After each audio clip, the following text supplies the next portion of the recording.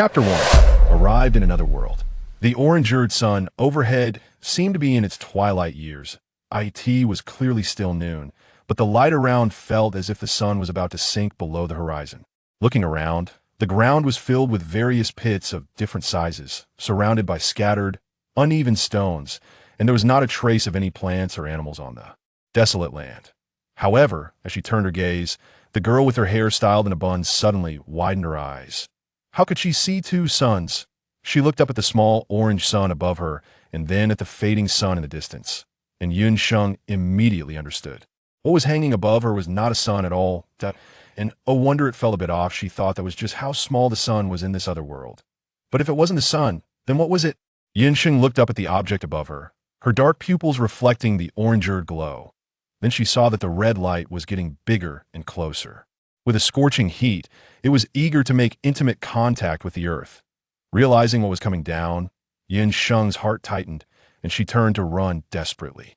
The fireball moved quickly, and the increasingly near flame illuminated a small area around her.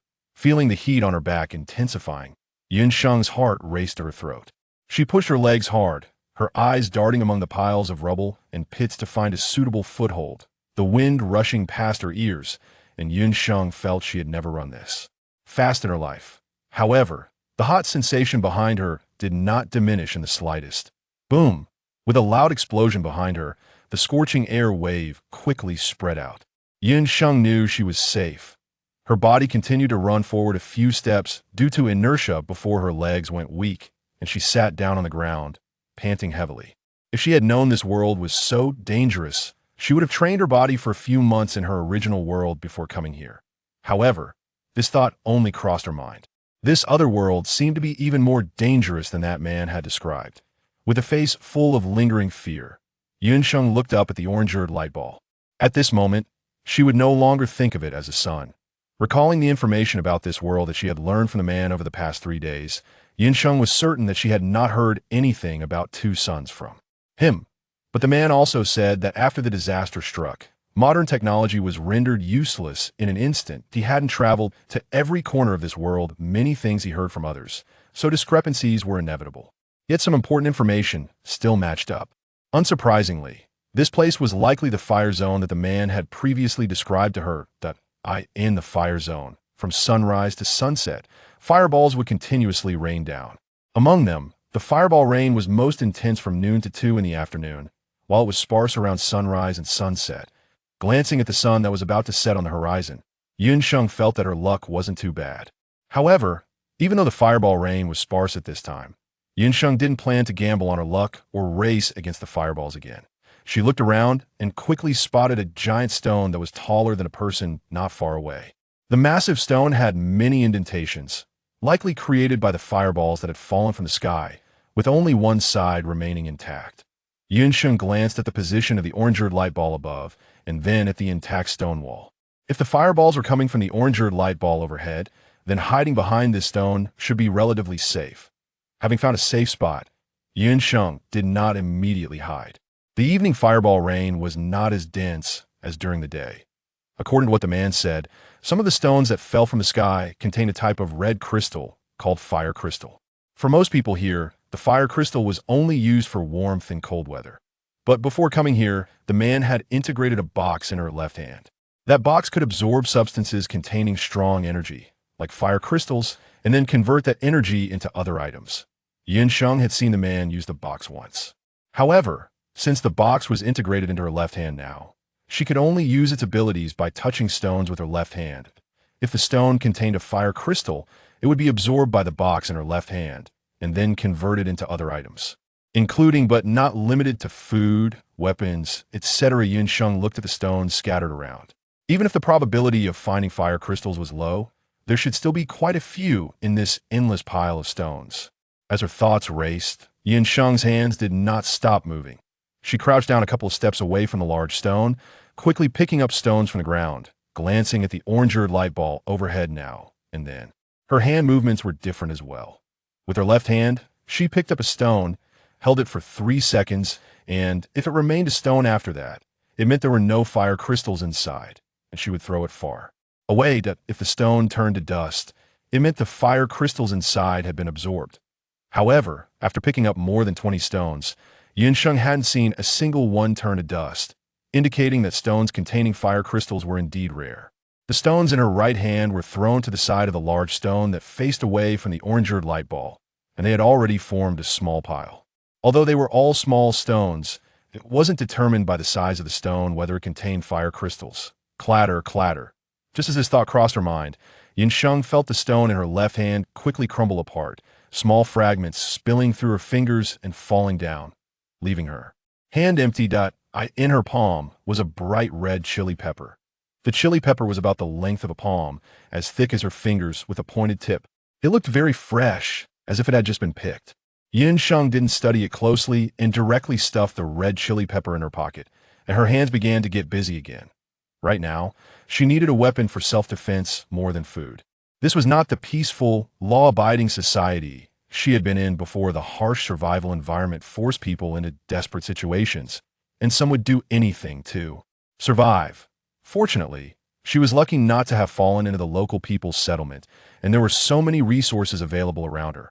Although she had just been frightened by the fireball that fell from the sky, it could be considered a narrow escape. Sheng kept an eye on the light ball above her.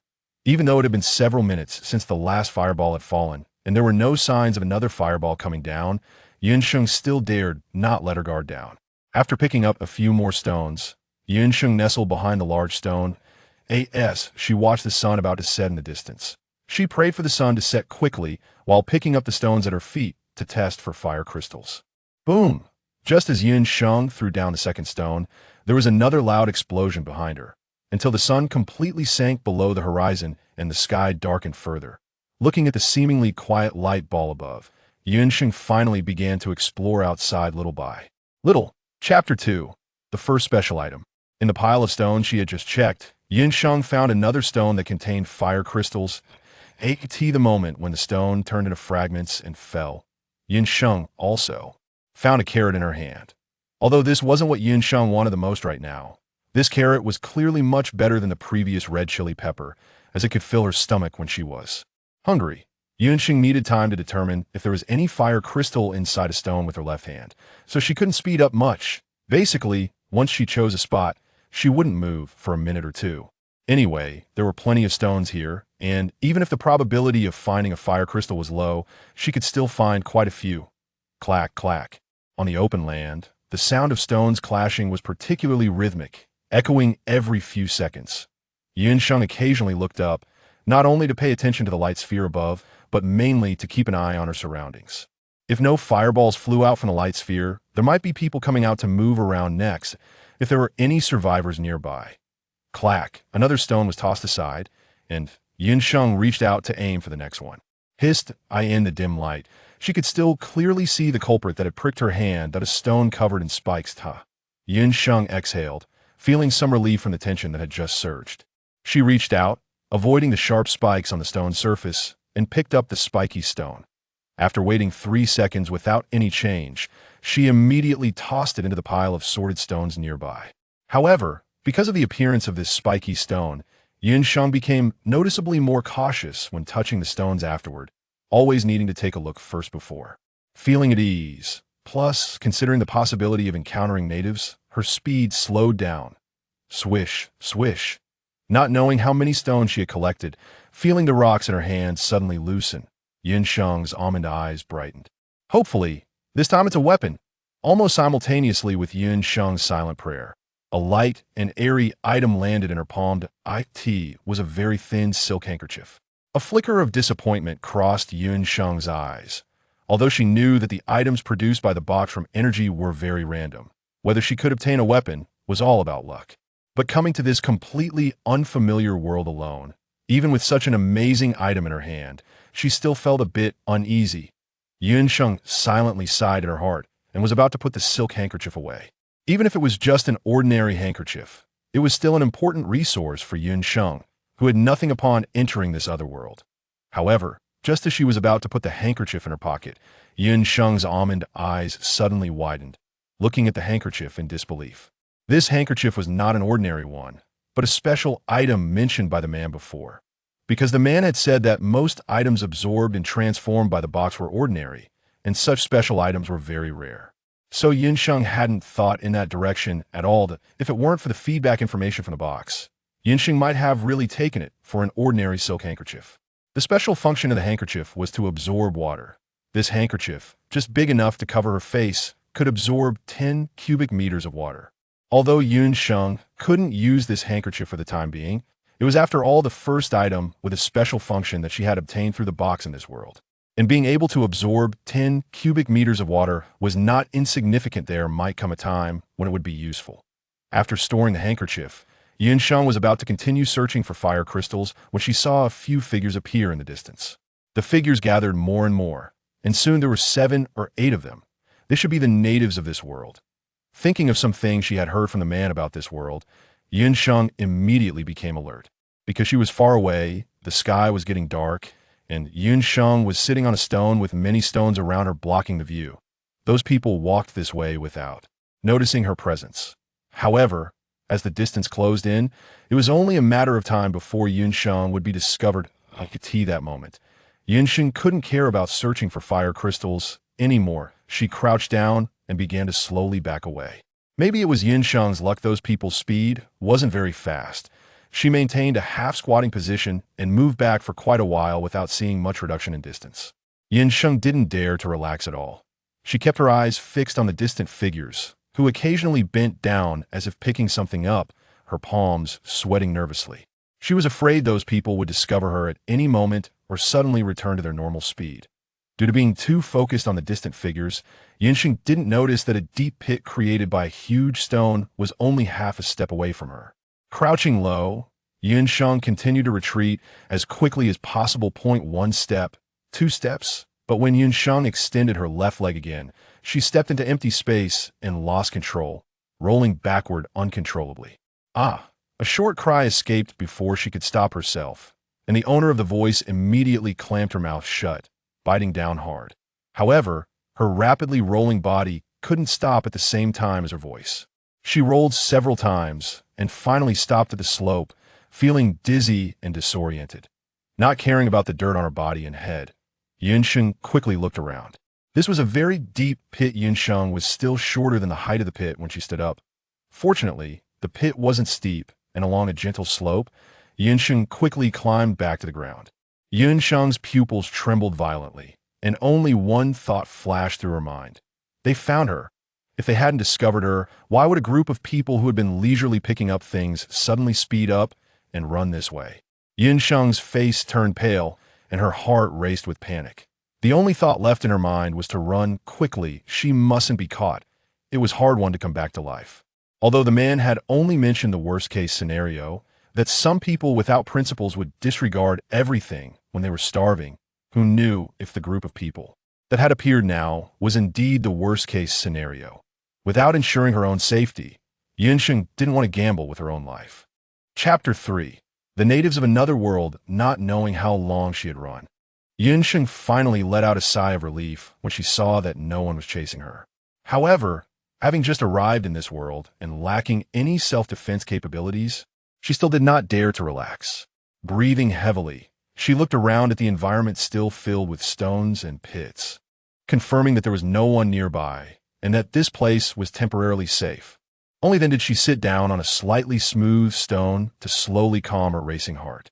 Although she was resting, Sheng's hands were still busy.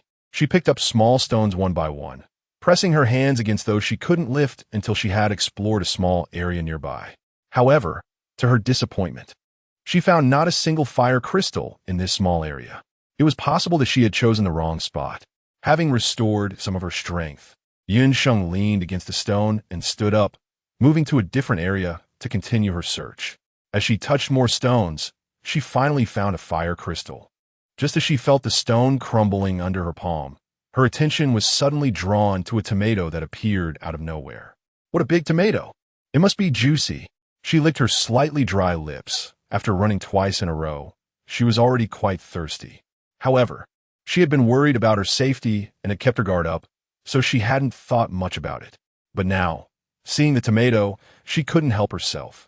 Wiping her hands, which were covered in dirt and stone fragments, Sheng picked up the tomato and brought it to her lips, taking a small bite. With that bite, A sweet and sour flavor instantly filled her taste buds, making her feel much clearer. After sucking out all the juice from the tomato, she pinched 2 fingers that looked relatively clean and slowly peeled away the slightly dirty skin, savoring the flesh inside. Although she thought she understood the situation here and had filled her stomach before coming, the recent exertion had digested much of the food in her stomach. She didn't have to worry about food, but the main concern was finding a safe place. Instead of aimlessly searching in the dark for safety, it was definitely more secure and reliable to find a place where the locals lived. Therefore, she had to work harder and make sure to reach her goal before dawn. Sheng squatted on the ground, her small figure curled up into a ball, tirelessly touching the stones beside her, one by one. After an unknown amount of time had passed, Sheng clearly realized that it wasn't just a particular spot she had chosen that was wrong, but that the probability of fire crystals appearing in this entire area was very low. So much time had passed, and those people still hadn't appeared. Perhaps they hadn't noticed her at all. She didn't want to move too far. Just shifting a little forward would be enough if it increased the chance of finding fire crystals slightly. With all her belongings since coming to this other world, chili peppers, carrots, a handkerchief, and red dates, Sheng was about to stand up when her sharp eyes caught a glimpse of a figure moving not far away. Sheng's heart suddenly jumped to her throat. She quickly crouched down, almost lying flat on the ground, her eyes fixed on the swaying figure not far away. Although the orange-red light ball above her head grew dimmer with time, Sheng, still worried about being discovered, continued to search for traces of the fire crystal in places that were not easily noticeable. Not to mention that those people were already far away. Even those who were closer would find it hard to discover where Sheng was hiding if they didn't know someone was intentionally searching here. However, as she watched the group of figures getting closer to her hiding spot, Sheng's heart began to race uncontrollably. After exhaling several breaths, she felt a little better. It should just be a coincidence. Given the distance those people were at the time, they shouldn't have been able to notice her here. Sheng comforted herself in her heart, and her restless beating heart gradually calmed down under her self-soothing. Sheng held his breath, almost flattening himself against the ground, his eyes constantly watching the movements of the group through the gaps between the stones. A group of people were either lifting or carrying, and the baskets were filled with something unknown, which seemed unusually heavy, as they could be heard grunting with effort. "Walk faster. Hurry up, get the things delivered. We should still be able to make a couple more trips." The burly man at the front was carrying 2 baskets, stumbling slightly as he walked. And after taking several breaths, he finally managed to speak. The people behind him were similar, each one panting heavily, looking exhausted, especially the last 2 men. Although they were lifting 1 basket between the 2 of them, they were clearly the weakest in the group. After taking a few more steps, the shorter man in the back couldn't hold on anymore and collapsed to his knees. As he did this, the basket they were carrying fell to the ground with a thud. The people in front heard the noise and immediately stopped. "We're almost there. Just hang in there a bit longer," came a rough voice from the middle of the group. Although that person's legs were not giving way, it was clear that he was also nearing his limit. The short man wanted to stand up, but after carrying such a heavy load for so long, his legs felt like noodles, and he simply couldn't lift them. After several attempts, he still couldn't get up, let alone lift the obviously heavy basket. Knowing his own situation, the short man immediately said, "Uncle Sheng, Brother Lin, you go ahead and deliver the things to the village. Chuya is still waiting over there. I'm worried it's not safe if we delay too long." The man at the front thought for a moment, nodded to the people in the group, and they continued on their way. Only the short man and the one carrying the basket remained behind to rest. Yinli lay on the ground, not daring to move, watching the 2 of them sitting there, her heart anxious to the point of almost bursting into flames. But now the 2 were only 5 or 6 meters away from her. Although they were facing away, the distance was simply too close. Even the slightest movement would probably alert them. Chapter 4. Bad news. The 2 clearly did not know Sheng's urgency. After catching their breath, the shorter man spoke up. The person next to him was so startled that he jumped up from the rock. His tone was much tenser than before. "Yuzi, what do you mean? What do you mean you don't plan to leave?" The man was slightly taller than the shorter one and was more robust. Standing in front of the shorter man sitting on the rock, he almost completely overshadowed him. Yuzi's words clearly silenced the person next to him. and even the previously explosive momentum had diminished significantly. He glanced around, his gaze landing on the nearby pile of rocks. Sheng was eavesdropping on the conversation between the two and silently prayed that they would leave soon. Unexpectedly, one of them suddenly turned their gaze towards her, startling her so much that she almost shouted out loud. Had she been discovered? Sheng's body instantly tensed. Her first reaction was to get up and run quickly. Given the current state of the two, they might not be able to outrun her. However, before she could make a move, the person quickly turned their gaze away and said worriedly, "If those people dare to come and steal food, what use is it for you to stay here?" After saying this, they glanced at the small man's thin arms and legs. "And what if no one actually comes through the desert to trade for fire crystal? I would be the only one able to leave here. At that point, they might even have to come to me for help." The man beside her shifted his gaze slightly, but it wasn't in agreement with Yuzi's words. If what Yuzi said was true, it was likely that those people would threaten Yuzi by kidnapping someone from the village rather than treating the villagers well. Yuzi was thinking too simply. However, her words did serve as a reminder to him. Sheng was unaware of the psychological activities of the two men. Seeing them discussing back and forth without glancing her way, her previously heightened anxiety eased a bit. It seemed that what had just happened was merely a coincidence. They hadn't discovered anything. Her clenched fists gradually relaxed, but her body remained tense. The short man also knew that the longer they delayed, the greater the chance of being seen. Although they hadn't done anything shady, with so much food and other supplies, there would surely be many people envious if it were left out in the open. 5 minutes, just 5 more minutes before they set off. The short man squeezed his sore legs but still couldn't bring himself to say they should leave immediately. Nearby, upon hearing this, Sheng let out a long sigh of relief. After finally waiting for the two to walk far away, she climbed up from the ground. She first glanced at the spot where the short man had been looking, listening to their conversation. That area should be a desert. If these people had come from the desert region, did that mean the desert wasn't far from where she was now?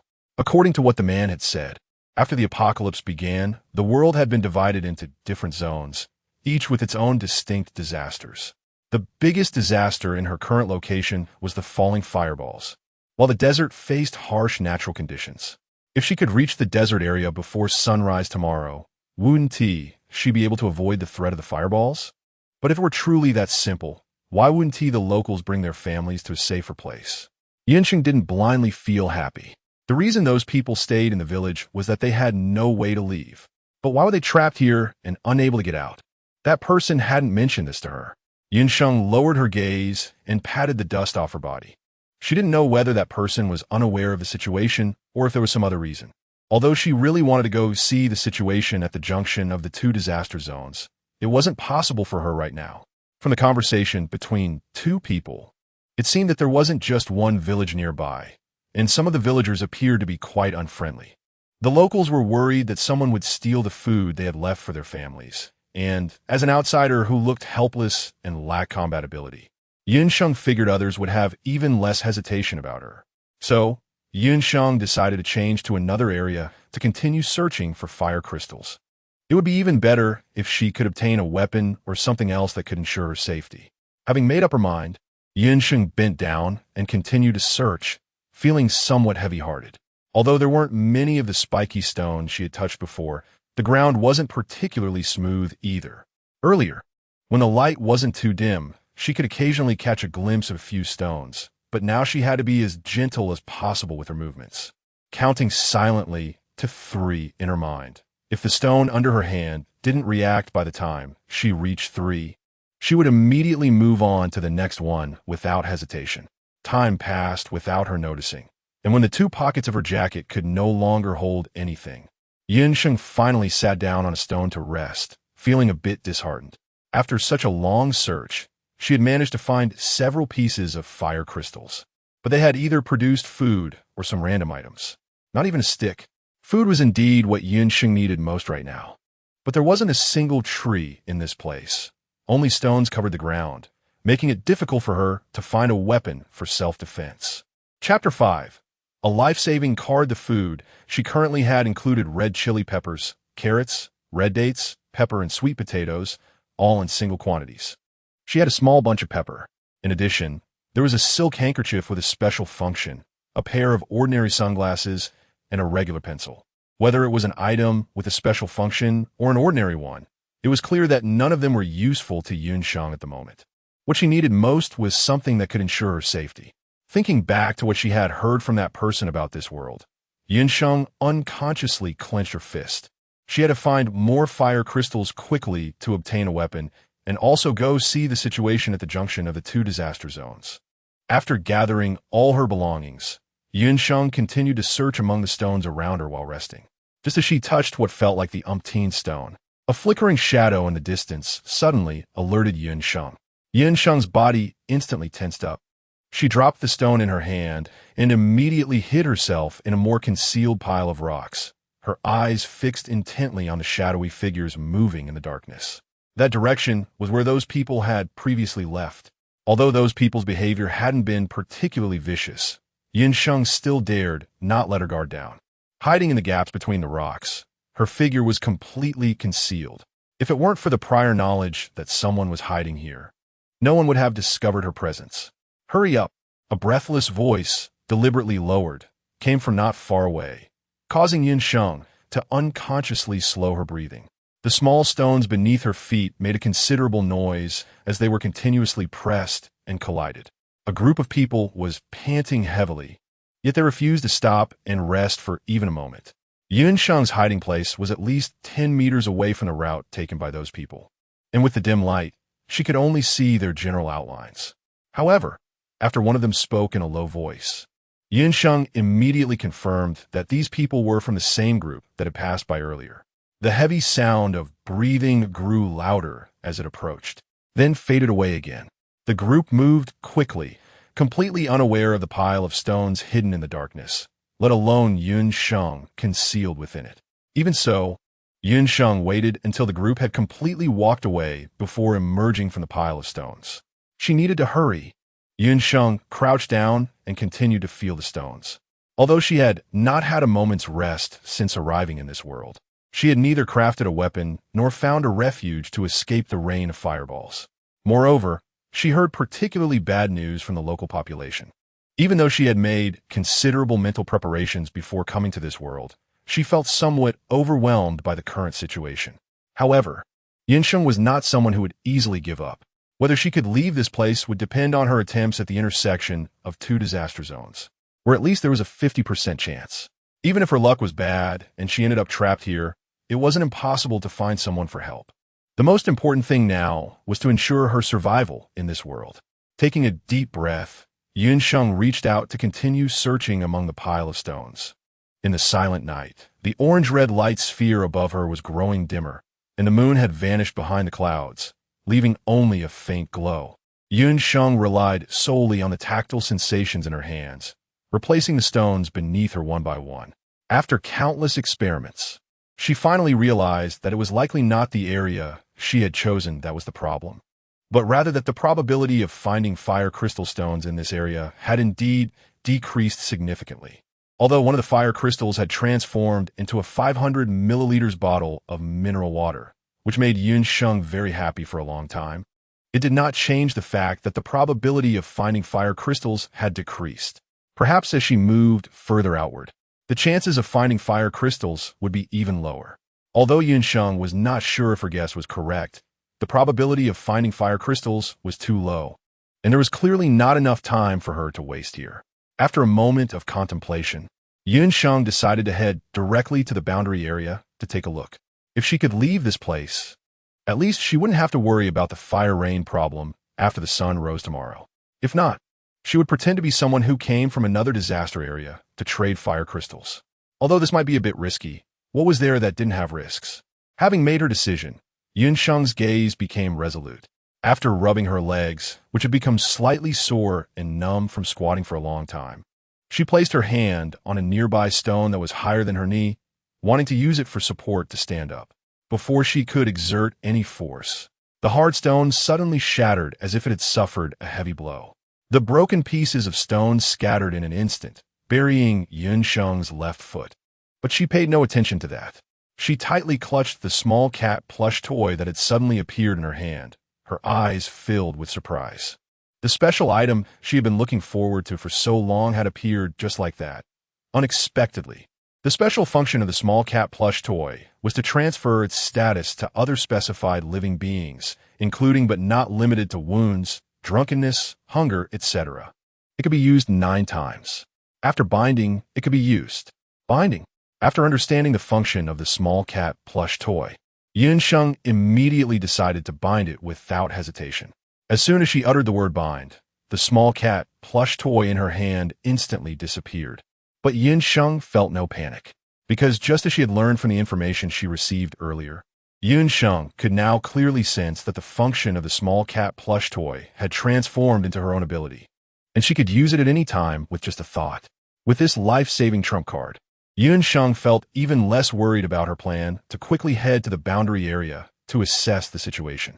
After sitting on a stone to rest for a while, feeling her legs no longer sore and numb, Sheng shook off the gravel from her pants and shoes, grabbed the bottle of mineral water, and set off. Chapter 6.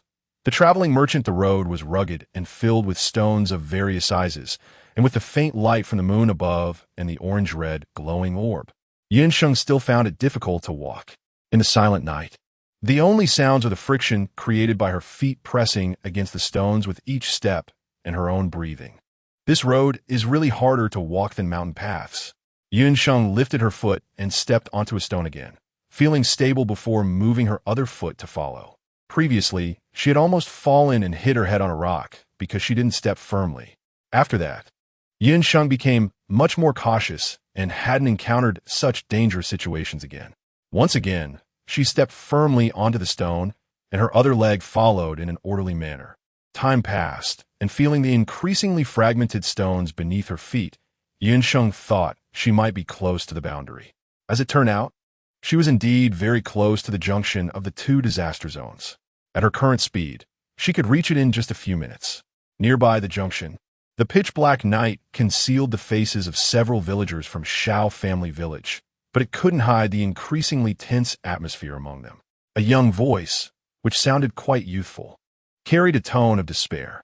After speaking, the person took a couple of steps to the side and began to tap the air in front of them. Strangely, it was unclear whether this person was deliberately stopping at that spot or if there was another reason. But each time their fist landed on a certain point in the air, it felt as if it were fixed in place, unable to move forward even a bit. Lingu, are we really not getting out? The voice, forced to be calm, carried a hint of tremor, clearly indicating fear. The man being called Lingu also had a grim expression and remained silent for a while before speaking. The boundary between the 2 zones is long, and there are more paths to the outside than just this area. We haven't explored all the places along the boundary yet, so we can't draw a conclusion just yet.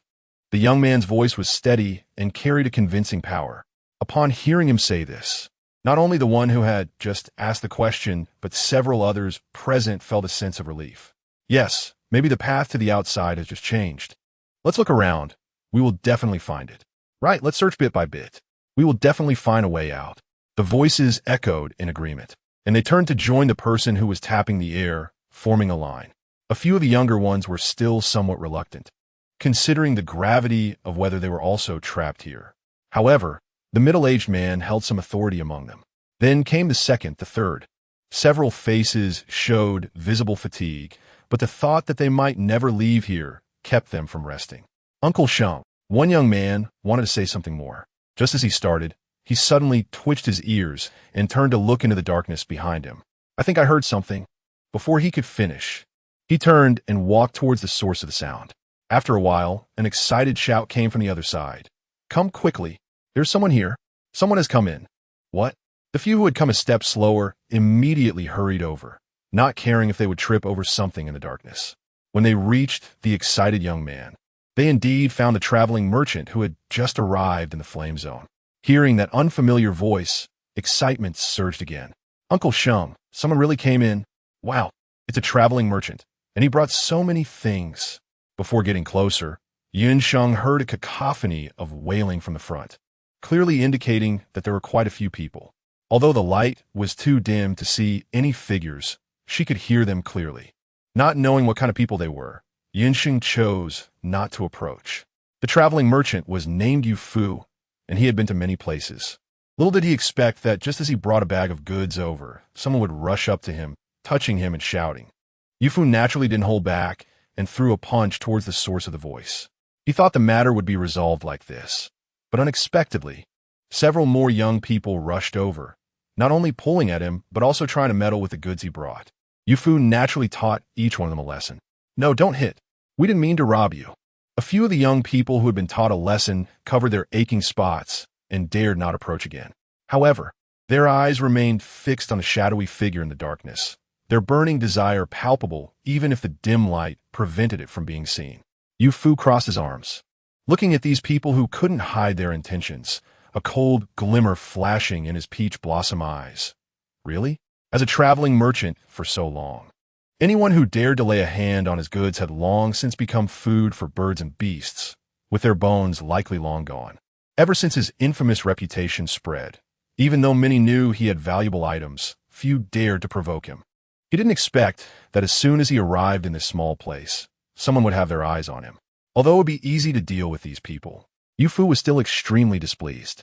A group of naive youngsters didn't sense the impending danger, although they didn't dare to pull at the traveling merchant anymore. Their eyes in the darkness remained fixed on him with intense curiosity. Chapter 7. Actively exposed, really.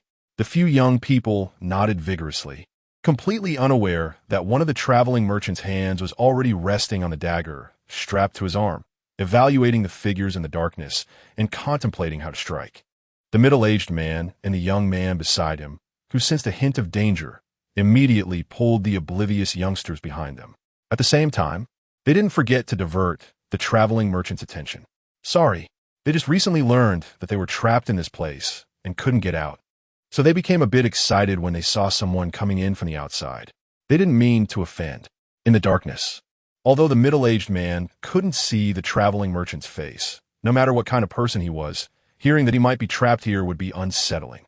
Sure enough, after a moment of silence, the traveling merchant spoke. Is that so? If you're just trying to distract me to give yourself a chance to escape, believe me, you will die more miserably than all the people I have killed before. The traveling merchant's voice was calm, and his tone didn't sound like a threat, but rather like a conversation among old friends. However, it sent a shiver down the spines of those present. After saying this, he didn't care whether these people would run away and turn to walk back in the direction he had come from. The young people only then realized something was off. One of them looked at the traveling merchant's back and couldn't help but tremble as he spoke. Lin Go. That person just now, could he have murderous intent towards us? Although they had gone out and seen some of the outside world, knowing how cruel it could be in their minds, what they had just done was just a bit impulsive. Once they explained clearly, it would be nothing. Even if the other party held a grudge, they could just avoid each other in the future. There was no need to escalate because of such a small matter. Swallowing hard, the person appeared unusually tense. Don't speak. Xiao Lin, also known as Brother Lin, lowered his voice and said something, but his gaze remained fixed on the traveling merchant who had his back to them. It was unclear whether he was wary of the strong, oppressive aura emanating from the merchant, or if he was simply curious about whether the merchant could leave this place. The traveling merchant, sensing the gaze behind him, paid no attention to it. He took a few steps back to where he had previously been, then slowly raised one arm. The sound was not very loud. Feeling the cold barrier in front of his palm, the traveling merchant's originally relaxed expression suddenly changed, and his tone grew a bit heavier. When did this happen? Both the previous faint sound and the merchant's urgent inquiry undoubtedly indicated that he, too, was trapped here. After a moment of silence, the traveling merchant narrowed his eyes, a dangerous aura emanating from him again. Around 8 o'clock. Didn't you just say you learned this news not long ago? Do you want me to remind you of the current time? Yufu spoke slowly, but his movements sharply contrasted with his words. The middle-aged man felt a gust of wind brush past his ear, and something cold appeared at his neck. It was a dagger. Shaolin also noticed the traveling merchant's sudden movement, but unfortunately, he was too slow to stop it. He had sensed that this traveling merchant was not simple, and from the swift and decisive action just now, it was clear that the merchant was even stronger than he had initially thought. After all, it had been so long, and there had been no sign of anyone else coming from the other side. This indicated that the traveling merchant was most likely alone. Who would dare to cross the desert alone with so many goods to conduct a trade without some skills? Is that so? The traveling merchant's gaze shifted, suddenly focused on a certain point in the darkness, as if he could see everything hidden within it. The dagger he had pressed against the middle-aged man's neck remained in place as he spoke slowly and deliberately. If that's the case, then the little mouse hiding over there isn't one of your arrangements, right? The merchant's words clearly startled everyone. Were there others nearby besides them? No. Understanding the implication in the merchant's words, Shaolin immediately wanted to deny it, but he suddenly stopped himself. He was afraid that it might be someone from the village coming to help. So he rephrased, not someone we arranged. However, it's possible he came with us. Although he wasn't sure if the one hiding there was from Shao family village, Shaolin's words still left some room for interpretation. The traveling merchant naturally caught the denial that slipped out of Shaolin's mouth, as well as the subsequent hesitation. His expression showed no change as he immediately commanded Shaolin, "You go bring him over." Yun Sheng hid in the shadows. Although she couldn't see the figures of the few people in the darkness clearly, she could hear their conversation distinctly. The originally 50-50 chance of coming and going had now turned into 0. Although they couldn't leave, those outside could still enter without obstruction. But in this situation where they could only come in and not go out, how was she supposed to convey messages to the outside? And then there was the daily rain of fireballs during the day. Being unable to leave meant she had to find a way to cope with the fireballs raining down on her every day. What Yun Sheng can currently rely on is the treasure box integrated into her left hand. However, the items transformed from the fire crystal stones absorbed by the box are very random, and Yun Sheng clearly cannot bet her life entirely on luck. For now, it seems more advantageous for her to follow the locals. Therefore, Yun Sheng took the initiative to reveal herself. Sensing the footsteps coming closer, she stepped out on her own before the other party could approach further. "Don't make a move. I'm coming out myself." Yun Sheng held a bottle of mineral water, and with each step, she had to test the ground ahead with her foot, so she was not walking very fast. Shaolin, being a local, clearly adapted to the dark environment here better than Yun Sheng and was more familiar with the terrain. As soon as Yun Sheng opened her mouth, she felt a gust of wind coming her way, and then her shoulders sank as a large hand landed on it. Chapter 8. Yun Sheng's Purpose. It hurts. Be gentle. The strength of a newcomer was unusually great. Yun Sheng felt one of her arms being twisted by someone. She didn't have much strength to begin with, and couldn't exert any at all, causing the bottle of mineral water in her hand to fall to the ground with a thud. The person who came, namely Shaolin, seemed surprised that Yun Sheng truly had no intention of resisting. After a brief pause in his movements, he maintained his grip without lightening it. "Who are you? What are you doing here?" Shaolin asked, directing his question at the traveling merchant. Yun Sheng had one of his arms restrained by the other party, and could only bend over to ease the pain, unable to exert any strength at all. "Is it just you?" Shaolin continued to ask. "Of course not." Yun Sheng was forced to bend over and had to keep up with the other's pace while walking forward. With the pain in her arm, she couldn't help but let out a cry. "Ouch." I came with the group, but they were moving too slowly, and I didn't want to walk slowly with them, so I came over to see the situation here first. After saying all that in one breath, Yun Sheng felt the pain in her arm ease a bit, and she tentatively asked, "I've said so much already. Can you let go of me now?" In response, Shaolin eased his grip somewhat. However, his hand still pressed down on Yun Sheng's shoulders and forearm, clearly showing he was still not at ease with her. Yun Sheng didn't care about the other party's thoughts. Feeling much lighter on her arm, she breathed a sigh of relief and cooperated more with the other person's movements as they walked forward. In the darkness, although Yun Sheng could only see a few blurred figures, she could feel many gazes directed at her. Seeing that the other side was numerous, Yun Sheng immediately lost the boldness she had earlier, shrinking back a little, and her voice became much softer. Ahem. I sincerely apologize for the misunderstanding I caused you. Now that the misunderstanding is cleared up, can I?" Yun Sheng's gaze shifted towards the boundary not far from her, and the meaning in her eyes was obvious. Although in the dark environment, the group of people across from her might not clearly see the expression in her eyes, she had already made her point very clear. After a while of silence, Yun Sheng tried to move her arms, attempting to pull them out, but still found it impossible to do so. Sheng immediately looked dejected, his voice lacking much strength. Didn't we make it clear? I'm just passing by. Sheng's voice was not loud, but the people around clearly heard it. Huh. It seems I misunderstood. The traveling merchant chuckled softly, slowly lowering the dagger he had pressed against the middle-aged man's neck, breaking the tense stalemate. Uncle Sheng. The group from Shao family village immediately surrounded the middle-aged man, confirming he was unharmed before letting out a sigh of relief. As the hands on her shoulders and arms gradually moved away, Sheng slightly moved her arms to ensure they were fine, then prepared to head to the barrier to check the situation. Just as she took a couple of steps, she heard unapologetic footsteps behind her. Sheng immediately turned around warily and asked, "Why are you following me?" "Of course, to see if you can get out." In the night, the traveling merchant's face wore a harmless smile, not hiding his intentions at all. However, Sheng was not too worried about this. If she could really get out, it would definitely solve her biggest problem at the moment. What she was afraid of was, bang, could she not get out? That would be terrible. The traveling merchant stroked his chin and sighed a bit disappointedly, but his gaze did not leave Sheng. Since there was no way to leave, it was naturally safer to follow this group of locals to their hiding place. This was something Sheng had planned long ago. Wait. Following the direction of the sound, Sheng hurried over to a group of people. The group had just finished dividing their work in the dark and were not in a hurry to leave, partly to see if Sheng could leave, and partly to return the bottle of water she had dropped earlier. "This is yours, right?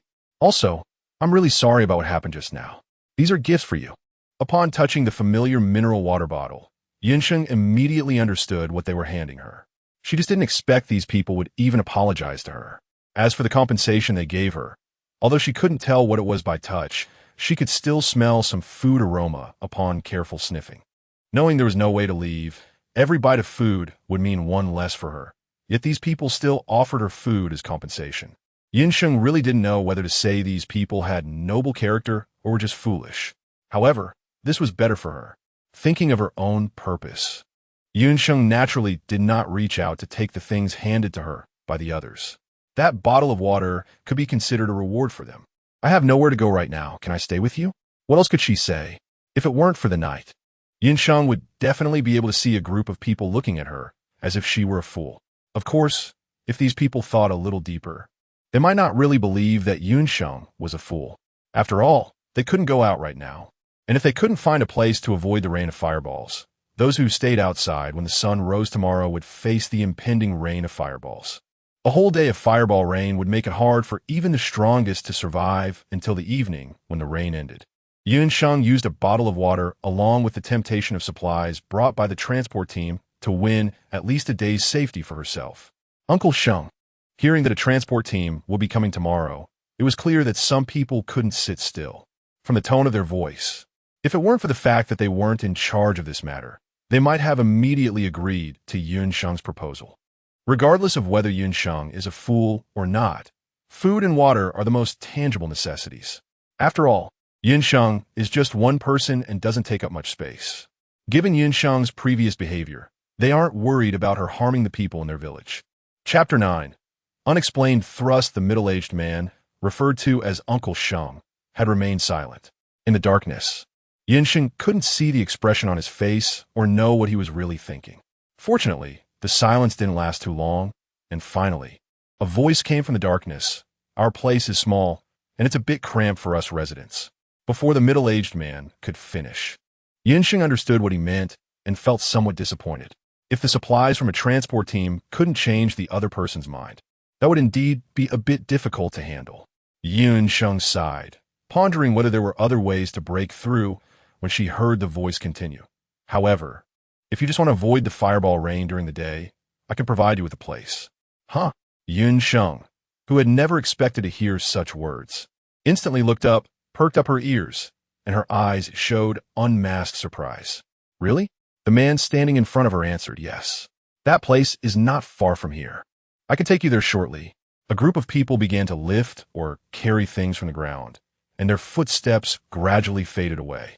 Once there was no sound left, the man turned to Sheng and said, "Let's go.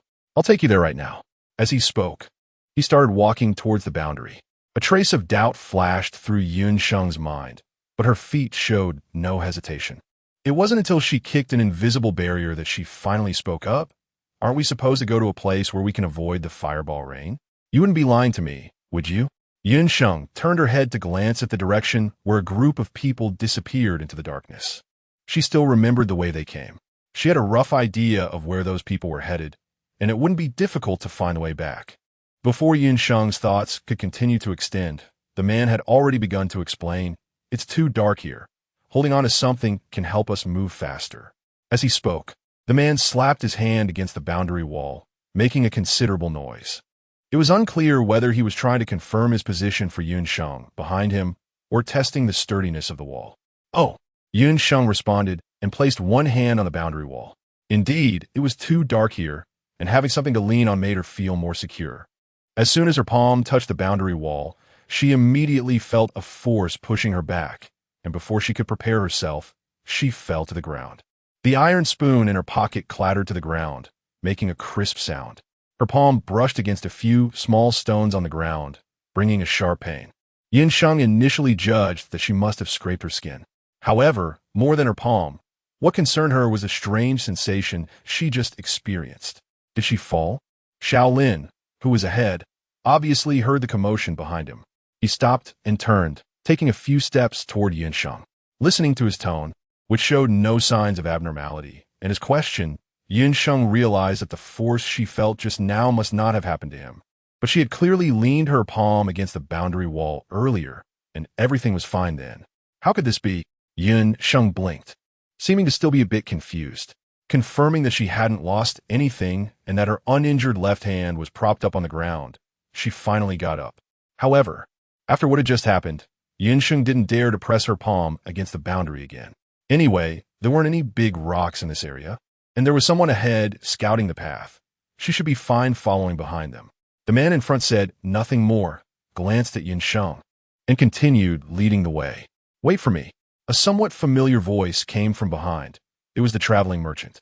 The merchant, carrying the large bag he had brought with him, soon arrived beside the two, not treating himself as an outsider at all.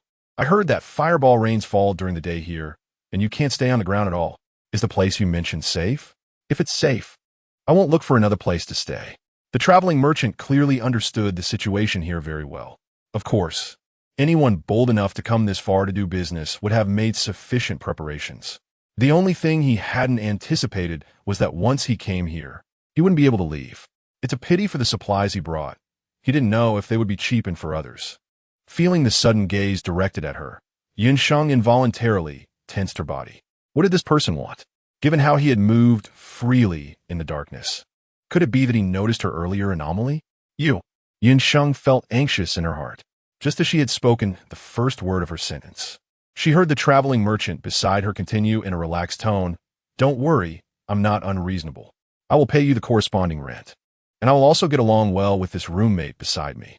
After saying that, the traveling merchant moved closer to Yun Sheng with a familiar expression. He raised one hand as if to place it on her shoulder, and Yun Sheng instinctively flinched, her body subconsciously moving towards the boundary wall. Thud! The moment her body collided with the boundary wall, Yun Sheng realized what had happened. However, this time she surprisingly did not feel that sense of repulsion. It was... Recalling the previous two times, Yun Sheng seemed to have grasped some key point, and a guess formed in her mind. Everything happened in an instant. Turning her head, Yun Sheng immediately glared at the silhouette of the traveling merchant in the darkness and said, suppressing her anger, "What are you doing?" She wasn't truly angry. Rather, this straightforward personality made it easier for others to lower their guard against her. Although the natives of this world, after experiencing so much darkness and cruelty, may not judge people solely by appearances, at least they wouldn't easily let others understand her true nature. "I'm just expressing my friendliness towards you. After all, we might have to get along for quite some time." Yun Sheng laughed in anger, but continued to ask the other party, "Are you trying to express your friendship towards me?" "Yes." The traveling merchant nodded immediately. After all, he was a friendly merchant. If he hadn't been provoked, he wouldn't easily resort to violence. Besides, he was counting on Yun Sheng's caravan to bring in the supplies he had left outside. When dealing with someone who might help him, He could afford to be a little more patient. Although Sheng did not know the traveling merchant's intentions, she could tell that the other party's obviously abnormal actions were definitely motivated by something else. In terms of strength, she was not a match for the person in front of her, but she also had her own trump cards. Chapter 10. Is the dagger useful? Ha! A light laugh came from beside her ear, and she couldn't tell if it was mocking her overconfidence. Sheng didn't mind. Hearing 2 clicks beside her the next moment, feeling the cold heaviness in her hand, she couldn't help but glance to the side. Did this person just give her their weapon like this? Although the other party definitely had more than just this dagger, he never thought about what she would do with it. Remembering the light laugh she heard just now, Sheng suddenly understood. The other party probably hadn't thought about what she would do with the dagger at all. They simply didn't take her seriously. That's just fine. Sheng was about to test the sharpness of the dagger in her hand when the familiar voice of the traveling merchant came from beside her. How is it? Am I friendly enough? Is this dagger sharp? In the pitch blackness, almost nothing could be seen. Sheng waved the dagger in front of her, causing the air to hum. I don't know. I haven't tried it yet, the traveling merchant said nonchalantly. Fortunately, Sheng didn't expect to get an answer from him about how the dagger was. She would have to test it herself to feel assured. Screech. The piercing sound cut through the darkness, striking the eardrums of the 3 present, especially for the traveling merchant standing right next to Sheng, whose hearing was particularly sharp. His expression was barely maintainable, with his eyebrows twitching and his arms tensing up as if he was about to take action. Luckily, Sheng stopped after a couple of tries and sheathed the dagger. Touching the new, deep scratches on the dagger's sheath, Sheng felt quite satisfied. How is it? Is the dagger useful? Seeing that Sheng seemed to have tested the dagger, the traveling merchant leaned in again, seeing that the two seemed to have reached an understanding. Shaolin said nothing more and dutifully led the way ahead. Although he felt that this seemingly quiet girl was a bit too naive, the other person's strength was evident. And even if they wanted to refuse, they couldn't. He could only hope that they could indeed coexist peacefully, as that person said. The 3 walked in silence, with only their hurried footsteps audible in the quiet night. It should be nearby. Shaolin suddenly stopped, kicking the ground with 1 foot, quickly finding the mark they had left earlier. Sheng couldn't see anything and just listened to Shaolin's voice as they walked forward. Shaolin walked slowly, looking for a way, and Sheng was able to keep up.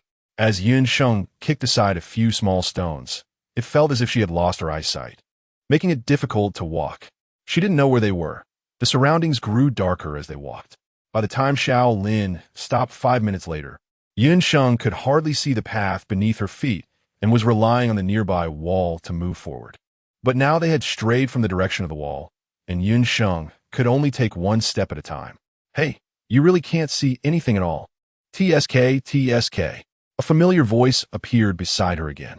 This time, before Sheng could speak, the traveling merchant interjected. Since you're my roommate, I'll kindly lead you over. Sheng only felt a hand grab her arm, not giving her a chance to refuse. She seemed to touch something with her hand. Yes, clothing. The traveling merchants? Hold on tight. I'm going to move forward. That person seemed to have found the entrance. As soon as the words fell, Sheng felt the clothing in her hand seem to move forward a bit. Sheng instinctively clenched her fists, her body being pulled forward. Although she still felt a psychological barrier from not being able to see the path ahead, making her hesitant to step down, with the traveling merchant leading the way. Her speed noticeably increased. Is this the place? The interior doesn't seem very spacious. As the traveling merchant came to a stop, Sheng also halted. But apart from the boundless darkness, she could see nothing. Soon, however, Sheng touched a large stone beside her. It was a big stone, taller than her, and she couldn't reach the top. The entrance is here. Just go down this entrance. The interior isn't large, with a height of about 1.5 meters. It's best not to stand upright after going down. Shaolin walked in front, with Sheng and the traveling merchant following behind him. Just as Shaolin said, the interior isn't spacious. The width is even insufficient for Sheng to fully extend 1 arm. However, the length is acceptable. From when she came down until now, she had taken 13 steps, which is still about 5 or 6 meters long. The cave was surrounded by a cool touch, feeling very similar to the stone she had touched earlier. Is this stone sturdy? The traveling merchant patted the stone wall, seemingly not very reassured. Well, let us leave it at that for now. It's too late today. We'll see how it goes tomorrow. After saying this, the traveling merchant yawned, looking somewhat sleepy. Thus, the temporary dwelling for the two was settled. The stone cave resembled a corridor. Although narrow, it was long enough. The traveling merchant occupied the inner side of the cave, and the only bag of belongings he had brought seemed to have turned into his big pillow. Embracing that bag, the traveling merchant quickly fell into a deep sleep, seemingly unconcerned that the person beside him might stab him while he was asleep. Although Sheng was already quite exhausted, the tension and fear of entering a different world, along with the unfamiliar man with considerable strength lying beside her, made it impossible for her to sleep. She opened her eyes again, listening to the long breaths beside her. Sheng tightened her grip on the dagger she had received from him, let out a breath, and then quietly moved toward the cave entrance. Just as she turned around, the man who had been sound asleep behind her suddenly opened his eyes slowly, his peach blossom eyes showing no trace of sleepiness. It was clear that the previous deep sleep was just an act. Chapter 11. It's time to discuss payment after exiting the stone cave and taking a breath of the cool outside air. Sheng's somewhat confused mind became much clearer. However, due to exhaustion and the constant tension, she still didn't feel much better. It was too dark outside, and Sheng didn't venture far. She leaned against a large stone above the cave, looking up at the streak of orange-red in the pitch-black night, her hands feeling around on the ground. With a clatter, she piled up a small heap of useless stones, and soon the area around her became bare. Yet there wasn't a single piece of fire crystal. Sheng was still looking up, seemingly unconcerned about whether he could find any fire crystal. After trying several places without touching a single stone, Sheng finally stood up slowly, changed locations, and continued his previous actions. The sound of clattering from time to time was not harsh, but it was particularly loud in the quiet night. Before Sheng could finish building the second fortress, a voice nearby, sounding like someone who had just been awakened from a beautiful dream and was yawning repeatedly, asked, "Can't sleep at night. So you came out to count stones?" Sheng had just picked up a stone from the ground and hadn't had the chance to put down yet when a sudden sound startled her, causing her to tremble and the stone to slip from her hand with a thud and fall to the ground. Can't you walk without making a sound?" Sheng was clearly quite frightened, her speech somewhat disjointed. The traveling merchant yawned again, as if he had just been pulled from a sweet dream. However, there was not a hint of sleepiness in his eyes at that moment. "You really have a knack for turning things around. If it weren't for the noise you made waking me up, would I be standing here in the middle of the night?" The merchant lowered his head, his peach blossom eyes narrowing as he focused intently on Sheng sitting on the ground, his sparkling eyes seeming to penetrate the darkness and see everything before him.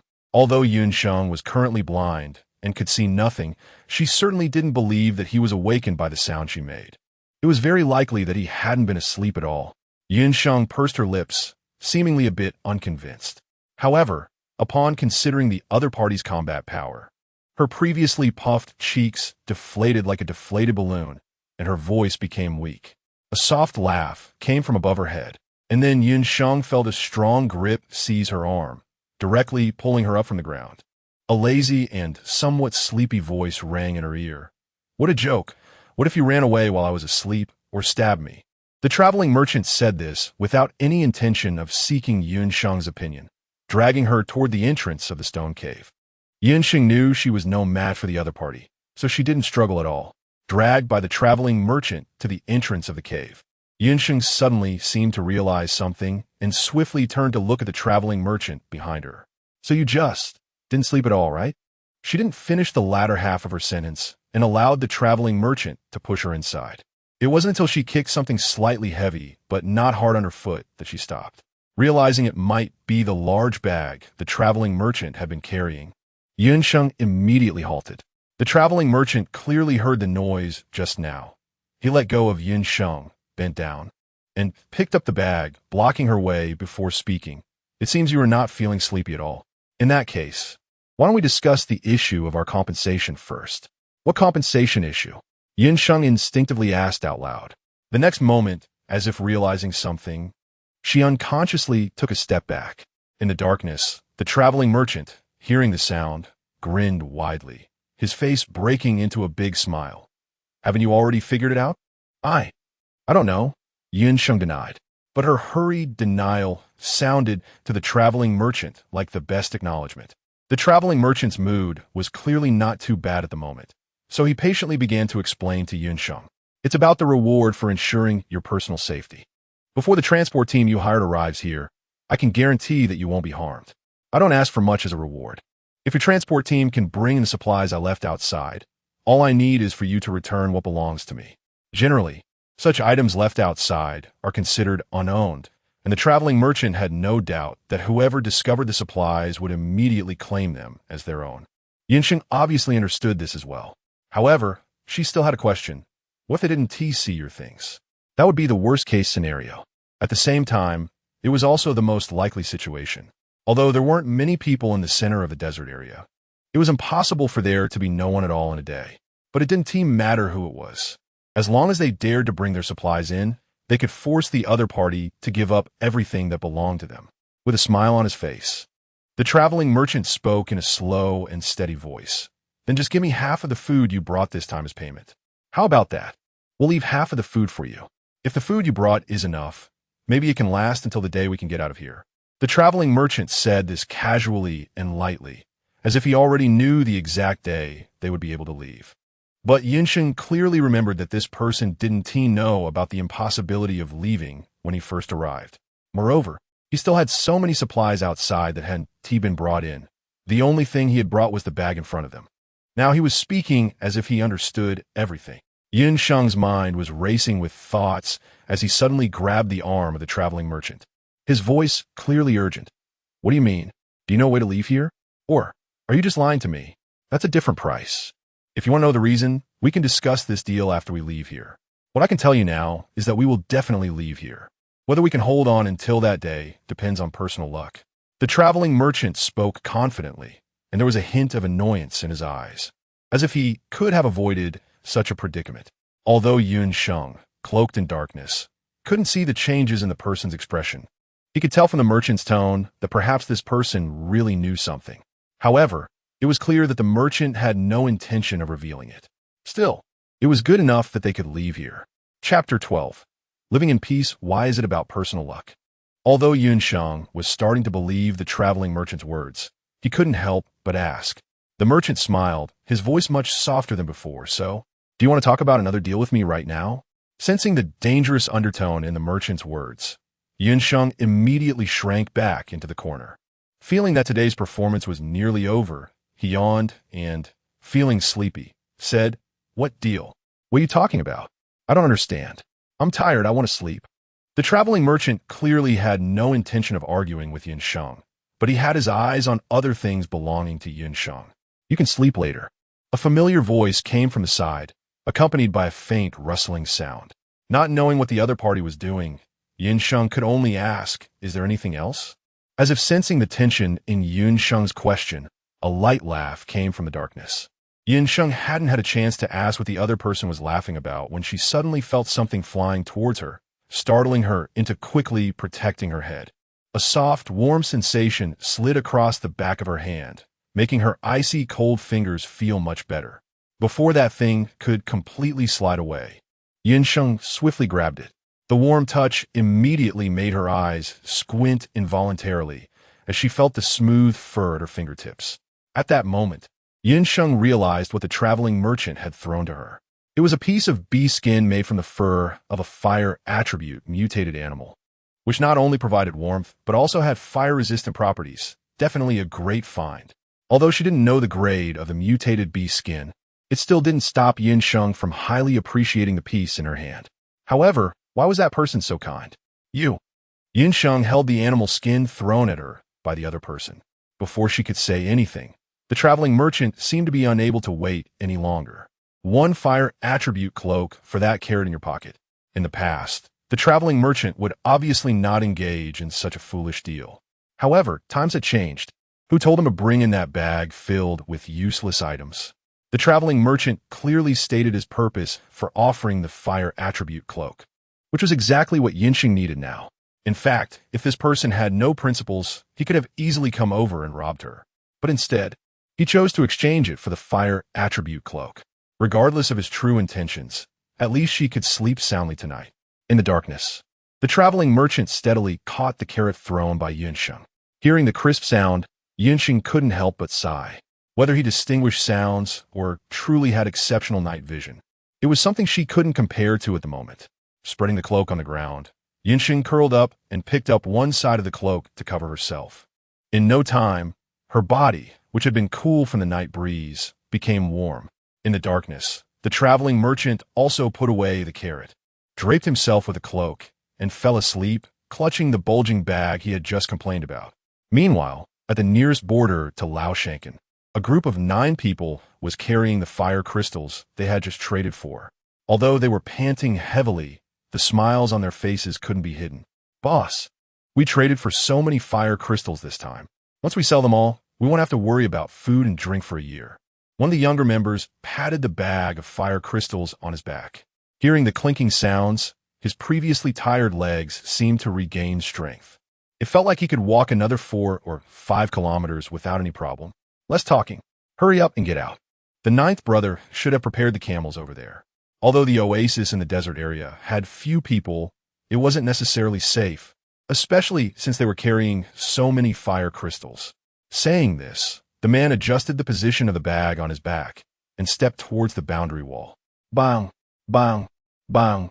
A howl erupted from the front as a few people stumbled, not even caring about the bags of fire crystals in their hands, each covering their noses with twisted expressions. It was evident how anxious they had been. The members lagging behind became alert upon hearing the screams from the front and drew their knives, ready for battle. However, after waiting for a while, no one came out. The few who remained unharmed became even more vigilant. The boss, who had finally calmed down, wiped the blood from his nose, his voice still a bit hoarse. "It's not an ambush. You guys, go check ahead. Be careful not to bump into anything." Upon hearing it wasn't an ambush, everyone immediately breathed a sigh of relief. However, what did the boss mean? Although they found their boss's request a bit strange, they obediently walked forward. Bang! Because they weren't moving quickly. The person didn't crash directly into the wall, but kicked it instead. Feeling the solid barrier underfoot, he seemed a bit incredulous and kicked it twice more. The response was 2 more bangs. "Be boss." Suddenly realizing something, the person's voice turned panicked. At the same time, a few more bangs came from the side, probably also out of disbelief, as they kicked several times before the banging stopped. "What's going on? Can anyone get out?" The one asking was the person referred to as the boss, and at this moment, he was the only one who remained somewhat calm. "No, we can't." Voices came in succession, but the answers they provided made the boss feel a chill in his heart. None of the 9 of them could get out. How could this be? Weren't they all fine when they came here? We aren't from these few villages. How could we possibly not get out? Knowing that none of them could escape, panic suddenly surged in the members' hearts, and they began to become flustered. "We can't be trapped here forever, can we?" All the members spoke one after another, unsure if they were unwilling to believe the current situation or if they were venting their inner panic. Suddenly, one of the members seemed to think of something, his voice rising sharply. "Wait, that madman couldn't have been telling the truth, could he?" His loud voice immediately attracted the attention of the other members. Just when everyone was anxious, hearing this incomplete sentence, someone immediately urged, "What madman? What truth? Old 5, if you know something, hurry up and say it." Old 5 didn't keep them in suspense and immediately recounted his encounter with the madman. "Before entering the desert area, after buying the supplies we needed, I said I was going to buy some personal items, right? In that market, I met a madman. At first, I thought he was just a scammer, but who knew he actually made some accurate predictions." Old 5 kicked the boundary wall in front of him, his tone a bit impatient. That person looked crazy, and judging by the reaction of the people around him, he must have said those things before. How was I supposed to know he was actually right? Old 5 was clearly a bit agitated. Regardless of whether the madman spoke the truth, they were now in such a predicament, and he couldn't deny that he regretted it in his heart, even if they had just waited a couple of days. Perhaps they wouldn't be trapped here now. The teammates nearby clearly thought the same way. It's not like now, when we traded almost all the supplies we brought. To have enough energy to transport these fire crystals We just finished eating the last bit of food we had left. Although they had left some food in the desert oasis, the crucial point was that they couldn't get out. All right, since things have come to this, let's think about what to do next. A relatively calm voice interrupted the surrounding commotion, and then the voice continued. Old 5. What else did that person say besides this? However, it seemed he thought that the person was just a madman, and his intention in saying those things was to trick him into giving him food, to avoid the madman's nagging. He seemed to have beaten the guy up and then left. Clearly, Old 5 didn't dare to mention this at this moment. I remember. That person seemed to have said to first discern whether this change is good or bad, and something about 3 months. Old 5's voice gradually lowered. He regretted beating the man too hard, making the latter part of what he said unclear, and he hadn't listened carefully. After Old 5 finished speaking, it immediately sparked another discussion. What changes could be good or bad? It's obvious that being trapped here isn't a good change. What does 3 months mean? Are we going to be stuck here for 3 months and can only go out after 3 months? The crackling sound was directed straight at the 5th one, who felt a headache coming on. How could he understand what that person meant? Besides, it might just be a coincidence. At this moment, the 5th one clearly didn't dare to voice his thoughts. He could only squat down on the ground, holding his head, try to minimize his presence. It was only when the leader of the group spoke that the team quieted down. Everyone, stop making noise. If we haven't gone out by the agreed time, the 9th one will definitely come looking for us. We'll see how it goes then. Although others in the group wanted to say something, they all kept quiet under the leader's authority. In the silent night, some were sleeping soundly while others were anxious. However, until dawn broke, this group of people did not wait for the one they were hoping for. Once the sun rose, they would be greeted by a whole day of fireball rain. With eyes that were somewhat bloodshot from a night without sleep, the leader of the group finally made a decision. Leave the fire crystal here. The rest of you hurry down the mountain with me and find a safe place to hide. The old mountain village was backed by mountains. Originally, it wouldn't have been too difficult for them to find a safe place to avoid the fireball rain with those mountains around. Unfortunately, the boundary wall from the outside world directly cut off their path from the ways to the first mountain. The 9 of them hurried down the mountain and finally reached the territory of the old mountain village just in time before the fireball rain arrived. In the stone cave. Is it dawn? Suddenly awakened, Sheng realized where he was and quickly emerged from his cloak, his chaotic mind instantly clearing. Along with Sheng's exclamation, there was a rustling sound nearby, followed by a sleepy voice that hadn't fully woken up. Don't make noise. After saying that, the traveling merchant pulled his cloak over him again, covering his head completely. Sheng crawled out from the cloak, thought for a moment, and then put the cloak back on. Only then did he crouch down and slowly make his way toward the cave entrance. Due to the obstruction of the large rock above, this area at the entrance was still very safe. Sheng didn't stick her head out.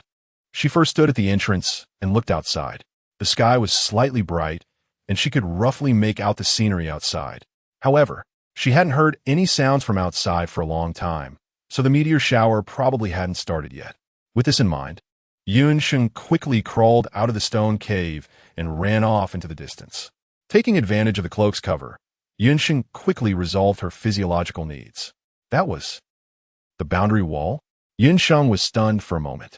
Last night, the sky was too dark, and her understanding of the boundary wall was limited to the sensation in her hands. Although it was a bit hard to imagine how the traveling merchant in the stone cave had passed through the frosted glass to get here last night, there was still one thing she urgently needed to confirm. Chapter 14. What's wrong, scared? Sheng walked quickly towards the boundary wall. Behind Sheng, a travel merchant at the cave entrance, feeling quite drowsy, was blinking his bleary eyes and yawning as he looked at everything before him. He had woken up before Sheng, and the first thing he did upon waking was to check the situation at the boundary wall. The result was, of course, the same as yesterday. As a result, the travel merchant was now leisurely watching Sheng from the entrance of the cave, rather than closely following him as he had done last night to prevent someone who could freely enter and exit from slipping away right under his nose. Although Sheng was unaware of the scrutiny from the traveling merchant behind her, this matter was too important to her, so she kept her cloak tightly wrapped around herself. First, she pressed her right hand against the boundary wall. A cold sensation traveled from her fingertips to her palm. Just like the first time, Sheng did not feel any push from the boundary wall. However, at the moment her fingertip made contact with the boundary wall, the familiar sensation of pressure reappeared. This time, Sheng was prepared. She touched and immediately withdrew her fingertip, and the push did not affect her at all. Nevertheless, these two experiments were enough to prove that the boundary wall reacted to the box integrated into her left hand, and it showed a significant repulsion. Why was that? Was this repulsion aimed only at the box integrated into her left hand, or did it apply to all the extraordinary treasures that appeared around the world after the disasters? Unfortunately, she was the only one here with an extraordinary treasure, and Sheng currently had no way to figure out the answer to this question. However, now that she understood the reason for the pressure, she just needed to be cautious in the future. To the distant traveling merchant. This scene looked like Sheng was throwing a tantrum against the boundary wall because she was stuck here, which seemed incredibly childish. 3 minutes later, accompanied by a bright flame streaking across the sky, a fireball fell from above with a dull thud. The fireball was about the size of a walnut, and the flames around it diminished by half the moment it hit the ground. After rolling around on the ground, there was almost no flame left. Compared to the massive fireball she encountered when she first arrived in this world, the danger posed by this small fireball was clearly much lower. However, even with a significantly reduced danger, there was still a certain level of risk involved. And this was just the beginning. Sheng stood at the entrance of the cave for more than 10 minutes. During this time, 3 fireballs fell within Sheng's line of sight, and one of them hit a few large rocks directly above their heads. Sheng had never experienced the baptism of a fireball rain and didn't know how fierce it could be at noon, but judging by the current situation, the probability of winning the lottery in this place seemed a bit high, didn't it? Of course, it could also be that the last incident was just a coincidence. After all, the fireball rain had just begun. The traveling merchant heard some noise at the cave entrance, and his eyelids flickered before quickly closing again.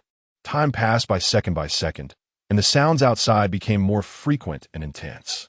As the fireball rain outside started to increase, the few massive stones above them seemed to attract the fireballs. Every time there was a noise from outside, there was also a corresponding sound from their location. Thud!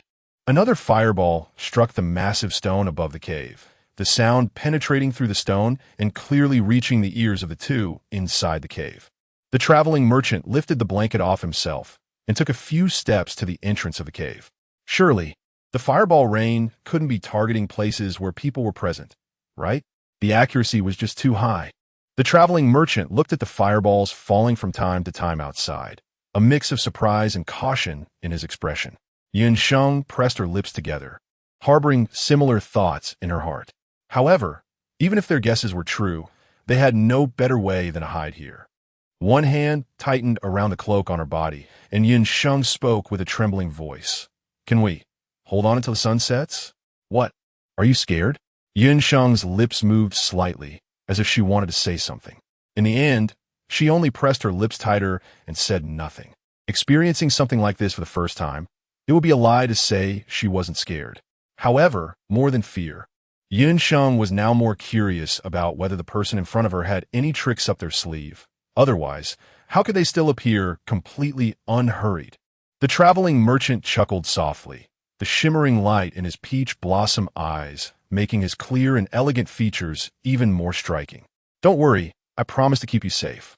Even if it weren't for those supplies, I can't ruin my reputation," the traveling merchant assured her earnestly. Sheng certainly wouldn't believe the other person's words just because of a few reassurances, but it did bring her some comfort. Of course, besides feeling reassured, it also added a sense of urgency for Sheng. However, this was something she had casually made up. When the time came and they couldn't see the caravan, would this person still be as pleasant as he was now? Looking at the fireballs still falling outside, Sheng pondered how she could bring some stones into the cave. With an entire day ahead, there might still be a way to find a solution. After quickly deciding on her plans in her heart, Sheng still looked outside with a worried expression at the continuous fireballs. What if the rain of fireballs was too heavy and this stone cave collapsed? After all, it didn't look very sturdy.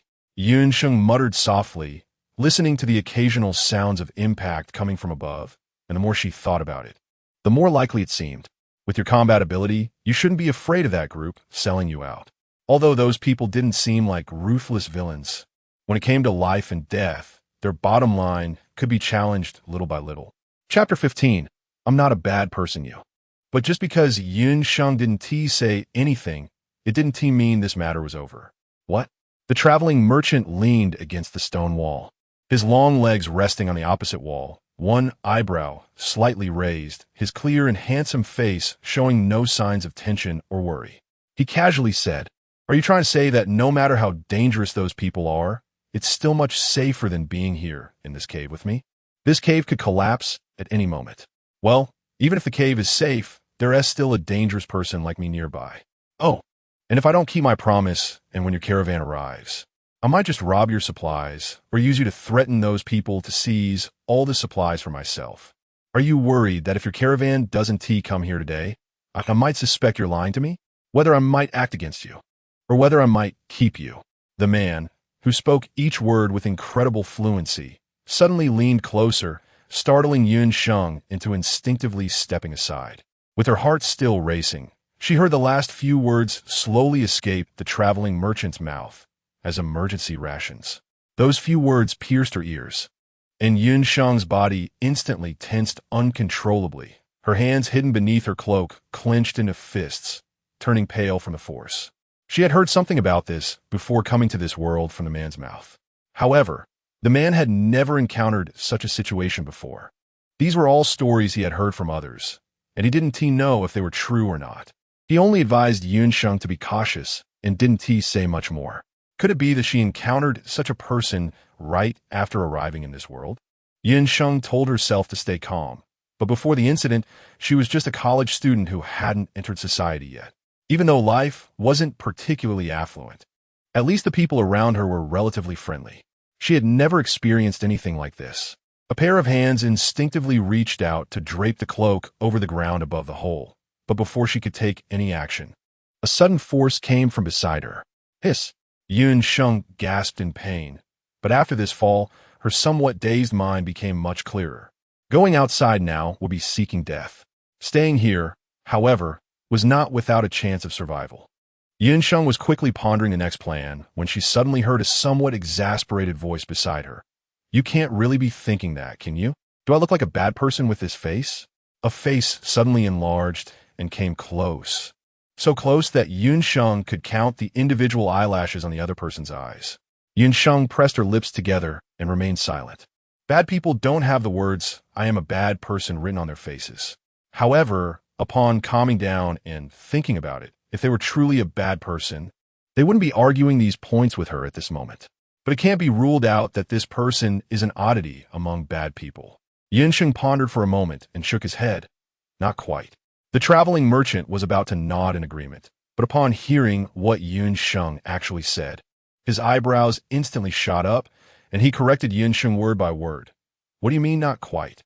"It's absolutely not. I'm not a good person, but I'm definitely not the kind of bad person you think I am."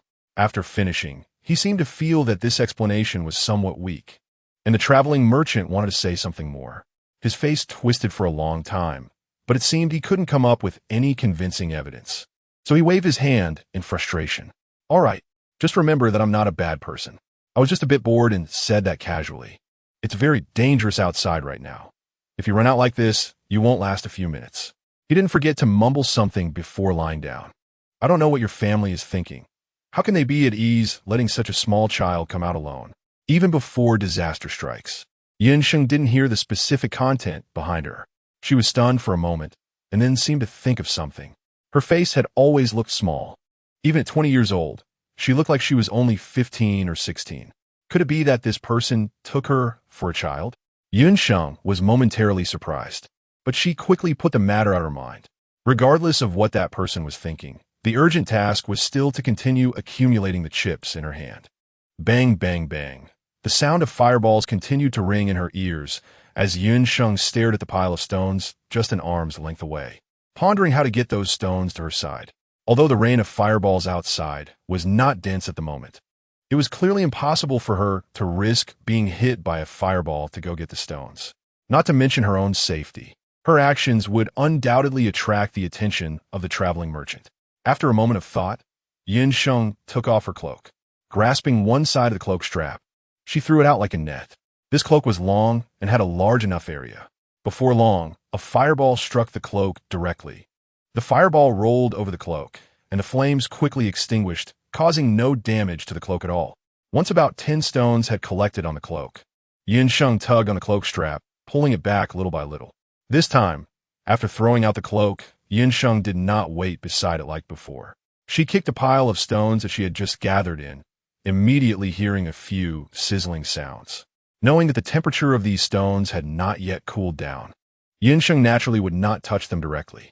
She took out the sweet potato she had obtained yesterday from her pocket and wisely threw it onto the pile of stones at her feet. Listening to the faint sound made by the sweet potato as it made contact with the stones, Sheng began to feel excited. Meanwhile, the traveling merchant still had his eyes closed, seemingly unaware of the commotion at the cave entrance, with not a single flicker of his eyelids. It seemed he was truly asleep. Chapter 16 is a rare treasure. The several stones quickly lost their heat, but the sweet potato only developed a few small black spots, clearly not yet cooked.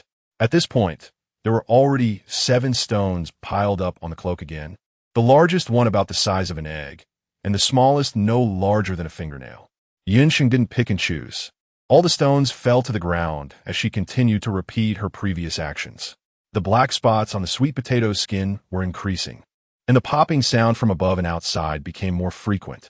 With intentional control, the stones in the cloak were all piled up near the left stone wall.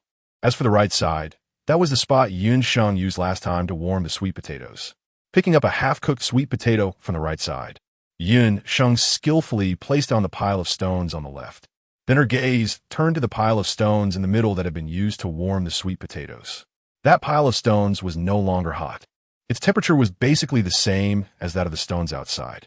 Sheng turned the cloak around to cover the person behind her, allowing her to pick up stones one by one and throw them into the discarded cloak. 1, 2, 3, 4. As she picked up the 10th stone, Sheng felt something was off.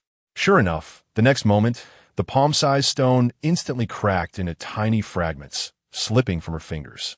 As the broken stones fell away, what remained in Sheng's palm was a glove. Its color was almost identical to her skin, and it was very thin. However, it was just an ordinary glove, with no special effects. Sheng glanced at the skin she had scraped last night, having only just cleaned the small fragments of stone embedded in her left hand. She planned to wear the glove once her left hand healed, as she would likely need to rely on the power of the box within her left hand while trapped here, so she needed to protect it well. After putting away the glove, Sheng continued to pick up stones from the ground. She didn't know if it was just her luck today or some other reason, but as she was almost done collecting a pile of stones, she unexpectedly came across a stone containing fire crystal.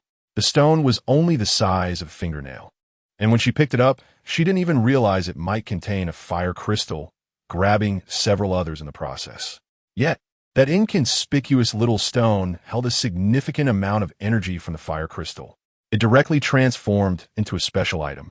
It was a flask made from birch bark, which could also be considered a water bottle, as it could pour out either wine or water, depending on the user's intent. The flask had a wide belly and a small mouth, overall a light yellow color, with a capacity of 200 milliliters. However, regardless of whether it dispensed water or wine, it could only hold a total of 200 milliliters. Once the liquid in the flask was emptied, it would only refill automatically after midnight.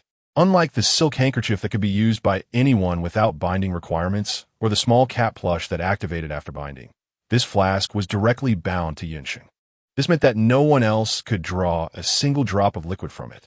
After staring at the flask for a moment, Sheng quickly made her decision. No merchant caravans would come in after sunset, and she had no idea how long she would be trapped here.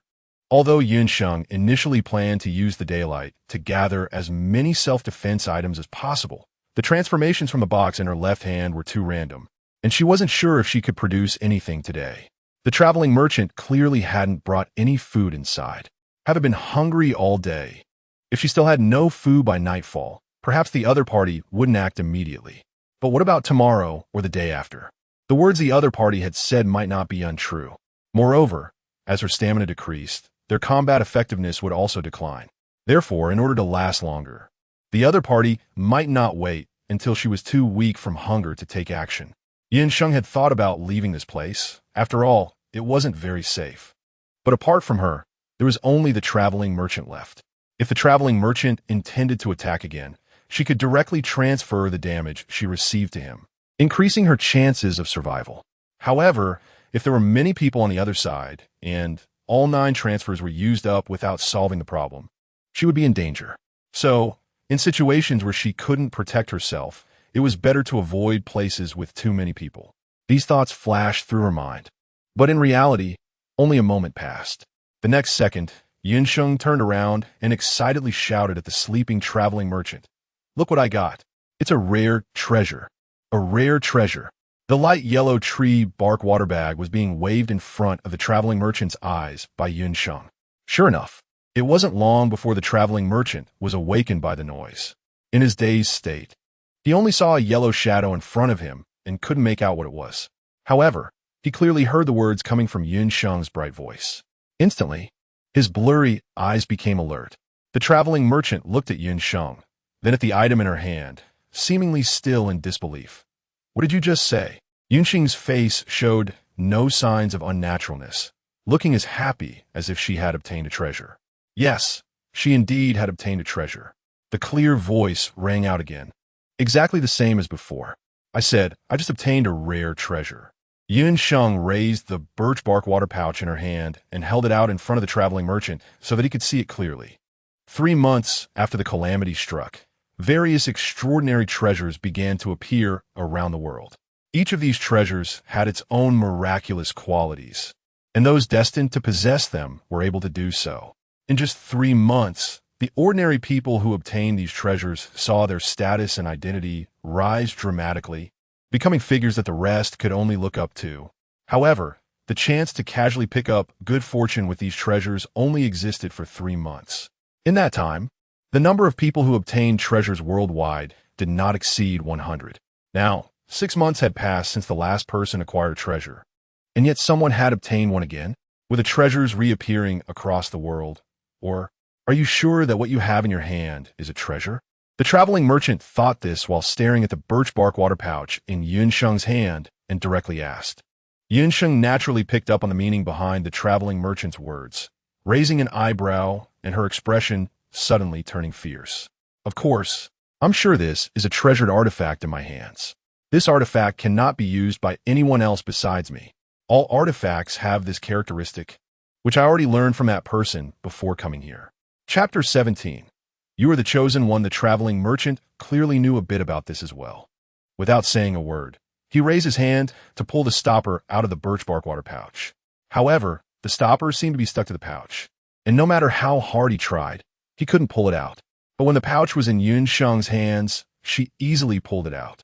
Not only that, even though the pouch was filled with water, the traveling merchant couldn't pour out a single drop after Sheng removed the stopper.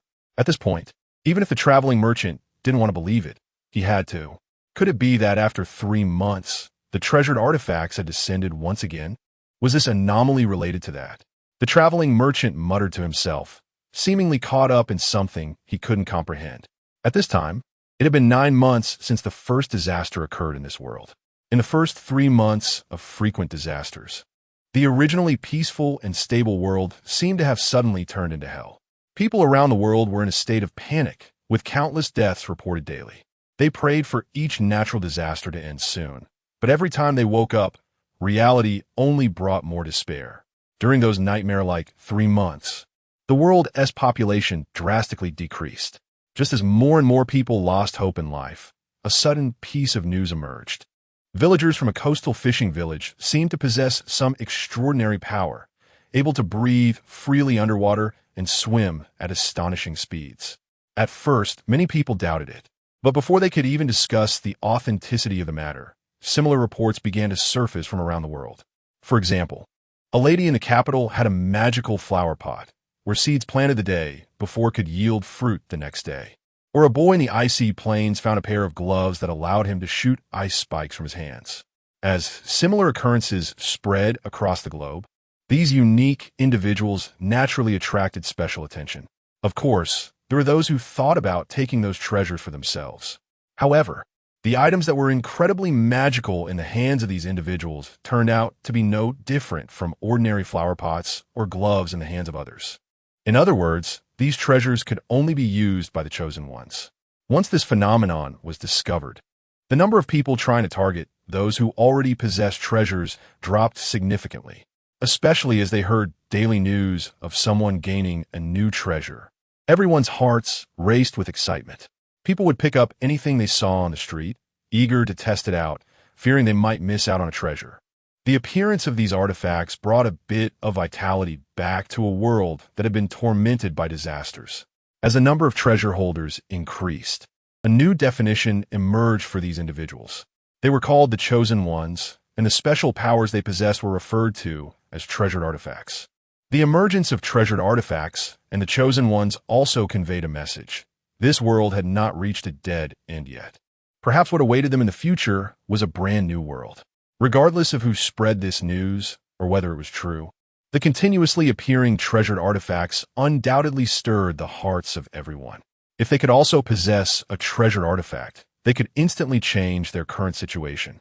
However, this slightly more lively scene only lasted for 3 months.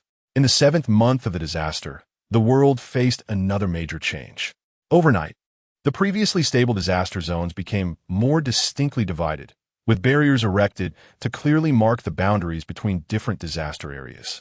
This was undoubtedly a significant disaster for those struggling to survive in the affected areas. Many people immediately rushed to escape. However, blocked by the barriers, they couldn't get out at all. Around the world, the number of people who could freely pass through the barriers was less than 1/10 of the total population, and the vast majority were trapped in their registered areas. Now was the 10th month since the disaster began. He was trapped here, and beside him, after 3 months, someone had once again obtained a treasured artifact. Can you pour out the water for me to see? Isn't that just wanting to drink water? Such a grandiloquent way to say it. Sheng tightened her grip on the water bottle, glancing at the traveling merchant who was eagerly urging her with his eyes. She slightly tilted the water bag to let out a small stream of water. It was really just a small trickle, about enough for a sip. However, this whole bottle only contained 200 milliliters, so one sip would take up 1/10 of it. Gulp. The cool water entered her mouth, instantly relieving some of her thirst, and a hint of sigh appeared on the traveling merchant's face. It was delicious. Can I have some more? ISNT, there, 200 milliliters? He stared longingly at the water bottle in Sheng's hand, and if he didn't know that the bottle only worked in her hands, he would have already snatched it away. Since last night, he hadn't had a sip of water and had only eaten a carrot. Hearing that the traveling merchant still wanted a drink, Sheng immediately put the water bottle away. No way. She turned around to the cave entrance, raised her hand, and threw the stone she was holding far away. Then, as if casting a net, she tossed the cloak she was holding outside, estimating that if she collected it again, the sweet potato would be about done. She raised her hand to flip the roasting sweet potato, and through the charred skin, a sweet aroma wafted out. Sheng twitched her nose and unconsciously swallowed. Since morning, she had only eaten a date and was already so hungry that her stomach was pressing against her back. Now, smelling the fragrance of the roasted sweet potato, her growling stomach began to protest again. Gurgle, gurgle, gurgle, gurgle. The two sounds that echoed in succession sounded like a duet, and Sheng cautiously glanced at the traveling merchant squatting next to her, guarding her food and saying, "This is mine."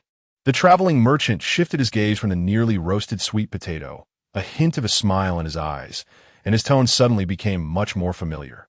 "Don't be like that. Being stuck here together is fate. Besides, we are both chosen ones, so we should help each other." The traveling merchant was negotiating with Sheng, but his eyes kept darting toward the roasted sweet potato. Clearly, the temptation of the sweet potato was still greater. Sheng was also a bit surprised to find that the person in front of him was actually a chosen one, glancing at the traveling merchant in disbelief. "You are a chosen one? What is your extraordinary treasure?"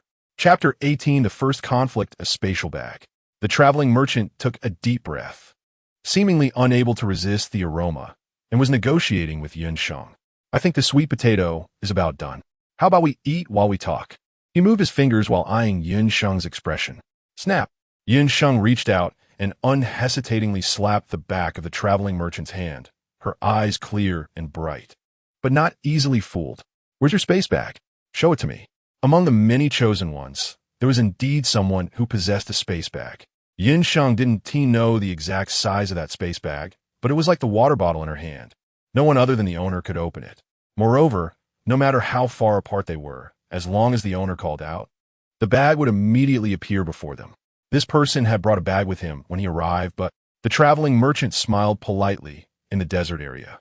The desert area was the only disaster zone connected to the fire zone, which meant that to reach the fire zone, one had to first go through the desert area.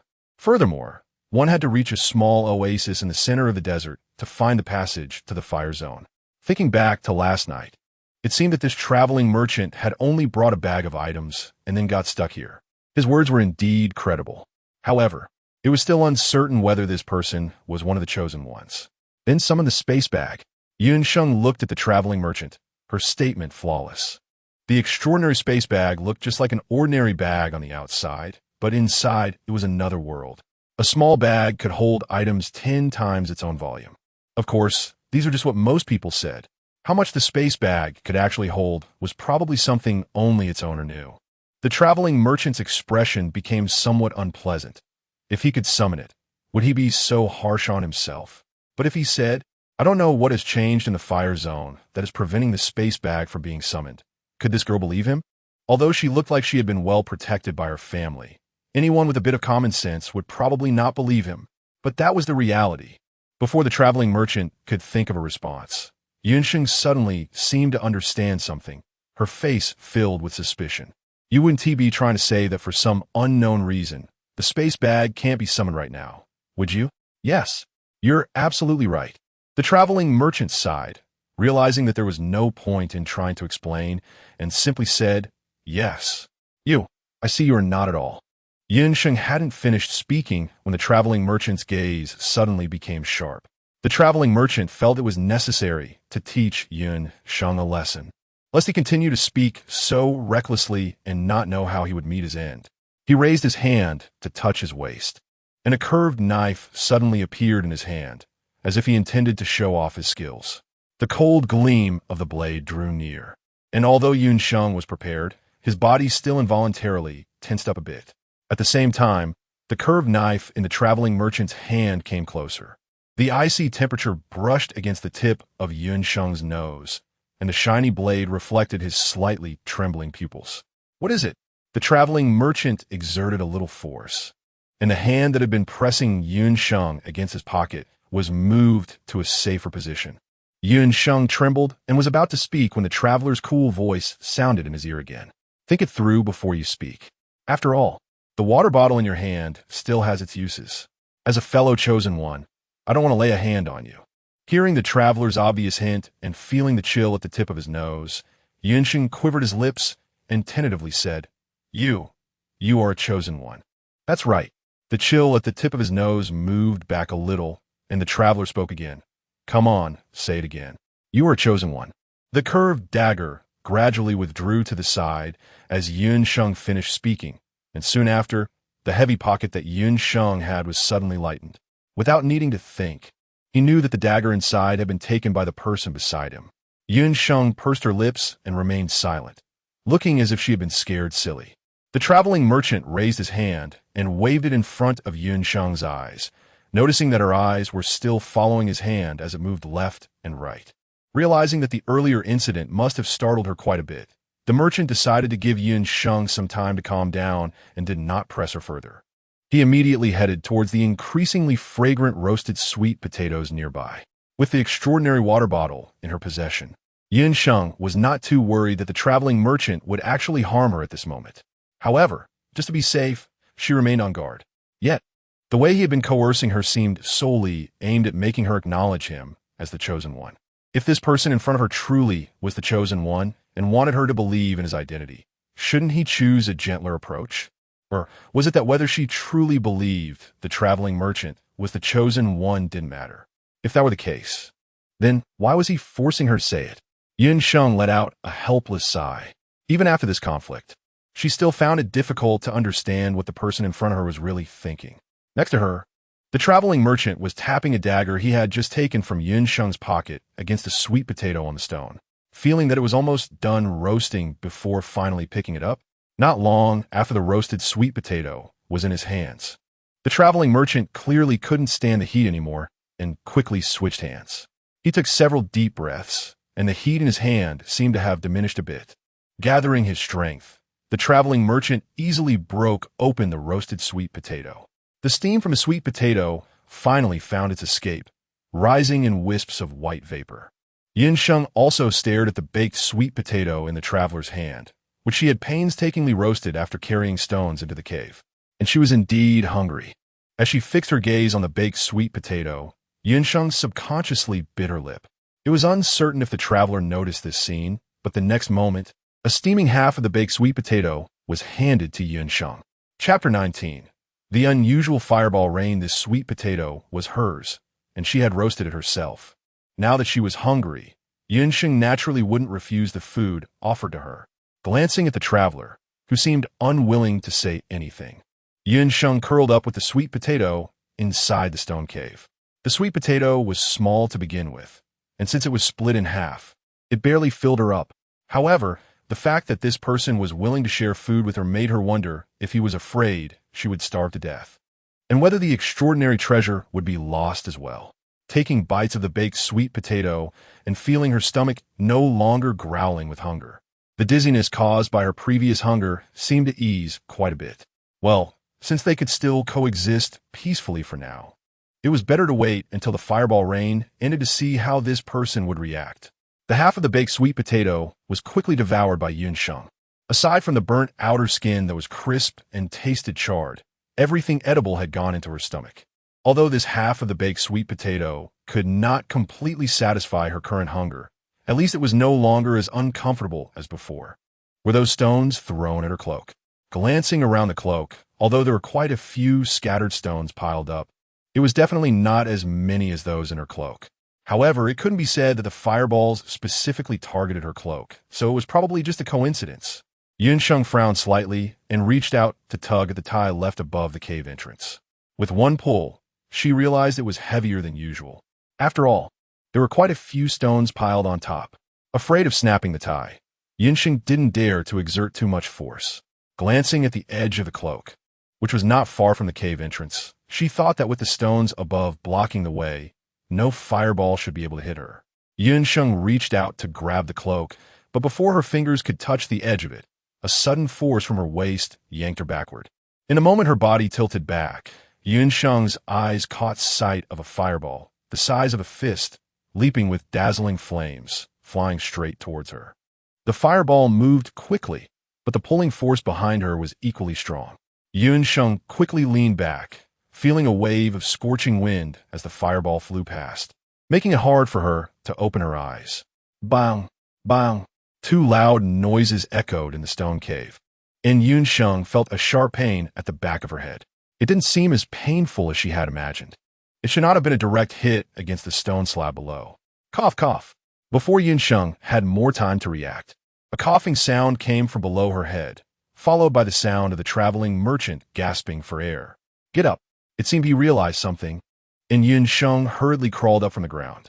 She looked at the traveling merchant lying on the ground, gritting his teeth, and thought about the fireball that had just flown in midair. If it hadn't been to save her, he wouldn't have smashed down like that. Just as she reached out to help him up, her hand barely touched the merchant's shoulder when he shoved her against the stone wall.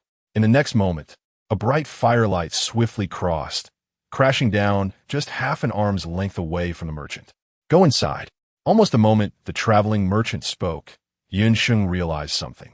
The two moved quickly, almost in the blink of an eye, to hide in the deepest part of the cave.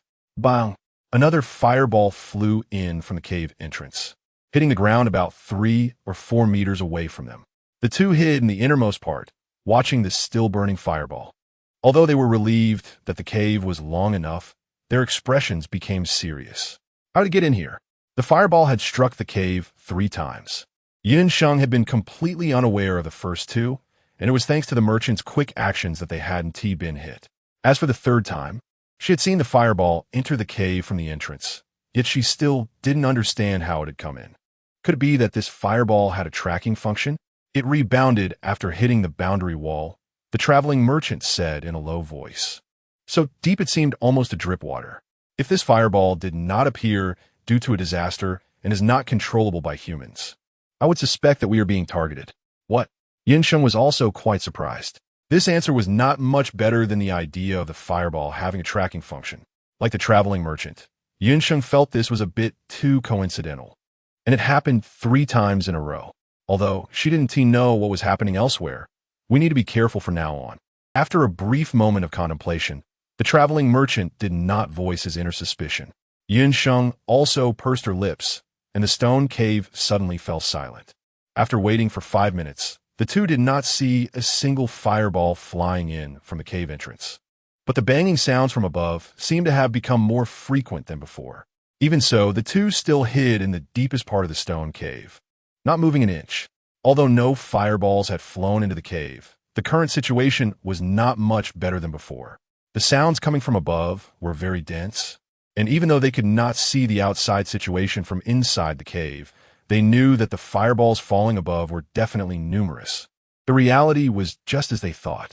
However, not only in the area where the two were located, the entire flame zone was now almost completely shrouded in a rain of fireballs. The villagers from the 5 villages within the flame zone had never seen such a dense rain of fireballs before. Although their hiding places were much safer than the stone cave, where Sheng and the traveling merchant were, they could not help but feel worried. Shao Family Village. Underground stone cave. This stone cave was evidently much larger than the one where Sheng and the others were hiding. The stone walls inside showed no signs of being artificially carved, clearly indicating it was a natural cave. Lingo, I just asked the villagers. They said that yesterday's rain of fireballs was the same as when we left, only a bit more intense around noon. Today's situation is obviously abnormal. Although the person did not say the rest of the words, Xiao Lin clearly understood. Although it was still uncertain whether they were truly trapped here after the incident yesterday, the rain of fireballs in the flame zone had become abnormal today. Xiao Lin would definitely not believe that these two events had no connection at all. However, since people could still enter the flame zone normally, at least they had not completely cut off contact with the outside world. Perhaps there was still a chance to survive. Damn it, why did it have to be the flame zone? Chapter 20, Prepare Lin Gu. The young man who had run over glanced at Xiao Lin's right hand, then thought of the rain of fireballs he had just witnessed falling outside. He opened his mouth, seemingly wanting to say something. Before he could finish his sentence, a small man hurriedly ran over. Lin Gu, the rain of fireballs outside is becoming more and more intense. Uncle Sheng said he doesn't know if the fireballs will go crazier by noon. We can temporarily not worry about safety hiding here. But the villagers in Daoxiang Village and Liushi Village aren't as lucky as us. Before the small man could finish, Xiao Lin's expression suddenly became serious. He already knew what Uncle Sheng wanted to tell him. Clenching his fists, Xiao Lin stepped forward. Meanwhile, the small man continued speaking. Bang! Although they had little lamp, the cave remained very dim. The small man was talking non-stop and did not pay much attention to what was in front of him. It wasn't until his face bumped into Xiao Lin, whose back was as hard as stone, that he covered his nose and stopped talking. Ugh, Lin Ye, you really should say something when you suddenly stop. Holding back the tears he couldn't control, the small man sniffed and silently took a step back. Lin Ye, is something the matter? Xiao Lin also felt the force with which the small man had bumped into him. It should not have been light. After asking the small man about his nose and confirming that it was not a big deal, Xiao Lin's expression turned serious as he said, in a moment, find a few agile people and go out to bring in some stones. They don't need to be too big, just ones that the villagers can throw. Also, pay attention to where there are large stones nearby. The bigger, the better. After speaking, Xiao Lin hurriedly went to find Xiao Sheng. The small man got the task and immediately ran to the young man. Let us go. We'll find people to carry stones. Although the stone cave they stumbled upon in their village was very safe, and hiding in it meant they didn't have to worry about the rain of fireballs above. Uncle Sheng said, blah blah blah. The young man's attention was quickly drawn to the potential hazards mentioned by the small man, and his brows slightly furrowed, soon dismissing the fleeting thought. They were now too busy to spare any energy considering someone they didn't even know. Time quickly passed, and it was soon noon. This was the time of day when the rain of fireballs was the most intense. Although the rain of fireballs had been much denser since this morning, the rule that had remained unchanged since the apocalypse still applied now. Bang, bang, bang, bang, bang, bang. The rain of fireballs above sounded like a machine gun with infinite bullets, and it hadn't stopped for the past hour. Sheng and the traveling merchant were hiding at the innermost part of the stone cave, although they hadn't seen the fireballs that could curve and fly into the cave again. The noises above their heads made their hearts race like the rain of fireballs crashing down. The faint sound of cracking stones mixed with the loud impacts. But Sheng didn't notice it, while the traveling merchant beside her clearly grew tense. This was the fourth time. Although the stones above were all giant rocks about 2 meters high, they couldn't withstand the relentless bombardment of the fireball rain. What's wrong? Noticing the sudden change in the traveling merchant's demeanor, Sheng couldn't help but feel anxious as well. The traveling merchant reached for the bag at their feet, rummaging through it while saying, "The fireball rain is too dense, and it seems the stones have cracked. I don't know how much longer they can hold up, so we should prepare early." After saying that, the traveling merchant tossed a furry object into Sheng's hands and then put something on his head. The light inside the cave was still a bit dim, and as Sheng felt the object in her hands, she noticed it was furry around the edges. Made of the same material as a cloak, likely fire-resistant as well. Wrapped inside, the furry bee skin was a very hard hemispherical object, and besides that, Sheng also felt 2 straps hanging down on either side. Feeling the furry shape in her hands, Sheng thought, could this be a helmet? And indeed, it was just as Sheng guessed. Realizing what she was holding and hearing the relentless sounds above, Sheng wasted no time and immediately put on the modified helmet, securing it tightly. Just after she put on the helmet, another item that resembled a vest was thrown over to her. Sheng took off his coat and put on the vest over his shirt. Just as he was about to put the coat back on over the vest, he suddenly found 2 more items in his arms, a pair of shoes and a cloak. The shoes were made from the skin of a wind-type mutated beast, and wearing them could enhance running speed. Although the exact improvement varied from person to person, given Sheng's demonstrated weak physique, the difference between wearing them or not wouldn't be too significant. Still, there would be some difference. Sheng was already untying her shoelaces when she heard the traveling merchant's explanation, and she eagerly put on the new shoes. The new shoes were indeed much lighter than the pair she had been wearing before. Although they were slightly larger, it didn't affect the overall effect. Sheng lifted her feet and felt that both of them seemed much lighter. If she were to run a lap now, her speed would definitely surpass that of yesterday. As Sheng wrapped herself up almost completely, the traveling merchant only put on a helmet.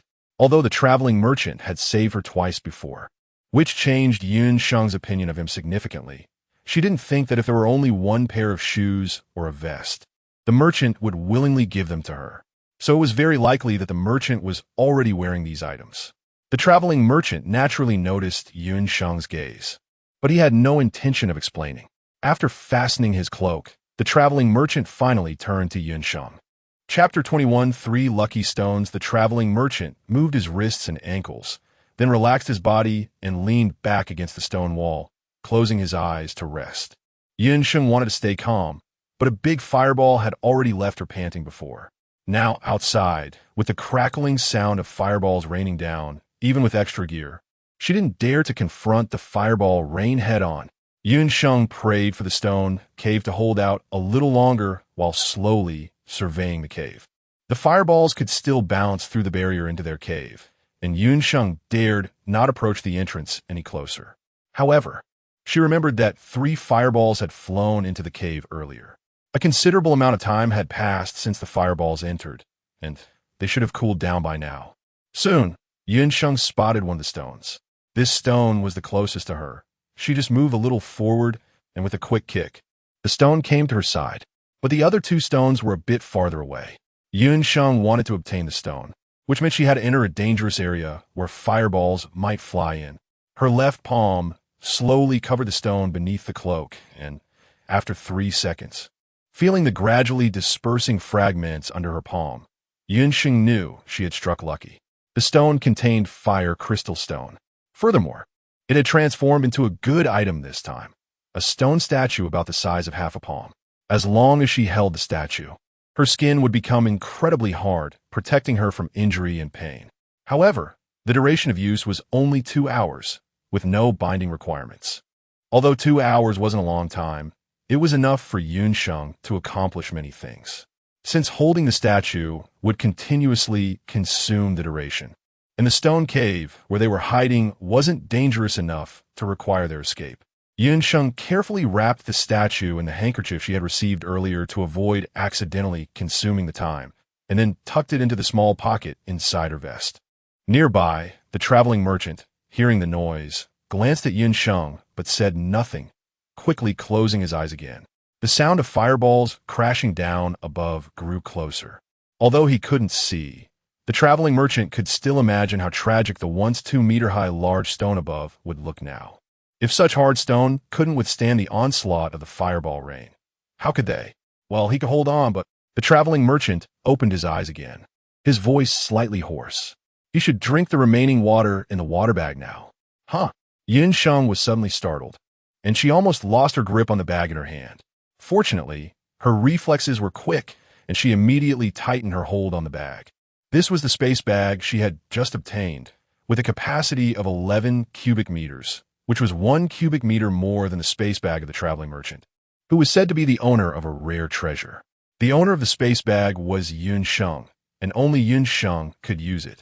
However, this space bag did not have a long-distance summoning function, so she had to take good care of it and absolutely must not lose it. Confirming that the space bag was still securely in her grasp, she recalled their previous agreement and nervously asked, "Stone Cave, are we not going to hold out much longer?" They had discussed that before they could no longer hold on in the stone cave, they would drink all the water in their water bags and then leave the cave. Whether they could survive the rain of fireballs would depend on their physical strength and luck. With this in mind, Sheng immediately moved her hand toward the third stone. However, in the next second, the hard stone shattered under her hand again, feeling the third special item that had appeared in such a short time. Sheng barely registered what the traveling merchant was saying. "What did you say?" Just as the traveling merchant was about to speak, they heard a crack from above, followed by a loud thud. The sound was so loud that it was hard for both of them to ignore, without needing the traveling merchant to say much. Sheng quickly put all her belongings into the space bag, leaving only a water bag in her hand. "This place is no longer safe. Move forward." After the traveling merchant finished speaking, he took 2 steps forward. Seeing this, Sheng immediately followed suit while unscrewing the water bag in her hand. Bang, bang, bang, bang, bang.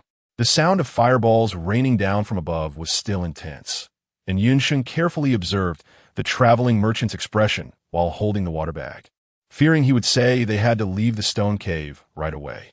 It should still be before 2 in the afternoon, which was when the rain of fireballs was the most intense. Even though she had quite a few trump cards in her hand, just thinking about the continuous fireballs crashing down on her made Sheng feel a bit anxious.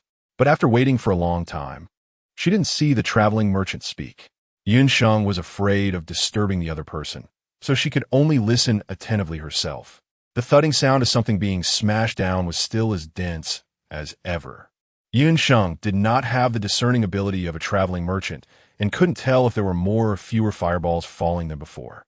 However, was the sound here a bit quieter than just now? Sheng was not very sure and could only seek confirmation from the traveling merchant beside her. The traveling merchant nodded, then looked at the water bottle in Sheng's hand, his voice much steadier than before, albeit a bit quieter.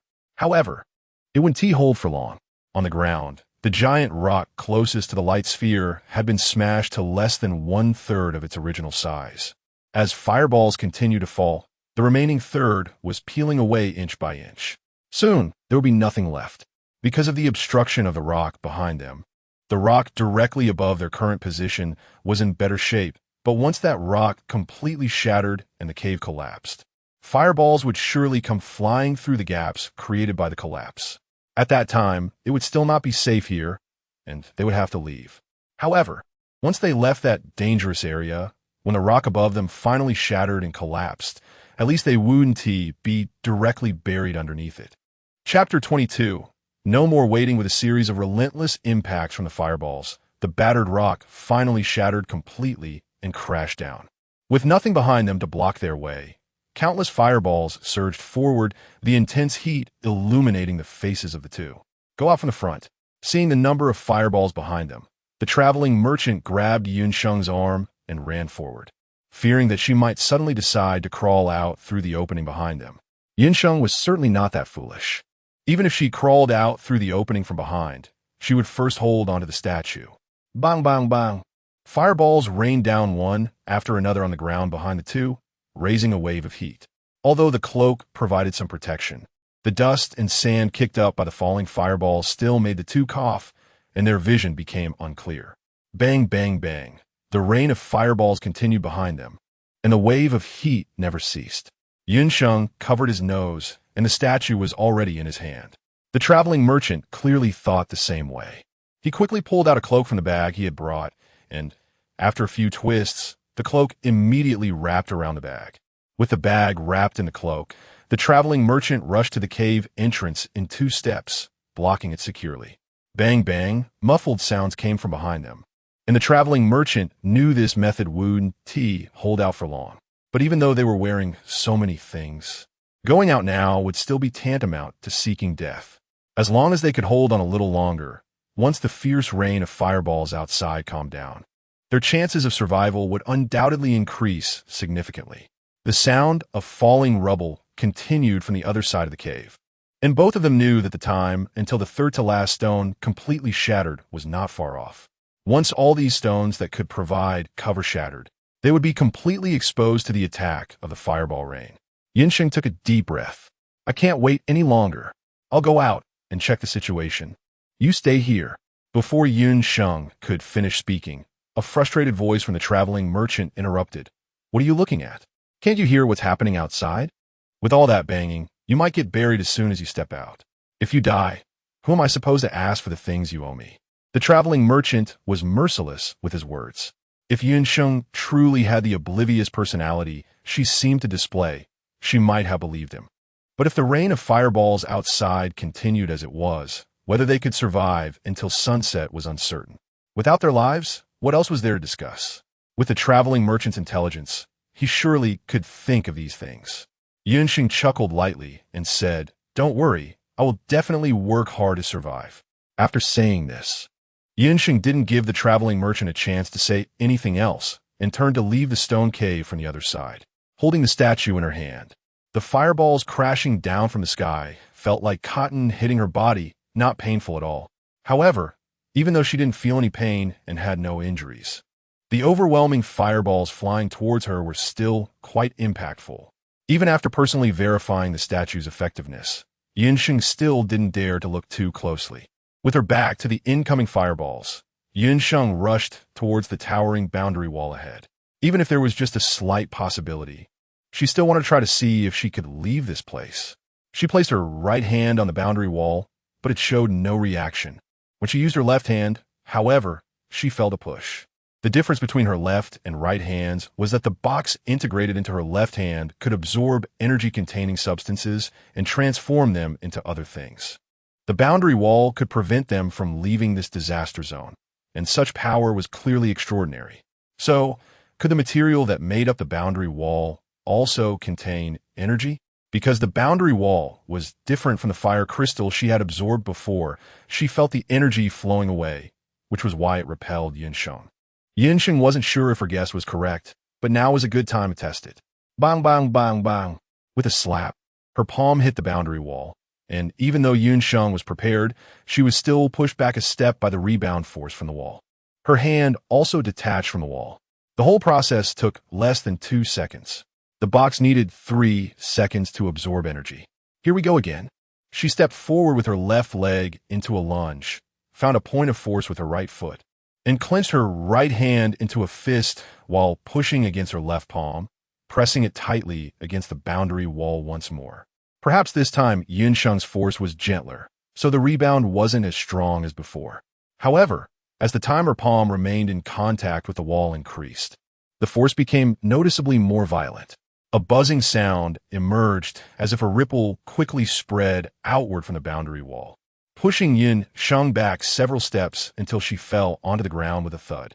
Fortunately, she had kept a tight grip on the statue with her right hand, so neither the rebound force from the wall nor the suddenly increased fireballs caused her any pain. But why had the number of fireballs hitting her side increased? And it had increased significantly. Sheng turned her head to glance at the direction of the stone cave. The number of fireballs was still about the same as before. Only here, there was a dense rain of fireballs pouring down, as if afraid she wouldn't notice something unusual. Thinking back to when she first came out, it seemed she hadn't received such special treatment. And after she came out, she had only done one thing. So, Sheng squinted at the barrier in front of her, as if she was competing with it. She couldn't believe that her left hand couldn't stay pressed against it for 3 seconds. Bang! Zong! After being pushed back by the force from the barrier for the 15th time, there was still one point that was worth being comforted by. Sheng's persistence was lasting longer each time. Perhaps after a few more tries, she would be able to succeed. However, Sheng only had 2 hours, and it was clear that she couldn't waste all her time here. 2 more tries. If it didn't work, then that would be it. Getting up from the ground again, Sheng first moved her hands and feet to wait for her strength to recover. Only then did she sharpen her focus and bared her teeth at the barrier. 3 seconds. Just 3 seconds would be enough. Taking a deep breath, she pressed her palm against the barrier once more. 1. The feeling of thrust came, growing stronger and stronger. Sheng gritted his teeth, and his legs began to exert strength as well. A ripple of waves spread out. Sheng pressed her legs against the ground with all her might, her face turning bright red, but she persevered. The thrust did not continue to strengthen, and the barrier seemed to have given up struggling. A surge of energy was guided into the box in her left hand, feeling very different from before. Just as Sheng was about to absorb more of this energy, a powerful force suddenly exploded from the point where her left hand touched the barrier. Chapter 23. The rain of fireballs weakens. This sudden burst of power was more intense than any thrust Sheng had felt before, sending her flying backwards. She flew about 10 meters before crashing to the ground like a heavy sack. Following that was an even more intense rain of fireballs. Bang, bang, bang, bang. She had indeed just absorbed energy from the barrier. Although the energy had not transformed into any material, she could feel that the box seemed to be different in some way. Turning to glance at the barrier not far away, she really wanted to try again, hoping that next time the subtle feeling would be clearer. However, the barrier was too repulsive to her, and Sheng didn't dare to spend all her time on it. Sheng is not afraid of being targeted. What she wants to understand now is whether those fireballs that clearly don't fly normally to her side also contain fire crystals. Just like the 3 fireballs that flew into the stone cave before. What she needs most right now is fire crystals, as many as possible. Of course, it would be even better if the newly found fire crystals could have the same transformation effect as those 3. Sheng had a suspicion in her heart, which would soon be confirmed. Ignoring the fireballs flying towards her from behind, she curled up and focused on checking the pile of stones around her, which was obviously higher than other places, to see if there were any fire crystal stones. She casually tossed aside useless stones one by one. But the speed of the fireball rain falling from behind was clearly faster, so the stones around Sheng kept piling up. There were so many that sometimes the incoming fireballs were directly blocked by the stones beside her and couldn't hit her at all. Although Sheng couldn't feel pain or get hurt, she still didn't want to see so many fireballs crashing down towards her. Lying in the safety fortress made of stone piles, Sheng searched for fire crystal stones more comfortably. After feeling through 30 or 40 stones in succession, none contained fire crystal stones, which made her doubt whether her previous guess was wrong.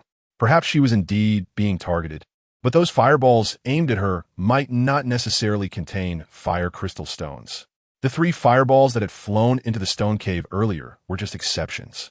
What she should do now was to take advantage of the statue's effect while it was still active and quickly search in places where fire crystal stones were more likely to appear, in case she had the chance to find some good items. As soon as this thought emerged, Sheng's actions paused for a moment. The next second, she stood up and walked out of the area enclosed by the stone walls built by the fireball rain. Turning around, she began to run towards the direction from which the fire rain was coming. Her shoes were very light, and Sheng's speed was noticeably faster than yesterday, covering more than 10 meters in the blink of an eye. However, The dense rain of fireballs did not change direction. Still aimed at the spot where Sheng had originally been, crashing down with loud bangs.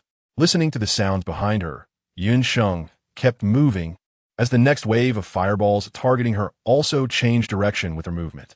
As far as the eye could see, the rain of fireballs still aimed at her the most. It was a dark mass. If it weren't for the treasures in her hands, she would have been crushed to death long ago. Bang, bang, bang. 7 or 8 fireballs struck near Sheng's feet, and a few hit her body. But she paid no attention to them. Relying on the protection she had, she raised her hand and pressed it against a fireball that had not completely extinguished. The warm flames licked her palm, and she didn't feel completely numb. However, apart from the scars left from her previous fall, she hadn't sustained any more injuries during this time, which showed that the statue's protective strength was still quite effective. It was just that the duration was a bit short. If only it could last another 2 hours. It seemed that upon seeing Sheng stop, the rain of fireballs above showed no hesitation and immediately began to crash down towards her. Sheng quickly gathered the 13 fireballs that had just been hurled at her. In less than a minute, she clearly detected whether there were fire crystals among the 13 fireballs. Out of the 13 fireballs, only 2 fire crystals emerged. Although the 2 fire crystals did not transform into anything special, the probability of their appearance was unusually high. If every wave of fireballs thrown at her could yield 1 or 2 fire crystals at this rate, Sheng was confident she would be able to obtain several useful items before the effect of the statue ended. Glancing at the ongoing rain of fireballs, Sheng changed her position and continued collecting the first wave of incoming fireballs. Similar to the last time, this wave had 12 fireballs. With her previous experience, Sheng turned her back to the incoming rain of fireballs and focused on detecting the 12 stones she had pulled in front of her. Again, there were 2 fire crystals. One transformed into a frying pan and the other into a vegetable knife. Paired with the lamb and duck heart she had obtained earlier, she might be able to enjoy a feast in the evening. Of course, that was only if she could survive until then. Although the statue in her hands still had over an hour of usage left, Sheng couldn't help but feel nervous. With another batch of fireballs crashing down, she swiftly gathered the first batch of fallen fireballs, ignoring the countless fireballs that followed behind and concentrating on her work in front of her. After about half a minute, she obtained 2 more ordinary items. Sheng directly threw it into the space bag, changing her position to continue fighting. Time is life. Without the protection of the statue, those incoming fireballs, each containing fire crystal stones, she couldn't afford to let them hit her like this. Iron barrels, steel helmets. The fireball rain chasing her from the sky was not very useful. With 2 items stored in the space bag, Sheng once again shifted her position under the barrage of fireballs that seemed to have a grudge against her. In the stone cave, feeling the force of the impacts on her cloak weakening behind her, the traveling merchant couldn't help but breathe a sigh of relief. It seemed the most intense fireball rain of the day had passed. At this rate, he might be able to hide in this stone cave until the fireball rain ended. He wondered if the girl who had run out earlier could survive. Without food and water, how was he going to live on? In this stone cave couldn't be lived in any longer. He needed to find a new safe spot. The traveling merchant, relieved from the immediate crisis, looked grave. This disaster zone was far more dangerous than he had previously thought. Of course, the most important thing was that the space bag containing all his belongings had not been brought in, otherwise he wouldn't be so helpless. Chapter 24. The giant rock that overwhelmed Sheng every minute or so. Sheng had to change places. Each time she moved, 1 or 2 more items would appear in her space bag. Although these items couldn't completely alleviate her worries, making do until sunset wasn't too difficult. Bang, bang, bang, bang, bang. Another wave of fireballs came crashing down, and Sheng didn't dodge or evade. One by one, she encircled the fireballs into her territory, preventing them from mixing with the subsequent ones. However, the fireballs under her control had already touched the second one. Yet the second wave of fireballs that should have followed was nowhere to be seen. Did it malfunction? Sheng's hands were constantly moving as she looked up with half-closed eyes at the glowing orbs above her, feeling that it wasn't that simple. Sure enough, just as Sheng reached out to touch the 4th fireball, a huge fireball charged toward her with blazing flames. although she wouldn't get hurt or feel pain right now. Sheng wasn't bold enough to confront such a large fireball head-on. Even if that massive stone wouldn't crush her, it could still wear her out. Immediately, Sheng didn't care whether there were fireball crystals among the pile of stones in front of her. She lifted her cloak and ran. The gigantic fireball seemed to have eyes, changing direction in the air as soon as it saw Sheng shift positions. Thanks to the pair of shoes given to her by the traveling merchant, Sheng's steps were swift, and she thought she had dodged the attack of the huge fireball. However, a glance from the corner of her eye made her almost think she was hallucinating. Hadn't she just run over 10 meters away? Why did that big fireball still seem to be heading toward her direction? With no time to think further, Sheng quickly changed direction and continued to run. The whistling wind rushed past her ears as she ran over 20 meters in one breath. She came to a sudden stop, turned a corner, and felt that the scorching heat behind her seemed to have moved a bit farther away. However, not hearing the sound of the fireball hitting the ground, Sheng still didn't dare to let her guard down. She continued to run forward as if propelled by the wind, but a few seconds later, she once again felt the intense heat coming from behind her. It couldn't be chasing her, right? The stones under her feet varied in size, and the uneven ground posed considerable difficulty for her running. If she had known earlier, she wouldn't have run so far. If she were near the boundary wall, she would definitely stick to it right away, allowing the fireball behind her to crash into her. It would be best if she could stay close to the boundary wall to absorb more energy from it. But now, Sheng zigzagged left and right, narrowly avoiding the large fireball several times. "Right here, come quick." The young man put down the stone, rubbed his eyes, and thought he must be seeing things. He watched for another minute. He saw a large stone about 2 or 3 meters high that seemed to have grown legs, slithering in a serpentine manner one moment and forming a circle the next, as if it had ADHD. Upon closer inspection, it seemed there was something moving in front of the large stone. Yes, a person. Thinking something was wrong, he immediately went outside. What's going on? He looked up at the distant glowing orb. While this place had some cover, it wasn't completely safe, and everyone moving stones was extremely cautious, always on alert. "Look over there." The young man was unsure whether to mention that a stone was flying and chasing a person or to express surprise at the unfortunate soul being pursued. So he just let the shorter man see for himself. Following the direction the young man pointed, the shorter man also saw the moving stone and the person running chaotically from it. Last night it had been too dark, and now Sheng was bundled up tightly, so the shorter man did not recognize her as the person they had encountered yesterday. However, the fire zone was not that large, with only 5 villages. Except for some outsiders trading fire crystal stones, people from the 5 villages were somewhat familiar with each other. The intense rain of fireballs had only just stopped for over an hour, so it was unlikely anyone from other villages would come out at this time. Even if they did, they wouldn't reach their location. So, it was most likely someone from outside. On the other side, Sheng could no longer run. Her ears were buzzing, and all she could hear was her own heavy breathing, as if she were a broken windbag. Her legs felt as if they were tied with 2 cement bags. Even wearing shoes made from wind-type mutated bee skins, they still felt heavy enough to make her want to collapse immediately. Glancing at a small hill clearly rising in the distance, Sheng planned to lead the large stone behind her towards it. Perhaps she could find a cave to rest in. If not, she would have to fight this giant stone to the end. The idea was good, but Sheng still overestimated her current physical strength. The path to the small hill was an uphill slope, and the surface had accumulated many stones due to the continuous rain of fireballs.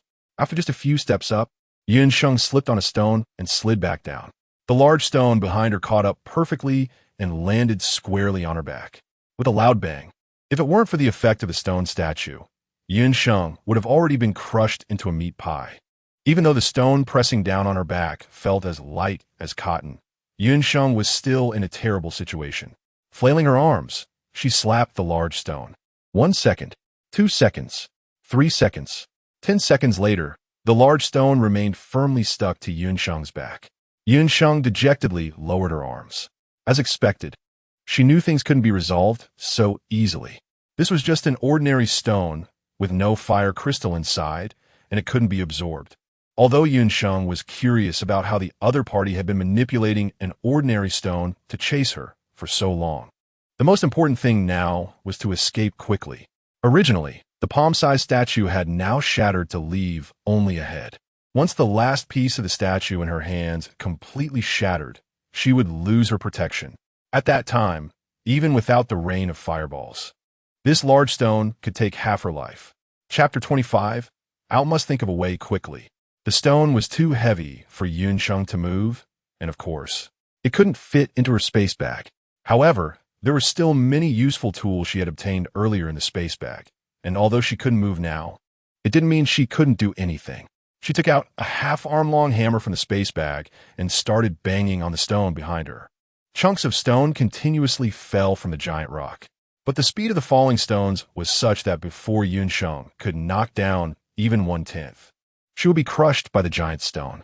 Damn it, the countless fireballs that had chased her before, now that she was lying here motionless.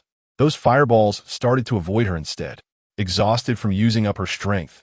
After just a short while of hammering, Sheng's left arm went limp and lay on the ground, unable to lift it. After trying several times without success, Sheng was about to switch hands. As she moved her two arms in front of her, ready to exchange what she was holding, a pair of feet suddenly appeared in front of her. Someone. Sheng was startled for a moment, then felt a surge of joy.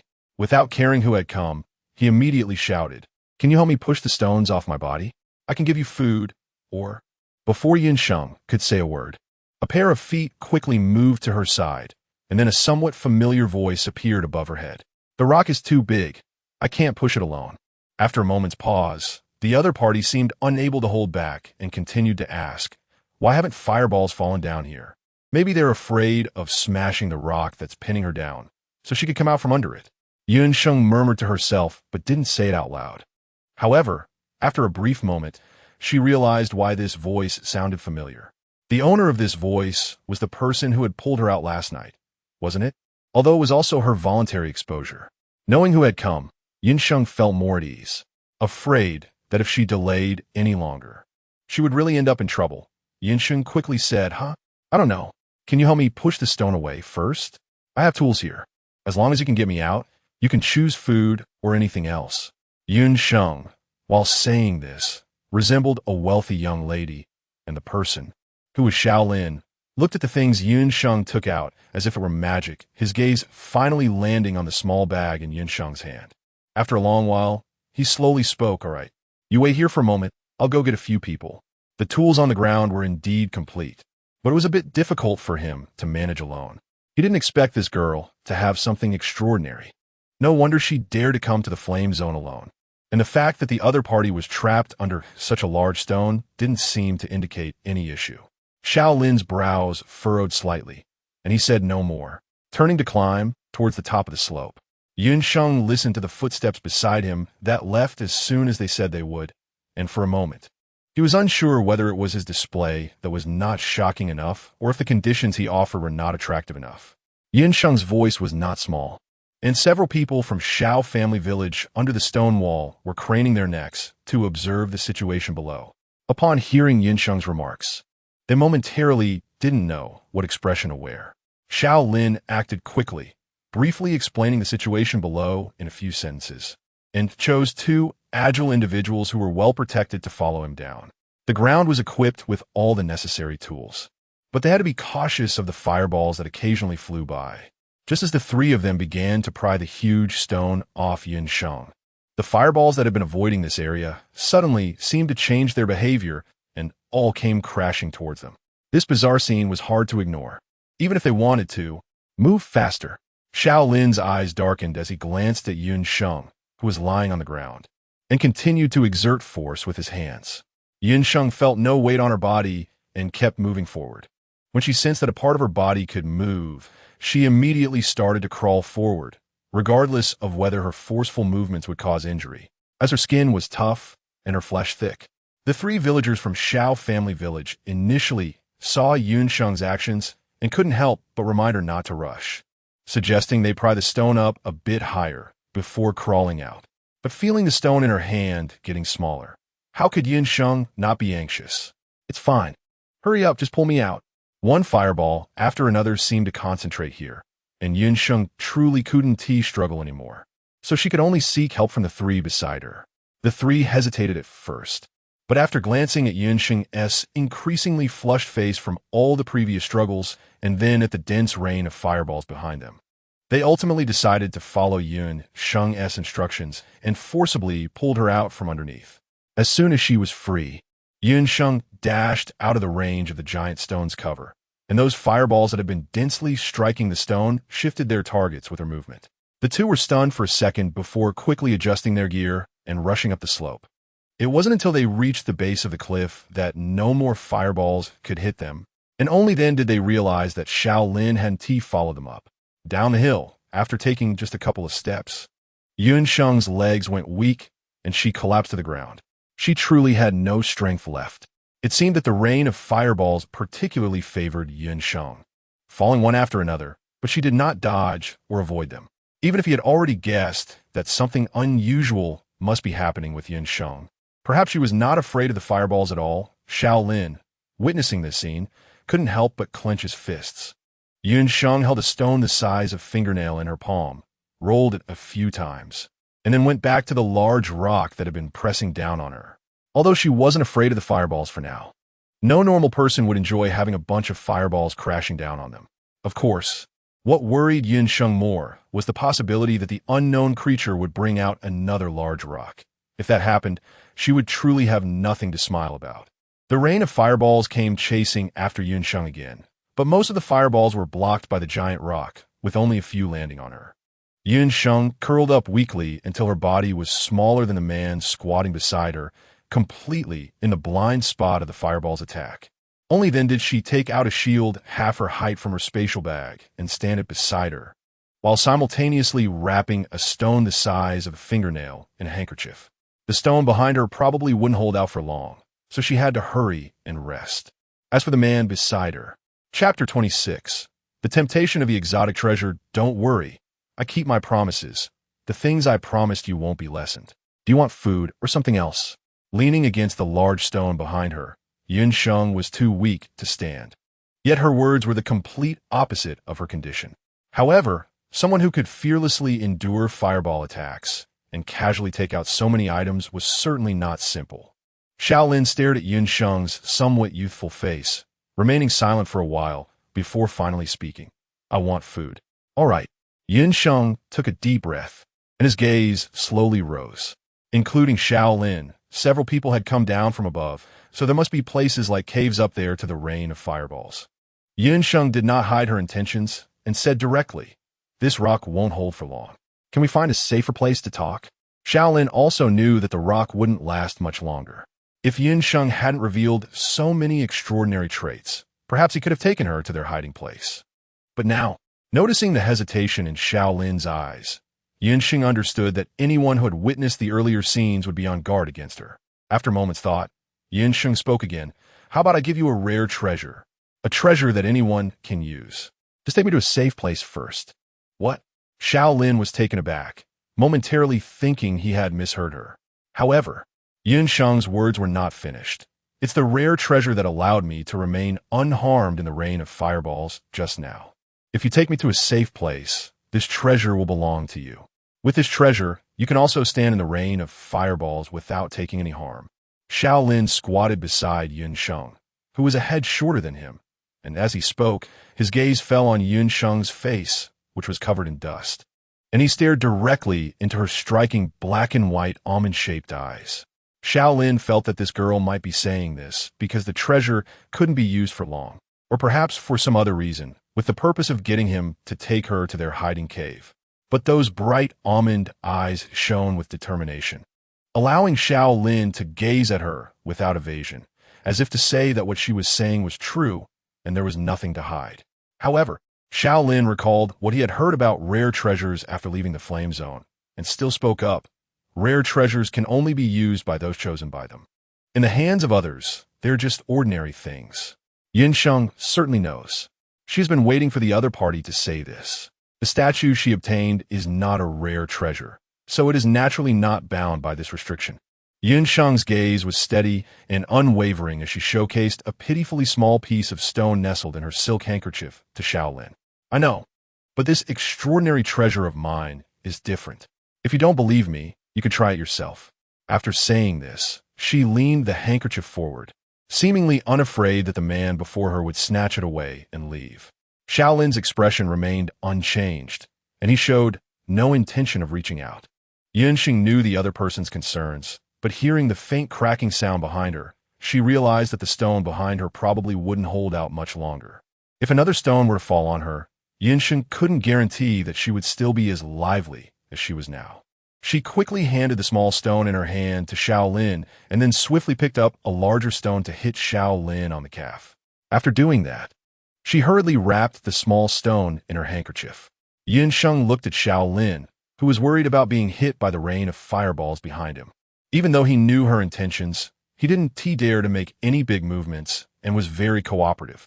She smugly said, "How is it? Does it hurt?" Shaolin lowered his gaze, pursing his lips, and remained silent. However, following the direction of her gaze, one could see a large bronze hand pressing on the spot on his calf where the stone had just hit. The impact of such a big stone on his leg felt less than the strength of that single-handed press. It was clear that Shaolin also noticed something unusual. Was it because of that stone? Can I try again? After a moment of hesitation in his heart, Shaolin's gaze uncontrollably fell on the handkerchief in Sheng's hand. Well, to be precise, it was on the stone wrapped in the handkerchief. That tiny stone seemed to carry unparalleled magic. Seeing that he was hooked, Sheng smiled and immediately agreed, "Of course you can. But let me tell you in advance, this stone is a consumable treasure. Using a bit means there's less left. Otherwise, I wouldn't have to find a safe place." Sheng held the small stone but didn't hand it directly to Shaolin. Instead, like a simple-minded child, he explained all the drawbacks of the stone in detail. Seeing the man's expression start to change beside him, he hurriedly said, "You already promised me just now. You can't back out." After saying that, he glanced at the clothes Shaolin was wearing and raised his hand to stuff the stone from the handkerchief into the pocket of his jacket, as if that would prevent him from backing out. "This stone only works when held in hand and in contact with the skin. I'll put it in your pocket, and you can just take it out when you need it." Sheng's words successfully made Shaolin's hand, which had been resting on the edge of his pocket, slowly move over. However, he still found it hard to believe that a rare treasure was just placed in his jacket pocket. Although the stone statue had been used up quite a bit, it could still play a significant role at a critical moment. Shaolin clearly understood this. Besides, if he wasn't mistaken due to memory confusion, this girl had another rare treasure on her, a bag that could hold items much larger than itself. Shaolin's gaze fell on the hand Sheng was holding the bag with, which was also a rare treasure. Sheng naturally sensed the bright gaze beside her, tightened her grip on the bag, and immediately glared back. "What are you looking at? This bag can only be used by me. You can't use it even if I give it to you." Shaolin wasn't coveting the bag in Sheng's hand. He had only heard about rare treasures a few times from others, and those people clearly didn't know much, speaking vaguely. This was his first time seeing a rare treasure, and he had encountered two at once. One of the rare treasures was even in his pocket. The excitement in his heart was understandable. Unfortunately, this girl next to him, who could casually give away a rare treasure, couldn't comprehend that. Suppressing the excitement in his heart, Shaolin covered the pocket containing the rare treasure with one hand and voiced his concerns to this extravagant girl beside him, who seemed to come from nowhere. "There's a cave above that is safe, but it's a bit far from here. Given Sheng's current state, she might be able to climb up slowly, but the fireballs falling down may not give her the chance to do so. Perhaps Sheng gave him the rare treasure to divert the disaster?" Chapter 27. Help turn over. The man lowered his eyes, his gaze flickering rapidly. Next to him, Sheng had already taken out a fireproof and flame-retardant rope and tied it around her waist, then handed the other end to Shaolin, signaling him to tie it around his waist as well. When Shaolin walked ahead later, he could pull her along, saving her a lot of energy. After tying the rope, she quickly picked up the shield on the ground and strapped it to her back, urging Shaolin to set off quickly. Glancing back at the dense rain of fireballs, Shaolin clearly understood that they couldn't stay here for long. After adjusting his gear, the two figures dashed out of the area covered by the giant rocks. The hill wasn't steep. The more troublesome part was the countless stones piled up on the slope. Those stones weren't stable, and if one wasn't careful, they could easily slip and fall down, just like Sheng did earlier. The two figures moved quickly. Shaolin had good stamina and was familiar with the terrain here, so climbing the stony slope didn't significantly affect his speed. Although Sheng's stamina had not yet recovered. Upon hearing the fireball whizzing towards him from behind, he managed to muster up a surge of strength. Bang! Bang! The fireball struck Sheng's back, producing a muffled sound. Although he had the shield to protect him, he still felt a dull, aching pain as if he had been hit by a hammer. "Oh, that hurts!" Sheng stumbled and almost fell to the ground. She barely stabilized herself with her hands on the ground, her teeth grinding together, and with a strong push of her feet, she continued to climb. However, the gentle slope was not easy to climb, and with the rain of fireballs falling behind her, Sheng was almost smashed to the point of vomiting blood. But if she stopped, she would have to face an endless barrage of fireballs. So as long as she had breath left, she had to keep climbing. Every time a fireball struck down, Sheng's body would sway slightly. Fortunately, the rain of fireballs targeting her was not as dense as before, and the intervals between each wave of fireballs had lengthened considerably. Seizing the moment when the fireballs paused, Sheng dared not stop for even a moment. Shaolin had clearly heard the commotion behind him, and because he was too close to Sheng, he was affected to some extent as well. Sheng was still climbing up with all her limbs when she suddenly felt a pulling force around her waist that seemed much stronger than before. She hardly needed to exert much effort, as that force was almost dragging her upward. Sheng didn't lift his head, continuing to push himself to the limit of his remaining strength, until a pleasant voice rang out above him. "We've arrived." His mind buzzed, and Sheng suddenly looked up, only to see a flat terrain ahead, with several people standing not far from the cliff. Sheng immediately climbed up using both hands and feet, not needing Shaolin to say much. He lifted his leg and ran towards the place where several people were standing. A rapid downpour of fireballs followed closely behind the two, creating small craters on the ground. When Sheng reached the spot where the others were standing, he was still not reassured and ran another 10 steps inward, only to collapse on the ground from exhaustion. Shaolin, who was tied to Sheng, was naturally pulled in as well. "Lingo, are you okay?" A few people looked at Shaolin, then at Sheng, who was lying on the ground and only able to breathe heavily. Their expressions were clearly a bit complicated. They have already heard from the two people who just came up about the origin of Sheng. Although the girl looks small, she is, after all, someone who possesses a precious treasure. Brother Lin just brought her over like this. What if she has some ill intentions? Sheng lay on the ground, her vision slightly darkening, and with each breath, her expression twisted in pain. Her back must be covered in bruises from the impact. This damn fireball rain. It hurt so much. No, she had to turn over. Sheng felt weak in her hands and legs, only unable to control her bouncing a bit when the pain in her back flared up. Given her current state, it was impossible for her to flip over by herself. After several attempts, not only did she fail to turn over, but the pressure also made her back hurt even more.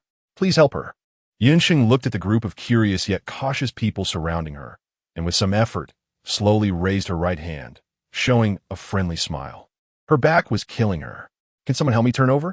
The group of people lowered their heads and glanced at Sheng's slightly raised right hand. But no one responded. "Forget it. She'll just wait until she has enough strength to do it herself." Sheng lay on the ground with some disappointment, unable to suppress her intermittent cries of pain, her face gradually twisting in agony, just as she was counting the seconds to see when she could gather enough strength.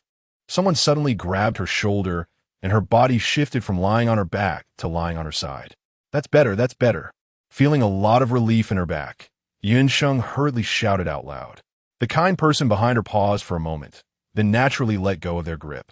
Sheng let out a sigh of relief, about to continue resting, when a familiar voice reached his ears. "The reward you promised before." "Oh, so that's what this is about." Sheng understood in her heart and raised her hand to touch her storage bag. Before she could decide what to take out as a reward, after all, she had obtained quite a few items converted from fire crystals during the hour she was chased by the fireball rain. A voice came from behind her. I want food with a long shelf life. Sheng frowned slightly. Although she had quite a bit of food converted from fire crystal stones in her storage bag, she didn't take it out directly. Why are you so troublesome? Having food is good enough. Why do you have to be so picky? Sheng said discontentedly. The people from Xiaojia village nearby had also heard that their rescue would be rewarded, and that the reward would be food. Upon hearing Xiaolin mention the reward, they couldn't help but feel hopeful, their eyes brightening with anticipation. No matter what kind or how much food this little girl could produce, as long as it was edible, it would be fine. Who would have thought that the usually clear-headed Xiaolin would make such a request? As soon as Sheng said that, someone immediately became anxious. No. Cough, cough. Another villager from Xiaojia village was a beat slow. Just as he opened his mouth, he heard a heart-wrenching coughing sound nearby. Stealing a glance at the expressions of the villagers around him, as well as the elbow that was eagerly poised at his chest, he immediately shut his mouth. He wasn't very clever and didn't understand what these people were hinting at. He just needed to follow orders and act accordingly. Although Sheng couldn't see the small movements behind her, she could hear them clearly. Chapter 28. Still able to go out. She reached into her space bag and rummaged around. After a moment of hesitation, she finally pulled out a long strip of something, about a quarter of an arm's length and roughly palm width. This, as Sheng just opened her mouth, a villager nearby, who saw what Sheng was holding, couldn't help but exclaim, "It's meat." Instantly, a group of people who had been standing 2 steps away rushed over. One person even reached out with one hand, seemingly wanting to pinch and see if what she was holding was indeed meat. The crowd immediately showed disappointment, especially the villager who almost touched the meat. His eyes filled with regret. The size and color of that piece, he was sure it was definitely not the scorpions or sand rats they had eaten before. The fire zone was not large, and the plants and animals that once existed there had long been completely destroyed by the fireball rain, with only a desert zone adjacent to it. That was also a barren disaster area. The only meat they could obtain was from small desert animals, and they also had to guard against the strong mutant creatures, unless they went to a farther disaster area where food was more abundant. It was extremely difficult to get enough food to fill their stomachs, let alone meat. A group of people looked at the spatial bag in Sheng's hand. Although their eyes were filled with desire, they didn't feel that they had to have that piece of meat. As long as it was food, they wouldn't be picky. They were just a bit unable to control themselves upon seeing such a large piece of meat all of a sudden. "You're too close, back away." Sheng was holding her space bag, her dark, round eyes warily watching a group of people who suddenly approached, adopting a defensive posture. However, wasn't a bit too late to be cautious now. If they were really bad people, how could the treasures she carried and her own safety still be intact? Xiaolin didn't want to create more trouble. He waved his hand to the people gathered around, signaling them to continue with their own business. Then he said to Sheng, "The reward must be that piece of meat. If you're not at ease, you can rest here first, and after you're done resting, you can give me the meat." Sheng blinked her dark, almond-shaped eyes, seemingly contemplating Xiaolin's words for a moment before looking at the man across from her with some anticipation. "Can I hide here from the fireball rain during the day? I can give you food." Xiaolin let out a light breath, his gaze shifting from Sheng's dust-covered face to the bag in her hand, remaining silent. Sheng tightened the bag in her hand. Although she tried to remain calm, there was still a hint of nervousness in her voice. "This bag can only be used by me. You wouldn't be able to use it even if I gave it to you." Despite saying this, Xiaolin clearly saw her grip on the bag tighten even more. He sighed inwardly. Xiaolin could roughly guess why the girl wanted to stay here. But if the daily fireball rain continued to be like today, they would eventually attract attention from others. For the safety of the villagers, they couldn't allow an outsider to stay here. Judging by the man's expression, Sheng could also guess his thoughts. Before Xiaolin could refuse, Sheng threw out a bombshell. "Don't be so quick to refuse. We're just temporarily trapped here. We will definitely be able to leave in the future. But as you can see, those fireballs seem to be targeting me. So I need a safe environment during the day. I have food, and you need food." The rest of her words didn't need much elaboration. Anyone could understand. Xiaolin naturally understood as well. His eyes gradually became deep as he lowered them to assess Sheng on the ground. After a long while, he calmly asked, "How can you prove that what you said is true?" If you don't believe me, you can ask the traveling merchant who came in yesterday. He is also a chosen one, just like me. As Sheng finished speaking, Lin's pupils suddenly constricted. Although he had known that the traveling merchant was not simple, he didn't expect him to be a chosen one. However, Lin lowered his head, his gaze falling on Sheng's face, which was covered in dust and barely recognizable. Seeing that Lin seemed to waver, Sheng continued to stoke the fire. Although I don't know exactly when we can leave here, as long as we live long enough, we might just wait for that day to come. This matter has no drawbacks for either of us. The man remained silent. However, from the glimmering light that occasionally flickered in his eyes, Sheng knew that he would surely agree. I have another question. Lin did not make a decision immediately. What question? Lin pointed to the pocket of his shirt, his expression serious. Those fireballs chasing after you, is it because of that? Sheng was taken aback for a moment, then nodded and said, I suppose that can be said. After Sheng finished speaking, he saw Lin looking as if he had expected it. Then Lin asked again, so this thing on me. Sheng looked at the seemingly nervous Lin and hoped that the fireball rain could change its target, but that was obviously impossible. It's very safe. Sheng said this sentence with a hint of weakness. After waiting for a while and seeing that Lin seemed to have no further questions, Sheng looked up at the man above. So, does that mean you agree? After a moment of contemplation, Lin spoke. I need to discuss it with others. Sheng looked disappointed. He then waved his hand and said, Then you hurry and discuss it. I'm waiting for your good news. After saying this, he turned over, buried his head in the crook of his arm, and lay on the ground looking completely exhausted, not moving at all. Lin didn't stay long either. He called someone to keep an eye on Sheng and hurriedly left. A middle-aged man who came with Lin was also there, and Sheng heard someone call him Uncle Sheng, showing a very respectful attitude. Seeing the unfamiliar face standing next to him, which was unlike the previous few young people who wore their emotions on their faces, he became a bit more cautious. Lifting his head slightly with his chin resting on his arm, Sheng eagerly asked, How is it? Can I stay here during the day to avoid the fireball rain? Unfortunately, the newcomers were still quite slow. Chapter 29, Encountering a Great Person in the End. The people of Shao family village agreed to let Sheng stay here during the day to avoid the fireball rain. However, it was limited to this outer area. All right, finally, the matter was settled, and Sheng let out a sigh of relief. The group of people from Shao family village next to him also breathed a sigh of relief. They have already heard about Sheng from Lin. Although this girl seems to lack much combat power, she is, after all, a person with extraordinary treasures, and not just one. It won't be simple to deal with her. The remaining people in their village are already few, and with this unusual rain of fireballs, the days ahead are likely to be anything but peaceful. It would be best if they could coexist peacefully with Sheng. After discussing the details of the transaction, the people of Shao family village went back to their own tasks. Sheng also unfastened the shield behind her, wrapped in her cloak, and lay on the ground, resting with her eyes closed. After nearly 2 hours of physical exertion, she was truly exhausted. Occasionally, sound would come from nearby, and the villagers of Shao family village would sometimes curiously glance at the small bulge in the corner, but no one approached. Sheng was simply resting with her eyes closed, not actually asleep. Her back hurt too much, feeling as if it had swollen. However, none of the nearly 200 fire crystals she had transformed into items over the past hour had helped with her back injury. Shifting her body under the cloak, Sheng turned to lie on her stomach. Although the ground beneath her was not very even and lying down was somewhat uncomfortable, this position at least relieved some of the discomfort in her back.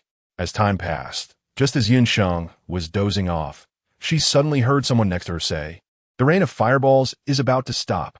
Her half-closed eyes suddenly opened wide, and Sheng crawled out from under her cloak, putting it back on and walking outside with several villagers from a Shao family who had heard the sound. Right now, she was like a walking magnet for fireballs, so it was safer to wait until the rain of fireballs completely stopped before going out. She took an apple from her storage bag and ate it as she walked inside. Unfortunately, although she had plenty of ingredients and cooking tools in her storage bag, she had no fire. Otherwise, she could have simply cooked something to eat. Since the Shao family villagers had accepted her raw meat, they should have a way to start fire, right? Should she ask to borrow some fire? The crunching sound of the apple in her hand attracted the attention of many around her, and she could hear the sound of people swallowing. Not to mention they were trapped here now. Even if they could go out, they hadn't had fruit like this since the apocalypse. The sound of swallowing was completely uncontrollable, and her eyes seemed to have a mind of their own. The villagers from the Shao family, who originally wanted to go outside to check the situation, were all staring at the apple in Yun Sheng's hand, their feet seemingly nailed to the ground, frozen in place. Yun Sheng glanced at the apple in her hand, then looked at the group of people who hurriedly shifted their gaze when she looked over, not seeing anyone familiar. Finally, her gaze landed on a girl with a neat short haircut. She slowly walked over. The girl, seeing Yun Sheng approaching, was clearly a bit puzzled.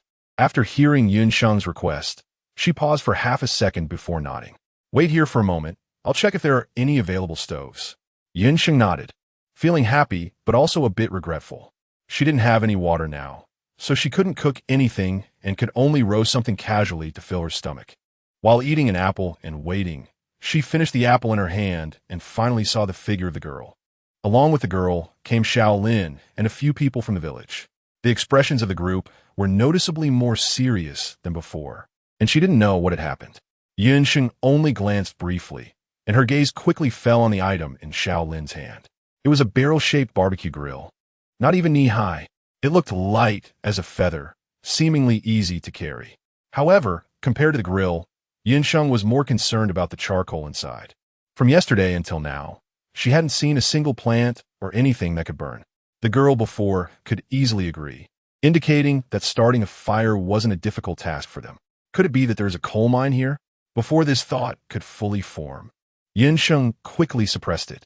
No, if there really were a coal mine, with the way that Fireball was burning during the day, even if the mine itself wasn't ignited, those people would certainly not dare to approach it, let alone go there frequently to collect coal. Yun Sheng's thoughts were flowing when she saw a man over 8 meters tall, carrying a grill approaching her. The grill, filled with charcoal, was gently placed on the ground, and a layer of deep black powder at the bottom was mixed with quite a few grains the size of rice, which didn't look much like coal. Before Yun Sheng could speak, Shaolin had already ignited that layer of deep black powder and stood up. The fire in the grill could last for half an hour before it would slowly go out. "We don't have much charcoal stored, so we can only give you this much. If you think it's not enough, you can exchange food for more." Huh? Has she encountered a good person? He's actually providing her with charcoal for free? Yun Sheng looked up in surprise at Shaolin's bronze, very proper face. But what flashed through her mind were the countless reminders the man had given her before she came, urging her to be cautious in everything. After a moment, she nodded and said, "Got it." She then took a potato out of her space bag, sliced it thinly with a knife, and placed the slices on the grill to roast slowly. The charcoal fire was strong, and the potato slices were cut thin, so it didn't take long for them to turn golden brown and emit a tempting aroma. Yun Sheng checked the time and realized there was still plenty of it. So she immediately took out duck hearts, eggplants, sweet potatoes, shiitake mushrooms, corn, and more from her storage bag. After roasting these, she looked at the stove, which now only had a faint flicker of flame left, and finally stopped. Especially seeing how many items Yun Sheng had taken out, their eyes were almost glued to them. Who would dare to act like Yun Sheng? They heard that this young girl came here to trade for fire crystal stones, so she must have brought a lot of food with her. They were in desperate need of food here. Unfortunately, they were currently trapped, and under such circumstances, the other party definitely wouldn't trade food for fire crystal stones anymore. Chapter 30. Did she guess wrong? As soon as Yun Sheng looked at the expressions of the people around her, she knew she had achieved her goal. She wanted to instill a preconceived notion in these people that she had plenty of food, enough that she wasn't worried at all about the day she would leave this place. Next, it was time to address the issue of the magical treasure. Yun Sheng had already thought this through. The fireball rain had a particular favor towards her, which she couldn't change for the time being, but there were still ways to divert other people's attention away from her. Yun Sheng was eating grilled eggplant while contemplating her next plan. After thinking for a while, she clapped her hands and stood up. She glanced at a few people nearby who were secretly watching her. As soon as they saw her look up, they immediately averted their gaze. Yun Sheng paused for a moment. She had thought that she would need to spend some time dealing with the people from Shao family village after her little stunt today. but it turned out they were just quietly observing her. Not to mention coming up to snatch something, there were hardly any who dared to meet her gaze. But that was fine. It saved her a lot of time. To proceed with her next plan, a well-fed Sheng did not intend to waste any time. Seeing that the sky outside was about to darken completely and the fireball rain had already stopped, it was time for her to get ready. The short-haired girl had been paying attention to Sheng's movements. When she saw Sheng heading towards the cave entrance, she immediately followed. However, they were currently trapped here and unable to leave, and there was no food to be found in the fire zone. Going outside would only consume energy and waste provisions. If it weren't necessary, they definitely wouldn't leave this place. Moreover, it was very likely that someone had already set their sights on this location. The girl looked at Sheng, her deep brown eyes revealing a hint of unease. "Are you leaving?" The girl's lips moved slightly, as if she wanted to say something. But when she met Sheng's calm yet slightly confused gaze, the words she wanted to say just wouldn't come out. Sheng was a bit anxious, saying, "I don't live here. There's no danger outside at night, and I will come back before the sun rises tomorrow." As she spoke, Sheng took a few more steps outside. The sun was no longer visible on the distant western horizon. Seeing this, Sheng waved to the person behind her. "If there's nothing else, I'll be leaving now. See you tomorrow." After saying this, Sheng nimbly descended the steep slope, and soon all that could be seen was a small silhouette growing smaller in the dim light. After that, the tiny silhouette disappeared as well. What Sheng didn't know was that after she left, Shaolin, who had heard the news of her departure, also came out. However, compared to the girl who had interacted with Sheng earlier, Shaolin's expression was much calmer. "It's fine. We'll seal the entrance soon. There are enough stones prepared outside. Notify everyone to take a break and eat something to replenish their strength, and just leave one person outside to keep watch. If someone tries to come in during the night, we must stop them. If not, that would be even better." After reminding everyone, the man turned back to check on the preparations at the entrance. On the other side, Sheng was determined as she looked at the orange-red light ball above her head. She was heading for the area closest to it. If her guess was correct, the likelihood of finding fire crystal stones in that area should be the highest. Taking advantage of the fact that it wasn't completely dark yet, Sheng quickened her pace. However, the closer she got to the area where the orange-red light ball was located, the more the stones varied significantly in size. In just a short time, Sheng had already seen quite a few stones that were as tall as she was. Unfortunately, those tall stones were just ordinary stones and did not contain any fire crystal stones.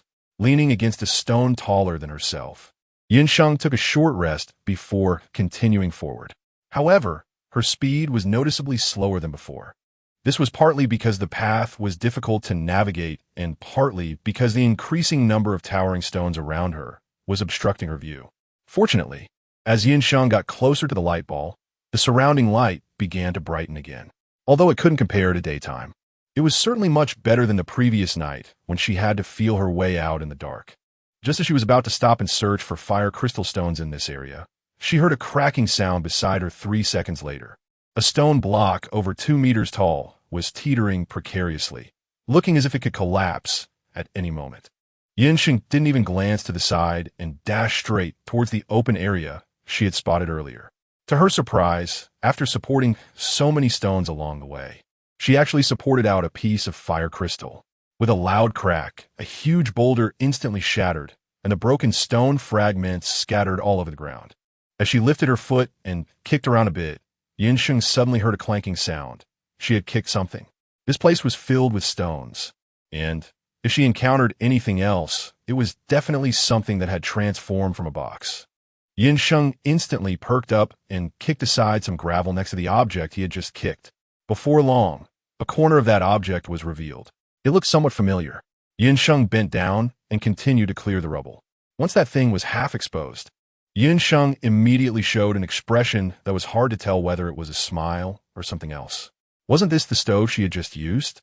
It was exactly the same, holding the stove, which was still shorter than her calves. Sheng examined it closely for a moment before quickly tossing it into her space bag. Although she now had a stove, she didn't have any charcoal and didn't know where to get it. So, for now, having the stove didn't make much of a difference. However, why did such a stove appear? Sheng didn't dare to aim at the many tall stones nearby this time. He just raised his hand and touched a slightly smaller stone beside him. While touching it, he was deep in thought. However, even after bending over so much that he could barely straighten up, he still hadn't found a piece of fire crystal. Sheng couldn't help but frown slightly. It shouldn't be. According to her previous experience walking through this area, the probability of finding fire crystals should be the highest. But after such a long time just now, she hadn't found a single fire crystal. Could it be that she was mistaken? Sheng looked around at the stones, a hint of doubt flashing in her pitch-black pupils. Chapter 31. Bountiful harvest, if that's really the case, then her trip here has truly been in vain. Sheng's gaze was dim as she scanned the surrounding stones, finally settling on the tall rocks nearby. She recalled that when she first arrived in this area, the first fire crystal she found was inside one of those tall stones. Could it be? Sheng's gaze fell on a tall stone beside her, which was about 3 meters high. She raised her hand to touch it but thought better of it, and first took out the shield she had used before from her spatial bag to hold in front of her, as well as a steel helmet to replace the hat on her head. After doing all this, Sheng finally placed her palm on the large stone. 1 second, 2 seconds, 3 seconds. The giant stone remained steady, indicating that there was no fire crystal inside. Sheng was not disappointed and walked towards another giant rock. 3 seconds later, nothing happened again. The probability of finding a fire crystal was already low, if she could find one just by casually touching. That would have surprised Sheng even more. Thus, after passing 10 rocks in succession, although she knew that the rock in front of her might not contain a fire crystal, Sheng still did not dare to be careless each time. She was always prepared to protect herself in case the giant rock collapsed. She raised her hand and placed it on the 11th giant rock. After 10 consecutive failures, Sheng did not experience much emotional fluctuation. She perked up her ears, slightly leaned back, and pressed her left palm tightly against the giant rock. A not-so-subtle cracking sound entered her ears, followed by a rapid succession of cracking sounds like a tide rushing in. The once solid stone under her palm seemed to have suffered some kind of heavy blow from within, instantly shattering and collapsing. Sheng had long been prepared. As soon as she sensed something unusual, her body began to retreat quickly, and the shield in front of her, half her height, protected her upper body thoroughly. Stones came crashing down and soon fell silent. There were many stones, and Sheng did not yet know what the transformed items were, so she carefully began to clear the rubble bit by bit.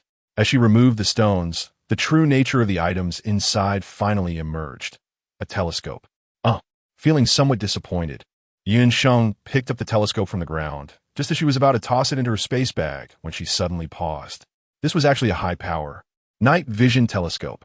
Thinking back to how she had stumbled around in the dark like a suddenly blind person while the 2 people beside her seemed unaffected, Sheng felt that this telescope had come just in time. However, it wasn't practical to keep it at her eyes all the time, if only there were a smaller, more convenient item to help her see clearly at night. After stowing away the night vision telescope, Sheng felt a bit more relaxed and continued toward the next tall stone. After touching about 10 more stones, she sensed the tremors beneath her hands caused by the stones beginning to crack and quickly pushed herself aside. There was a loud crash that lasted nearly 2 seconds, and when she heard the silence return, Sheng immediately put away her shield. Before she could take out her stone-digging tools, she looked at the figure that suddenly appeared in front of her and rapidly retreated 2 steps. The shield she had just stowed away was back in her hand, and in her other hand, she now held a small, leaf-shaped knife. 2 weapons in total. Sheng hid behind a large rock, her shield raised in front of her, and unconsciously tightened her grip on the flying knife. After waiting for a long time, she didn't hear any sound from outside. It seemed that the figure she had just seen was merely an illusion. But Sheng was sure she hadn't seen it wrong. Right there, in the pile of rubble where the transformed items should have appeared, Sheng suddenly had a flash of insight, but still hesitated to believe it. He picked up a stone and threw it in that direction. When the stone hit the shadow, it made a crisp sound, but the shadow didn't move, not even glancing over at Sheng. The thought in his mind seemed to solidify further. Sheng raised his shield, leaned out half his body, and threw another stone. The shadow appeared to be unresponsive, remaining completely still. Sheng's courage grew bolder as he raised his shield and approached step by step. In the dim light, the figure among the pile of rubble gradually became clearer. The silver-white armor reflected the orange light above, and a long sword stood upright in front of him. The lines of the armor smooth and flowing, completely encasing the body. The helmet on top obscured the face, making it appear as if a person were standing there. But it was actually just a suit of armor. Sheng really didn't expect that the fire crystal could transform into such an ancient item. Confirming that this was an ordinary set of armor, Sheng immediately put the armor into the space bag. The appearance of 2 fire crystals in succession gave Sheng a lot more confidence in tonight's operation. Although sometimes it took a bit of time to clear away the rubble, the probability of fire crystals appearing in this area was much higher than before. Knowing where treasures were and heading towards them was quite different from aimlessly searching for treasures without knowing the outcome. With another loud crash of a giant rock shattering, Sheng skillfully dodged. Once the sound stopped, he took out a crowbar and began to leisurely sift through the rubble on the ground. Before long, a white corner peeked out from under the accumulated rubble. It looked a bit like a woven bag. Sheng continued to clean around the woven bag. As the surrounding circles of gravel were cleared away, the red printed patterns on the white woven bag gradually emerged. Below the pattern, the words rice were printed in black dye. Sheng's lips curved slightly, and the speed of her cleaning increased, until the rubble around the rice bag was cleared away. She finally took a careful look at the rice under the orange light above her head. This large bag of rice should weigh around 50 pounds. Compared to the food she had previously obtained, which had mostly been individual items, even a small bunch of peppers, despite having a dozen or 20 peppercorns, added up to less than the size of a potato. This bag of rice nearly matched her entire afternoon's harvest. What a bountiful harvest! Chapter 32. Goodbye. Traveling merchant putting away the rice bag. Sheng slightly pursed her lips, her eyes and brows filled with joy, looking up at the towering giant stones around her. Even though she had been pinned to the ground by such a large rock during the day, she still felt an immense sense of familiarity when looking at these stones. She no longer had to worry about food for the time being. Now, she just needed some drinking water and special items. Sheng looked at the large stones with a devout expression, making wishes. Time quietly passed in the growing smile on her face, and aside from the lack of drinking water, her wishes could be considered more than fulfilled. Although there was no drinking water, she had watermelon, coconut, cantaloupe, strawberries, and tomatoes, as well as a water bag that could produce 200 milliliters of water each day, so she didn't have to worry about thirst for now. There were 2 special items in total. One was a bracelet that could make her invisible. It was a bound item, meaning only Sheng could use it. It could be used for 2 hours each day. The bracelet was made up of 12 lustrous white beads, which would turn red as the usage time elapsed. When all the beads turned completely red, it indicated that the 2 hours of invisibility for the day had been used up. At that point, the bracelet would look like an ordinary one. The second special item was a roll of gauze. It was a non-bound consumable item. Simply covering the gauze over an injured area would allow the wound to heal in 1 minute, but it was limited to minor injuries, such as knife wounds within 4 centimeters of the skin surface, nasal bone fractures, and tailbone dislocations. However, it could also be used for more severe injuries, though the effect might be diminished. After a minute, the unbearable pain vanished, and her entire back felt as smooth as new, as if she had never been injured. It couldn't be better. Unfortunately, there was only a small roll. Tomorrow, she would come back again. Sheng, filled with excitement after her fruitful return, remained exhilarated even though it was already late at night. She walked and stopped, finally arriving at the foot of the small hill, feeling as if her legs were no longer her own. The distance she had walked in this other world in just 1 day matched the amount of exercise she had done in the previous week. Even though the shoes she was wearing had alleviated some discomfort, it was still a bit too much. Dragging her heavy body, she finally climbed up the gentle slope. But as her legs gave way, she fell directly to the ground. Just as she was trying to get up with her weak hands and feet, she heard a familiar voice from above. Sheng was so tired that she just wanted to collapse on the ground and fall asleep immediately.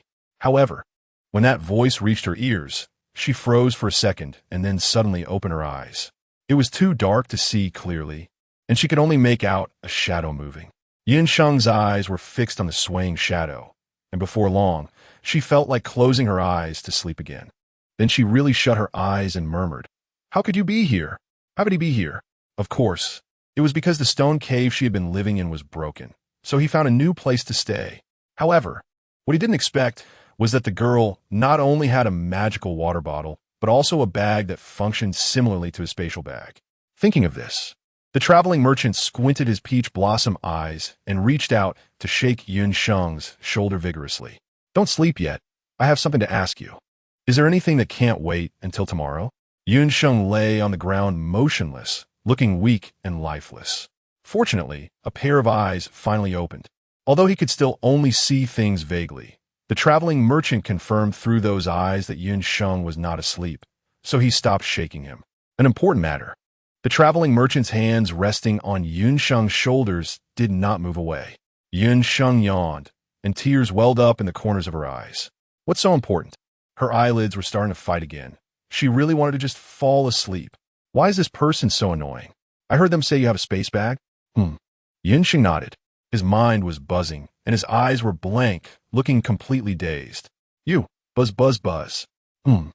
Buzz buzz buzz. After a few moments, the traveling merchant, who was initially shocked by the news and found it hard to accept, realized something was off.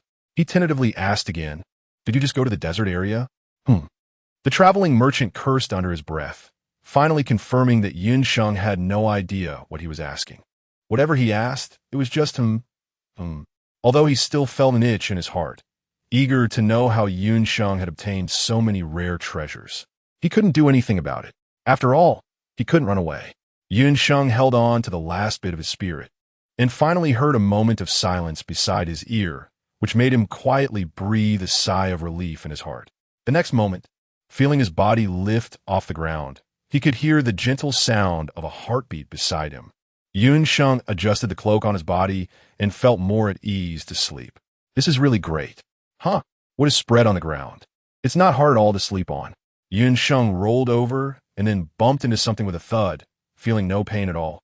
The traveling merchant, feeling the tent above him shaking, thought that if Yun Sheng kept bumping into things, the tent might come apart, and in any case, he wouldn't be sleeping tonight. Clenching his fists, the traveling merchant was pondering whether he should tie the girl up with a rope to keep her still. But the person who had rolled to the corner of the tent suddenly stopped moving.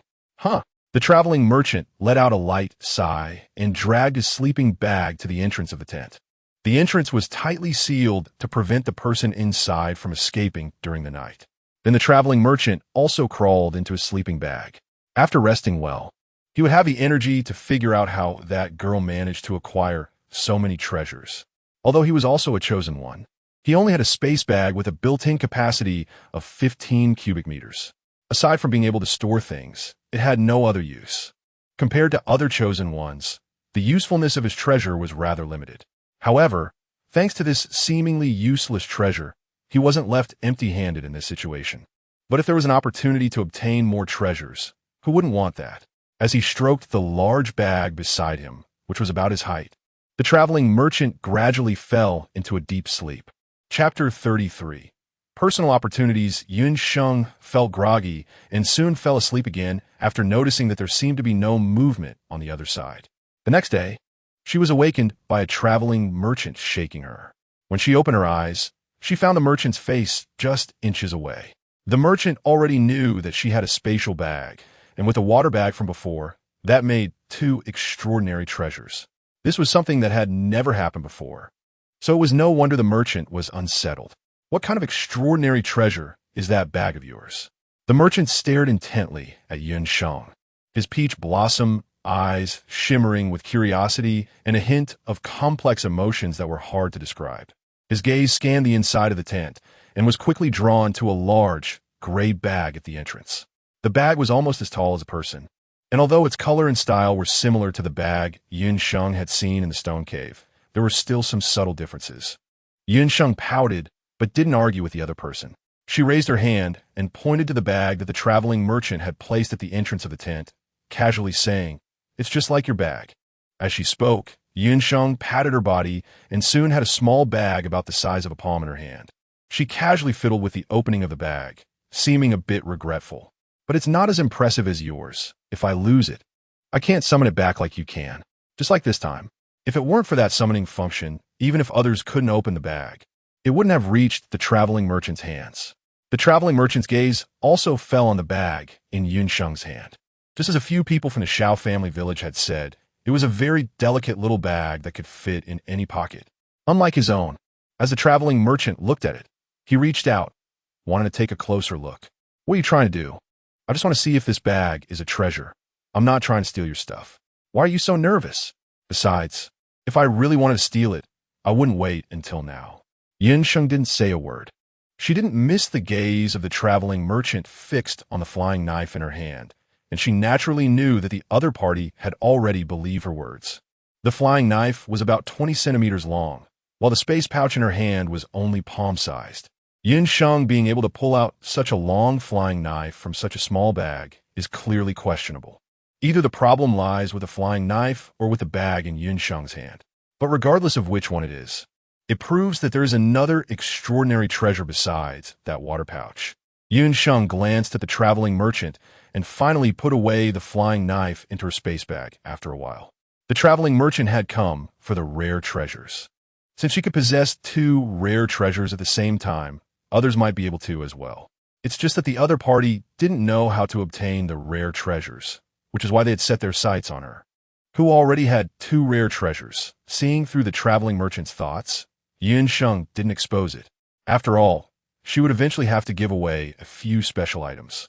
When the traveling merchant saw Sheng put away the flying knife, his smile immediately became even brighter. Rubbing his hands together in front of his chest, he leaned in a bit closer and, lowering his voice, asked the question he had been wanting to ask since he learned about this matter yesterday. We are trapped here now and don't know when we can leave. If you know any news, could you share it? Sheng bit her lip as she regarded the traveling merchant before her, who had reined in his sharpness and appeared particularly good-natured. Although she knew he was putting on an act, she had to reveal something, whether for her future plans or for her temporary persona. She scanned the merchant, her expression hesitant. Finally, as if having made a firm decision, she spoke, I can tell you, but I have conditions. The traveling merchant instantly perked up, as if he had been injected with adrenaline. If it weren't for the fact that he hadn't gotten the information yet, he feared his reaction might be too strong and that Sheng would regret telling him. He managed to suppress his excitement and nodded seriously. Go ahead. Sheng raised a finger. First, obtaining the exotic treasure depends on personal fortune, and you can't compete with me for it. The traveling merchant nodded. Second, if you are lucky enough to obtain an exotic treasure, you must give me 100 fire crystal stones for each one you acquire. Of course, if you clearly obtain an exotic treasure, but tell me you didn't, I won't be able to know. So, before Sheng could continue, the traveling merchant directly interrupted. Isn't it just 100 fire crystal stones? If I can really get an exotic treasure, I can definitely afford that. Don't mention 100. Even if it were 1,000 or 2,000, it's worth it for an exotic treasure. Are there any other conditions? Sheng thought for a moment and then said nothing. Then you should speak up. The traveling merchant's eyes sparkled with excitement. After finishing his sentence, he seemed to remember something and made a pause gesture towards Sheng. Wait a moment. Let me check if anyone is eavesdropping outside. He opened the tent flap and peeked outside, and indeed saw a few villagers from the Xiao family not far away, although they were unlikely to hear what was being discussed inside the tent from this distance. The traveling merchant still felt a bit uneasy. He had spent a lot of money to acquire this information, and even though it wasn't possible to keep it a secret forever, he wanted to obtain a rare treasure first. Standing at the tent entrance, the traveling merchant kept his eyes on the surroundings, showing no intention of coming in. Sheng was not afraid of the news leaking, but thinking about the fire crystal he could earn from the traveling merchant, he happily walked out. The two found a secluded corner, and Sheng shared the process of obtaining 3 treasures. Chapter 34. Spreading news of the treasures according to Sheng's account. The traveling merchant ultimately summarized 3 points of information. First, it depends on luck. With good luck, the treasure might just drop into your hands. This situation was similar to how they had previously obtained treasures. Second, it's possible that the treasures have already appeared somewhere in this fiery region, but at that time, there were no people around, so the treasures would remain in place. However, Since this is the fiery region, it's uncertain whether those treasures that weren't collected in time can remain safe. Lastly, the third and most important point, previously, when they obtained treasures, the treasures were the masters. This time, the treasures that appeared not only automatically bound after contact, but also allowed the option to choose whether to bind to the treasure and could be used without binding. This means that there are now more ways to acquire treasures. After summarizing the newly obtained information in his mind, the traveling merchant smiled slightly. His gaze fixed intently on Sheng. So, you also obtained a treasure that can be used without binding? Your luck is indeed. The traveling merchant's eyes sparkled, as if he was thinking of something. Sheng immediately nodded and, without waiting for the traveling merchant to speak, explained clearly she had indeed obtained it. But it was a consumable exotic treasure. Once used, it would be gone. Speaking of this exotic treasure, Sheng felt a bit regretful. If it hadn't been for that fireball chasing her, she wouldn't have had to use such a treasure. In those 2 hours, if she had been persistent in breaking through the barrier, she might have had some different gains. Unfortunately, given the situation at that time, she really couldn't afford to take the risk. Although she felt a bit regretful, losing the exotic treasure was still better than losing her life. Sheng helplessly waved her hand. The traveling merchant was initially skeptical. Even if it was a consumable exotic treasure, it wasn't something that could just be used up. However, thinking about the fireballs that had chased Sheng yesterday, the traveling merchant fell silent again. Sheng no longer paid attention to the traveling merchant. The news had already spread, and now she needed to gather more special items to verify what she had said before. Although the sudden rain of fireballs that chased her yesterday did not actually take her life, it exposed many treasures she had hidden. To prevent these people's attention from remaining on her, she needed a few others like herself who had obtained extraordinary treasures. Sheng looked at the traveling merchant who had fallen into deep thought and decided not to bother him anymore. She turned to the villagers of Shao family village to ask for a stove and charcoal, then paid the accommodation fee for the day. After eating and drinking enough, when returning the stove, Sheng called the girl. This black powder is quite useful. How much of this do you have? I would like to buy some to take with me when I can leave here. Upon hearing Sheng mention leaving, the girl's dim eyes seemed to brighten a little. After pondering for a moment, the girl looked at Sheng and said, "Are you looking to buy charcoal powder? If you need a small amount, our village can provide it directly. If you need a larger quantity, it might take some time. About this much in a barrel would be enough." Sheng raised her hand to indicate a height. She would use it herself. According to the availability of this carbon powder, a barrel would last a long time. Moreover, perhaps they would obtain better fire-starting tools in the future, making this unnecessary. All right, when the day comes that we can go out, we will have it prepared for you. Seeing that Sheng had nothing else to say, the girl picked up the stove and left. Although the amount of carbon powder Sheng needed was not much, and it seemed she wouldn't be trading with them for now, at least until the day they could leave, they could still make a deal. It was just uncertain when they would be able to leave. However, compared to the situation in the big river village to the east, the conditions in Shao family village were already much better. As noon approached, the rain of fireballs pouring down was even more intense than the day before. Looking around, the entire world seemed filled with rain of fireballs, a sea of red, leaving no room for respite. In an underground space, the bricks above shook violently as the increasingly dense rain of fireballs fell, and small stones and gravel trickled down. In the not-so-large underground space, 2 half-grown children huddled together, shivering. "Brother." The younger girl's voice trembled, her small, dirt-covered hands clinging tightly to her brother's arm, not daring to let go. The boy patted his sister's head, casually grabbing a piece of wood nearby to shield her head. "Nini, don't be afraid. This cellar has been reinforced by brother. It will be fine." Just as he finished speaking, a brick fell with a thud, startling both of them. Fortunately, the brick landed far enough away that neither of them was hit. However, even if they were safe for now, given the destructive force of today as fireballs, they might not survive the day. "Sister, stay here and don't move. I'll reinforce the surroundings a bit more. Once this rain of fireballs ends, brother will take you to Shao family village." The boy gently patted the girl as slightly trembling back, soothing her softly. The girl was young, and upon hearing her brother's words, she immediately nodded her little head. before their mother passed away. She had asked brother to take her to seek refuge in Shao family village, but brother said their mother's family in Shao family village had long since left. If the two of them went, those people wouldn't care for them since they were strangers, just like the people in Daoxiang village. Moreover, if they couldn't reach Shao family village before dawn, they would have to face the rain of fireballs falling from the sky. Thinking of the terrifying fireball that took their mother's life, the girl began to whimper softly. Her whimpers were very faint, easily drowned out by the violent roars above. The boy's gaze was resolute as he focused on searching for anything around that could help them last longer in this cellar, dragging it to the spot where he had previously set his sister down. Even if the cellar couldn't hold out any longer and collapsed, he had to find a way to ensure the safety of himself and his sister. If they could just hold on a little longer, the rain of fireballs would start to weaken. Thud, thud. 2 more bricks fell in succession, striking the iron plate held above the boy's head, making a loud noise that frightened the girl huddled in the corner, causing her to shout, "Brother, me fine." The boy let out a sigh of relief. If it weren't for that iron plate, he might have already been knocked unconscious. The iron plate tilted slightly, shaking off the bricks on top, and the boy lifted his foot to continue moving in the direction he remembered. Chapter 35. What good news is there? The fierce rain of fireballs continued until after 2 in the afternoon before gradually calming down.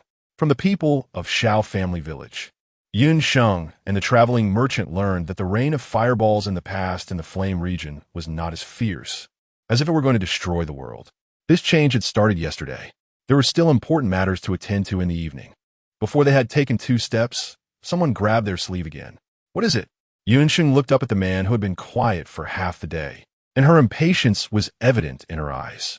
The traveling merchant gently pulled Sheng towards a less crowded area, his expression becoming increasingly soft, clearly up to something. Sheng couldn't help but yawn again. "Just a few minutes, I want to discuss something with you." Seeing that Sheng was really too sleepy, the traveling merchant didn't delay and directly stated his purpose. "If you come across any unbound treasures that you don't need, could you sell them to me? Don't worry, I will definitely make sure you don't suffer any losses."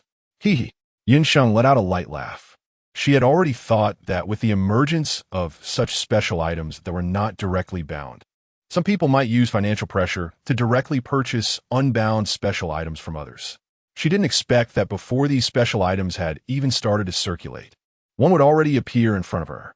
Sheng squinted his eyes and pondered. "Although I also hope to acquire more exotic treasures, this thing really depends too much on luck. Besides, do you think I look like someone who lacks those external possessions? However, if what you say is true, and all those exotic treasures come my way, it wouldn't be out of the question to sell one to you." Sheng's words left the traveling merchant momentarily speechless.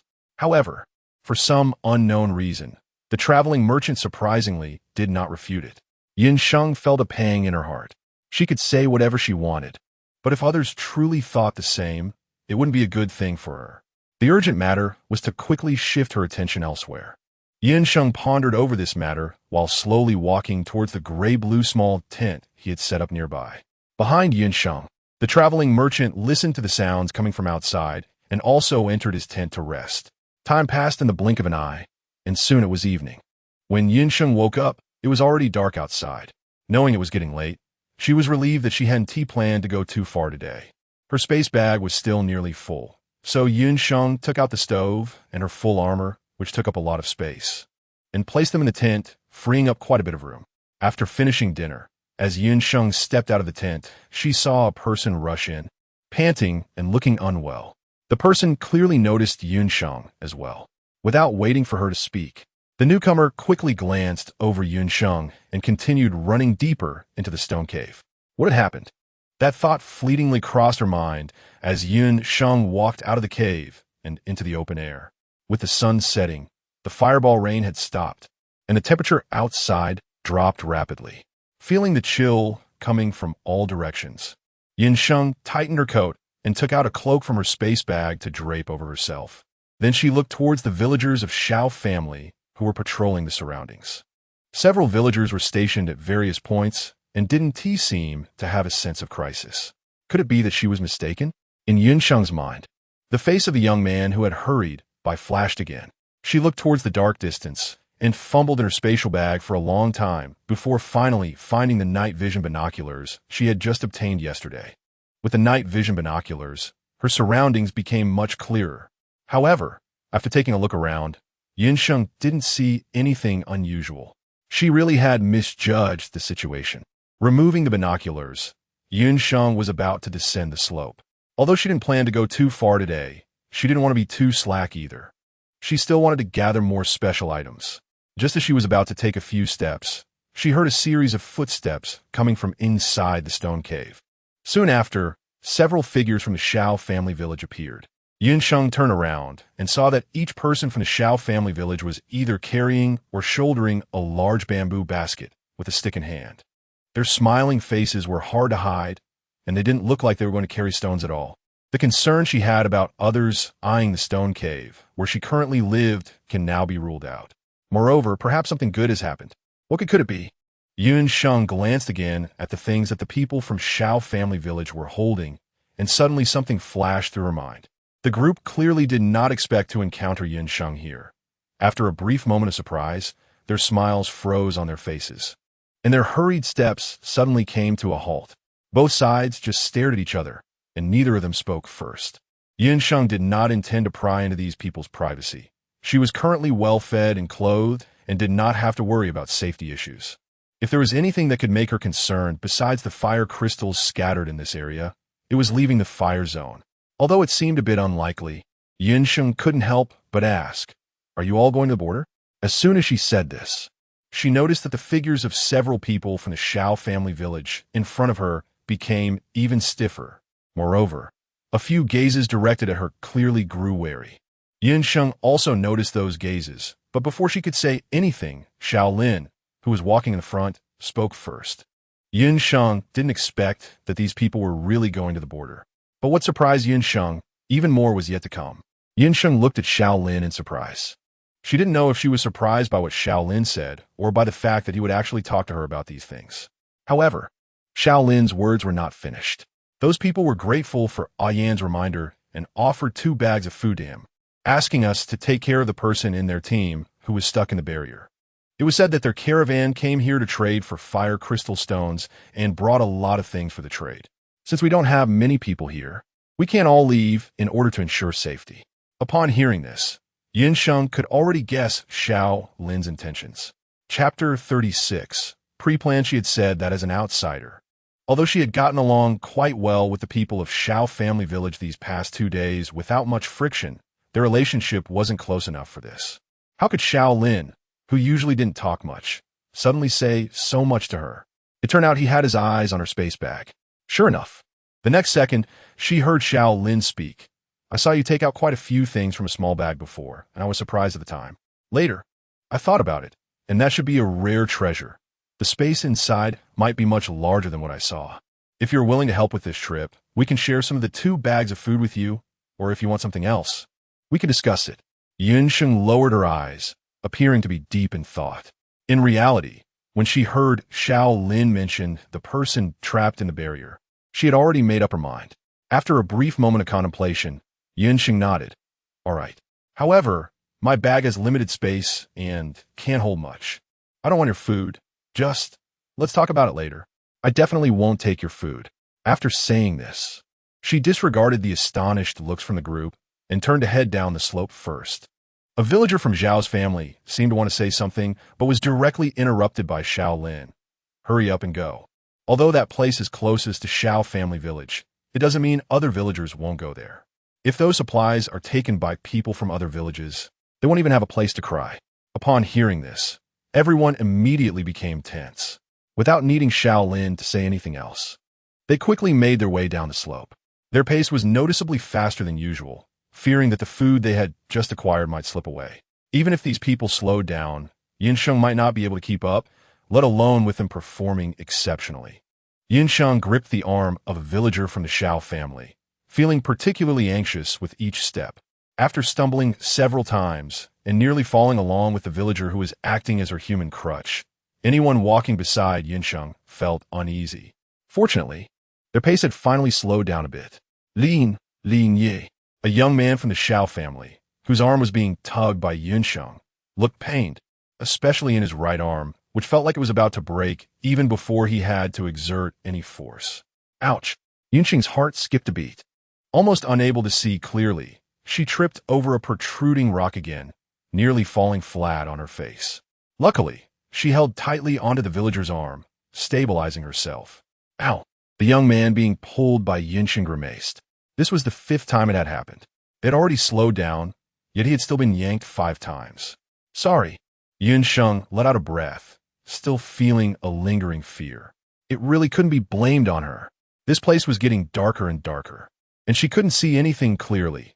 These people were moving so fast. If she didn't hold on tight, wouldn't she be the one in trouble? She was just someone invited to help, and the other party couldn't offer much in terms of good rewards. She couldn't sacrifice too much.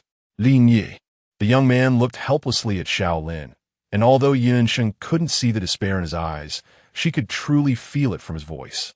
As an idol of these people, Shaolin did not disappoint the young man. A hand quietly reached to Sheng's wrist, guiding her hands to the other arm. Once the handoff was completed smoothly, the young man immediately slipped to the farthest position from Sheng. As soon as Shaolin spoke, a few sighs of relief were heard from his side. Sheng pursed her lips. Although she didn't say anything, she mentally listed the foods that could enhance vision. From now on, she would eat them every day, at every meal, and she didn't believe she couldn't surpass those people. Still worried about when she might be tripped, Sheng was on high alert when she heard a sound and was momentarily taken aback. Was it just a coincidence, or? Sheng looked up at the person beside him, feeling that this matter must be closely related to Shaolin. Hearing the sound, Shaolin seemed a bit impatient as his steps quickened compared to before, though he still walked steadily. Some excited voices came from the ground, followed by the sound of stones rolling. After struggling for a long time without being able to get up, the person on the ground became somewhat angry. What are you doing? Let go of me. In the darkness, a boy with flaxen hair supported himself on the ground, straining his neck and using all his strength, but he just couldn't stand up. Several people from Shao family village stood obediently about a meter away from the boy, quietly watching him struggle until he let out a sigh, feeling quite helpless and compromised. All right, I understand. I can just lie on the ground and not move, right? Just don't all press on my legs. You're going to break my legs. After saying this, the boy finally let out a slow breath a while later. He looked up at the person in front of him and asked, "Are you from Shao family village?" "I know," the boy muttered, clearly not speaking to Shaolin. So, was he speaking to someone on the other side of the barrier? Having heard about this from Xiaoyan earlier, Shaolin was not too surprised. However, if this could facilitate communication with people on both sides, then... "I heard your caravan came from the Wailing Forest?" Shaolin suddenly asked. "Yeah, to come here from the Wailing Forest shows your caravan is no ordinary one. I can guarantee your safety, and you don't need to give me those 2 bags of food as a reward. I just hope your caravan can help me spread a message." Shaolin's words clearly indicated he had thought this through. The people from Shao family village listened quietly. Not a single one spoke. "You want them to spread the current situation of the flame area?" The boy seemed to have guessed Shaolin's thoughts.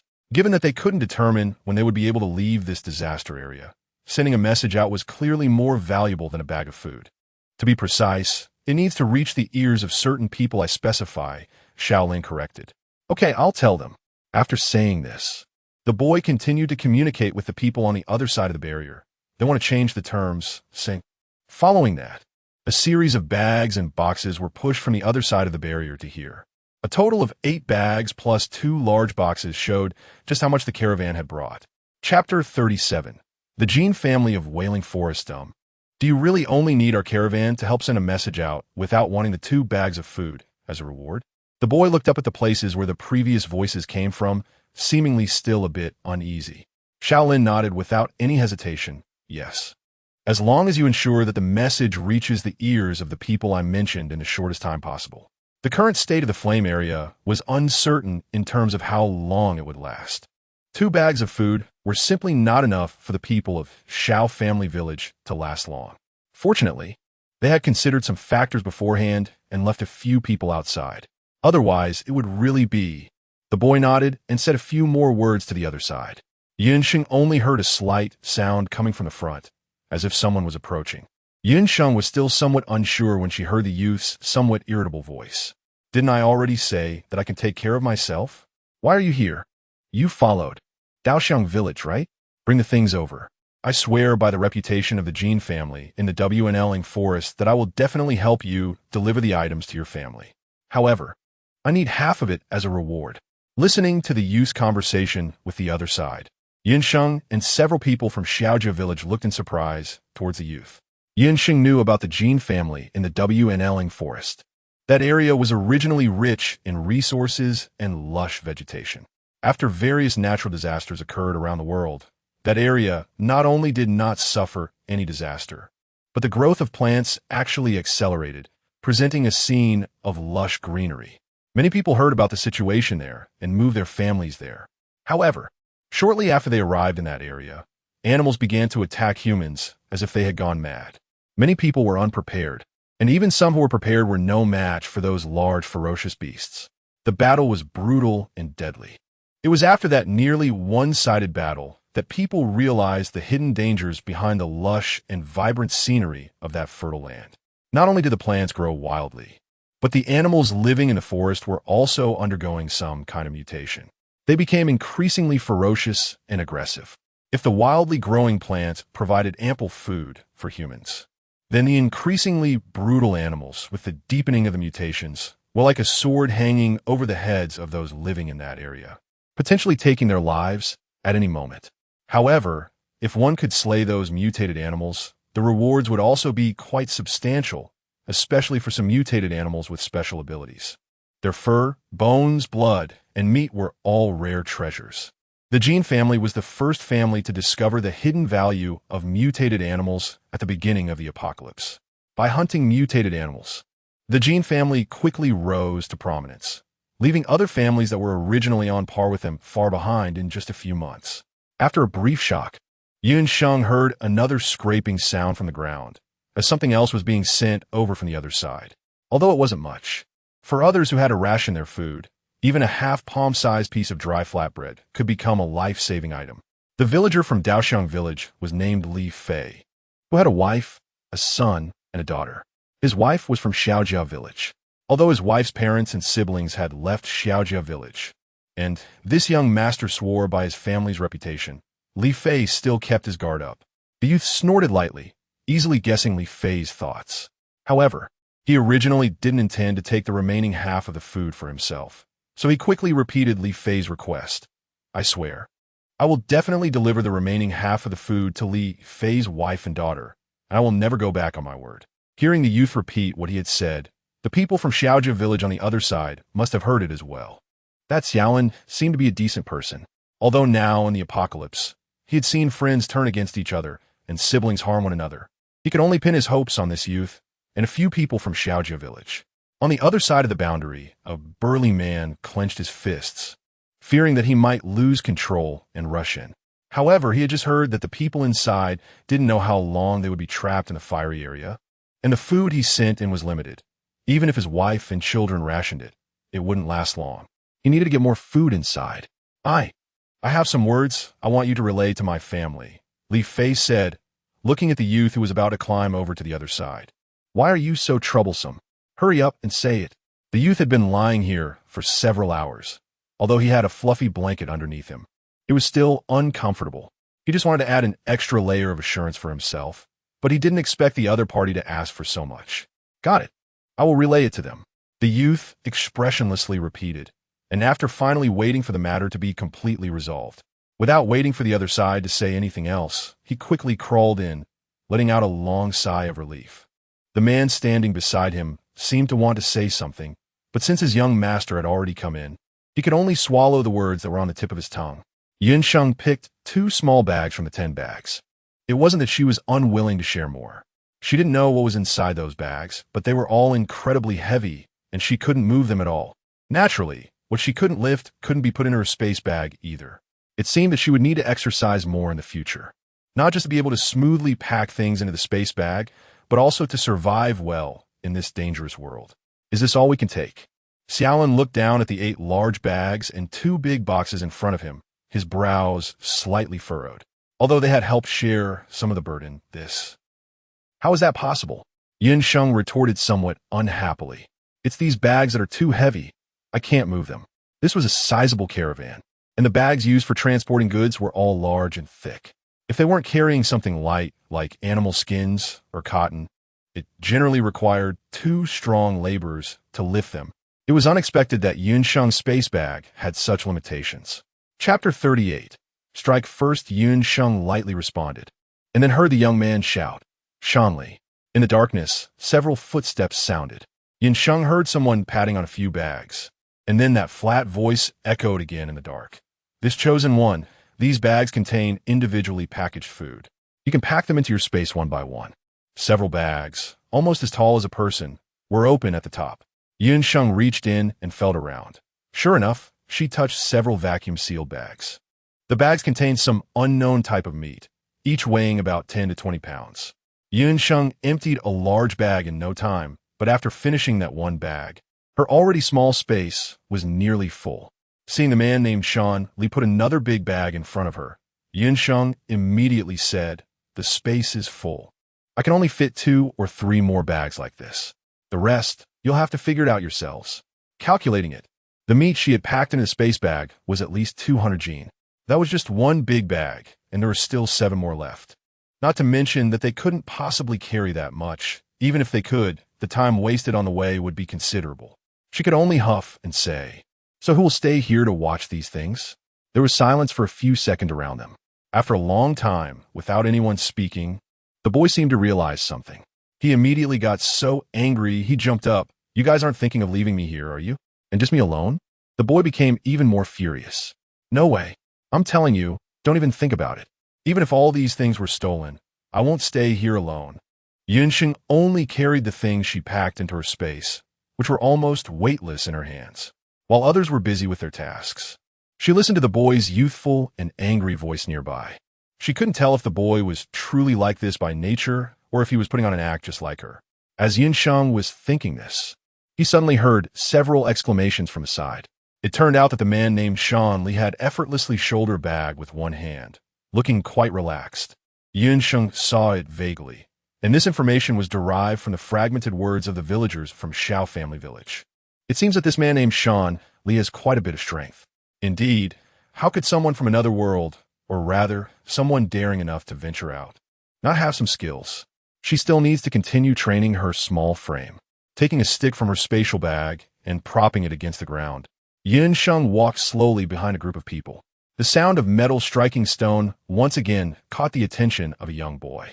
The boy came to Sheng's side, resting his chin on his hand, as if observing her for a long time, before finally expressing a tone of surprise. "Can't you see?" Sheng finally smiled, the corners of his lips curling up. "Yes." The sudden increase in weight on his arm startled the young man. Realizing that Sheng was just using him as a human crutch, the young man immediately let out a quiet sigh of relief. He even enthusiastically began to promote the various mutated animals sold by their family to Sheng. "You can eat more animal livers, especially the livers of mutated animals. The effects are particularly remarkable." "How remarkable?" Sheng thought that the young man walked quite steadily, as if he could see the path beneath his feet. Could it be that he had gained this ability from eating the livers of mutated animals? If that were the case, she wouldn't mind giving it a try. The young man pondered for a moment before saying, "It depends on your own situation. In any case, it will still be better than when you haven't eaten. If it really doesn't work, you can eat more." A quantitative change can also lead to a qualitative change. Sheng, didn't you just say the effect was significant? This sounds a bit unreliable. Forget it. She decided to follow the normal procedure and eat more food that's good for her eyes. Along the way, the young man kept talking, saying that this humanoid crutch was indeed much better than a stick, and Sheng responded casually. After taking out and checking a bag of packaged meat from the space bag, Sheng approached Shaolin to state the reward she wanted. Or rather, it was a condition. "What I want is to trade fire crystal stones with you until we can leave the flame fire zone. All the fire crystal stones in your village can only be traded with me. The trading price will be the same as what you previously traded with other merchant caravans for fire crystal stones." When Sheng said this, Shaolin, who usually had little expression, also showed some surprise on his face. However, Soon the man seemed to think of something, and a hint of contemplation appeared in his eyes. Sheng knew that Shaolin must be thinking about the Jin family merchant team that came to the Flame Zone tonight. The Jin family merchant team came here for the fire crystal stones, which was the same purpose as hers. Seeing the rival, she naturally wanted to take action first.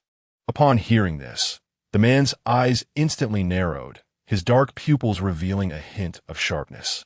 He scanned Sheng from head to toe and, after a moment, said, "I only want food." "Of course." Sheng nodded and followed closely behind Shaolin, walking deeper into the stone cave along the winding path. Chapter 39. 600 fire crystals acquired. The cave was much deeper than Sheng had previously imagined. After walking forward with Shaolin for almost 3 minutes, they heard a series of popping sounds coming from a distance where the firelight flickered. An elderly woman was clearing the accumulated debris from the stones, and, upon seeing Shaolin, a faint smile appeared on her somewhat tired face. Shaolin nodded and glanced over at the several villagers who were busy nearby. Letting out a slight sigh, the old woman acknowledged him, and the popping sounds resumed. In a corner, an elderly man, whose movements had become a bit slow with age, stopped what he was doing and spoke in a hoarse voice from his dry throat. The surroundings fell noticeably silent for a second. A group of people turned their eyes toward Shaolin, and a glimmer of light finally appeared in their murky eyes. After hesitating for a moment, Sheng saw Shaolin glance at her, and then he nodded, saying, "It's true. Everyone should rest early. I will go find Uncle Sheng first." With Shaolin's affirmative response, the group visibly relaxed. Sheng still remembered the conversation she had overheard between the two villagers from Shao family village, saying that now there were almost only old people and children left in Shao family village. If all the old people and children from Shao family village were here, then indeed there weren't many villagers left in the Flame District. After following Shaolin a few more steps, Sheng soon saw a few familiar figures. "Allons, I was just about to go. Oh, this person." A middle-aged man with a small mustache clearly recognized Sheng. His puzzled gaze met Shaolin's, seemingly not understanding how Shaolin had brought her here. "Uncle Sheng, this chosen one, said she wants to trade for fire crystal stones. We could trade a batch with food first. I've already agreed." Shaolin briefly explained their transaction, and a hint of surprise flashed in the middle-aged man's eyes. But his expression quickly became composed. "I don't know how many fire crystal stones you want to trade for first." Although Sheng really wanted to empty her spatial bag right now, there were not only food, but also a bunch of miscellaneous items in it that the people of Shao family village would likely not want. She decided to keep some of the less abundant food for herself and trade the larger quantities. After counting, there was still quite a lot. "Let's trade. 300 Jin." Sheng held up 3 fingers. According to the trading price of 2 fire crystal stones per Jin of food, she could get a total of 600 fire crystal stones. Perhaps she could convert them into many special items. Thinking about the profits these fire crystal stones could bring, Sheng felt extremely excited. Without needing to touch each stone one by one, or squat down until her back ached and legs went numb, 600 fire crystal stones were right in her hands. The two people from Shao family village exchanged glances, knowing that Sheng had a spatial bag and had brought a caravan this time, so they were not surprised that she could produce 300 Jin of food. Of course, for them, the most important thing was still this 300 Jin of food. As if afraid that Sheng would back out, the two did not delay. They immediately had someone bring a scale, counted out 600 fire crystal stones in front of Sheng, and then waited for her to take out 300 Jin of food. Sheng looked at the scattered items in her space bag and was initially worried that calculating the weight would be troublesome. However, when she saw the old-fashioned scale brought over by the villagers of Shao family village, she felt much more at ease. After all, no matter what food it was, the weight was the only thing that mattered, and she just needed to put 300 Jin of food on the scale. Carrots, sweet potatoes, pumpkins, beets, whether it was a coincidence or some other reason, the quantities of these foods in Sheng's space bag far exceeded the others. In addition, there were also red dates, strawberries, tomatoes, and red apples, but Sheng did not take them out. In the end, she added a few large cabbages, totaling 150 Jin. The rest was quite simple. Besides the bag of rice from last night, Sheng had also received several bags of grain, red corn, peanuts, and adzuki beans, each bag weighing 50 gene. Just enough for another 150 gene. She glanced at the space bag, which didn't seem to have much room left, and let out a sigh. For now. This would have to do. While she could eat the various foods herself, taking them out for trade would be a bit too conspicuous. For now, this would suffice. However, even though Sheng had only taken out 8 types of food, it still left the 2 villagers from Shao family village wide-eyed. Although these were relatively common trading items. Hardly any small merchant caravan would purchase so many varieties of food at once. Typically, they would select just 2 or 3 types of food that were more abundant in the area and more suitable for storage. Of course, this was true for general small merchant caravans. If it were a caravan like the Jin family that appeared here today, it would be a different story. Xiao Sheng looked at Sheng and smiled as he handed over a bag containing 600 fire crystal stones, asking again, I wonder if you still have that bottled water from before, or something like water amber. We can buy it at a high price. Aside from food, another significant challenge for the people trapped here was drinking water. Sheng didn't have a good way to address this either. Besides the bottle of mineral water she received on her first day here, all she had was the water bag that could produce 200 milliliters of water each day. Additionally, by eating some fruits with high water content, her daily water intake was sufficient. However, when she glanced at the 2 in front of her with cracked and dry lips, it was clear that they were suffering from insufficient water intake. If they couldn't replenish their fluids in time, it would become a serious problem. Sheng frowned as she saw the 2 people in front of her hesitating to speak. She couldn't help but ask, what do you want to say? I just heard the young master of the Jin family say that they brought a lot of water amber this time, Xiao Lin said, looking at Sheng. In the past, the merchant caravans that came to them would at least prepare some water amber, even if they didn't bring convenient water storage items like water bags or water vines. He didn't expect that Sheng's caravan only brought food and hadn't thought about the issue of drinking water. Do you want to trade with them? Sheng understood Xiao Lin's meaning. However, the Shao family village was currently short on water, and she couldn't provide any. After pondering for a moment, Sheng said, then you can only trade for water amber with them. Aside from that, I will enjoy priority in future transactions with the Shao family village. The 2 figured that Sheng wouldn't really force them not to trade with the Jin family. They just didn't expect her to propose such a condition. This condition posed no harm to them, so they naturally nodded in agreement. Chapter 40. What sound thinking of Sheng's vision, which was nearly non-existent in the darkness. Xiao Lin immediately said, I'll have Yuzi accompany you over there. Sheng waved her hand, as she wanted to further explore the situation of the boundary wall later. And having someone follow her was really inconvenient. No need, I can go by myself. After saying that, Sheng tightened her cloak and slowly walked out. Without anyone guiding her, Sheng stumbled her way, but fortunately, it didn't take her too long to reach the boundary wall. First, she found the 4 bags they had left nearby and stored them in her space bag. Only then did Sheng change into a new set of gear to continue exploring the boundary wall in front of her. Without the special item as useful as the stone statue, Sheng could only layer several pieces of clothing to avoid hurting herself too much when she fell. Sweater, hoodie, bulletproof vest, cotton jacket, mink coat, down jacket. She wrapped herself into a ball and finally put on a steel helmet before slowly approaching the boundary wall. Bang, bang, bang. In the silent night, the sound of heavy objects hitting the ground echoed loudly. If someone happened to pass by and saw this scene, they would probably be quite frightened. In the darkness, a group of people leaned against the boundary wall, panting heavily. One person even lay directly against the wall, looking as if he were on the verge of death. Suddenly, the man lying against the wall twitched his ears, and his exhausted body seemed to cool down slightly. What sound? What sound? Are you hearing things? The person who spoke was also breathing heavily.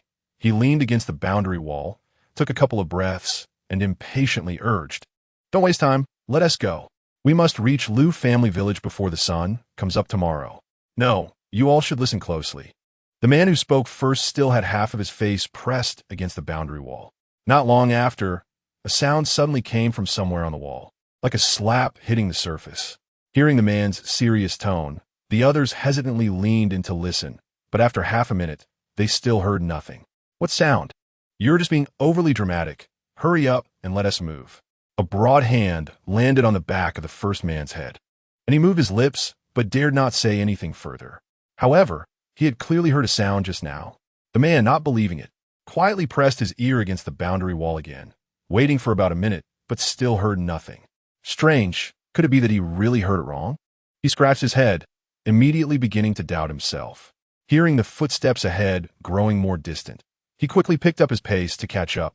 A group of people slowly moved along the boundary wall, getting closer to Sheng's position.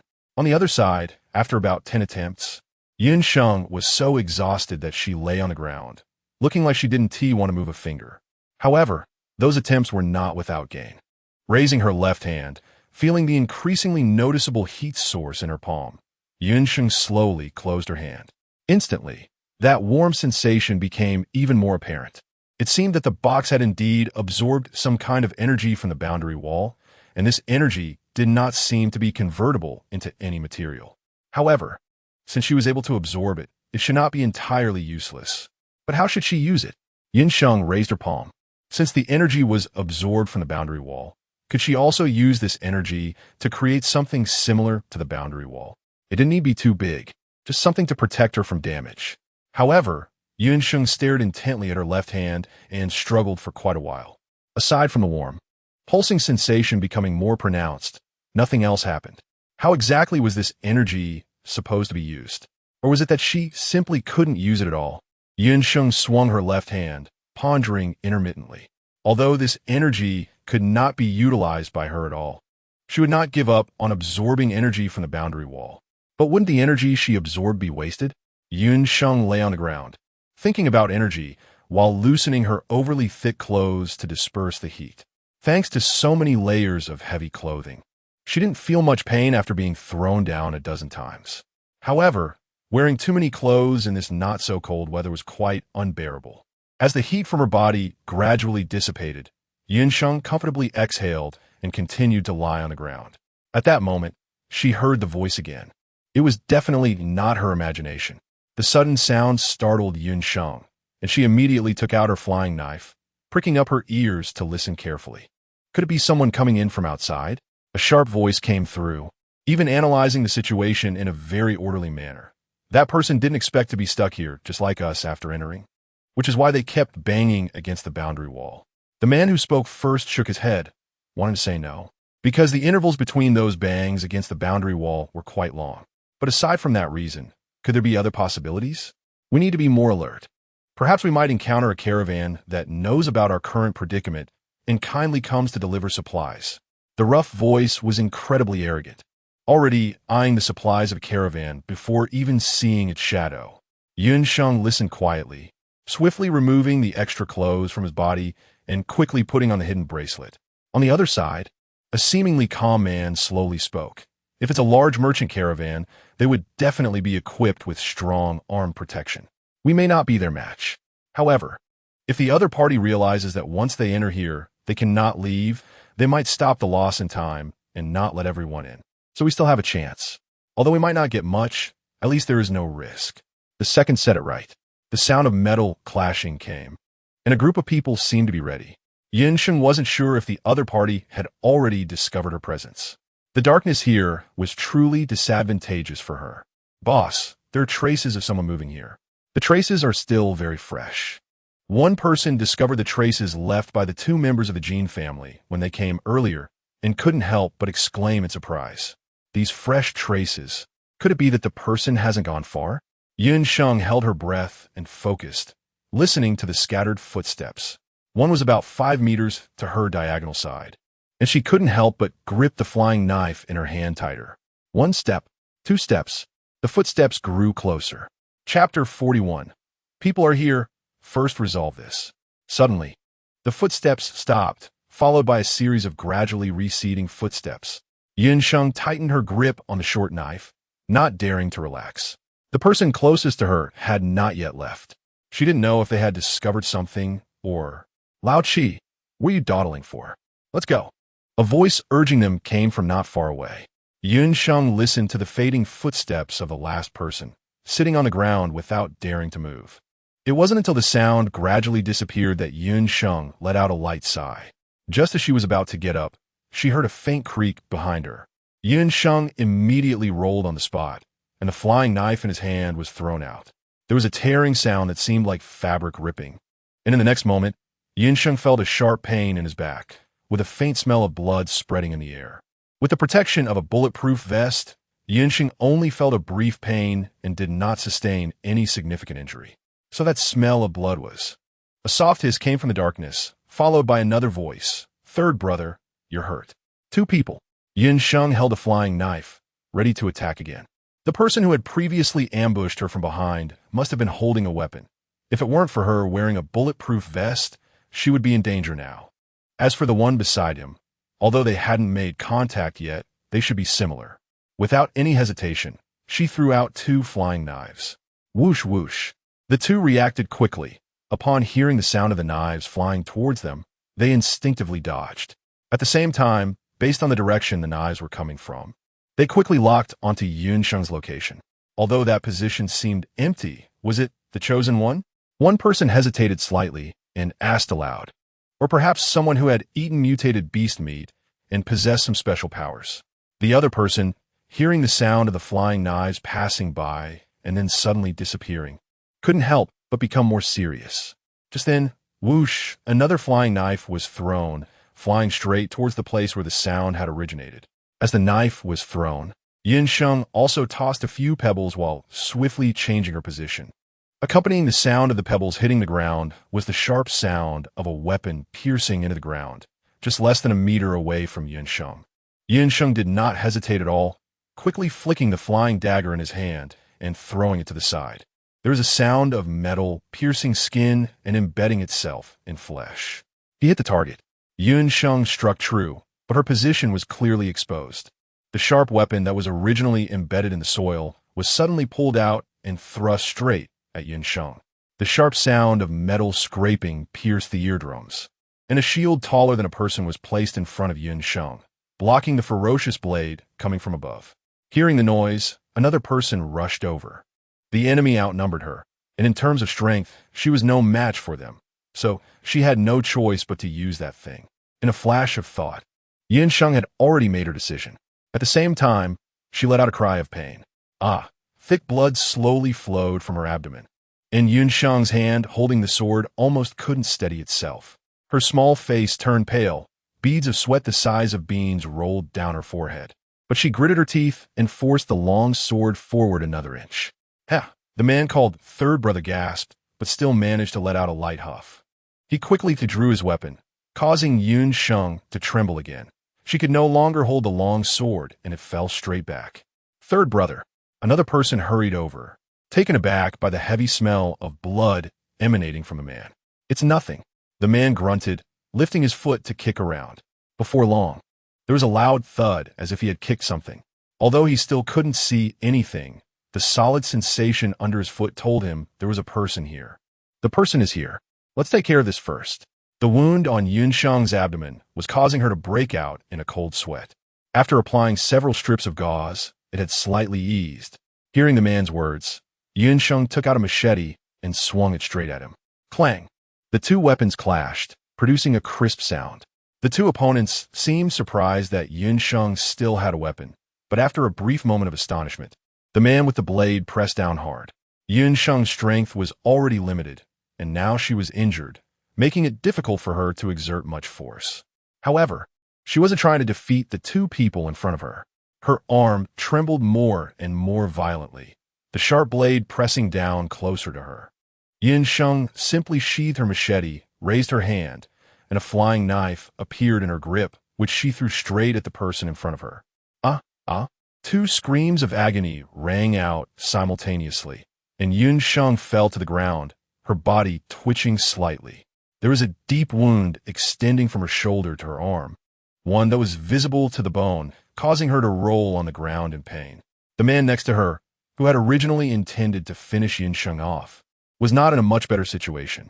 Sheng's knife plunged straight into the man's eye. If not treated in time, then I would surely be ruined. Third Brother. My eye. Before the man could finish his sentence, Sheng felt a heavy kick land on her already agonizing body, sending her rolling several meters away. However, that wasn't enough. Sheng gritted her teeth as she heard footsteps approaching again. A long knife, glinting with cold light, suddenly appeared in her hand, and she swung it towards a man with a howl. The man, referred to as Third Brother, heard the sound and quickly dodged to the side. But his clothes were still inevitably torn by the blade. He actually has a weapon. Third Brother squinted, his gloomy gaze fixed on a small spot in front of him, and suddenly kicked forward heavily. Bang! Cough, cough. The long knife fell to the ground, and Sheng's face twisted in pain. She felt that such a little force was simply not enough. Did she really have to do it herself? But she couldn't bring herself to do it. Whoosh whoosh. I won't kill you. With your abilities, it would be a pity to die like this. The man's voice was chilling, sending a shiver down Sheng's spine. Previously, when these people talked about robbing the merchant convoy, they seemed so accustomed to it. Sheng couldn't believe that this man would suddenly show mercy and spare her life, especially after she had injured one of his brother's eyes. Chapter 42. She is the most terrifying. Is that so? Sheng opened her mouth, enduring the pain in her body, and tightly gripped the flying knife in her hand. The man beside her, who had only one eye left, heard the sound and cursed, ignoring the blood still flowing from his eye. He stepped over with a few strides and said viciously, "So, it's a woman. Third Brother, don't kill her yet. Let me have some fun first. I've grown up this big, and today I want to taste what those so-called chosen ones with their heads in the clouds are like." She's not even a combat-oriented chosen one. How could she possibly come to this godforsaken place alone? She's at most just someone with a bit of special ability. Although Lao Chi didn't think Sheng was a chosen one, it didn't stop him from projecting his jealousy and hatred towards chosen ones onto her. He couldn't deal with the chosen ones, but handling this weakling in front of him was more than enough. Sheng supported herself on the ground with one hand, barely managing to hold up her trembling body from the pain. With her right hand gripping the dagger tightly, she slowly spoke through gritted teeth at your age. You probably haven't experienced the refreshing feeling of a sharp knife piercing your eye, have you? How about I help you with that today? Raising her head, the already foul-tempered Lao Chi could no longer hold back. He brandished his knife and charged towards the direction of the voice. Thud! In Lao San's blind spot. As the dagger lunged at her, a long sword suddenly appeared in Sheng's hand and pierced straight into Lao Chi's chest. Lao Chi had never expected Sheng to have so many weapons, nor did he anticipate that she would risk her own injury to stab him again. But then again, given her current state, she likely knew she was not far from death and wanted to take him down with her. Unfortunately, such a minor injury wouldn't cost him his life. The dagger in her hand spun rapidly. Sheng's face was as pale as paper, beads of sweat pouring down. The weapon that had just pierced Lao Chi's chest fell to the ground with a clatter. Ah, Lao Chi. Lao San, hearing the sound, raised his foot to come over. Lao Chi waved his hand, his eyes bloodthirsty. It's fine. I just didn't expect this woman to hide so many weapons. I was a bit careless. After all, this woman had some special abilities, so they shouldn't let their guard down. They needed to resolve this quickly and not keep the boss waiting too long. Seeing that Lao Chi was truly fine, Lao San let out a slight sigh of relief, but still reminded him, understood. Once we unite with Lushi Village and seize the territory of Shao Family Village tomorrow, we won't have to worry about that fireball rain anymore. It's just a pity that this woman has to die so easily. As the dagger fell, Sheng's flying knife also stabbed fiercely in her thigh. Ah! A more painful scream echoed into the quiet night, reaching far and wide. The group, who were continuing towards Lushi Village, heard it. Seeing this, they seemed even more reassured, their previously slowed pace quickening significantly. Sheng trembled as she pulled out the flying knife embedded in her thigh. Although it only left a small hole, it was already the limit of what she could do. However, the injury inflicted by that man, called Lao Chi, was enough for Lao San to drink a pot, confirming that only these two were left in the vicinity. Sheng immediately shifted her focus before Lao Chi could strike again. Target, Lao San. The man, who had been standing straight, suddenly staggered, and then a series of suppressed growls erupted from his throat. Cinco, what's wrong? Lao Chi immediately turned to look at Lao San upon hearing the sound. Whoosh, whoosh. Two flying knives shot out instantly.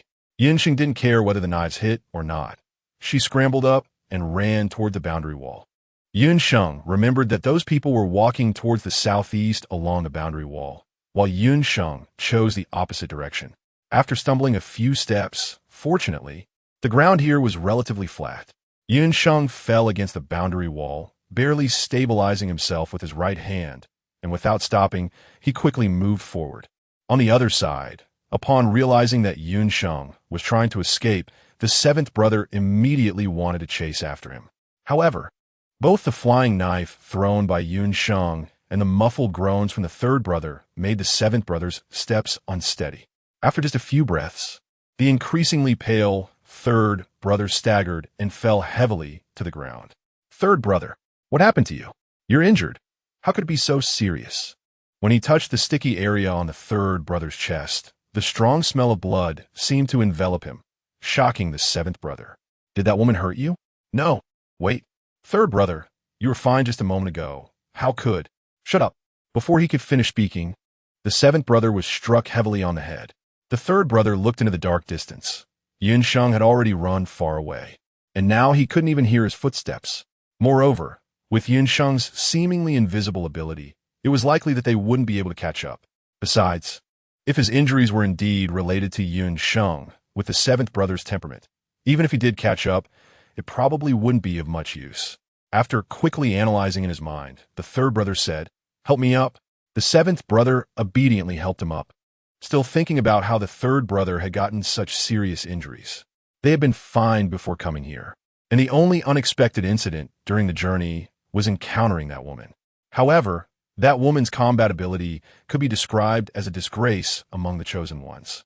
If it weren't for the extraordinary abilities she displayed, they might not even consider her a chosen one. Let's go join the boss and the others. The third brother's expression darkened. They had let go of someone with stealth abilities who was likely a chosen one. With the call-to-arms ability of a chosen one, it was not a good thing for their team. The not-so-bad part was that the chosen one was now trapped in the fire zone, just like them, and couldn't leave. Moreover, the darkness here was so thick that the opponent might not be able to see their faces clearly. As long as they could eliminate the person in the fire zone, the third brother's complexion, which had just improved, suddenly turned ugly again. If his injuries were indeed related to that person, then it would probably not be easy for them to kill her. Moreover, that chosen one's ability was likely the most terrifying among all chosen ones. Chapter 43. What if something happened? On the other side, Sheng hadn't gone far. He took out a night vision telescope, and, seeing that no one was pursuing him, he finally relaxed. However, thinking of what one of them had said earlier, Sheng's expression darkened again. Those people were eyeing the stone cave in Shao family village. From their words, it seemed they were also preparing to join forces with another village to seize the stone cave in Shao family village. There weren't many people in Shao family village to begin with, and more than half of them were elderly and children. If the stone cave fell into the hands of those people, Sheng didn't believe they would allow her to stay here as she was now. With that thought, Sheng immediately headed towards Shao family village. At the entrance of the stone cave, two men, one tall and one short, were sitting side by side. The shorter man occasionally looked outside, and the anxious expression on his thin, dark face became increasingly evident. It had already been 3 hours since Sheng left. Even if Sheng's eyesight wasn't good, and he couldn't walk as quickly as they could at night, this duration was too long. Could something have happened? The short man was restless, more worried about Sheng's safety, and hadn't even considered that Sheng might have run off with something. First of all, Sheng didn't lack food, and secondly, he wasn't boasting. It was unlikely to find a safer natural shelter than the stone cave where their village was currently residing. Suddenly, the sound of stones rolling down caught the attention of several Shao family villagers on night watch. The short man also stood up abruptly and rushed over a few steps. "It's me." Sheng was panting and climbing up using both her hands and feet. Then she felt a hand resting on her wrist, gently pulling her up with a light force. Although Sheng was a chosen one, her face looked not much older than a few children in the village. Even before the apocalypse, it was possible for a girl to encounter various dangers walking such a long distance at night, let alone now. Sheng leaned against someone next to him to rest, and upon hearing the words of the short man, he immediately said, "Indeed, there was a bit of an accident." The short man was taken aback and wanted to ask more, but Sheng quickly shifted the topic. Sheng hadn't finished speaking when a familiar, flat, and stern voice came from beside her. "Just hand everything over to me." It was Sheng. The voice of the short man came after a step, and after speaking, he ran several meters away. Although it was getting late, thinking of what she had heard earlier, Sheng did not stop him. Even if the short man didn't proactively call people over, she still intended to address the matter tonight. "I heard from Z that you encountered some unexpected issues on this trip." Shaolin's voice sounded a bit tired, but he was still very alert, probably because he hadn't rested yet. Sheng nodded, then recounted the group of people he encountered at the boundary and the conversation he heard. Every time Sheng spoke, Shaolin's brows furrowed tighter, and by the end, his expression was quite grim. "The people you encountered should not be from the few villages in the Fire District." Shaolin clenched his right hand into a fist. It was precisely because they were not that he was even more worried. If his guess was correct, those people were likely from the merchant convoy that had previously come to the Fire District to trade for fire crystals. They must have heard about the situation in Shao Family Village from the population of other villages, which led them to target Shao Family Village. However, even without this group, given the rain of fireballs falling during the day in the Fire District, it was only a matter of time before they were singled out. Now, with this additional group planning to join forces with Lushi Village to seize their residence, it would not be easy for their small village to defend this place. Moreover, you mentioned that they came from the north along the boundary wall. Sheng didn't know why Shaolin asked this, but sensing the increasingly repressed and restless emotions from him, he still nodded. Shaolin's face looked very grim, and after a long while, he finally let out a sigh. "I understand now. Thank you for telling me this." Sheng raised his hand to stop the hurriedly departing Shaolin, frowning and saying, "I'm not telling you this to make you grateful. Those people are clearly not good people. If they take over this wonderful natural shelter, can I still live here? Even if they are willing, I wouldn't feel safe living here." Sheng still remembers the knives that had stabbed into her not long ago. Although the wounds have now all transferred to those three, she has lived for so long. Even if her previous life wasn't too good, she had never endured such pain. From what I heard from those people, even if they don't come over tonight, it would at most just be a matter of a few days.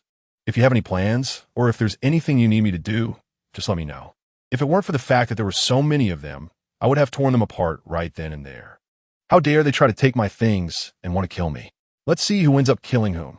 Sheng spoke with such anger that her voice was loud enough for Shan Li and several people from Shao Family Village, who were already sharp-eyed and sharp-eared, to clearly hear it. A hint of panic appeared in the eyes of a few villagers from Shao Family Village. Shan Li's expression also became more serious. He lifted the tent to take a look inside, his expression easing slightly, and then he slowly walked towards Sheng and Shao Lin in the corner. "Sorry to interrupt your conversation," Shan Li said, his voice devoid of fluctuation, with sharp eyes glinting coldly, and his face showing almost no expression, making him look like a humanoid machine bodyguard. Sheng just spoke so loudly on purpose for the other party here. "I just heard you guys say that there are other people eyeing the stone cave. I wonder how many of them there are. What is their combat power like?" Dan directly asked without any pretense. The news was told to Shao Lin by Sheng, and the people of Shao Village simply do not trust Sheng. It would be impossible to hide anything from her. Although these two are from the Jin family, which has a good reputation in the Wanling Forest, the current situation is that their strength is vastly different from those who are eyeing the stone cave from the outside. If the man in front knows this, will he take action to ensure the safety of the young master of the Jin family? Shao Lin didn't dare to gamble, but Sheng didn't want to let go of the combat power in front of her. The stone cave must be protected, and this time they must give those who dare to target the stone cave of Shao Village a painful lesson. Otherwise, those people will not give up easily. Sheng really doesn't think she can coexist peacefully with those who openly want to seize her resources. Chapter 44. Picked up 2 children. I'm not sure exactly how many there are. Tonight, I only encountered 2 of them, and those 2 are quite formidable. However, I'm just a weak fighter. I estimate that anyone from outside could easily take me down. Sheng raised her eyes and gestured to the few guards from the Shao family village outside. She wasn't being modest with her words. Although her wounds had healed, those 2 were much worse off than she was now. However, the feeling of pain that came with each stab she endured was something Sheng would never forget in her life. The man clearly didn't believe Sheng's words, his gaze scanning her body for any obvious injuries, but he found none. Moreover, when he had just pulled her up, aside from feeling that Sheng's body was slightly heavy, she seemed to lack strength. He didn't see her cry out in pain, so it was highly likely that she wasn't injured. It was rare to escape from two people who clearly weren't good at fighting. Of course, the man had wondered if things were not as Sheng described, but the reactions of the Shao family villagers nearby dispelled that doubt for Danley. Clearly, these people had long known that someone would be watching them. That meant the seemingly weak and harmless girl in front of him was hiding her strength. Indeed, how could someone dare to come out alone without any skills? That night, many who heard the news tossed and turned, hardly sleeping at all. Sheng was extremely tired and almost fell asleep immediately.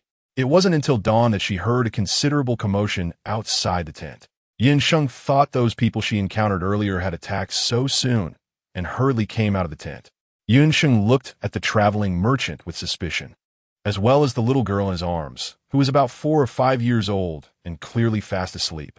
She was quite doubtful about what the traveling merchant had been up to that night. The traveling merchant obviously didn't have the energy to talk much with Sheng. He turned to glance behind him, and before he could say anything, he heard a thud from behind. Sheng heard the sound and turned to glance behind the traveling merchant. With the faint light filtering in from outside the cave, she could vaguely see a person with half-long hair, dressed in tattered clothes, lying on the ground, their gender indiscernible. "Hey!" The traveling merchant kicked gently at the person on the ground, but there was no response.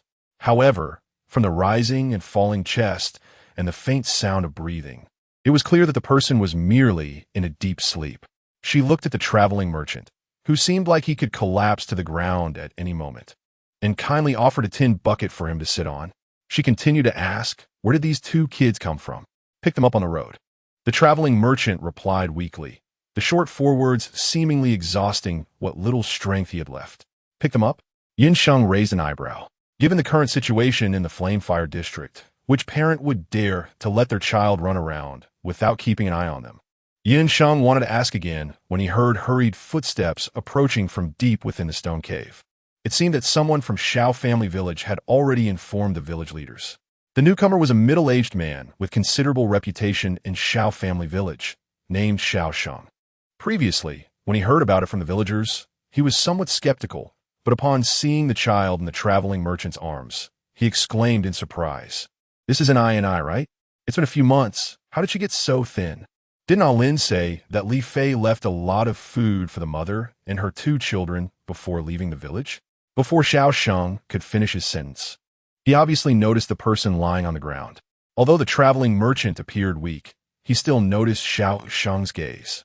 Thinking it would be better to resolve the matter quickly so he could get some rest, the traveling merchant immediately said, "That is the girl's brother. They said their mother is from your village, but later married into another village. Their mother was killed by a fireball a couple of days ago, and the siblings came to Shao family village to seek refuge with relatives." Sheng's hand fell on the thin back of the boy. Through the thin layer of clothing, he could feel the ribs underneath. The children's mother indeed came from their Shao family village, but none of her family members were trapped in the fire zone. They had long since moved away. If their Shao family village was struggling to survive, they could only provide a safe environment for the 2 children at most. However, whether it was coincidence or the children's fate, he recalled the 2 bags of grain that Li Fei had sent in tonight. As long as Li Fei still remembered the mother and her 2 daughters trapped in the fire zone, he would likely continue sending food. But more than food, the safety of the stone cave was now the bigger concern. Sheng picked up the almost weightless boy and bowed to the traveling merchant, saying, "Thank you for bringing the 2 children here." The traveling merchant waved his hand, and seeing that the matter was resolved, he immediately handed the girl in his arms to a villager from Shao family village standing nearby. After a tiring night with no treasures found, the traveling merchant yawned and staggered toward a nearby tent with half-closed eyes. On the other side, the villagers from Shao family village quickly left as well. After settling the 2 children, they needed to hurry and prepare for defense, gathering their strength, as those people might come tonight. Amber, a crystal containing strong energy, like fire crystal, was a concern. Sheng has always had doubts about why the items converted from the energy absorbed by the box from fire crystals are rarely related to water. She wondered if it has something to do with the energy attributes contained in the energy crystals. Previously, the only energy crystal Sheng had access to was the fire crystal, and since she hadn't encountered many, she hadn't thought much in this direction. Perhaps, as she speculated, once she exchanges some water amber with those two for experimentation, she would find out. As for now, she was focused on absorbing fire crystals. She hoped that these 600 fire crystals would not disappoint her and would yield several special items. Chapter 45. Breakthrough from 0 to 1. This was Sheng's first time directly absorbing energy from fire crystals. Previously, she had only absorbed it from stones. Each fire crystal was the size of a pomegranate seed, bright red and crystal clear, looking particularly pleasing to the eye. Sheng reached out and picked up a fire crystal, and as soon as it touched his palm, it dissipated like smoke, replaced by a red candle that was as thick as 2 fingers and half an arm long. Sheng weighed the slightly heavy candle in her hand, paused for a moment, and then took out a square iron storage box from her spatial bag. When the box opened, it revealed a hodgepodge of small items, all things that Sheng had previously collected from stones but had no immediate use for. She placed the red candle inside the box, but did not rush to close it. The energy absorbed from the fire crystal stones was far more rapid than that from the stones, and soon, 20 or 30 fire crystal stones dissipated into nothingness in Sheng's palm, while a considerable number of transformed items piled up around her. A lighter, garlic, radish, white liquor, pillowcase, sweet potato, chili, cherry. Sheng picked up a cherry and put it in her mouth. As she bit down, the sweet and slightly sour juice burst open, filling her entire palate. Sheng happily squinted her eyes, reaching out to grab another fire crystal in her hand. The next second, her slightly narrowed eyes suddenly widened as she looked at the egg-sized object in her hand, which had a small ring on top. Sheng was so shocked that she almost swallowed the cherry in her mouth. A hand grenade. I didn't expect to be able to transform something like this. Sheng looked at the small ball lying quietly in her hand, her left hand a bit hesitant to move. She had only seen this thing online before, and this was her first time coming into such close contact. Holding the grenade, she felt uneasy no matter where she placed it. After looking around for a long time, she finally found a piece of scrap cloth to wrap the grenade in, tying it securely with a rope to avoid accidentally pulling the pin. Only then did she place the grenade in a separate box. Because of the presence of this grenade, Sheng was much more cautious in her movements when retrieving the fire crystals than before. Although she knew she would be safe as long as she didn't pull the pin, she couldn't help but feel a bit nervous. How did this thing even appear? It wasn't that Sheng disliked the grenade, but previously, she had only encountered things like bulletproof vests, swords, and axes. Suddenly having such a powerful weapon appear was something she couldn't easily accept. After all, in the world she had lived in before, she had handled knives and axes. But a grenade was different. After transforming over 10 fire crystals, the items that appeared this time included safety helmets, protective gloves, goggles, and various sizes of food. Glancing at the messy pile of things stacked in the tent, Sheng tidied everything up. She directly stored the larger items in her space bag and placed the smaller items in storage boxes. By the end, only the box containing the grenade remained outside on its own. After all her busy work, the initial tension she felt from encountering the grenade had faded considerably. In fact, the arrival of this grenade was indeed unexpected, but it couldn't be denied that it came at the right time. Previously, Sheng had only heard from others about how dangerous this world was. Even though she knew to be careful, sometimes her thoughts were inevitably influenced by her previous understanding. However, last night's experience had clearly changed her quite a bit. If it hadn't been for the little cat plushie she had obtained earlier, she might have died at the hands of those people last night. Yet before that, she hadn't even seen those people and didn't know who they were. Just because of the food that might have been in her hands, those people had attacked her without a second thought. Sheng didn't think that the person she encountered last night was just an isolated case. Perhaps people like those from Xiao family village were the rare exceptions. The 9 times of damage transfer from the ragdoll cat could certainly keep her safe for a short period. But what would happen once all 9 chances were used up? Simply being on the defensive was far from enough. She might not actively harm others, but when others hurt her, she couldn't lack the strength to fight back. Taking out a piece of fire crystal from her spatial bag again, Sheng quickly absorbed and transformed it one by one. As the items in the tent piled up, she paused her actions to pack them into the spatial bag. After more than half an hour, looking at her bulging spatial bag again, Sheng had to stop for the time being. With nearly 200 fire crystals, she had only obtained 2 special items. However, there were quite a few food and daily necessities, and recently, Sheng's quality of life had improved slightly.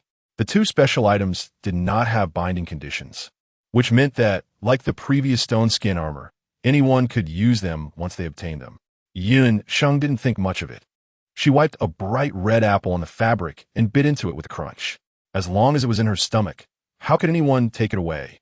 This was Sheng's first time obtaining food with special effects, and she had to say that the special effect of this apple made her a bit expectant. Unfortunately, it was almost dawn outside, so she could only wait until night or go deeper into the stone cave to test its effects.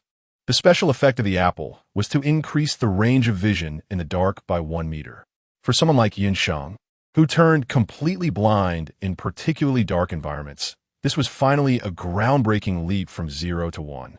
Moreover, since she could break through 1 meter this time, there was no telling that she couldn't break through 2 meters or 3 meters in the future. One day, she wouldn't be worse than others. The second special item also had no binding conditions.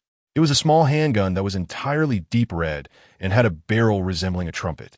However, it was not a gun but a fireball launcher. The projectiles fired from the barrel were not bullets, but fireballs. The driving energy behind these fireballs was the fire crystals. By simply loading fire crystals into the energy compartment of the fireball launcher, it could be used directly. Each fire crystal could fire about 10 fireballs.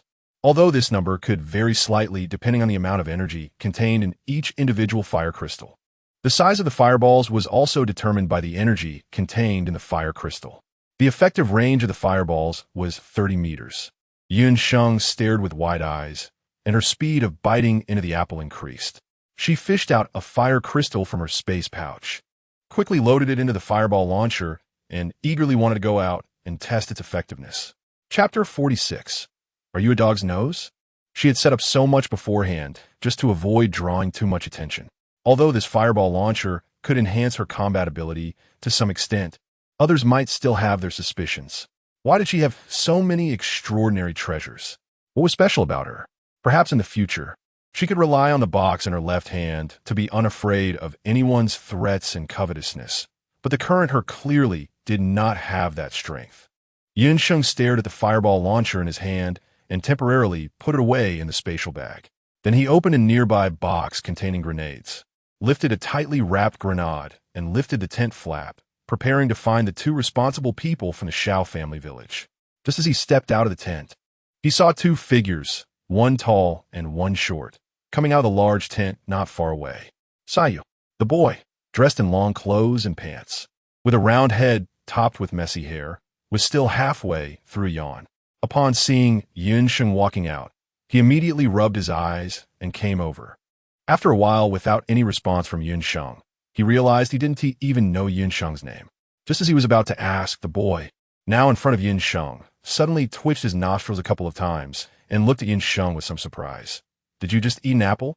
Sheng, are you a dog with a keen sense of smell? You can smell that. I ate it. Is there a problem? No. The boy hesitated for a moment, seemingly not expecting Sheng to ask that. But soon, realizing the situation, he turned to look at the man behind him with a face full of accusation. She can bring apples, so why can't I just bring out a few bags of snacks? The knight, with a serious expression, turned his gaze to Sheng without a trace of hesitation, and spoke words that struck at the boy's heart. Because she has a spatial treasure.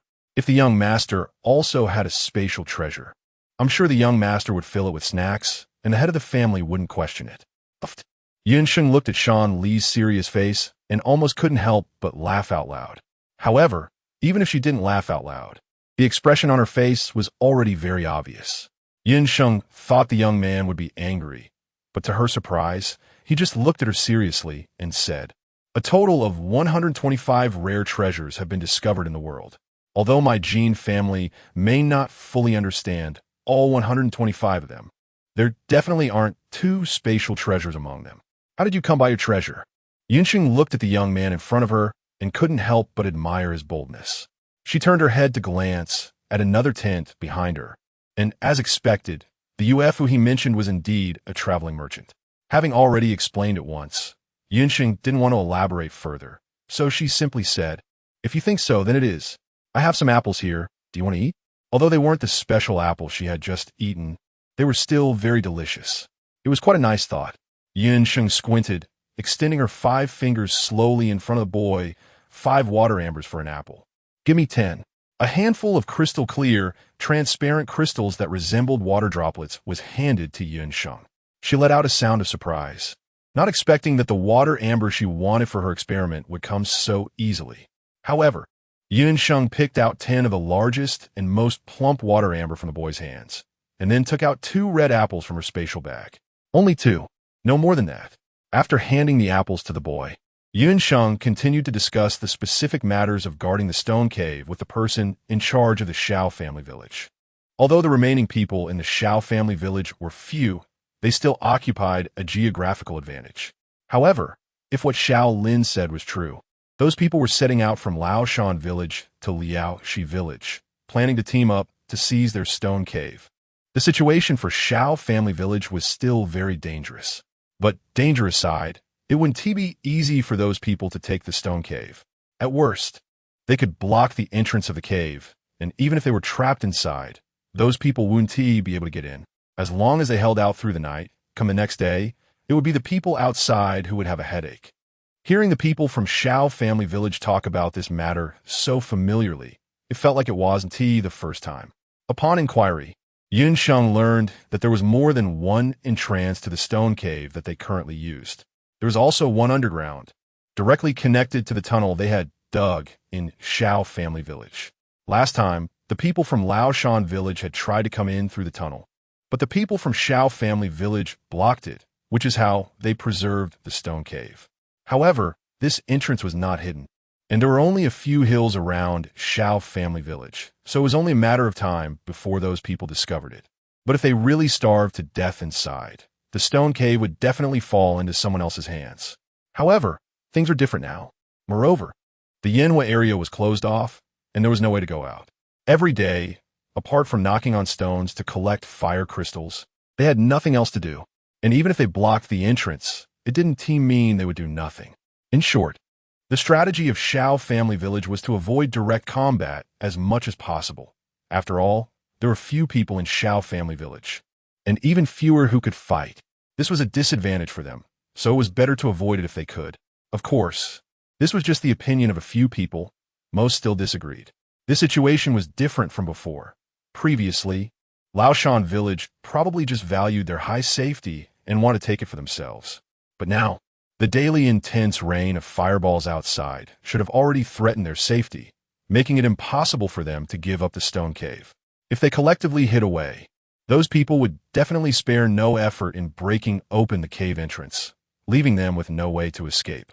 In fact, if the previous incidents hadn't happened, if the other side had come to negotiate and offered some food, they might not have refused to let people in to take refuge. But now, the middle-aged man rubbed his forehead, looking weary. Finally, he glanced at Yunxing, who had been silent, and said with difficulty, "I don't know if you have any way to protect the stone cave." Chapter 47. Arm up away? What good way did she have? She was afraid it would only expose herself. Yunxing rubbed her forehead, frowning tightly, suffering from a bad headache. Fortunately, she had asked about the situation in Shao family village in advance, and still had plenty of time to prepare. Otherwise, she would really have been forced to rush into it. Yunxing shrugged and said, "I don't have any solutions. But those people wanting to take the stone cave won't find it easy." After saying that, he pulled out a pile of shields, steel helmets, bulletproof vests, knives, bows, and arrows from his spatial pouch, creating a clattering noise that made even the calmest Shao Lin and Shao Sheng raise their eyebrows in surprise. After taking out the items, Yunxing clapped his hands, glanced over at the few villagers from the Shao family nearby, and then looked back at the things he had pulled out. With some helplessness, he said, "These are the only weapons and equipment I have. You can divide them among yourselves. They should help improve the combat effectiveness of Shao village a bit. Why would someone carry so many weapons and protective gear when going out? Is it a hobby of collecting weapons and equipment, or... The two were momentarily stunned by the pile of weapons and protective gear, but then their eyes lit up with excitement. Distributing these weapons to the villagers would not only enhance their combat ability, but also significantly ensure the safety of the villagers. Shaolin picked up a long knife and swung it, causing the air to vibrate with a sharp buzzing sound. Then, Shaolin raised his hand and slashed, shattering a fist-sized stone into pieces. It was much faster than the knife they used for cutting vegetables in the village. Uncle Sheng. Shaolin turned to look at Xiao Sheng, his gaze firm, as if he had made a certain decision. Xiao Sheng sighed. Even without the weapons and protective gear that Yun Sheng had brought out, if Shaolin wanted to lead the village's young people to protect the villagers and guard their stone cave, there was no way he could stop him. Yun Sheng saw that the two were silent, seemingly having reached some sort of agreement, and then took out a tightly wrapped grenade to present it in front of them. Here's another grenade. Clank. Xiao Sheng had just picked up a heavy shield from the ground when he heard this, and his hand shook, causing the shield to fall to the ground. If it weren't for Shaolin's quick reflexes in pulling Xiao Sheng aside, the shield would have landed on the middle-aged man's foot. However, even without causing any harm, the sound of the shield hitting the ground was quite loud, drawing the attention of many villagers from the Xiao family who remained below. Although they were far away, the dim light in the depths of the stone cave required illumination to see clearly during both day and night. Some of the villagers with good eyesight still managed to catch a glimpse of the pile of metallic blades in front of the three. Hiss! When did their village hide these things? How come, when the people from Laoshankan came to rob their village of food and wanted to occupy their stone cave, they didn't bring these out? It should be known that the remaining villagers were few, and in order to protect the food and the stone cave they relied on for survival, many people died during that incident. A group of villagers had various expressions, and a few of them looked at Yun Sheng, who was standing aside with both hands raised, not knowing what she was holding. They also knew this young chosen one. It was said that her extraordinary treasure was a small pouch that could produce many items. So could those weapons and equipment have been taken out by this chosen one? After all, if these had been in their village for a long time, they wouldn't have kept it from them until now. A group of people speculated among themselves. While on the other side, Shaolin and Xiao Sheng also regained their composure after a brief shock. Although the world was chaotic, with some places even governing themselves, rendering the role of national institutions minimal, people like them could still manage to obtain a few knives, axes, and the like. But the pile on the ground, along with what Yun Sheng was holding, was something that couldn't be acquired without some connections. Of course, for someone like Yun Sheng, who had powerful family forces behind her, it was just a pile of iron and some firearms, nothing significant. It was possible that Yun Sheng had quite a few of such items in her possession. Yun Sheng also knows that this apocalypse and natural disaster have led this originally peaceful world down a completely different path from the world she lives in, which is why she dares to take out these items. Looking at the expressions of these people, her persona of being wealthy and powerful should be more solid now. This is a defensive grenade, primarily relying on the shrapnel it fires to attack surrounding living beings. The safe distance is 30 meters, and the kill radius is 10 to 15 meters. Under the attentive gaze of the two, Yun Sheng unwrapped the layer of fabric covering it, revealing a green, egg-sized grenade inside, and briefly shared some information about the grenade with them. Previously, they had only heard Yun Sheng mention it, and their hearts were already tumultuous. At this moment, seeing the item in Yun Sheng's hand, their breathing, which had just calmed down, suddenly became rapid again. The grenade is for you. You can use it as the situation demands. Yun Sheng handed the grenade to Shaolin and noticed that the other person's fingers were slightly stiff and curved. However, in just a moment, the outstretched hand firmly grasped the grenade, looking quite familiar with it. Yun Sheng initially wanted to ask if there was anyone in their village who could use grenades, just in case they accidentally hurt themselves. There was an entire day ahead, so a quick training session should be possible. A thought suddenly popped into her mind. Have you come into contact with this before? After a brief pause, Shaolin nodded. Although he had only handled it a few times, he was particularly accurate when throwing stones as a child. After trying it once or twice, He found that within 40 meters, the throwing error would not exceed 1 meter. However, since there was only one grenade, it would still be wise to take some time to practice just in case. This was already much better than Sheng had anticipated. Once the important matters were settled, Sheng used the stove in Shao family village to prepare some food. It seemed that after discussing with her last night, the people of Shao family village had already traded a batch of amber with the Jin family, as not only Shao Lin and Shao Sheng in front of her, but the overall condition of the entire Shao family village looked much better than before. When the first food item, seaweed, appeared, Sheng had a feeling that perhaps her previous guess was indeed correct. Before this, she had never obtained such food. Of course, if it were just a food item that had not appeared before, it wouldn't mean much. But with the subsequent appearances of loofah, seaweed, mint, and fish tanks, the differences from before became clearly noticeable. Chapter 48. Is it very impressive? The items transformed from the box might have some randomness, but they are not entirely random. They are also greatly related to the type of energy absorbed. To further verify this, Sheng raised her hand and picked up the remaining 2 pieces of amber. As the amber disappeared, a bottle of mineral water identical to the previous one and a glass water cup appeared. Although mineral water had appeared before, only one bottle had been produced despite absorbing so much fire crystal energy. The glass water cup, on the other hand, was a brand new item that had never appeared before. Sheng became more convinced of her previous guess. After putting everything into her space bag, she went out for a stroll. Afraid of attracting the fireball, she didn't dare to roll up to the edge of the stone cave like the villagers of Shao family village. Instead, she quietly observed from a distance. The traveling merchant woke up in the afternoon when the fireball rain began to weaken. After eating a little something, he heard about last night's events and, disregarding the porridge simmering in the pot, rushed over to Sheng's tent while gnawing on a white radish. The pile of things in the tent had already been tidied up by Sheng, so she wasn't worried about the traveling merchant figuring anything out. The traveling merchant didn't beat around the bush and directly asked, "I heard that someone robbed you last night, and that this stone cave has also been targeted?" Noticing the traveling merchant's gaze, Sheng nodded. Then she said, "I estimate those people will come over in the next few days. Do you have any good ideas to teach them a lesson?" The traveling merchant, having the courage to come out alone, must have some backing. Besides his not insignificant skills, Sheng felt that he should have other trump cards as well. What kind of person are they? Are they very powerful?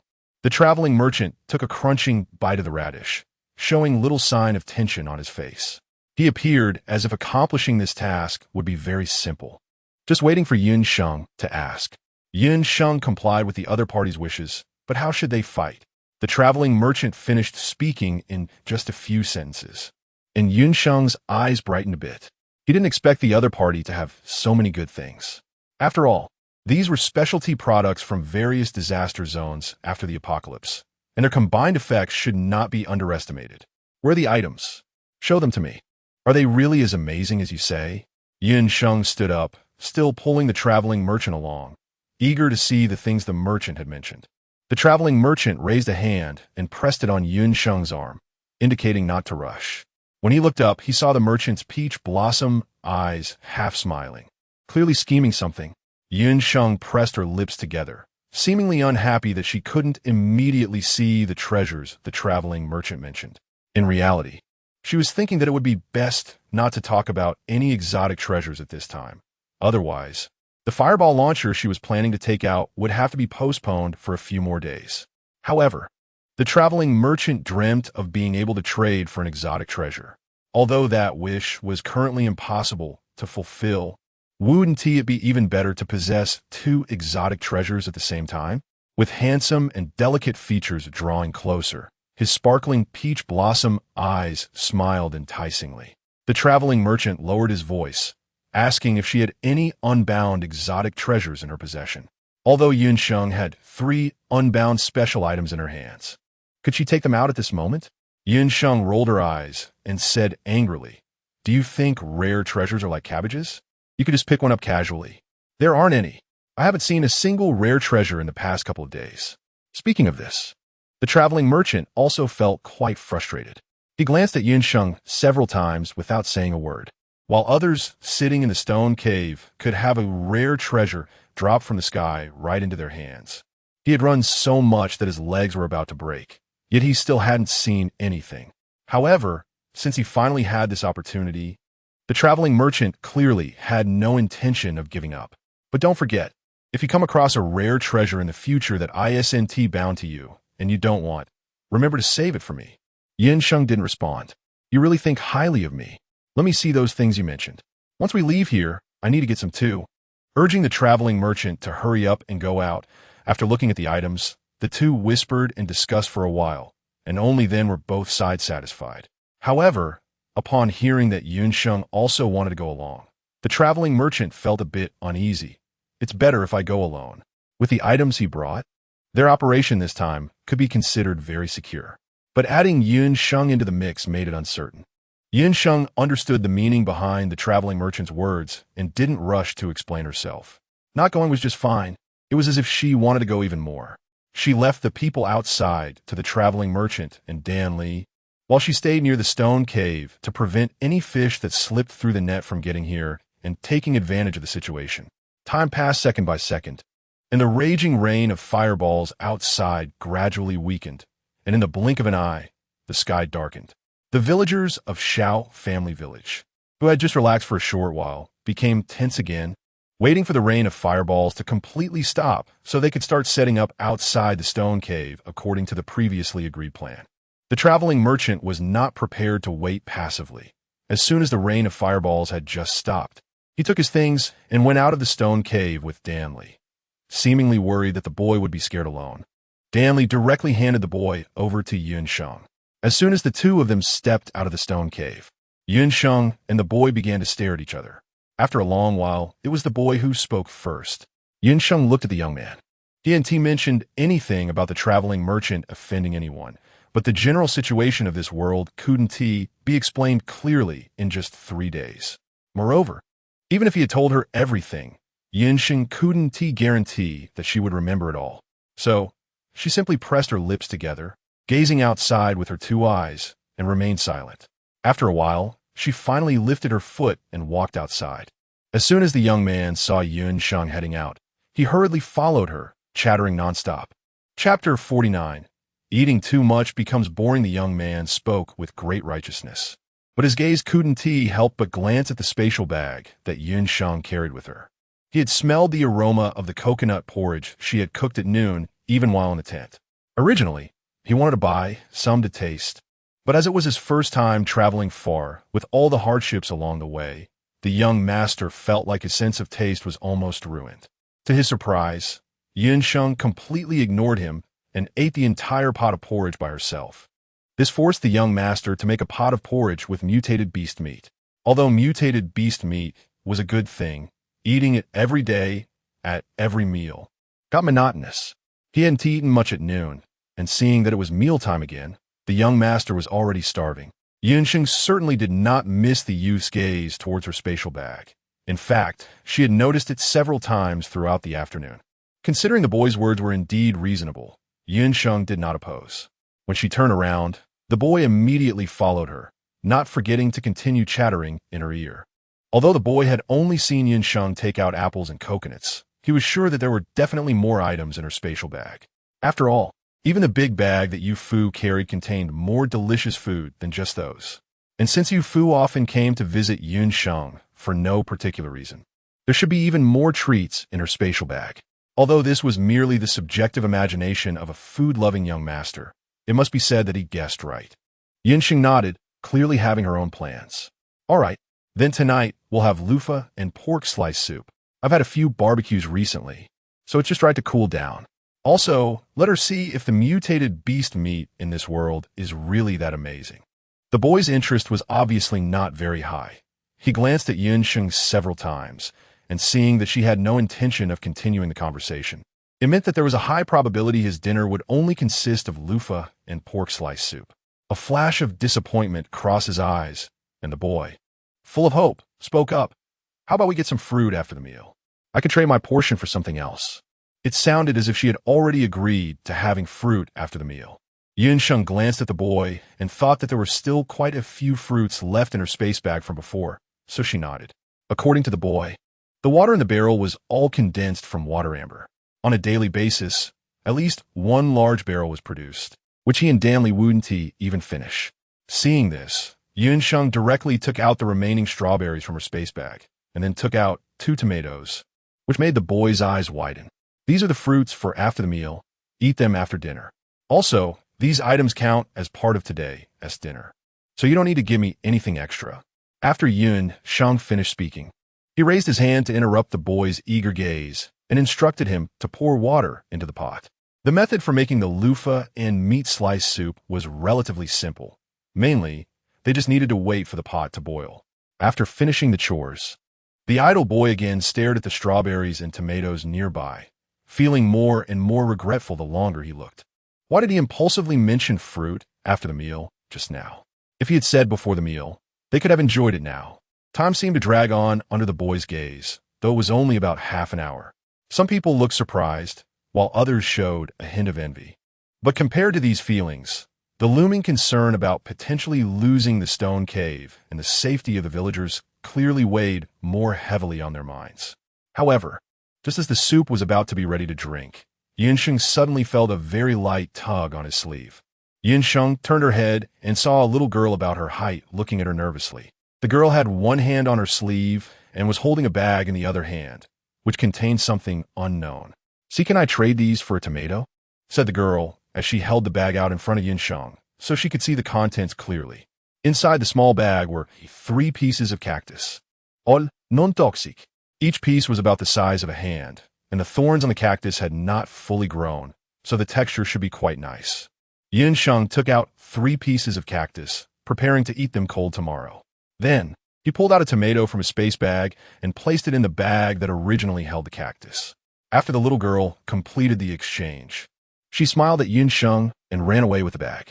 Although most of the boy's attention was focused on the pot in front of him containing the loofah and meat soup, as well as the strawberries and tomatoes beside it, he also directed some of his attention towards Sheng. Seeing that the little girl successfully exchanged for a tomato, the boy felt a stir of excitement in his heart. However, the soup in the pot was just ready to be eaten, so the boy carefully weighed his options and decided to first get a bowl to serve the soup, planning to bring up the matter with Sheng later when they had fruit after the meal. Sheng looked at the hurried back of the young man and said nothing. After a dinner, Sheng felt very satisfied. However, there was a bit too much mutated beast meat, and by the time she finished eating and drinking, she didn't have any room left for dessert. The young man popped a strawberry into his mouth, occasionally glancing at Sheng, asking her with his mouth while his hands continued to move. "Aren't you going to eat?" "No, I'm done." She would have liked to eat, but unfortunately, she couldn't eat anymore. Sheng saw the young man eating happily, almost ignoring her as he focused on his food. She began to doubt whether he had taken out so much mutated beast meat with this intention in mind. Then Sheng shook her head and stood up. Although she was only about 80 or 90% full, thinking about what she might have to face next, she decided to go out for a stroll, both to digest and to check on the safety of the surroundings. The young man, who had been moving quite quickly, immediately raised his hand to pick up the plate on the table as soon as he saw Sheng go out and followed her out. "Why are you following me?" Sheng turned around and saw the boy behind him biting into a half strawberry while holding a plate with strawberries and tomatoes in front of him. However, the strawberries were almost gone, and 2 tomatoes were still steadily sitting in the plate. Chapter 50, Red Signal Flare. "Follow you?" With food in his mouth. The boy's pronunciation was somewhat unclear, but Sheng still understood. He immediately asked, "What do you mean by following me?" "I'm just going to digest my food. Are you too?" As he spoke, his gaze landed on the plate in the boy's hand. Sheng nodded, occasionally gazing into the distance, quietly waiting for the sky to continue darkening. Although she had sensed something different when she ventured deep into the stone cave that morning, there were lights there after all. Now, Sheng was curious about what her vision would be like in complete darkness. As time passed, the sky grew darker. However, for Sheng, the area within a meter of her line of sight still appeared as clear as during the day, with the patterns on the stones clearly visible. But beyond that meter, it was a different story. The light dimmed rapidly, and her eyes became almost useless. It felt like there was a spotlight shining down on her from above, following her movements, making everything within the spotlight's range particularly clear and bright.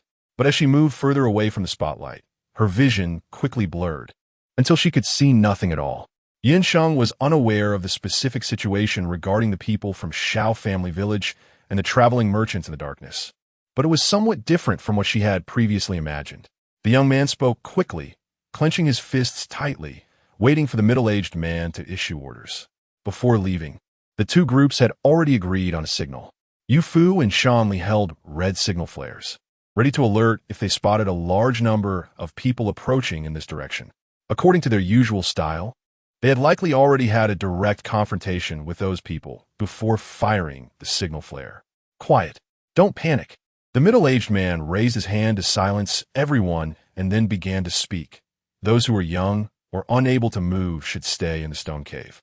The rest of you, grab your weapons and come outside with me to seal the cave. Although the middle-aged man had already explained everything before, chaos erupted in the cave. Why don't we just stay in the cave? With so few of us, how can we match those people? Some felt that they had lived long enough and that it didn't matter whether they lived or died anymore. But the people outside were still young. They still had plenty of time ahead of them. Listening to the voices around him, the middle-aged man remained calm and said, "Uncle, this is what we agreed upon earlier." If someone had voiced disagreement back then, those two young men wouldn't have had to risk running this errand. Besides, the situation now is different from before. Hiding won't solve the problem. He continued, "Leave the elderly and children in the village. The rest of you gear up, grab your weapons, and hurry outside with me." There were not many people left in the cave, so naturally, not many would go out. Until the cave entrance was sealed, they could no longer see the people inside, only hear their voices growing fainter. The young boy clenched his fists, his gaze steadfast as he looked into the distance. For kilometers away, Shanli quickly noticed a group of suspicious individuals and swiftly concealed his presence as he approached. As he got closer, he could vaguely hear some indistinct voices. The group was unaware and continued discussing which direction to go, what to do after reaching the cave, completely oblivious to the impending danger. Confirming that this group consisted of people from a certain village and that they were indeed headed toward the cave, he wasted no time. A specially designed tear gas grenade was thrown, and the unsuspecting group instantly scattered. Shanli, armed with 2 tranquilizer dart launchers, swiftly took down more than half of them. The remaining few, despite their quick reactions, were completely overpowered by Shanli in terms of strength, reflexes, and other aspects. In no time, the team of about 20 was entirely dealt with. While Shanli was making good progress, the situation for the traveling merchants was not as smooth. In fact, if it were just the people from Lushi village, even if Yufu's combat ability was lacking, they wouldn't be in such a dire situation. But Yufu had bad luck, as the few people Sheng had encountered the previous night happened to be in that group. Before Yufu could get close, someone in the crowd raised the alarm. If it weren't for the numerous treasures on Yufu, he might have been in an even worse predicament. After finally firing the signal flare to notify Shanli and the people at the cave, Yufu was uncertain about their situation. If Shanli also got entangled and couldn't come over, he would have to handle himself. Fortunately, Yufu had prepared quite a bit before coming. Although it felt somewhat embarrassing to use these items for self-protection without having done anything yet, it was better to be embarrassed than to lose his life. Running was his specialty. While running, Yufu also threw various items into the crowd to disrupt them. Although those items were not lethal, the continuous barrage was indeed annoying. After a few moments, some people in the group began to realize something was off and shouted, "Ignore him. This person isn't strong. As long as we stick together, he won't dare to come over and can't do anything to us. He just fired a signal flare. He's just stalling for time. Let's hurry to the cave." Yufu ground his teeth, not expecting his delaying tactic to be seen through so quickly. However, given that he couldn't launch a surprise attack, and there were a few others in the group whose combat abilities were on par with his, it was indeed challenging to stop these people. But if these people passed him, the ones in the cave would be in danger. Even though the people from Shao family village had some items on them, their reactions were definitely not a match for those he had encountered before. Chapter 51. Nearby, reaching into a spatial bag, Yufu soon produced a bow and arrow, shooting several arrows in quick succession. After shooting, he immediately changed positions. When a distant scream echoed, it was just one. Yufu seemed unconcerned, taking a few steps forward, glancing toward the direction of the sound. raising his arm to shoot 2 more arrows before continuing to move. The chaos in the crowd gradually grew louder, which made it easier for Yufu to discern their positions, and the accuracy of his arrows significantly improved. "Shut up!" someone in the crowd shouted again. However, hearing the continuous screams around them and thinking of the unseen enemy lurking in the dark corners, they wondered when those arrows might strike them. The villagers from Lu Shi could hardly remain calm, a group that was more of a hindrance than help. The voice cursed under its breath. Yet, they were still counting on these people to scout the way and lead them to the hiding place in Shao family village, so they couldn't do nothing. Fifth, a man with a scruffy beard raised a shield to deflect a flying arrow, shaking with a fierce expression. "Go deal with that rat hiding in the dark." After saying this, the bearded man directed the remaining people. As the number of arrows shot from afar decreased until none were coming, the group gradually felt more at ease. On the other side, just as Yufu shot out an arrow, he sensed a powerful gust of wind rushing toward him. Acting quickly, he rolled on the spot, hearing a sharp sound as a weapon struck the stone behind him. Before he could even feel grateful for his quick reflexes, another swift footstep from the side immediately raised his alertness. 2 people had come. They had reached him so quickly. It seemed these 2 were not simple. They were likely the ones who had previously caused him trouble. With 2 opponents who were not weak in combat ability, Yufu dared not let his guard down and could only focus entirely on the confrontation. Seeing that the group in the distance showed no signs of stopping, Yufu seized the opportunity to fire another signal flare before continuing to engage in battle with the 2 beside him. Near the cave, upon seeing the location of the second signal flare, a group led by Shaolin, hiding in the darkness, couldn't help but grip their weapons tightly, appearing somewhat tense. "Brother Lin, are those people coming over?" Although they had mentally prepared themselves when the first signal flare appeared, they didn't expect the group to arrive so quickly. In less than an hour, they were almost at the ambush site. "It seems so. Be ready at any moment," Shaolin replied, raising his gaze toward the distance, his deep eyes seeming to penetrate layers of darkness to see the group advancing toward them step by step. A few people from Shao family village listened and found suitable positions to conceal themselves, their eyes gazing forward, ears perked up to listen carefully. After waiting for a while, suddenly, one person's ears twitched. "They're almost here." A low voice came from not far away, and several ambushed villagers of Shao family village heard it. A group of people stared warily in the direction of the sound. Perhaps due to long periods spent in darkness, several villagers of Shao family village, with their night vision surpassing that of ordinary people, faintly saw a few swaying figures. As the sound drew closer, the figures increased, and the few villagers hiding in the front began to sweat lightly. So many people, there were fewer than 10 of them here. Could they really leave over 20 of the others behind? As the group got closer, they had no time to think too much.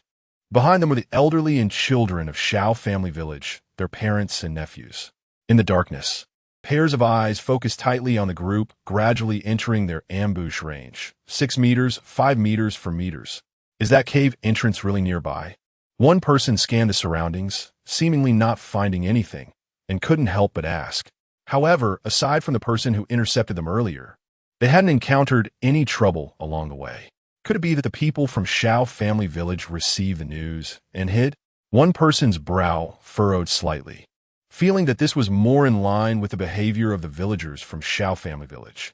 The person they encountered earlier must have been someone from Shao family village who had struck it lucky and was somehow tricked into coming over. But why haven't they seen anyone from Sheng yet? Could it be that they had a last-minute change of heart and didn't come? Someone in the crowd immediately retorted. How could that be? It should be that the 2 sides took different routes, so they didn't run into each other. Didn't you see that aside from the person we met earlier, everything has been quiet along the way? Maybe our villagers have already seized the stone cave. It seemed the more they spoke, the more they felt their reasoning was valid, and that person's voice gradually grew louder. Hearing this rebuttal, the faces of the people from Liushi village suddenly turned unsightly. If what this person said was true, they certainly didn't believe that the people from Sheng would just sit back and enjoy the spoils. The surroundings suddenly fell silent. In the pitch blackness, no one noticed that a few figures in the crowd were quickly retreating, having already backed to the edge of the group. After taking 2 steps forward, someone finally felt something was off. I feel like. Before the words were finished, a scream erupted. Some quick-reacting individuals swiftly grabbed pot lids and other objects to shield their vital areas, stepping back cautiously. However, before they could retreat 2 steps, one person stepped on another's foot, causing that person to cry out in pain and push and shove into several others. The brief chaos lasted only about 10 seconds before someone armed with a hoe, shovel, etc., charged towards the direction of the stones flying through the air. Pot lids held up. Soon, both sides clashed. Shaolin focused on the 6 individuals who were rapidly retreating, seemingly unwilling to join the fight. Glancing at the grenade in his hand, just as he moved closer to those people, he noticed one of them looking directly at him. These individuals were definitely not from Liushi village, nor would they be from Laoshankan. They weren't that perceptive. Moreover, no matter how fierce those people were, their gaze wouldn't be as cold and bloodthirsty as the one he just locked eyes with. Remembering those individuals Sheng had encountered earlier, who had struck without hesitation, Shaolin immediately associated them with the people before him. The people from Liushi village could be temporarily ignored, but these few must not be allowed to approach the stone cave. Chapter 52. No mercy needed Lin Ge. Without those 6 joining in, the combat strength of the Liushi villagers dropped significantly, coupled with the fact that the Shao family village side was almost fully armed from head to toe. Even though they were slightly outnumbered, they still maintained a solid upper hand. The most troublesome were those 6 who were quickly retreating. Shaolin always felt that those 6 seemed to have known they were ambushed there, which was why they gradually retreated to the back of the crowd. As for why they didn't warn those people, one of them came along. Until they could no longer see the group behind them or hear any sound from behind, one of the 6 let out a light laugh. It's been dealt with. Immediately, someone next to him turned around, a sharp blade glinting coldly in his hand, rushing towards Shaolin at high speed. Seeing the figure coming fast, Shaolin's eyes darkened as he sidestepped to avoid a direct collision with the incoming person. In their first exchange, Shaolin wasn't sure if the opponent was merely testing him, but whether it was or not, the speed and explosiveness of the attacker, as well as the ruthless nature of their strikes, made Shaolin very wary. Moreover, he was not facing just 1, but 6. Shaolin's heart sank slightly as he heard the other side say, "Old 6, quit playing around. Deal with him quickly so we can go find that stone cave the others mentioned." This person definitely wasn't the one they encountered last night, so there was no need to hold back. Shaolin furrowed his brow slightly. Was the person they referred to as Sheng? From their tone, if they encountered Sheng, they could afford to be merciful. Shaking his head, he drove those thoughts from his mind and focused on dealing with the ruthless old 6 while moving closer to the remaining 5. Worried that old 6 would hold him back, preventing the others from reaching the stone cave, Shaolin inevitably felt anxious.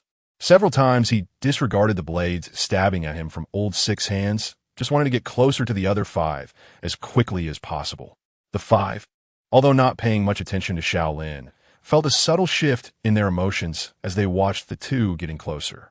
2 of them, fearing the delay, directly joined the fight to end it sooner. The other 3, however, kept their eyes on Shaolin, their expressions varying. Sensing the gazes from the other side, Shaolin's heart skipped a beat. He had observed their sharpness before. He had only one chance.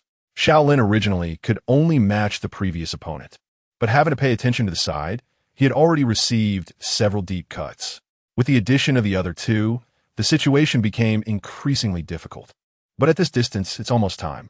Watching the blade once again thrusting towards him, Shaolin did not dodge, but directly met it head-on, causing a moment of surprise in old 6's eyes as the dagger came down. Seizing the moment of the opponent's distraction, Shaolin wasted no time, swinging his short knife straight towards old 6's neck.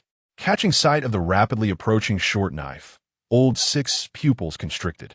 Although his body swiftly leaned to the side, he couldn't avoid a deep cut. Blood immediately gushed out. Old 6 quickly covered his neck with his hand, feeling the sticky warmth in his palm and the scalding blood gushing from the wound. His face instantly turned grotesque, not caring about the previous sense of oddity. He raised his dagger and immediately stabbed toward Shaolin's chest. At the same time, the other 2 and the 3 standing on the other side also rushed over. Thinking it was just a small minion, They never expected that he would actually cut Old 6's throat. This was the same selected one who had injured Old 3 and Old 7 yesterday. In the end, he had fled in a panic. Seeing all 6 gathered, Shaolin showed no fear on his face. He threw the short knife at one of them and quickly reached into his inner pocket, grasping the egg-sized object and pulling the hand ring. After a muffled sound, a wailing and howling erupted in the small space. Shaolin stood upright, looking down at the 6 people who had fallen to the ground, feeling the last bit of energy in his palm completely fade away. And only then did he slowly release his tightly clenched left hand. The cries of the 6 echoed far and wide, so tragic that even the people of Shao Family Village and Lu Creek Village, who were engaged in a fierce battle in the distance, could hear them. Some of the more timid ones trembled in fear, unable to steady their weapons. What was that sound? The few people from Shao Family Village guarding the cave entrance turned to look in the direction of the cries, but unfortunately, all they could see was darkness. Sheng slightly lowered her eyes, already guessing something. Over there, Sheng also twitched his eyelids, thinking of the power of the defensive grenade, and couldn't help but close his eyes. After a moment, he opened them again, his gaze once again firm. It's nothing. Those people might be getting close to here. Everyone pay attention to the surroundings and don't get distracted. Sheng also stood still, not moving. Unexpectedly, Shaolin and the others should be able to resolve all the troubles.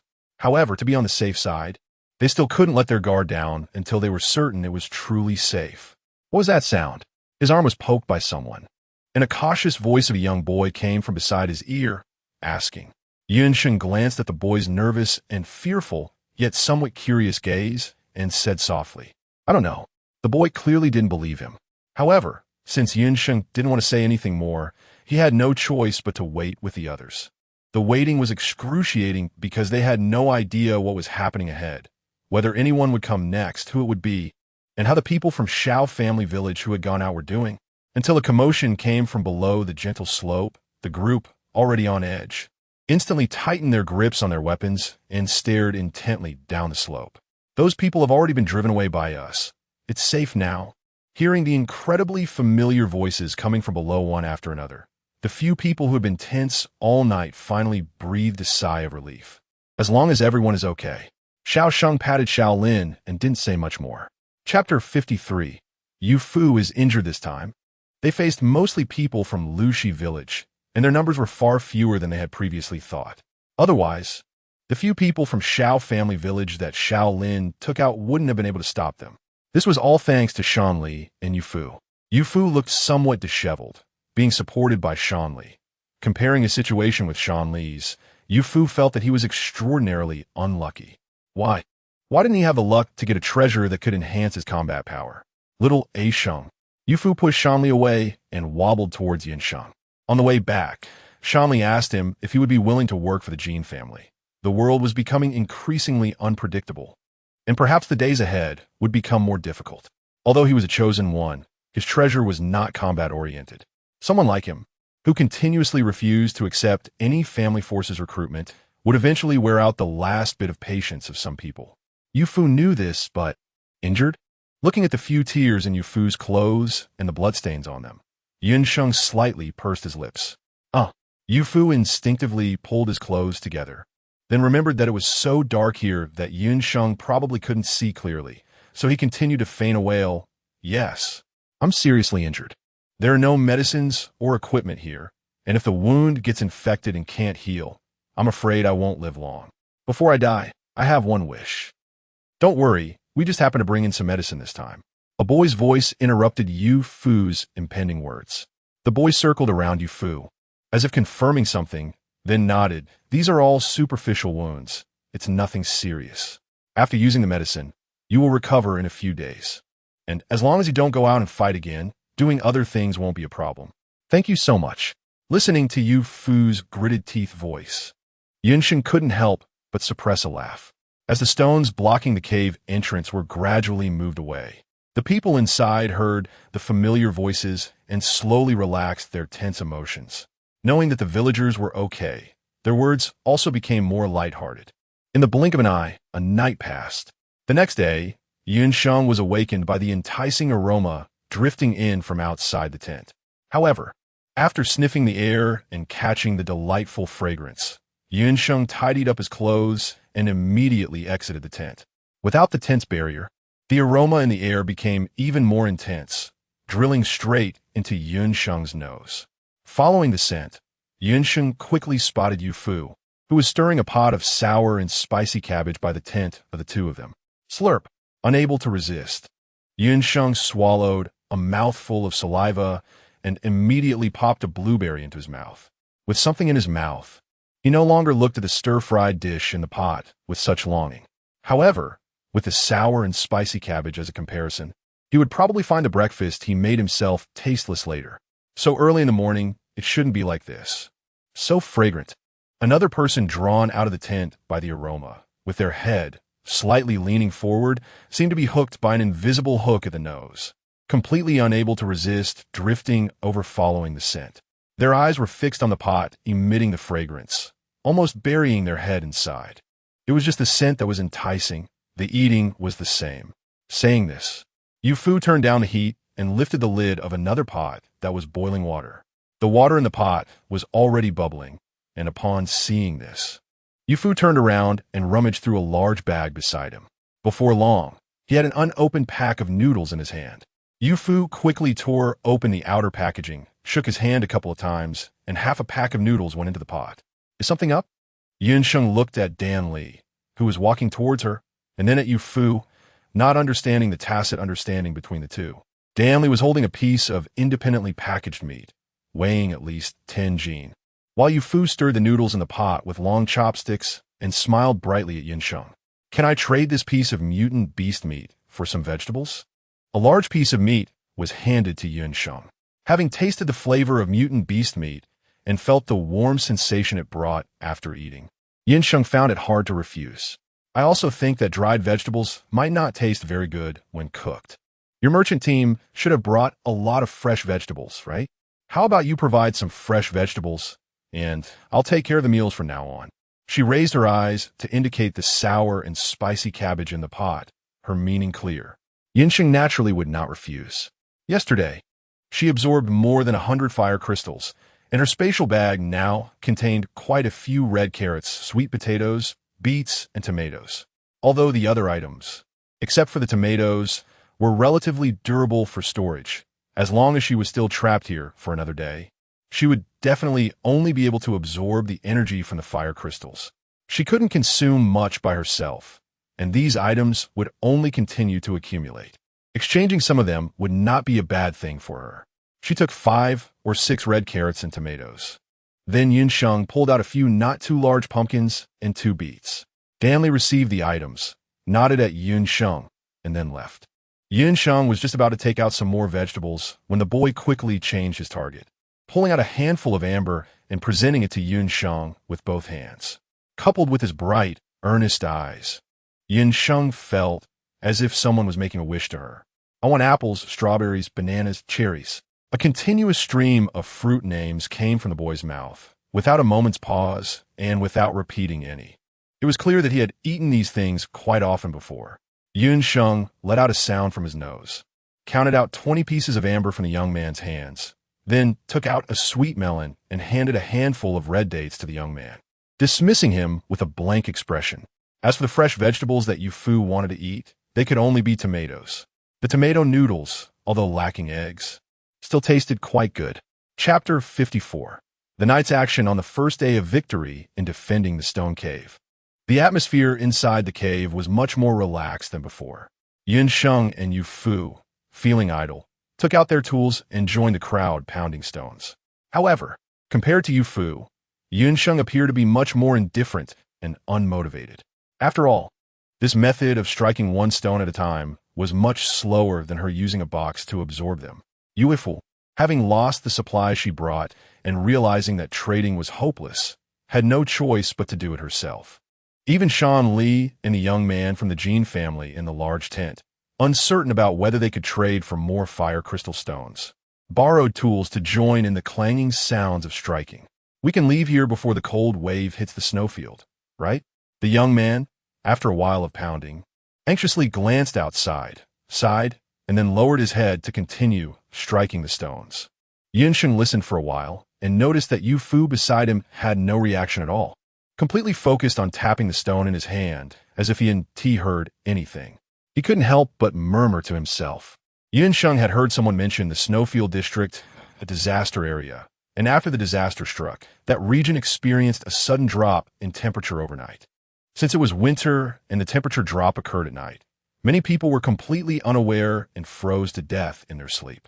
However, quite a few families had better insulation measures and, realizing the sudden drop in temperature, woke up with a start. Then came various actions like bundling up in blankets, lighting fires, and sealing doors and windows, with many people gathering together. Later, as information was shared, the fire crystal stones produced in the Flame District naturally became treasures in the hands of those living in the Snowfield District. Unexpectedly, the Jean family came to the Flame District to trade for fire crystal stones because of this matter. Sheng had been chipping away all morning and looking at the one fire crystal they managed to produce, felt a strong urge to spit blood. Yu Fu fared a little better than Sheng, having chipped out 2 fire crystals in total by noon, which could be considered an average level of achievement. Time passed quietly, and after finishing dinner early, Sheng and Yu Fu waited for the fireball rain outside to stop before leaving the stone cave. Sheng went southwest, while Yu Fu went northeast, and the two did not interfere with each other. Sheng is heading towards the boundary today. If it weren't for that group of people suddenly appearing and interrupting her plans the night before last, she might have already made new discoveries. Hopefully, everything goes smoothly today. Sheng couldn't wait any longer. With her eyesight no longer obstructed, she was much faster than before and arrived at her destination in just over an hour. It was quiet all around, with no one else but Sheng. Sheng quickly put on layer after layer of thick clothes and eagerly walked towards the boundary wall. Bang! This time, it was a good start. She felt the energy entering on her first attempt. It seemed that the mutant beast meat she had eaten last night and tonight was not in vain. Sheng rolled up his sleeves and, once his physical strength had mostly recovered, set off towards the boundary wall again. Once, twice, 3 times. The warmth in the palm of his left hand grew stronger and stronger, changing from warm to hot, with a continuous upward trend. However, apart from the rising temperature, it did not cause Sheng any substantial harm. In fact, as the temperature increased, Sheng felt as if something was about to emerge from his palm. This feeling intensified as time passed, and the energy he absorbed from the boundary wall increased, prompting Sheng to desire even more energy. Thud! Thud! The sound of him being knocked back echoed one after another, until Sheng was panting heavily, unable to move his hands and feet any longer. His body wrapped in layers of cotton clothing, feeling as if it had been washed in water, and then with a whoosh, something seemed to fly out from his palm, quickly disappearing, so fast that Sheng almost thought he was hallucinating. Yet even though Sheng was looking up and did not see that scene, he did not miss the flash of fire that suddenly illuminated the surroundings. It was warm and hot, no different from a usual temperature of a palm. Sheng lay on the ground, her mind racing as she quickly connected all the dots. Perhaps there really was a fireball that flew out from her palm just now. The burning sensation in her palm must have subsided due to energy depletion. Verifying this was simple enough, knowing it wasn't the time to be anxious. Sheng could only wait for her stamina to recover slowly. In the meantime, she took out a few fire crystals, but apart from converting them into food and usable items, she didn't feel any sensation of energy being absorbed. It seemed that energy could only be obtained from the boundary. After resting for about half an hour and feeling her stamina fully restored, Sheng finally got up from the ground. She wasn't sure if it was because she had been exercising much more than usual in the past few days, or if it was due to eating mutated beast meat. But she felt like her condition had improved to how it was when she first arrived. She remembered participating in the school's sports meet before, nearly exhausting herself after running 5,000 meters. Even though she felt better after resting, her performance when participating in other events half an hour later was far from her usual level. But now, Sheng even felt that she might be able to perform even better. She wasn't sure if this was just her illusion, so she stepped forward again to the boundary. She reached out and pressed her hand against the boundary. 1 second, 2 seconds, 3 seconds. Sheng's expression gradually changed, showing disbelief, but more importantly, surprise.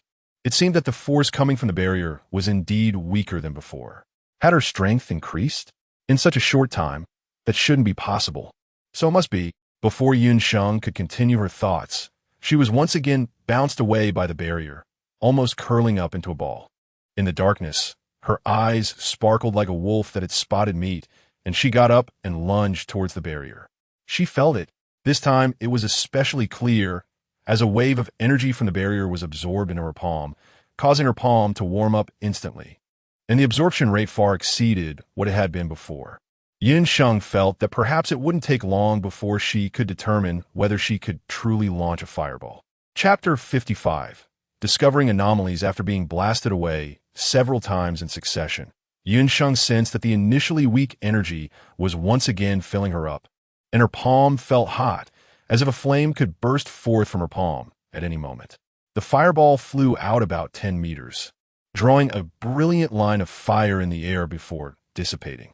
At the same time, Sheng clearly felt that the temperature in her left palm had decreased significantly. Sheng tried to summon that energy again, until her face turned red from the effort, and finally, a flame the size of a fingernail reluctantly flew out. It barely traveled the length of a hand before it fizzled out with a soft hiss. It seemed that the energy she absorbed was only enough to produce one fireball. After falling down again and getting back up, by the time Sheng produced her 7th fireball, it had grown as large as a bowl. Although it still shot out as a fireball, all the previously absorbed energy was depleted. But if she could control the size of the fireball a bit and absorb more energy, could she produce more fireballs? Deciding to give it a try, Sheng got up and began to absorb the energy from the boundary wall again. Her palms were still pale and smooth, yet she felt as if she couldn't control it, and the energy might burst out at any moment. It seemed this was her current limit. Sheng tried to feel the energy he absorbed and then controlled the output of the energy. Whoosh! A fist-sized fireball flew out, slowly dissipating about 10 meters away from Sheng. Feeling the energy still abundant in his palm, Sheng thought he could release several more fireballs like this. Whoosh! Whoosh! Whoosh! After consecutively launching 4 more fist-sized fireballs, the energy stored in his palm was finally depleted, and Sheng stopped. Sheng watched the last fireball fly out and felt quite satisfied. It was only half the night, and the energy stored in his palm was already enough to launch 5 fireballs. Given time, the number would surely increase. It could be considered an added means of self-protection. Was it going to drain the boundary? However, to enhance his self-defense capabilities, he still needed to continue absorbing energy. Thus, he kept going until the latter half of the night. It was only when Sheng could consecutively launch 12 fireballs and had absorbed enough energy again that he dragged his weary body towards the stone cave. Just as he was about to catch his breath after reaching the gentle slope, he heard a distant voice yawning repeatedly. As he spoke, Fu propped himself up with one hand and slowly stood up from the ground. Hearing the familiar voice, Sheng finally relaxed his grip on the flying knife. He took a couple of steps towards the direction of the sound, and, as expected, saw Fu, half awake with his eyes barely open. Sheng looked up and down at Fu, his gaze filled with visible curiosity. Fu nodded, waved at Sheng, and when Sheng leaned in to listen, he quietly asked in Sheng's ear, "Did you make any discoveries during this outing?" Sheng was startled. Listening to Fu's tone, could it be that he discovered something? Could there really be a treasure in this disaster zone? Sheng remained expressionless, observing Fu's expression, and asked in return, "Could it be that you discovered something during this outing?" "I'm not talking about rare treasures." It seemed Fu sensed what Sheng was thinking and quickly replied. Then, as if recalling something, a hint of hesitation flashed in his peach blossom eyes, and he uncertainly said, "Have you noticed any abnormalities in this disaster zone?" Abnormalities? What kind of abnormalities? Well, sometimes things just disappear inexplicably. Fu was sure he hadn't been mistaken at that time, but saying it out loud felt too strange even to him. Perhaps he had just been so focused on finding rare treasures that his eyes were playing tricks on him. However, lying in the tent and thinking back, Fu still felt it wasn't just his eyes. Perhaps this disaster zone was indeed undergoing some changes they hadn't noticed before. Things disappearing inexplicably? Sheng repeated the question to confirm that the traveling merchant was not joking, then continued to ask, "What did you see disappear?" "A stone. For the possible treasure that might exist." Yufu's gaze was focused like never before whenever he went out searching. Then he watched in disbelief as a stone that had just come into his view suddenly vanished. A stone? If it were food or some other valuable items that disappeared, she might have had some idea. But in this fiery area, stones were everywhere. Who would be foolish enough to steal a stone? Not able to get more information from Sheng, Yufu was obviously a bit disappointed. Changing the topic, he asked about Sheng's treasure again. Just as they stepped out of the tent to prepare something to eat, they noticed that Shan Li and Jin Yuan had unusual expressions. The hurried villagers from Shao family village passing by only added to the sense that something was happening. Sheng took out a bottle of mineral water and hurriedly drank a sip before quickly walking a few steps to the Jin family's tent. She glanced over a pile of rubble on the ground and then spoke up. "What happened?" "There are no fire crystal stones left," the young master of the Jin family said, his words lacking coherence. However, judging by his drooping head and the way he seemed drained of energy, it might not be a small matter after all. As Yufu approached, he heard this and couldn't help but furrow his brows. "What do you mean there are no fire crystal stones?" After saying this, he looked at Shan Li, hoping he could clarify the situation. Chapter 56. There is indeed a possibility. Shan Li recounted the events of the morning in detail. After listening to Shan Li's account, both Sheng and Yufu looked equally grim. The entire Shao family village, along with the two of you, managed to hammer out only one fire crystal stone in the entire morning? Yesterday, we could almost manage one per person, but today, with so many people, only one fire crystal stone was produced in the morning. Looking at the pile of rubble beside the Jin family's tent, it was evident they hadn't been idle. Yes, Shanli Nudda. The people from Shao family village also felt something was off, even in the worst situations before. It was never the case that an entire village produced only one fire crystal stone. Today, after the fireball rain, a few of us from Shao family village planned to check the barrier again. "Did you notice anything unusual last night when you went out?" After finishing his explanation, Shanli turned to inquire about Sheng and Yufu. Yufu exchanged glances with Sheng, then began to recount what had happened last night. "No wonder we didn't hammer out a single fire crystal stone today. Those stones containing fire crystals must have just disappeared." The young master of the Jin family interjected with indignation. Although this idea might be a bit too presumptuous, it must be said that there might indeed be some truth to it. Moreover, the timing of the stone disappearance, right after Yufu noticed, it was too coincidental. There is indeed a possibility. Yufu supported his chin with one hand, lost in thought. What if there are more stones that disappeared besides the one I saw? And those stones just happened to contain fire crystals?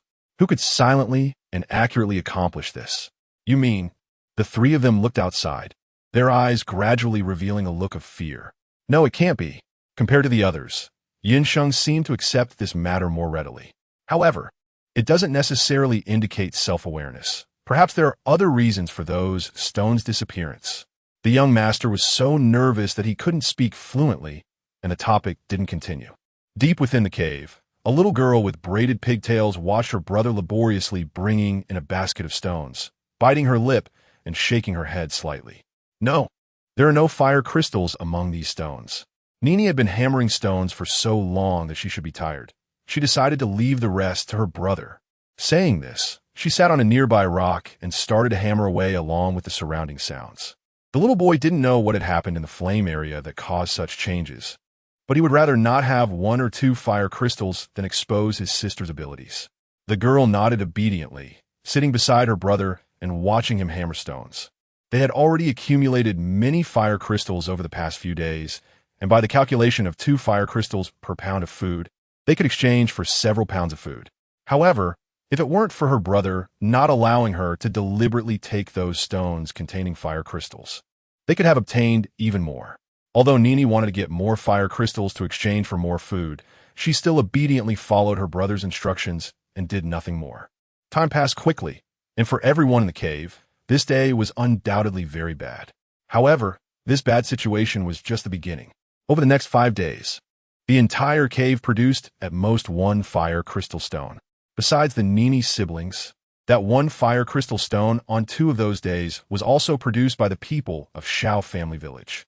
Faced with such a situation, everyone's hearts felt heavier. For the people of Shao family village, the fire crystals produced in the flame area were their only source of sustenance. Without fire crystals, it was equivalent to cutting off their primary means of obtaining food. Although they were now trapped in the flame area, they still firmly believed that one day, some of them would be able to leave this place. By then, those villagers who could go out would take fire crystals with them to exchange for supplies. But now, the 2 from the Jin family and Yu Fu were not much better off than the people of Shao family village. Although they had the Jin family backing them, even if they were trapped here for months, they didn't need to worry about food. However, without the fire crystals unique to the flame area, not only would the cold wave from the snowfield area be significantly impacted, but the Jin family's research on extracting energy from fire crystals would also be forced to stop. The Jin family had already invested considerable manpower and resources into this research, and they were on the verge of achieving results when it had to be halted. All previous investments would be turned to dust, and the Jin family would suffer greatly. Compared to the group of people outside who were weighed down with worries, Sheng, who spent her days eating, sleeping, and running to the barrier to absorb energy, seemed much more carefree. However, that was just an appearance. In reality, Sheng's anxiety was no less than that of the others. After discovering that the stones outside contained almost no fire crystals, Sheng went back to that area, filled with large stones. Naturally, she found not a single stone containing fire crystals. After searching through all the stones in the central area, Sheng ground her teeth and walked back toward the cave while calculating how she could absorb the energy from the barrier more quickly. Even if she couldn't completely absorb the barrier, she would use the energy she had absorbed to blast a hole in it. However, she didn't know when she would be able to accomplish this great feat to be on the safe side. Sheng decided to gather more fire crystals in her possession. After absorbing so much energy from the barrier, Sheng could now store enough energy in her left hand to continuously unleash about 80 fireballs the size of fists. The maximum distance could reach 30 meters, the same range as the fireball launcher she had obtained previously. Furthermore, besides absorbing energy from the barrier, Sheng later discovered that she could continuously absorb energy even while lying down or standing still. However, the speed of energy replenishment was much slower than directly absorbing it from the barrier. Chapter 57. Someone started fighting. Even so, this launcher that required fire crystals to fire fireballs was of little use to Sheng now. Sheng plans to find an opportunity to make a delivery, while also collecting some fire crystals. If there are no fire crystals, other energy crystals will do. In the past few days, the young master of the Jin family has traded 100 amber pieces with her, adding the previous 20 pieces. Sheng now has 600 milliliters of water generated daily from the amber, combined with the 200 milliliters produced daily by the water pouch. She has a total of 800 milliliters of available water each day.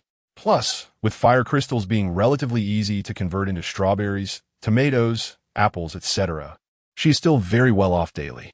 The food in her space pouch is also quite sufficient, although some perishable items like tomatoes and red dates have wilted a bit.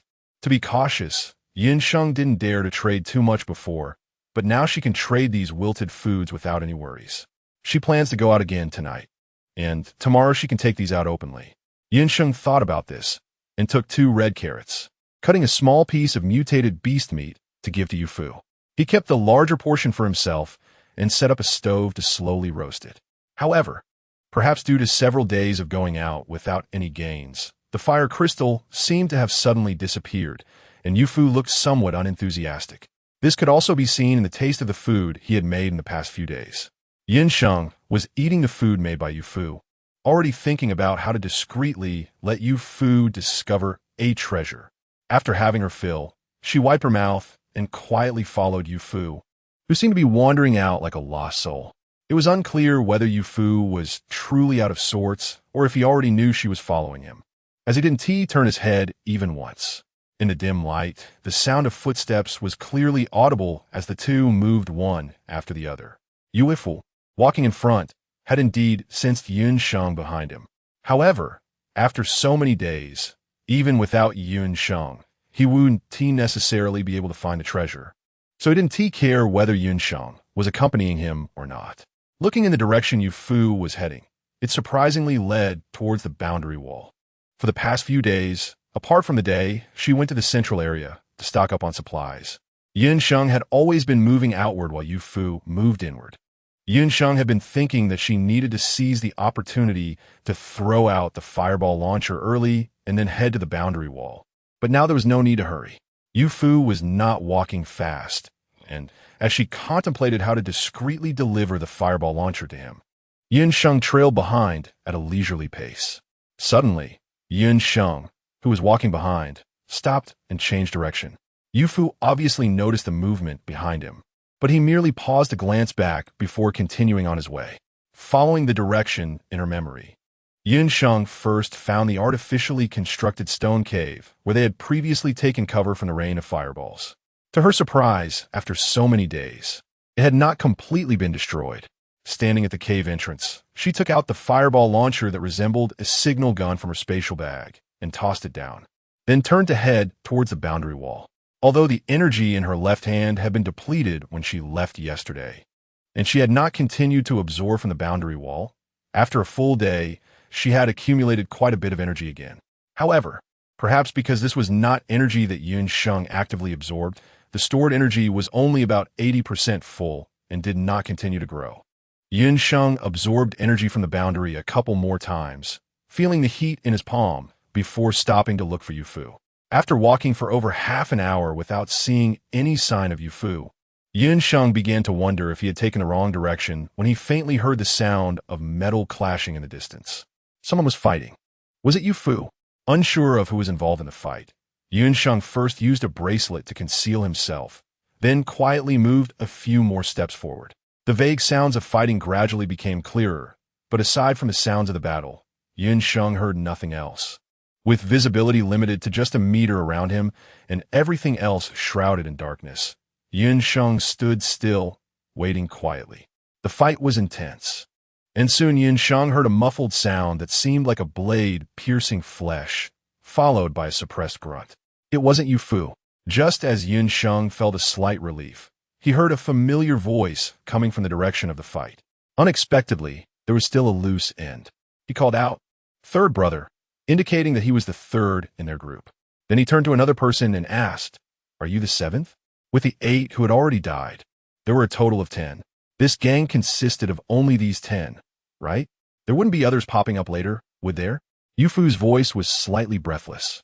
Facing 2 opponents at once was clearly taking a toll on him, but he still refused to back down.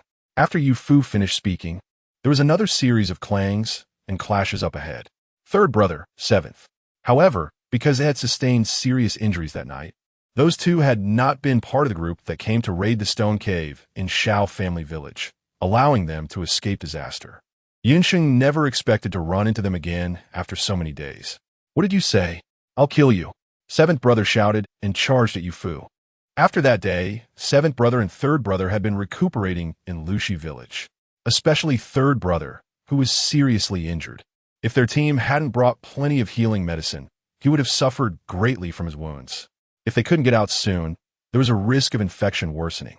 The 2 had told the other team members about what happened that night, and they decided that after taking the stone cave in Shao family village the next day, they would search for Sheng in the Yanhua district, convinced they would find a way to deal with this chosen one. Little did they know that even by the 3rd night, as daytime approached, they still hadn't seen the other team members. This left them somewhat suspicious. However, since the few of them carried mutated grass that was particularly sensitive to life signatures, it was generally hard for anyone to approach within 10 meters without being detected. So they weren't overly worried. Unexpectedly, 7th brother's eyes turned blood red, and his attacks on Yu Fu became increasingly ferocious. Although 3rd brother's injuries hadn't healed, he assisted 7th brother in attacking, putting Yu Fu at a disadvantage. Chapter 58. The strange fireball at night. What a persistent bunch. Yu Fu managed to fend off 3rd brother's interference for a moment, then seized the opportunity to pull something from a space pouch that was as tall as a person with legs, and with a slight exertion of his fingers, he threw it at one of them. Although 7th brother was blinded by rage, his reflexes were sharp. He swiftly dodged the object thrown by Yu Fu and raised his large blade to continue attacking. Yu Fu didn't rely on that small pill to harm anyone. As he dodged Seventh Brother's slash, he quickly covered his head with something, wrapping himself up securely. Seeing that the slash had missed, Seventh Brother immediately continued his pursuit. But just as he was about to swing his blade at Yu Fu, a sudden itch spread through his nose and throat. The large blade he was about to bring down paused for a moment, then unexpectedly veered off course. Cough, cough. Seventh Brother stopped to cough a couple of times, thinking it might relieve the itch in his throat, but the more he coughed, the harder it became to stop. His throat was itchy, and he felt a sneeze coming. Even his vision seemed not as clear as before. It was the gas released from burning black seedgrass. This gas had a limited range and dissipated easily. They should retreat from the gas's coverage area and not rush to attack, but they also had to be wary of letting that person escape. A calm voice from Third Brother reminded him. However, if they couldn't find a way to leave, they would be trapped here, and since they were doomed anyway, it was better to fight back. Upon hearing this, Seventh Brother immediately retreated 3 meters, distancing himself from the gas's coverage. Just as Seventh Brother stepped back, a fireball flew directly toward the two of them, and under the illumination of the flames, they could see Third Brother swiftly throwing 2 hidden weapons at Yu Fu. With the light from the fireball, Yu Fu easily dodged the 2 hidden weapons. At the same time, in a gesture of reciprocity, he threw 2 flying knives back at them. The fireballs appeared suddenly, and no one expected that fireballs typically seen during the day would show up at night. After a brief moment of shock, Third Brother and Seventh Brother could only quickly dodge the rapidly approaching fireballs. Seventh Brother raised his long knife and blocked 2 flying knives coming from the other side. Everything happened in an instant, but before they could catch their breath, another fist-sized fireball followed closely behind, still flying straight toward them. The 2 of them scrambled to avoid it, while Yu Fu, though secretly alarmed, showed no hesitation as he quickly reached into his space pouch and pulled out several flying knives, throwing them at the 2. As the saying goes, take advantage of the sickness to take their life, and this was precisely that moment. Whoosh, whoosh, whoosh. Fireballs came one after another, along with a barrage of hidden weapons from the other side, leaving Third Brother and Seventh Brother in a desperate situation. Because Sheng was currently invisible, the others could only see fireballs continuously flying in from a distance, instantly reminding them of the fireball rain from during the day. But it was night now. Their minds barely had time to process this, and soon Third Brother and Seventh Brother found themselves overwhelmed by the relentless barrage of fireballs and hidden weapons. Of course, the main culprit was still the fireballs flying in one after another. They had no idea why the fireballs were targeting them specifically. There had already been over a dozen, with none aimed at the other person. Meanwhile, with the fireballs illuminating the surroundings, Sheng's aim became more precise. He struck the 2 of them, forcing them to roll and scramble in a pitiful manner. Whoosh! Another fireball flew directly at their faces. Although they managed to dodge it, it grazed Seventh Brother's head, igniting a flare of flames. Realizing something was wrong with his head, Seventh Brother hurriedly raised his hand to pat it down. After a flurry of panic and screams, although the fire on Seventh Brother's head was extinguished, he had lost all his hair. However, it was clearly not the time to worry about hair. While Seventh Brother was busy putting out the fire, Yu Fu, who was covered in black, didn't miss the opportunity to throw plenty of knives at him. In his frantic attempt to extinguish the flames, Seventh Brother neglected his defenses and allowed Yu Fu to inflict several injuries. Having experienced the power of the fireballs, Seventh Brother became more cautious, though he couldn't help but feel angry. The few strands of hair he had managed to keep were now all gone. Fortunately, he didn't have much hair to begin with. Otherwise, the flames would have burned even more fiercely. While the fireballs continued to target them, it was clear that Yu Fu was not someone who would easily be taken advantage of. As soon as he heard the 2 wanted to flee, he immediately began throwing his hidden weapons at them like they were free. Sheng also increased the output of her energy, and the fireball that was originally the size of a fist instantly grew to the size of a bowl. It struck Lao Chi twice with a thud, causing a fire streak over 2 meters high to shoot up from Lao Chi's body, instantly turning him into a fire person. A series of screams rang out, startling even Sheng. She didn't expect that just slightly increasing the energy output would have such a drastic effect. Thinking back to the basin-sized fireball she had shot at the boundary wall, she realized that if it had hit a person, Lao Chi was still in agony. And taking advantage of Yun Sheng's momentary pause, Lao San, who was unharmed, quickly made a decision and turned to run into the distance. One of the fireballs struck Lao San's back, causing him to stumble, and he was soon slashed on the back by the pursuing Yu Fu with a long knife. Yun Sheng let out a sigh of relief, glancing at the seventh brother rolling on the ground, burned by the flames. Even if he didn't die, he could no longer pose a threat to Yu Fu. As for the third brother on the other side, you, the voice abruptly stopped, followed by Yu Fu's gritted teeth and the sound of vengeance being fulfilled. How dare you ambush me? Seeking death. Hiss. He raised his foot and kicked the person on the ground fiercely, not expecting that he would inadvertently aggravate his own wounds, causing his handsome face to contort in pain. Confirming that the third brother was dead, Yu Fu lifted his leg and walked towards the seventh brother, who was wailing and rolling on the ground.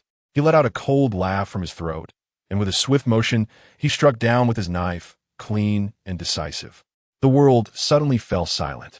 Then Yu Fu raised his head and glanced at the spot where Yun Sheng had been standing before.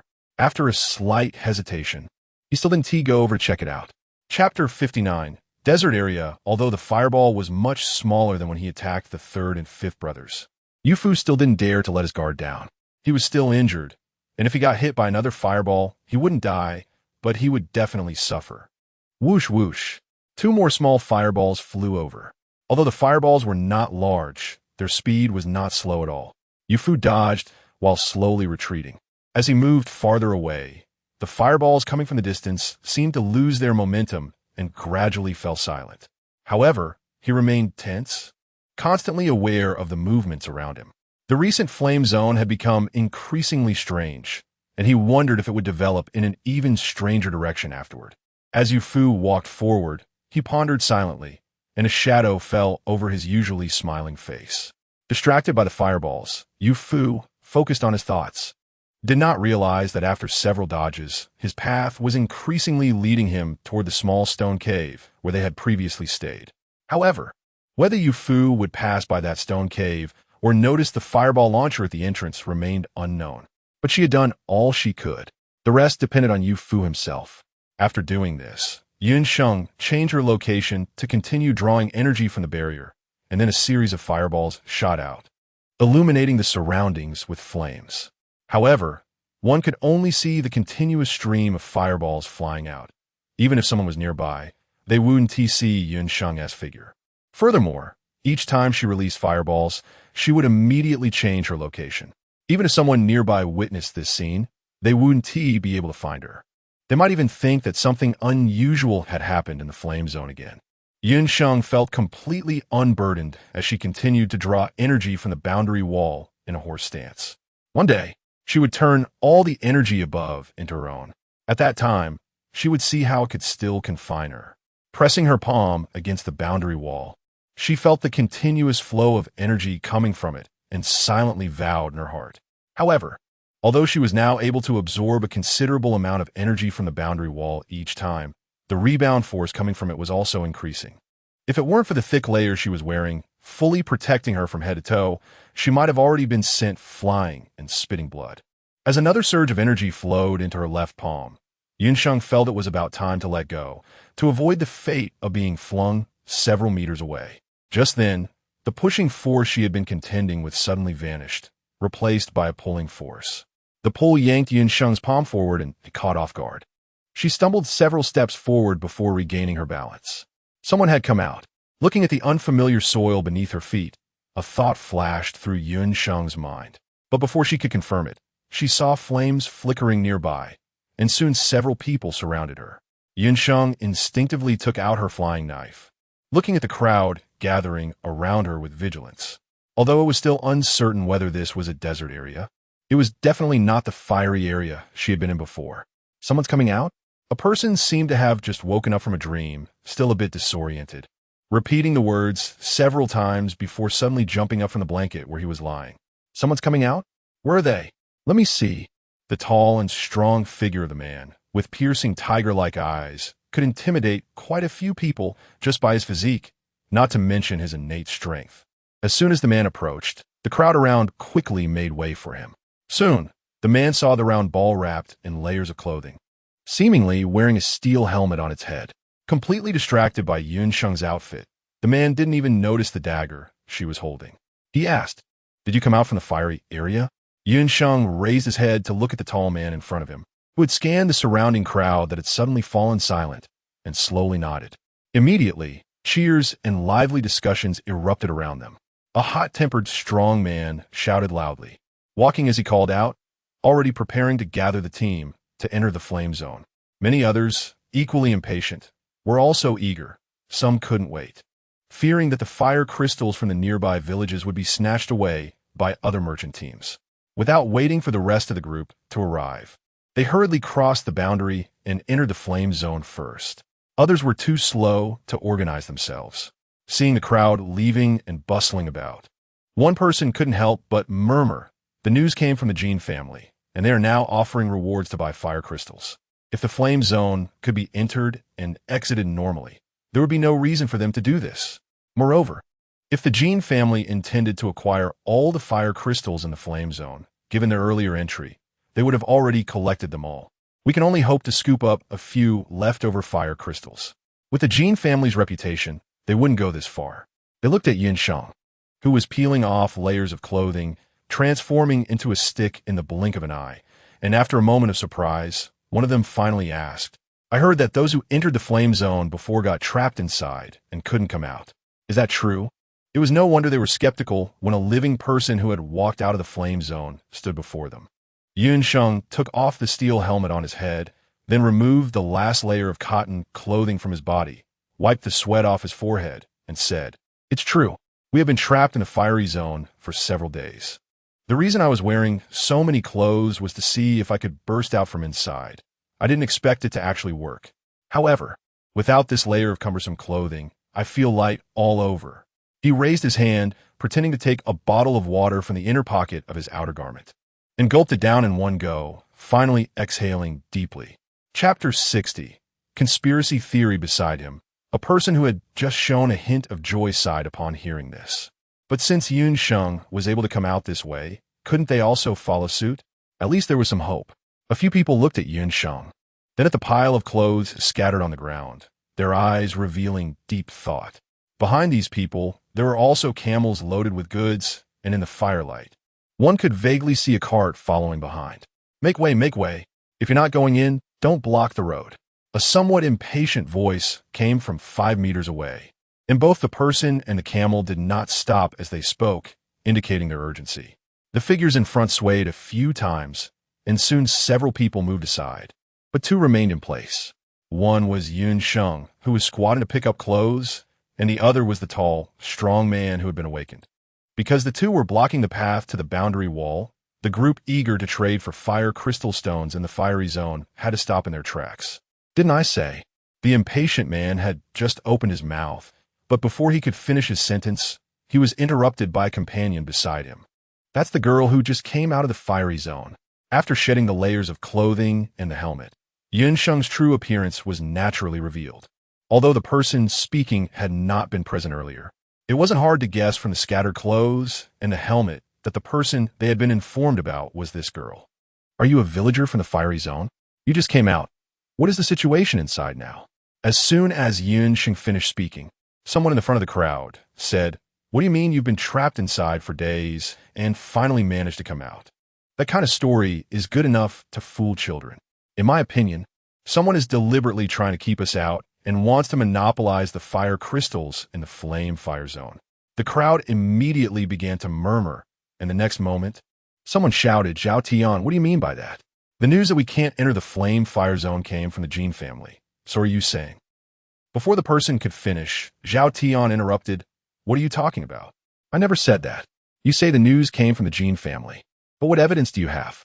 It's possible that someone is trying to use the Gene family's power to block us and deliberately spread this message."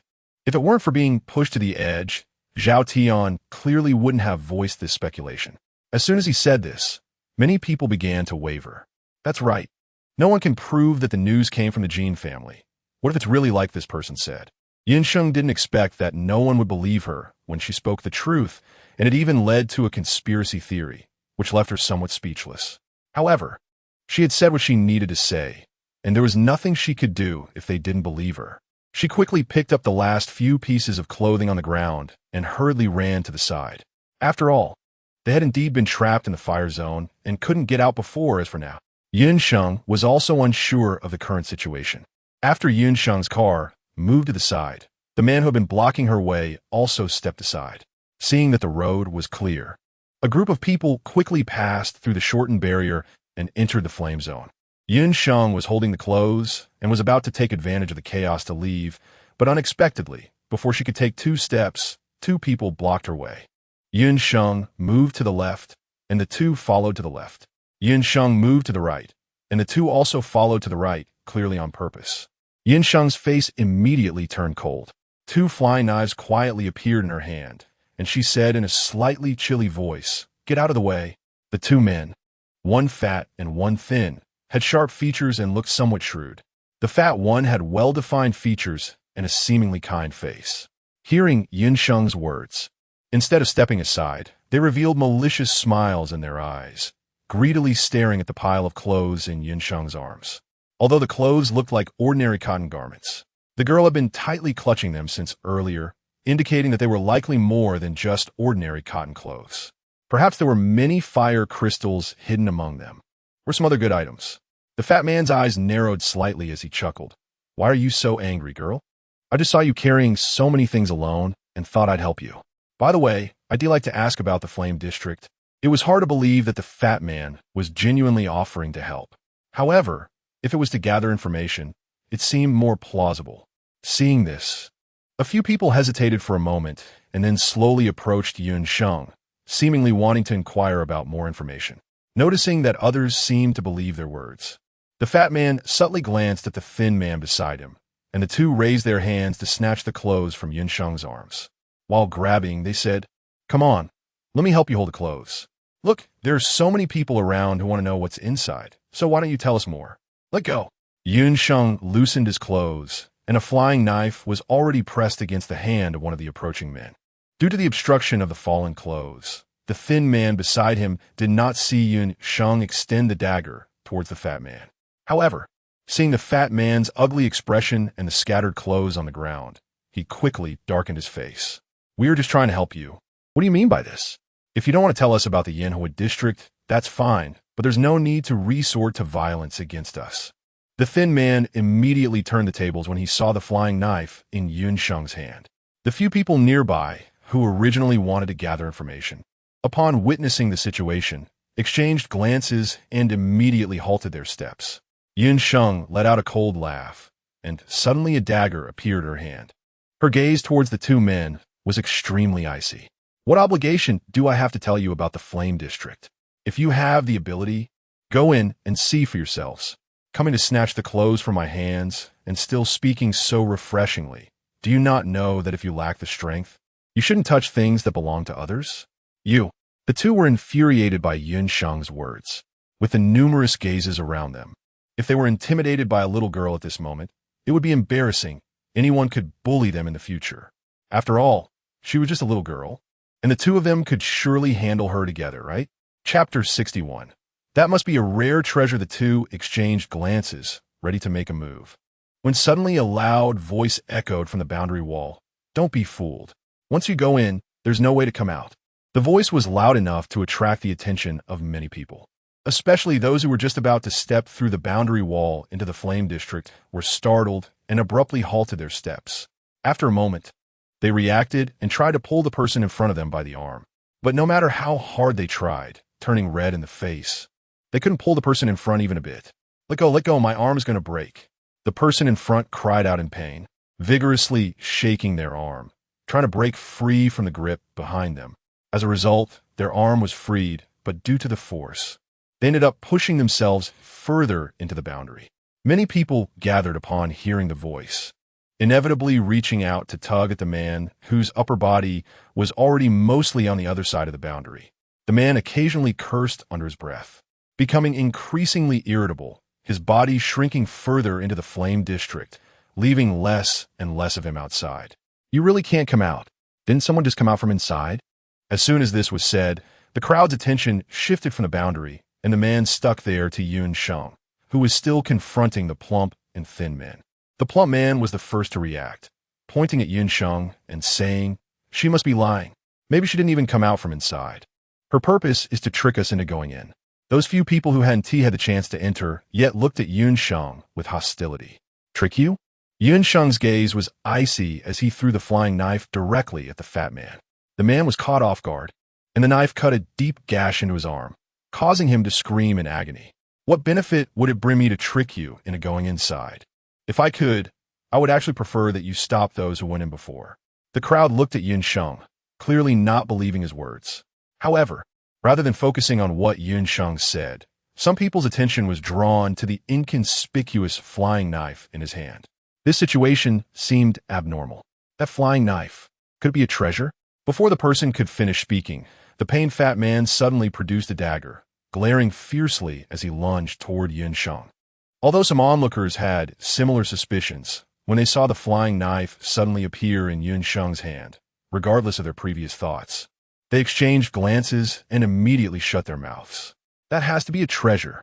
But why hadn't they heard of any chosen one's treasure being such a small flying knife before? The crowd whispered among themselves, their focus slightly shifting. "Still hoping to profit while others take risks? Stop flattering yourself. Just look at your ragged clothes. What could possibly make me interested in you?"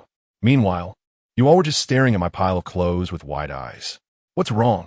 Are you so poor that you can't even afford clothes and have to resort to outright robbery? If outright robbery doesn't work, are you planning to frame me instead?" Some people realized Sheng's intentions and quickly moved away. However, due to the treasure that appeared in Sheng's hand, apart from the two of them, no one else dared to attack. Moreover, with so many people around and Sheng's enhanced eyesight, when the two saw that no one was incited by their words to attack Sheng, they hesitated, knowing that those people's abilities were above theirs, and they couldn't help but be cautious.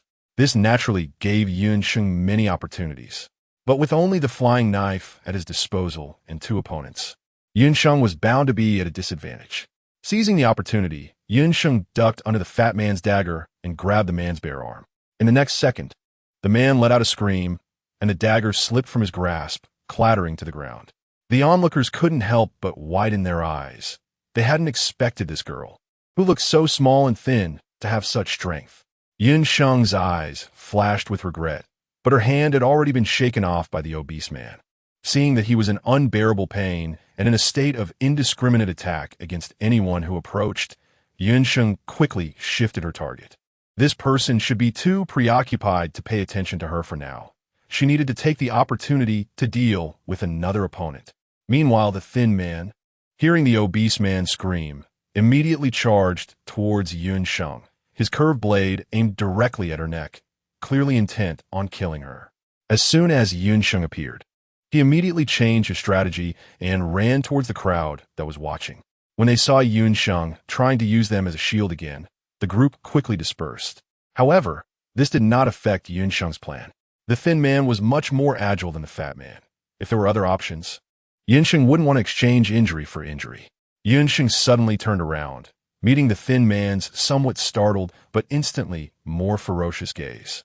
Before the curved knife could reach him, a long spear abruptly appeared in his hand, stabbing straight at the thin man. Pucci, completely unprepared for this situation. The thin man widened his eyes, the curved knife in his hand still half an arm's length away from Sheng, but it would never be able to reach him.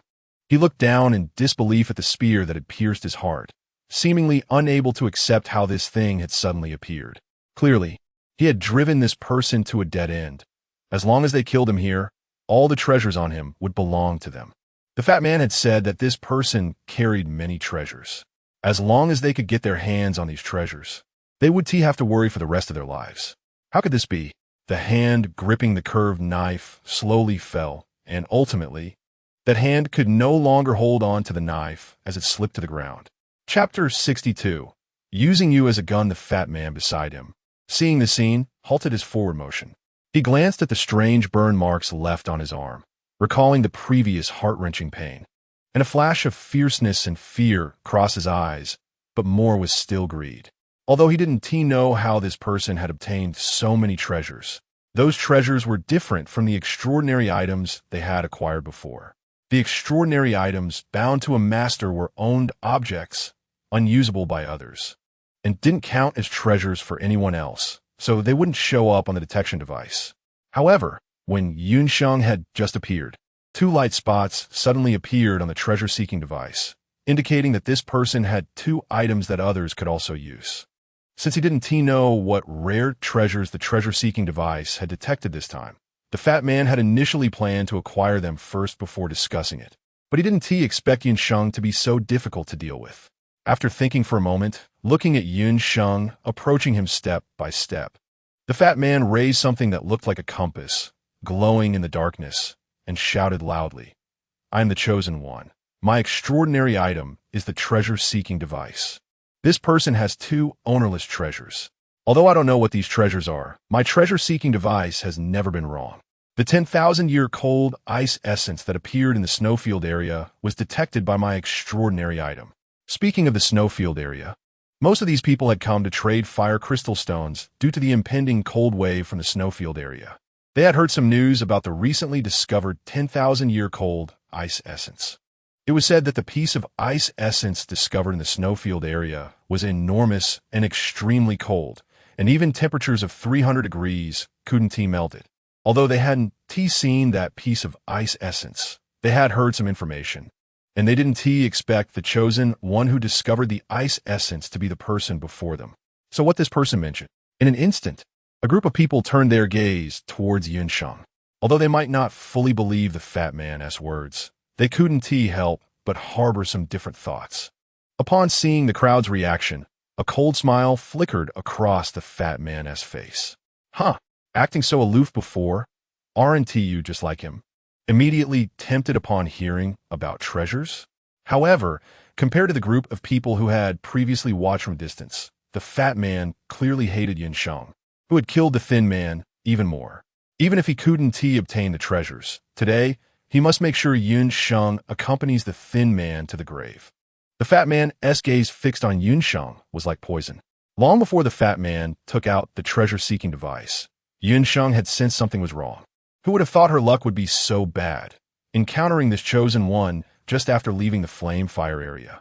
Sheng's eyes were dark as she looked at the group of people around her who were scrutinizing her both openly and secretly. She spoke in a deep voice. "Eternal Ice Soul? If I'm guessing correctly, since the moment you obtained the exotic treasure, the treasure-seeking device must have detected this item that can be considered a treasure, right? Besides that, let me guess what else. Is it the water bag plant that grows in water, has strong flexibility, is not easily damaged, and even in the hottest weather, you don't have to worry about moisture evaporating, which has been particularly popular since its discovery? Or is it the blood pearl, which is extremely rare in the sea and can neutralize most non-lethal toxins with just one? Or perhaps, every time Sheng spoke, the expression on the fat man's face became more rigid, especially when Sheng said, "If I guess correctly, you only kept the detection results about me, right? Why not reskin this area? You might find some unexpected surprises." The fat man's face grew increasingly ugly. He didn't expect Sheng to know so much. As everyone listened to Sheng and then looked at the fat man's expression, even those who were previously unaware realized that what Sheng said was not false. Those who already knew this information had just been watching from the sidelines, hoping to find treasures from Sheng. And after hearing this, they just stood by nonchalantly. "Damn, this fat man can't deal with her. So are we going to be used as pawns?"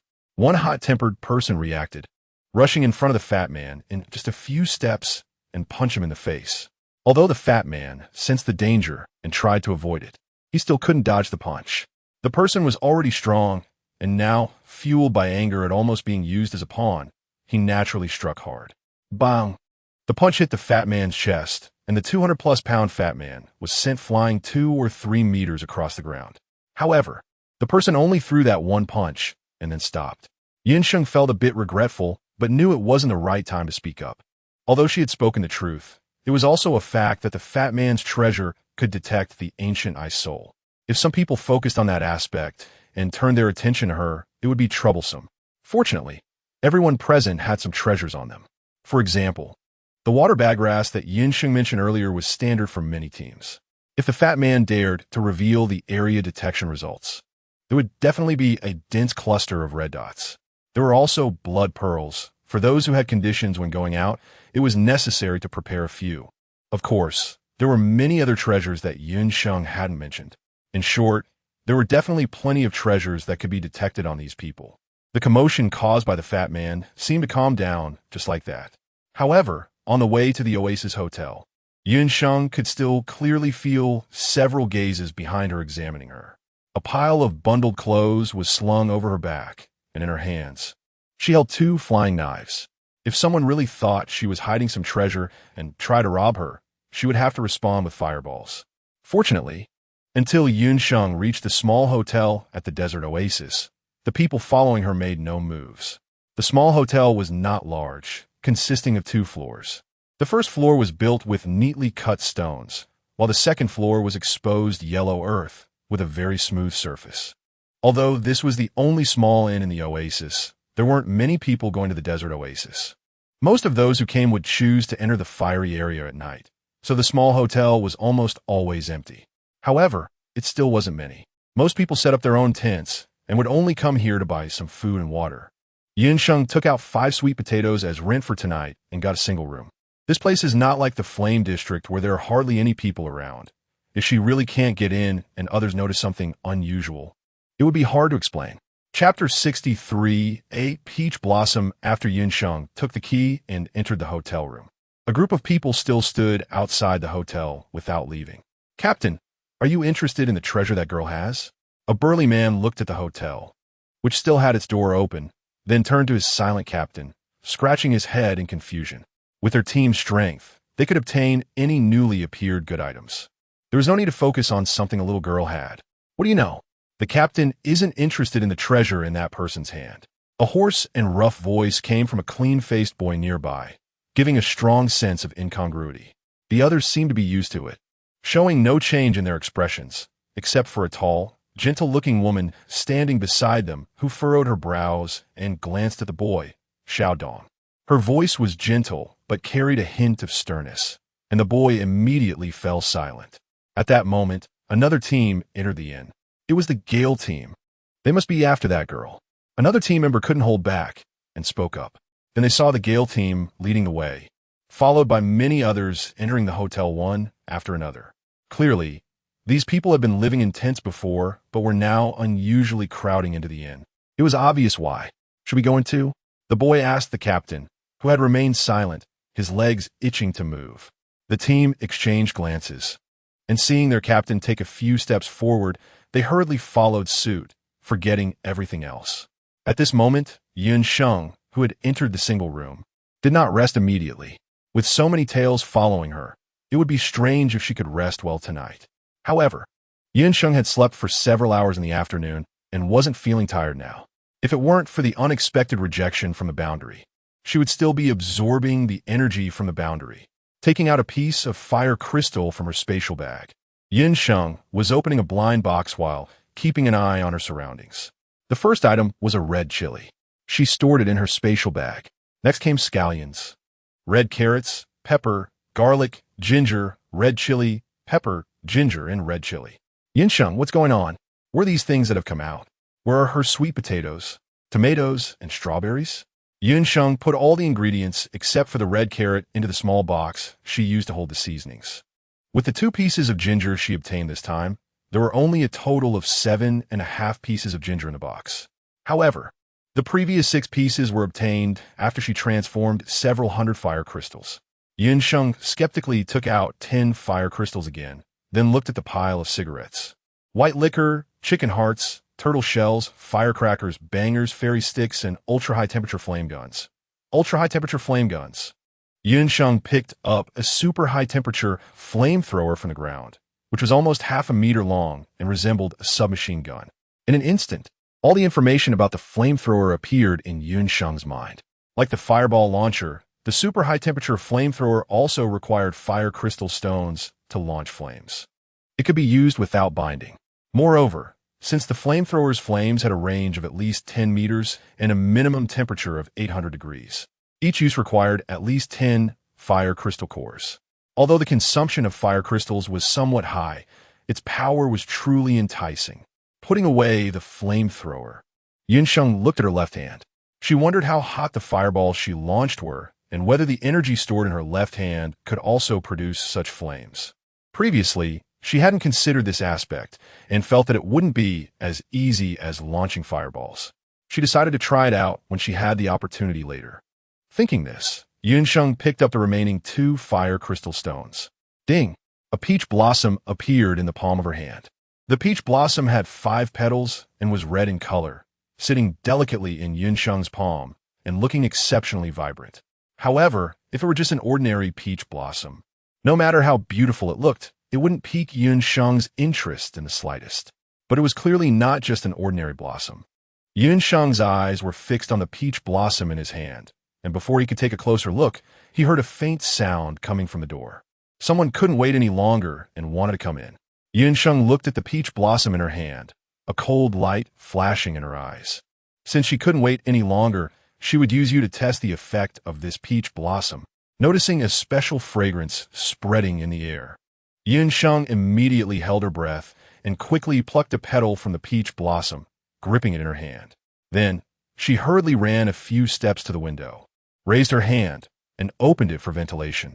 Just as the window opened, a dark shadow suddenly rushed in.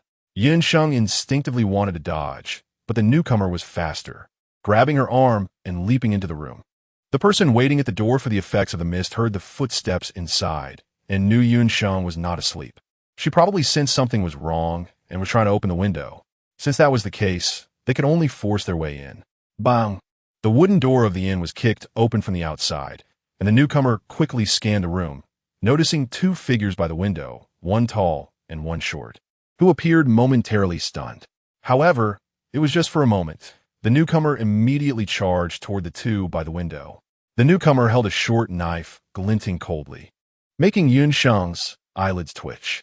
She reached back to pry off the hand that was restraining her arm, but that hand seemed surprisingly strong, and despite several attempts, she couldn't succeed. The cold gleam of the knife was approaching, almost upon her in the blink of an eye. It seemed that the person behind her was afraid she wouldn't die quickly enough and pushed her from behind, forcing Sheng toward the knife, making it look as if she was seeking her own demise. The person at the door couldn't help but smile at this and adjusted the knife's point, aiming directly at Sheng's heart, wanting to deliver a fatal blow. Damn it! Unable to suppress her urge to curse, Sheng began to doubt whether the peach blossom petal she had stuck to the person behind her really had the effect she understood. She aimed her left hand at the attacker and prepared to unleash a fireball. Just then, the short knife that was originally aimed at Sheng's heart suddenly shifted direction, heading straight for her left arm instead. Being so close, Sheng certainly noticed the shock that suddenly appeared on the attacker's face. Was the effect of the peach blossom petals taking effect? Regardless, Sheng rolled to the side, completely leaving the attack range of the short knife. Chapter 64. 2 invisible people on the other side. The owner of the short knife did not change their attack motion due to Sheng's actions. The coldly gleaming short knife advanced step by step, now without Sheng's obstruction, aiming directly at the other person behind her. The other person who had climbed in through the window had originally intended to take care of Sheng, first with the help of the short knife owner, and then search for treasures based on their own abilities. Unexpectedly, this person not only did not attack Sheng, but instead charged at him. Instantly, he drew a dagger from his waist. After all, it didn't make much difference whether to deal with the treasure owner first or to eliminate other coveters. Before long, the room was filled with the sound of clinking metal. Sheng saw the 2 people embroiled in a fight and quickly got up from the ground. She ran a few steps to a blind spot in their line of sight and then used the invisibility function of her bracelet to sneak out of the room. Since Sheng's room was the second one, when, counting from the inside, she was only about 6 or 7 meters away from her room's door. Before long, the footsteps grew closer, and Sheng huddled in the corner, breathing lightly to minimize her presence. A group of people was clearly coming for Sheng. When they reached the second floor and saw the only door that was open, they heard the commotion inside and immediately rushed in. It was evident that these people were not all from the same faction, and perhaps worried that members of other factions would enter first and seize the opportunity. They engaged in a brief contest at the doorway before entering. Sheng finally waited for them to finish fighting, and all entered the room before he quietly made his way downstairs. Although the man was agile, he couldn't withstand so many people rushing at him. His expression started to turn ugly. Still wanting to snatch treasures, he didn't even notice when the person ran away. What use is it for you to attack me here? I don't have any treasures on me. Clang! He once again blocked a dagger aimed at him, and the man's stamina was starting to wear out. He panted lightly and glared at the group of people attacking him. The group that rushed in also sensed something was off. They didn't want to get entangled with this slippery and ruthless man, but their bodies just wouldn't listen. Being shoved by the man, especially since so many of them had been unable to subdue him after such a long time, inevitably made them feel a bit embarrassed. Suddenly, someone retorted, "What do you mean he's already run away? He might have already killed him, and the treasures are in your pocket. Don't try to trick us so you can slip away later." No way. The man gritted his teeth, almost so angry that he spat blood. What treasures had already fallen into his hands? He wanted to kill and seize treasures, but those two fools didn't know how to cherish a good opportunity. If they had just dealt with him directly, it would have been much better, and they wouldn't have to chase after him now.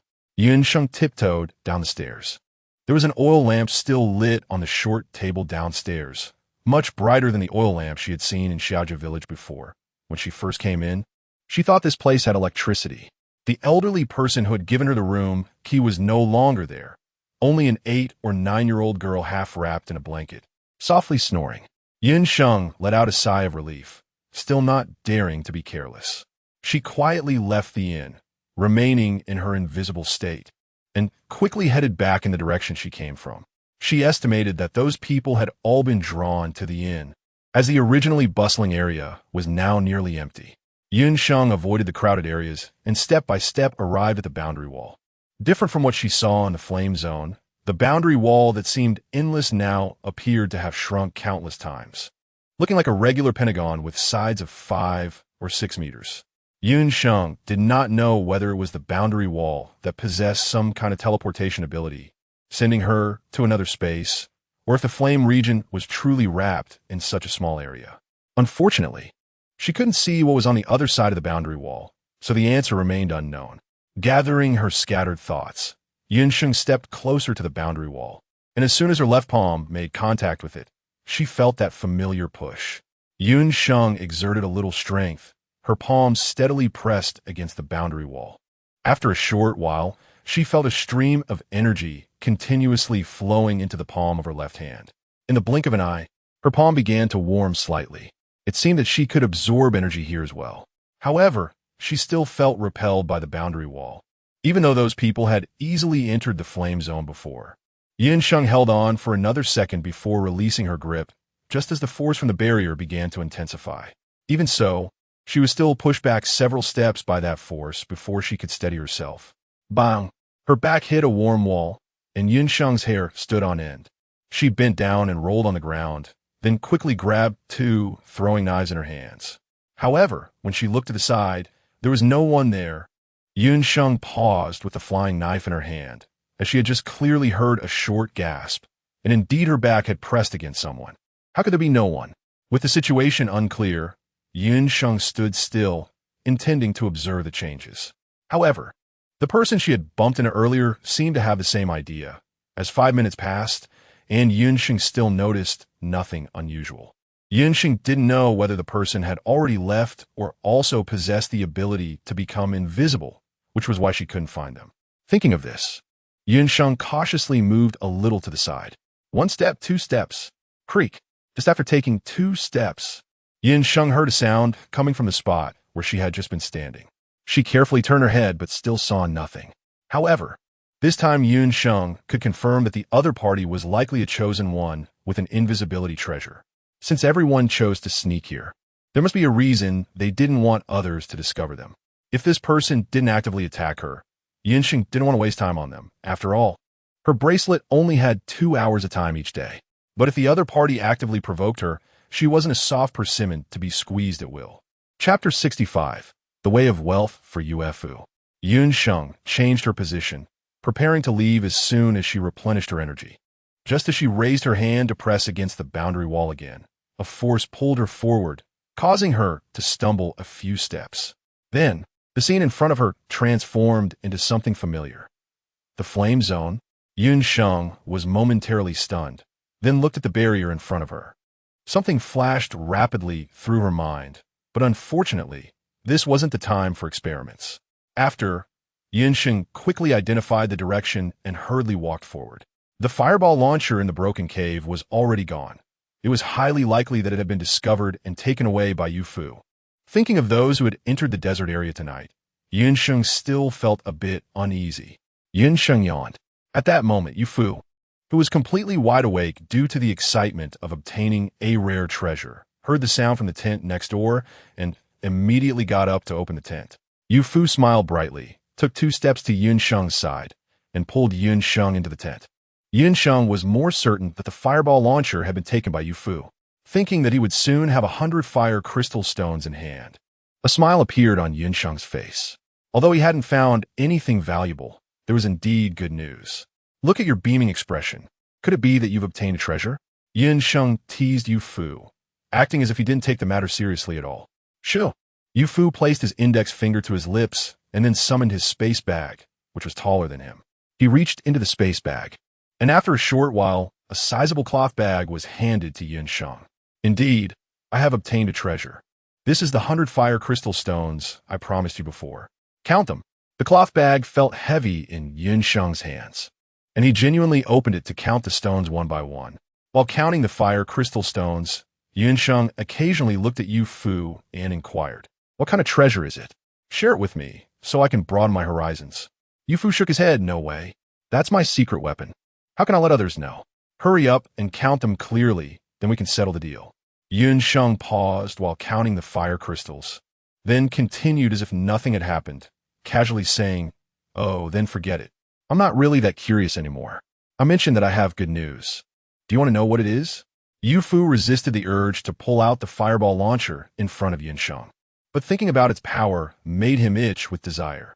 A bit distracted, he didn't fully absorb what Sheng was saying and merely repeated, "What good news?" Sheng continued to count the fire crystal stones in his hand, casually saying, "Tonight, I successfully left the flame zone and went to the desert zone." Yu Fu straightened his back, his gaze suddenly intense as he looked at Sheng, his voice uncontrollably rising several degrees. "What did you just say? Where did you leave tonight?" Yu Fu dug at his ears, somewhat doubting whether he was hallucinating at such a young age.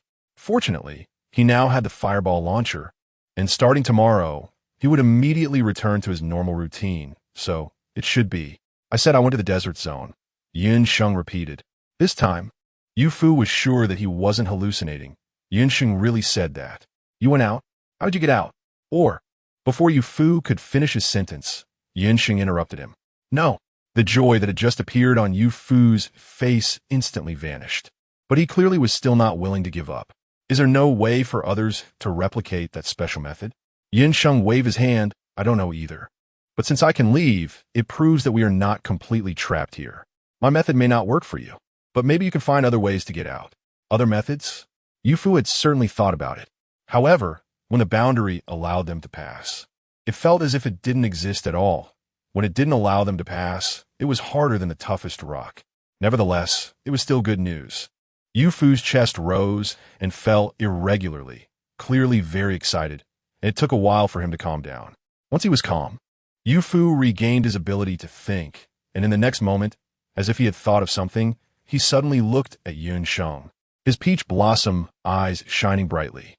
"Then, when you leave, can you take other people with you?" Sheng was taken aback for a moment, seemingly not having thought of this layer. But soon her clear apricot eyes curved slightly as she looked at Yu Fu with some anticipation. "I haven't tried it. I don't know. But if it's possible, what do you think about me taking someone out to collect 100 fire crystals?" Yu Fu's eyes twitched rapidly, seemingly surprised that Sheng's thoughts could jump to this. However, if no second person finds a way to leave the flame fire zone for the time being, Sheng, as a special existence, might be able to do more. "Do you want to earn more fire crystals?" Yu Fu beckoned to Sheng, who immediately nodded and leaned closer. Let me tell you, Sheng's eyes grew brighter the more she listened. If she hadn't planned to stay in the flame zone for long, and earning fire crystal stones wasn't her main purpose for coming this time, she might have really been unable to resist agreeing. Sheng pretended to be very moved and nodded, as if she could already imagine herself possessing countless fire crystals. After a while, her excitement cooled down a bit, and she hesitantly spoke up. But would those people be willing to let me take the fire crystals out? What if I just took the fire crystals and ran away? Yu Fu smiled and explained the situation to Sheng again. It must be said that according to what Yu Fu said, she would be making fire crystals without any effort. But when the day comes that the people inside can leave, will they come after her? Sheng felt it was very likely. Therefore, she couldn't take the initiative to speak. She had to wait for those people to come to her. Chapter 66. That's how it is in the desert area. Several merchant teams were almost sleepless because of Sheng. At the same time, those who were completely out of control and only knew how to attack Li Changxian were also relieved. The situation was too strange. Some who hadn't been involved last night expressed disbelief upon hearing it. However, because the accounts from those involved were too consistent, and even now those people didn't dare to approach the inn, the authenticity was still very high. That's how it is. The boy, still in his voice-changing period, shared the news he had gathered with others in the team and breathed a sigh of relief. It was indeed not easy to come out of the fire area. And luckily our team didn't join the chaos last night. But since this person is so powerful, how? Thinking back to the time when they heard someone came out of the fire area, almost all teams rushed over. If that girl had used that trick on those two back then, wouldn't they all have become her henchmen? That's too terrifying. The boy hugged himself and trembled. Inside the tent, a man with a cold brow listened to the boy's account while eating the slightly softened dry rations roasted over the fire. When he saw the boy stop, he couldn't help but ask, "What about Li Changxian and that person?" The boy shook his head, clearly not knowing either. However, after this incident, it was likely that no one would dare to provoke the person who could come out of the fire area anymore. The man took a sip of water and clicked his tongue. Although they didn't get involved in yesterday's incident, given what happened, that person might not have any goodwill towards them. Clearly, when they heard that the few members of the merchant teams who entered couldn't leave the fire area, they should have first confirmed whether this person really came out of the fire area. If it were true, such a special existence, especially during such a critical time, even if they had many thoughts in their hearts, they should have prioritized the matters of the snow area. If the people in the snow area couldn't get through this cold wave, not just the snow area, other disaster areas would also be affected to varying degrees. It's a pity they could see through these things. No, they understood such simple reasoning, but the man sighed and the light in his eyes dimmed. In the fire area, although Sheng didn't know what the captain was thinking, she had already decided to venture into the fire area again tonight. However, before that, she needed to complete the second transaction with the people from Shao family village. She had even imagined that Sheng went out last night to collect supplies. This time, in addition to carrots, sweet potatoes, and beets, Sheng also took out a lot of tomatoes, cabbage, apples, red dates, and several large cabbages.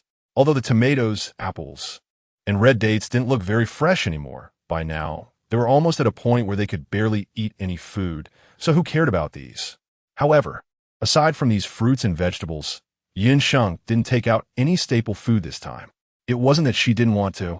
It was just that this disaster area had changed again, and they could no longer find those large stones containing fire crystal in the central area. Her space bag only had enough rice for herself and no extra rations. However, with the fruits and vegetables, Sheng took out a total of 500 pounds this time.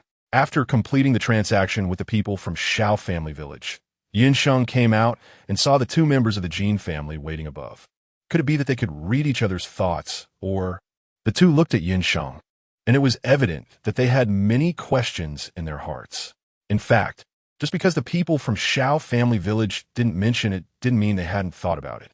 If Sheng could continuously trade them enough food to survive, why would they need to worry about these things? Not to mention whether they had the strength to uncover Sheng's secrets. Even if they did, so what? But the two from a Jin family were different. The Jin family was wealthy and powerful. Now that the young master of the Jin family was trapped here, they would go to great lengths to ensure that the two could survive in the fire area. Therefore, The two from the Jin family were not as worried as the people from Xiao family village. However, if they could maintain a friendly relationship with Yin Sheng, they naturally wouldn't intentionally provoke her. Yin Sheng had already made her decision. Even if she couldn't help these people leave the Flame District, she could still assist them in sending the fire crystal out. Moreover, the Jin family was powerful, and their favor at this critical moment would be beneficial to her. However, of course, they had to take the initiative to speak up. She wouldn't rush to do these things. As expected, the two members of the Jin family first asked Yin Sheng if she had any vegetables or fruits. After the transaction, they began to indirectly hint at some matters. Yin Sheng naturally cooperated, and soon, the two guessed from the fragments of words that Yin Sheng might have come out of the fire zone. Although it was a bit hard to believe, what Yin Sheng just expressed meant exactly that, right? Yin Sheng nodded. Although there are still many uncertainties, there is still a chance to sneak out. Yin Sheng didn't explain in detail, nor was it necessary. If what Yin Sheng said were true, it would be valuable to the two members of the Jin family. If not, no matter how grandly Yin Sheng spoke now, it would be useless. Of course, to gain their trust, Yin Sheng also mentioned some things about the desert area. Besides that, there was nothing else. Whether these people would entrust her to take the fire crystal out or find another way was up to them. Chapter 67. Cooperation in Testing. After Yin Sheng left, the two members of the Jin family began to discuss the matter. Are you planning to let that girl take the fire crystal core we traded for? Shanli looked at the boy's expression and quickly guessed his thoughts. Although they hadn't collected much fire crystal this time, due to some reasons, those fire crystals could still be of some use. The boy nodded, sounding helpless. Anyway, these fire crystals are of no use to us. So why not give it a try? Then I'll send the fire crystals over later. Shanli didn't say much more. As the boy said, holding onto these fire crystals wouldn't help them if they couldn't get out. It was better to use them for test first. If Yin Sheng could really hand the fire crystals to the Jin family members left in the desert area, it would be a huge benefit for them. If not, no need, I'll send it over later. The boy waved his hand, looking like he had other plans. After thinking for a moment, he continued, you prepare first. We will go out tonight. Since entering the flame zone, the boy had never gone out, watching only as Yin Sheng and Yu Fu rushed out whenever the fireball rain stopped. He had felt it was a bit unusual before, and now he thought it might be related to the news he had just heard. He just didn't know if Yu Fu could also leave the flame zone. Shanli clearly understood his young master's intention and nodded to indicate he understood. When the boy went to find Yin Sheng, he naturally didn't hold back in asking how Yin Sheng managed to leave the flame zone. Upon hearing this, Yin Sheng just smiled. Regardless of whether the boy was being indirect or straightforward like now, Yin Sheng definitely wouldn't say anything. However, the boy's direct question did save Yin Sheng a lot of trouble. Yin Sheng bluntly replied, no comment. The young man clearly prepared himself for Yin Sheng not saying anything and was not discouraged, shamelessly continuing to ask, so does her nightly outings with Yu Fu have anything to do with this? Yin Sheng raised an eyebrow, not expecting the other party to include Yu Fu as well. However, this was better, as it spared her from having all the attention focused on herself. Although they would eventually find out that Yu Fu was just like them, Yin Sheng clearly had no intention of explaining further at this moment. The boy interpreted Yin Sheng's silence as an agreement, which further solidified his previous thoughts. Tonight, he was determined to go out and see if he could find a way to leave. Before departing, the boy handed Yin Sheng a letter, asking her to help deliver it to the Jin family in the desert area, and informed her of the location of that Jin family member. Yin Sheng looked at the envelope in her hand, glanced at the boy with a hint of doubt, and chuckled. You are quite well prepared. Can I take a look at what's written in this letter? Although her behavior seemed a bit like measuring a gentleman with a villain's heart, what if the other party wasn't a gentleman? When out and about, one must be cautious in everything. Do you suspect I would harm you? The boy widened his eyes, resembling black grapes, looking at Yin Sheng with disbelief. But upon seeing the expression on her face that clearly conveyed, I mean it. If you don't let me see, I want to help you deliver this letter, he could only helplessly wave his hand and say, fine, fine. Anyway, I didn't write anything bad that shouldn't be known. The boy mumbled, looking extremely aggrieved. Yin Sheng completely ignored it, opened the envelope to check its contents, and confirmed that it was indeed, as the young man said. Only then did he leisurely put it away in his storage bag. with a shifty merchant's demeanor. He looked at the seemingly easy-to-bully young man and said, "I'll charge you 1/10 of the fire crystal as a runner's fee. Here are 602 fire crystals. So I'll let you off the hook, and you can pay me 60 fire crystals as a reward. Pay me first, then I'll do the work." The young man didn't feel that 60 fire crystals was too much to ask for. But the key point was that these 602 were all the fire crystals he could muster. Where could he find more fire crystals to give to Sheng? With no other choice, the young man could only pry out 60 fire crystals from the 602, leaving him with 542 fire crystals. After paying 60 fire crystals as a reward, the young man finally left with heavy steps. That night, Sheng noticed that there were 2 more troops going out than before. Yu Fu saw Shan Li and Jin Yuan also getting ready to leave, and he cast a suspicious glance at Sheng, wondering if Sheng had informed these two about the appearance of rare treasures in the flame fire zone. However, since he had already obtained a powerful treasure, he didn't care as much about whether more people were competing for treasures. But if he could obtain more treasures, who would like that? So, Yu Fu definitely planned to go out tonight. The successive departures of the 4 naturally attracted the attention of the villagers of Xiao family village. Xiao Sheng and Xiao Lin also vaguely sensed something. But recalling what Sheng had said last night about several merchant teams entering the flame fire zone, they were cautious. With the previous lessons learned, they didn't know the character of these merchant teams yet. The most important thing right now was to ensure the safety of the villagers of Xiao family village. They notified the night watchman to be extra vigilant. The middle-aged man's expression was serious. On the other side, after Sheng and Yu Fu went out, they tacitly chose 2 opposite directions to move forward, which naturally caught the attention of Shan Li and Jin Yuan. "Young master," Shan Li looked at Jin Yuan, waiting for the young man to make a decision. Although they had previously considered following Sheng to see how he managed to exit the flame fire zone, this course of action still felt somewhat risky. If they were discovered, not only would their previous cooperation be ruined, but they would also likely offend Sheng completely. It would be fine if they could figure out how Sheng left smoothly, but if they couldn't, it would clearly be more disadvantageous for them than before. At this moment, seeing that Yu Fu and Shan Li had chosen completely opposite directions, the young man's eyes turned, and he casually pointed in a direction. "Let's go this way." Sheng was heading towards the boundary wall, which both of them could understand. However, Yu Fu was going the opposite direction, away from the boundary wall. Could it be that their previous speculation was wrong? But there was clearly a secret between Yu Fu and Sheng. The young man scratched his head, puzzled. Although Yu Fu was purposefully searching for other exotic treasures, the two were merely wandering aimlessly, but the outcome was ultimately the same. Chapter 68. Delivering fire crystal at the boundary wall. Sheng's outing did not go as smoothly as expected. However, after continuously absorbing a significant amount of energy from the boundary wall, the fireball she emitted grew increasingly powerful. After several attempts, it seemed the boundary wall was either losing too much energy or was annoyed by Sheng's relentless fireball antics.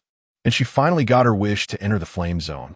Since many people had just come in last night, Sheng was worried that the commotion she caused was too great, so she concealed herself with a hand string and entered the desert area without being noticed. She quickly shed her excess clothing, changed into an outfit completely different from yesterday's, and made some alterations to her face and hair. Only then did Sheng head towards the inn she had just visited yesterday. Coincidentally, the Jin family member that Jin Yuan had asked her to find was also staying at that inn, and their room was right next to the one she had previously occupied. Perhaps due to yesterday's incident, the inn was noticeably quieter today. Sheng quietly went up to the second floor, ensured that no one was around, and quickly removed the effect of the bracelet before heading towards the door as Jin Yuan had mentioned.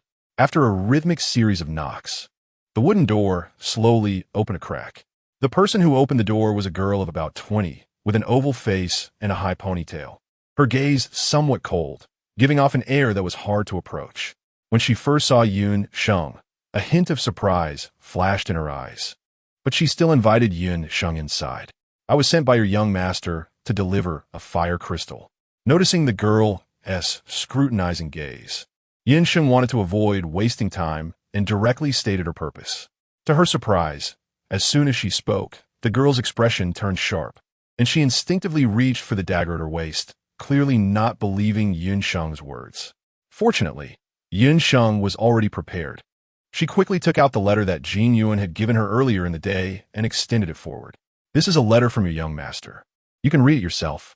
Yun Sheng quietly waited for the other person to open the envelope and unfold the letter. A trace of shock flashed in her eyes, as if she couldn't believe it, glancing at Yun Sheng and then at the letter in her hand. After a while, her attention finally returned to the letter. There wasn't much content on the letter, and even though the girl read slowly, 5 minutes was enough to go through it several times. As it seemed she found nothing suspicious on the letter, the girl then raised her hand, her gaze sharp, and uncertainly asked, "Are you the one who came out of the flame zone yesterday?"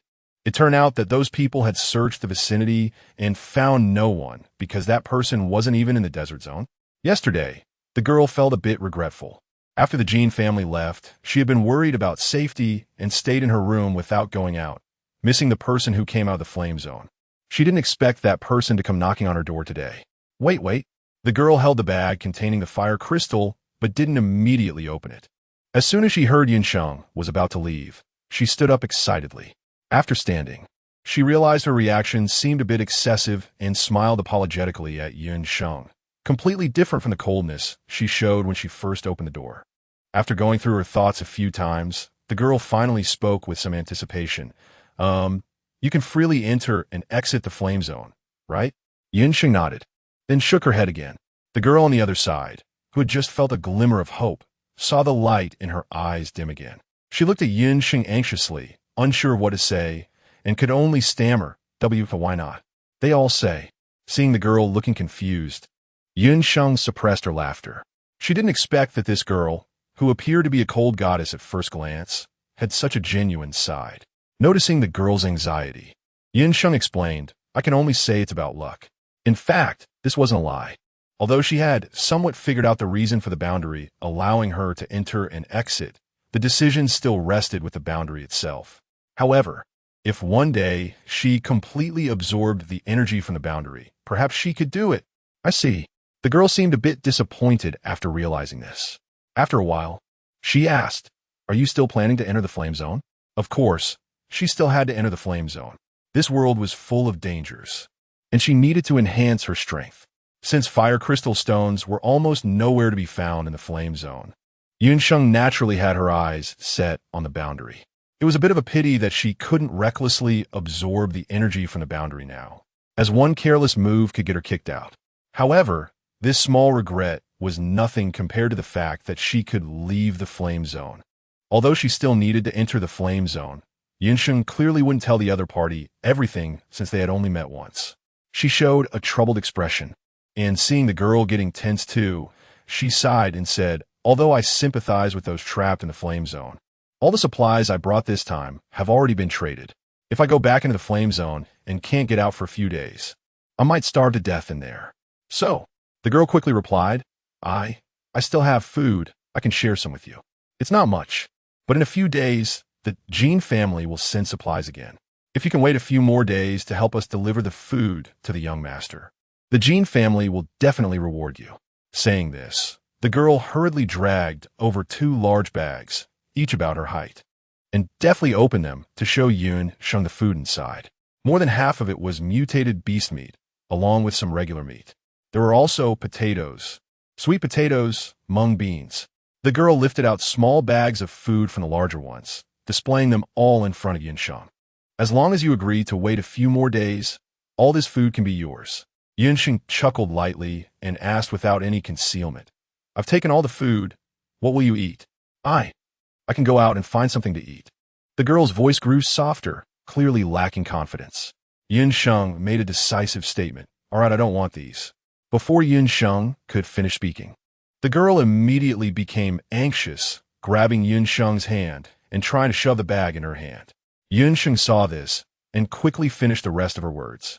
"What I mean is, just share a little food with me so I can hold on until the Jean family supply team arrives. We can discuss the reward later." Chapter 69. Coming to the door as soon as the girl heard this, she nodded eagerly, as if afraid that Yun Sheng would change her mind if she hesitated for even a second. After agreeing on a time with the girl, Yun Sheng left the inn. Of course, she didn't forget to conceal her presence to avoid trouble. The most important thing right now is to improve her strength. Although she can protect herself for the time being, sometimes she feels too passive. For example, the last time she just came out of the flame zone, that fat guy's words put her in a very passive situation. If it weren't for her having the box and her luck being decent, she would have had to rely on her invisibility bracelet to hide for a while and then attack secretly with fireballs. Currently, she can launch up to 170 fireballs at once. Yesterday, her left hand's energy wasn't fully charged, so she could only shoot about 70 fireballs at most. That was enough to deal with the two who sneaked into the house, but it becomes a bit troublesome when there are more people. Sheng felt that she still needed to practice her fireball accuracy, as well as improve her reaction ability and physical fitness. Otherwise, even with the treasure of the box, she might not be able to survive in this world. With this in mind, Sheng walked towards the boundary wall again. However, before she could reach her destination, she faintly heard sounds of fighting and cries for help behind her. Although she didn't know what was happening, Sheng quickened her pace. "Where are the people you mentioned?" A man pressed down on a fat man beside him, whose hands were tied and was still trying to kick him with his legs.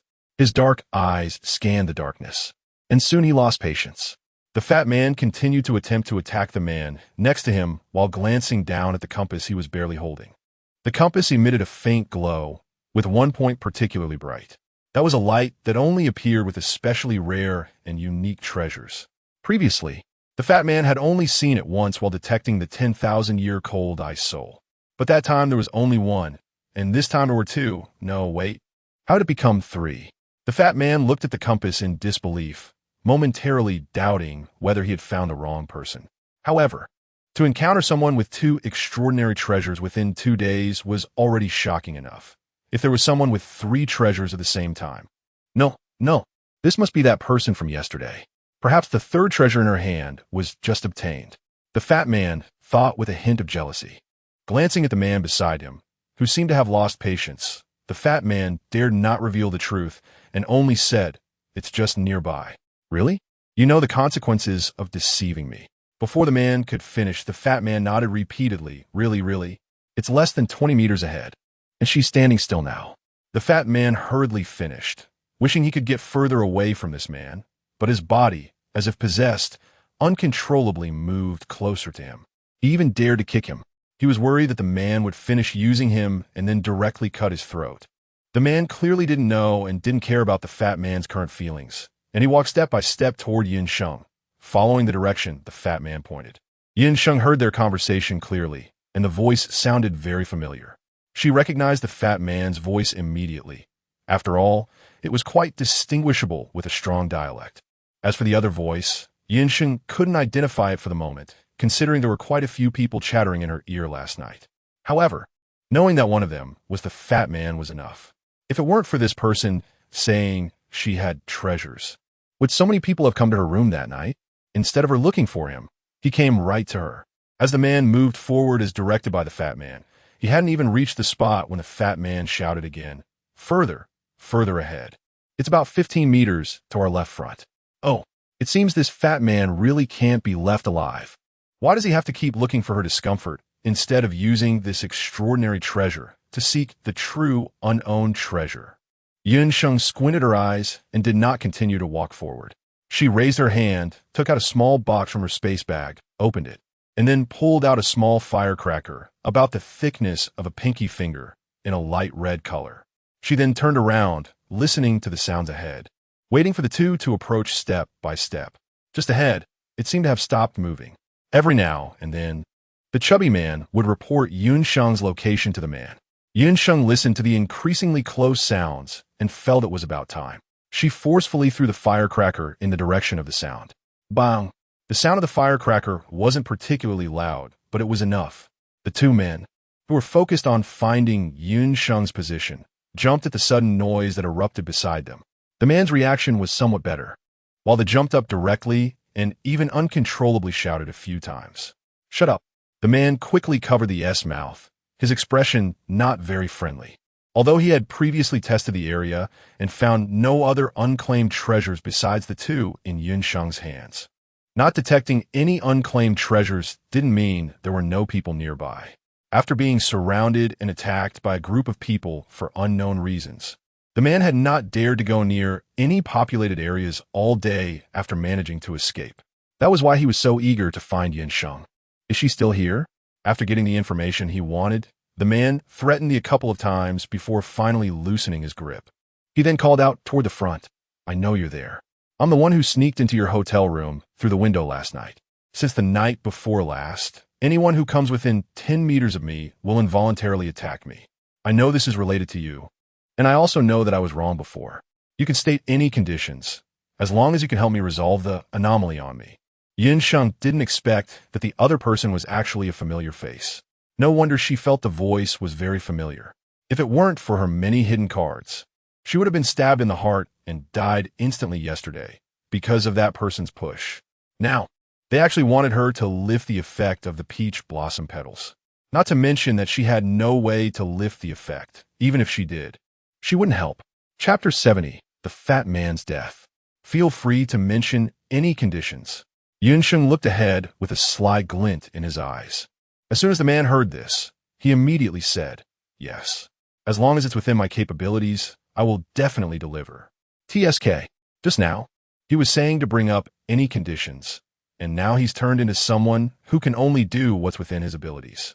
Although Sheng didn't intend to give him a task beyond his capabilities, if he knew there were things he couldn't do, he shouldn't have boasted so grandly just moments ago, right? Sheng complained inwardly, but on the surface, he said casually, don't worry, it's definitely within your capabilities. It just depends on whether you're willing to do it. Sheng's words made the man feel a bit uneasy, but she didn't give him a chance to respond and continued. As long as you kill the person next to you, I will help you solve the problems you have.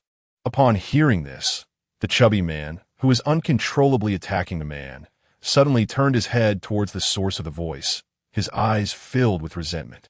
Oh, no, don't kill me. She's definitely lying to you.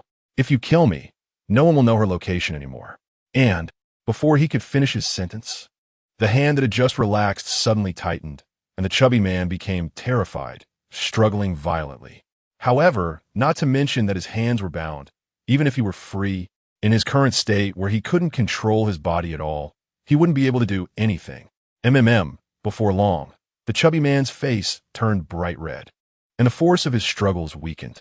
Just as his eyes rolled back, and he seemed about to lose consciousness, the man suddenly loosened his grip. Thud! Huff! The chubby man fell heavily to the ground, gasping for air, and even his legs, which had been thrashing about, calmed down considerably. The man kicked the person lying on the ground, although he didn't completely believe the chubby man's words. What if he killed him and the other party didn't keep their promise and just ran away? Where'd he go to find someone then? It seems you've already made your decision. Sheng naturally heard the commotion beside him. As soon as he finished speaking, a fireball with a diameter of about 1 meter shot straight towards the two of them. It seemed that neither of them expected Sheng to actually take action right away, especially not in this manner. With their eyes wide open in terror, feeling the increasingly scorching heat in front of them, the man managed to narrowly avoid the fireball's attack thanks to his incredibly high reflexes and speed. However, the fat man lying on the ground was not so lucky. The fireball brushed past his body, and instantly, flames spread across him like a wildfire. In the blink of an eye, the fat man had turned into a living torch. The cries of pain grew louder and louder, and the man watching all of this felt his hand tremble involuntarily. In the next second, a flying knife was thrown without hesitation towards the struggling fat man. The cries abruptly ceased, leaving only the red flames still dancing joyfully. The firelight illuminated the surroundings, allowing Sheng to see the man's face clearly. I've already killed him. Do you still count your words? It seemed that the man was aware that his actions were somewhat shameless, and his words lacked confidence. Sheng remained silent, glancing at the 3 remaining white beads in her hand, and couldn't help but frown. It would take at least 10 minutes to reach the boundary wall from here. For now, she needed to find a place to hide. The commotion from earlier had been quite loud, and it was likely to attract attention.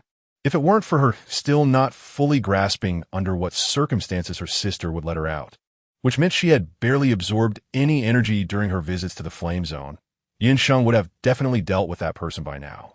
However, it was only a matter of time. Moreover, with the effect of the peach blossom petals, any living being within 10 meters of that person would inevitably be influenced to attack him. The effect of the petals lasted 3 days, and only 1 day had passed. Even if she couldn't do much today, that person wouldn't have an easy time in the next couple of days. As long as he dared to come looking for her again, glancing at the increasingly fierce flames on the ground, which had already lost their human shape, Yinsheng's thoughts paused. It seemed that it would be difficult for that person to find her next time, so she would wait until her strength increased before avenging this grudge. Hearing the footsteps approaching from ahead, Yinsheng quickly moved to the side, trying to minimize her presence. The sound of footsteps grew closer, and soon, someone ran past her, heading directly toward the flames. Not long after that, 4 or 5 more people hurriedly followed, clearly drawn in by the light of the fire. Yinsheng didn't know how many people had been attracted by the flames, and had been hiding by the side of the road without coming out. It wasn't until he heard that there were no more footsteps in front of him, and that the attention of the group behind him was completely on the burning fireball, that he continued to walk towards the boundary wall. After not walking for long, he heard the sounds of people moving around, and Yinsheng knew that he was close to his destination. Yinsheng avoided crowded areas, crossed over the tent area where people were stationed, and walked slightly towards a direction away from the boundary wall. Sure enough, it wasn't long before she could no longer hear any voices. This was exactly what Yinsheng wanted. However, to be cautious, she still found a hidden place to hide for a while. Chapter 71. Going into chat burned to death? The person delivering the message nodded. Yes. The person was almost burned to nothing. If it weren't for someone discovering a compass nearby, they might not have been able to confirm the identity of the deceased. As they spoke, the person seemed a bit emotional. A chosen one, just like that, was gone. They didn't even know who had done it. The man, upon hearing this, didn't react much. Seeing that the other person seemed to have nothing more to say, he pulled the blanket over himself and closed his eyes to sleep. Previously, when absorbing energy from the boundary wall, Yinsheng had to worry about being sent out by the boundary wall, and for this, she had spent a lot of thought and effort. Fortunately, the outcome was good, although she still couldn't control when to go out. At least under the premise that she didn't want to be sent out, it wasn't so easy for the boundary wall to forcibly send her out. With the fireball launcher, Yufu was now not as enthusiastic about other exotic treasures as before. However, who would refuse more exotic treasures? If possible, Yufu still wanted to acquire a few more. But whether one could obtain such things really depended on luck, perhaps even less than searching for fire crystal stones, which could yield some gains. Jin Yuan and Shanli felt the same way. The next day, Yinsheng slept until noon before getting up. Fortunately, she had eaten something before sleeping. Otherwise, she might have woken up hungry long ago. Even so, Yinsheng still felt her stomach was empty and continued to supplement her food. She tore off a small piece of beef and, while eating, stepped out of the tent to prepare some lunch. The people in the 2 adjacent tents, especially Jin Yuan and Shanli, had been paying attention to the movements of Yinsheng's tent. As soon as they saw her come out, several pairs of eyes all turned to look at her, especially Jin Yuan, who seemed to think of something and quickly moved closer to Yinsheng. Did you go out yesterday? The boy squatted beside her, looking at Yinsheng with some expectation, subtly asking. Yinsheng naturally understood what the boy was asking. After adding water to the pot, she grabbed a handful of rice and put it in, then seemingly casually nodded her head. The boy originally didn't have much hope, but unexpectedly, Yinsheng had really left the flame zone, and he immediately became excited. Yinsheng watched as the boy waved his arms wildly and quickly extended a hand to protect the stove and pot in front of him, which was cooking porridge, while using his other hand to push the boy slightly away. The boy seemed to sense Yinsheng's unabashed disdain and tightly clenched his fist, minimizing the movement of his body. Finally suppressing his emotions, he looked at Yinsheng and asked, so, upon seeing that the boy finally stopped talking, he quickly nodded to indicate that he would no longer disturb Yinsheng. They quietly finished their meal, and the overexerted body finally received some nourishment. Yinsheng tidied up and lazily laid down in the tent, feeling somewhat reluctant to move. And so he just lay there. It wasn't until he felt sufficiently rested that he went to the Jin family's tent to discuss what had happened after he saw that girl last night. In truth, there wasn't much to say. As long as they were trapped here, All the Gene family could do was continuously supply food to the fire zone until the people inside could leave. The two clearly understood this. Therefore, what they were more concerned about was how Sheng managed to leave the fire zone. Sheng obviously wouldn't tell them these things. After saying everything she could, she immediately left the Gene family's tent. As soon as she stepped out of the tent, she indeed saw Fu waiting nearby. Based on the behavior of the two from the Gene family, it was not difficult for Fu to guess that Sheng had left the Flame District last night. Shall we go in and talk? Fu glanced around, looking at the villagers of Shao family moving about, and the implication was quite clear. Sheng nodded, tilting her chin towards Fu's tent, indicating to go talk in his tent. Her tent was a bit messy. After waking up, she had only focused on getting something to eat and hadn't tidied up anything yet.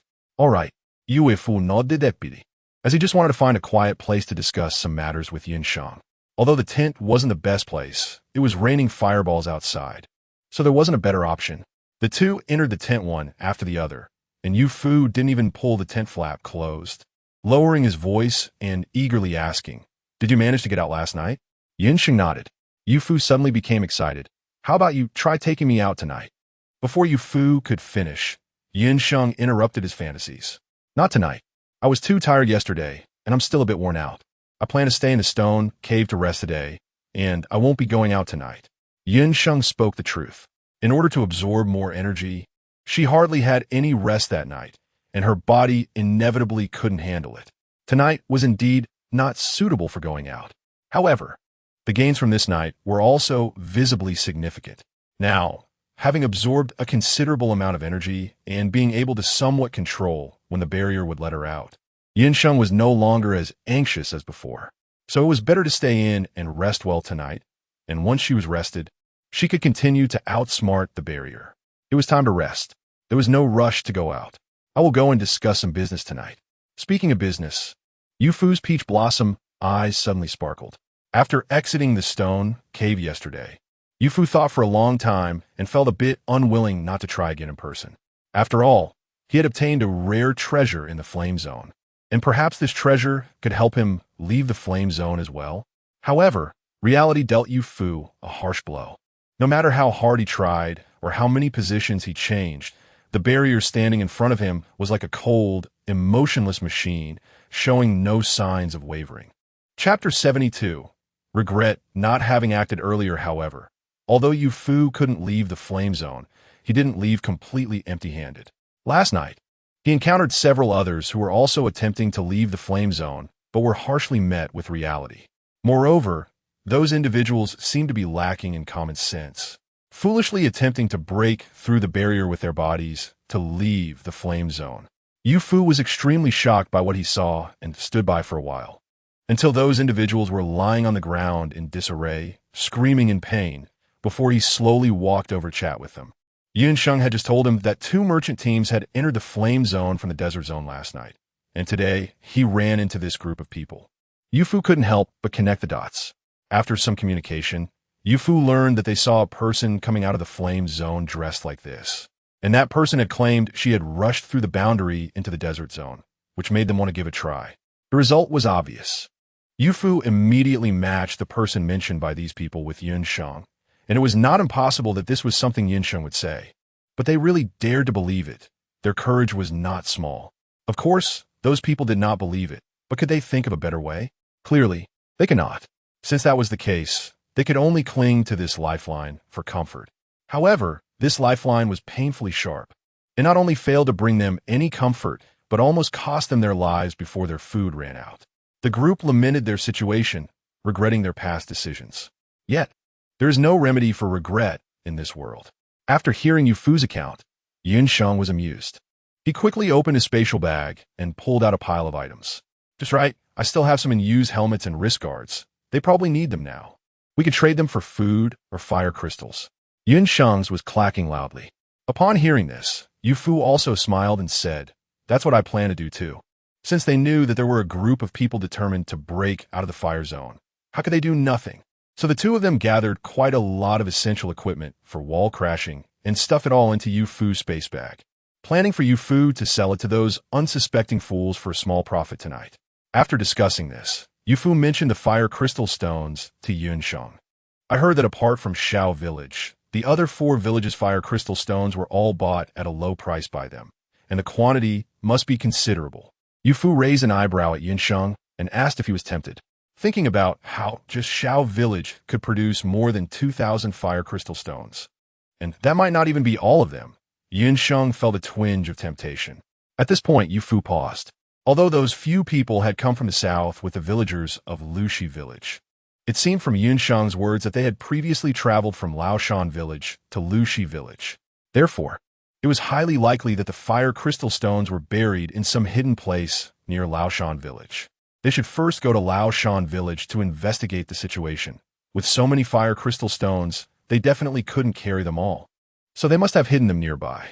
However, it couldn't be ruled out that there were also some fire crystal stones on the Lushi village side. UF was speculated reasonably.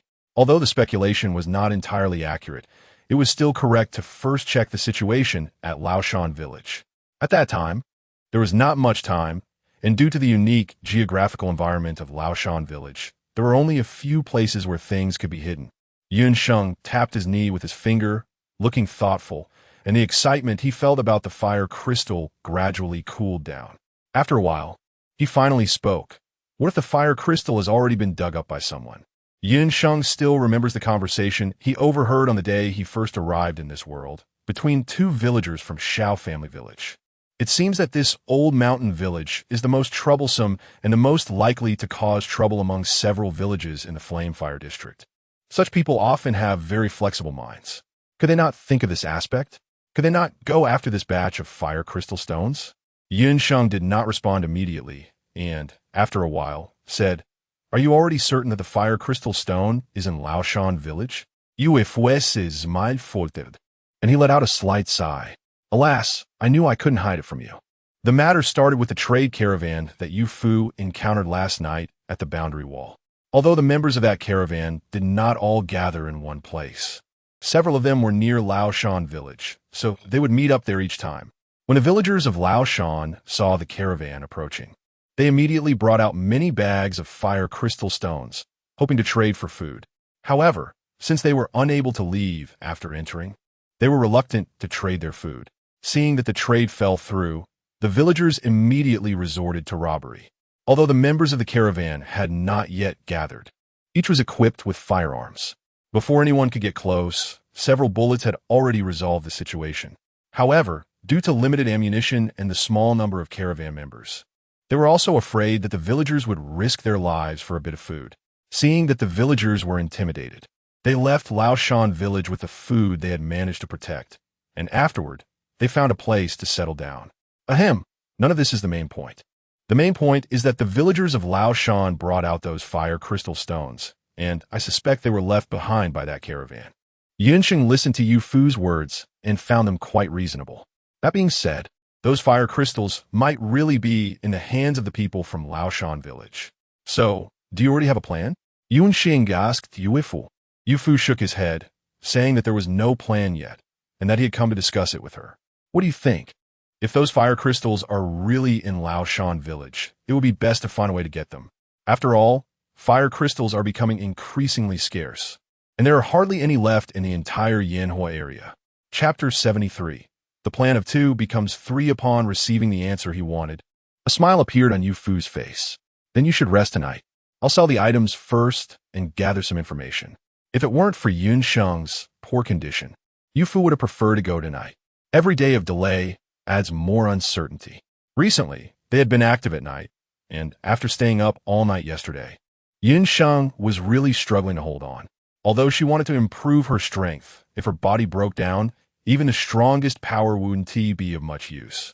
So that afternoon, Sheng set up a small stool at the entrance of the stone cave, occasionally looking at the fireball rain outside, and sometimes picked up a hammer to strike the stones, living a rather lazy life. After finally making it to the evening, even though Sheng didn't plan to go to the boundary wall today, she still went out for a stroll. When she woke up again, Sheng felt as if she had come back to life. She was no longer feeling weak and powerless, nor did she have that feeling of her mind not functioning.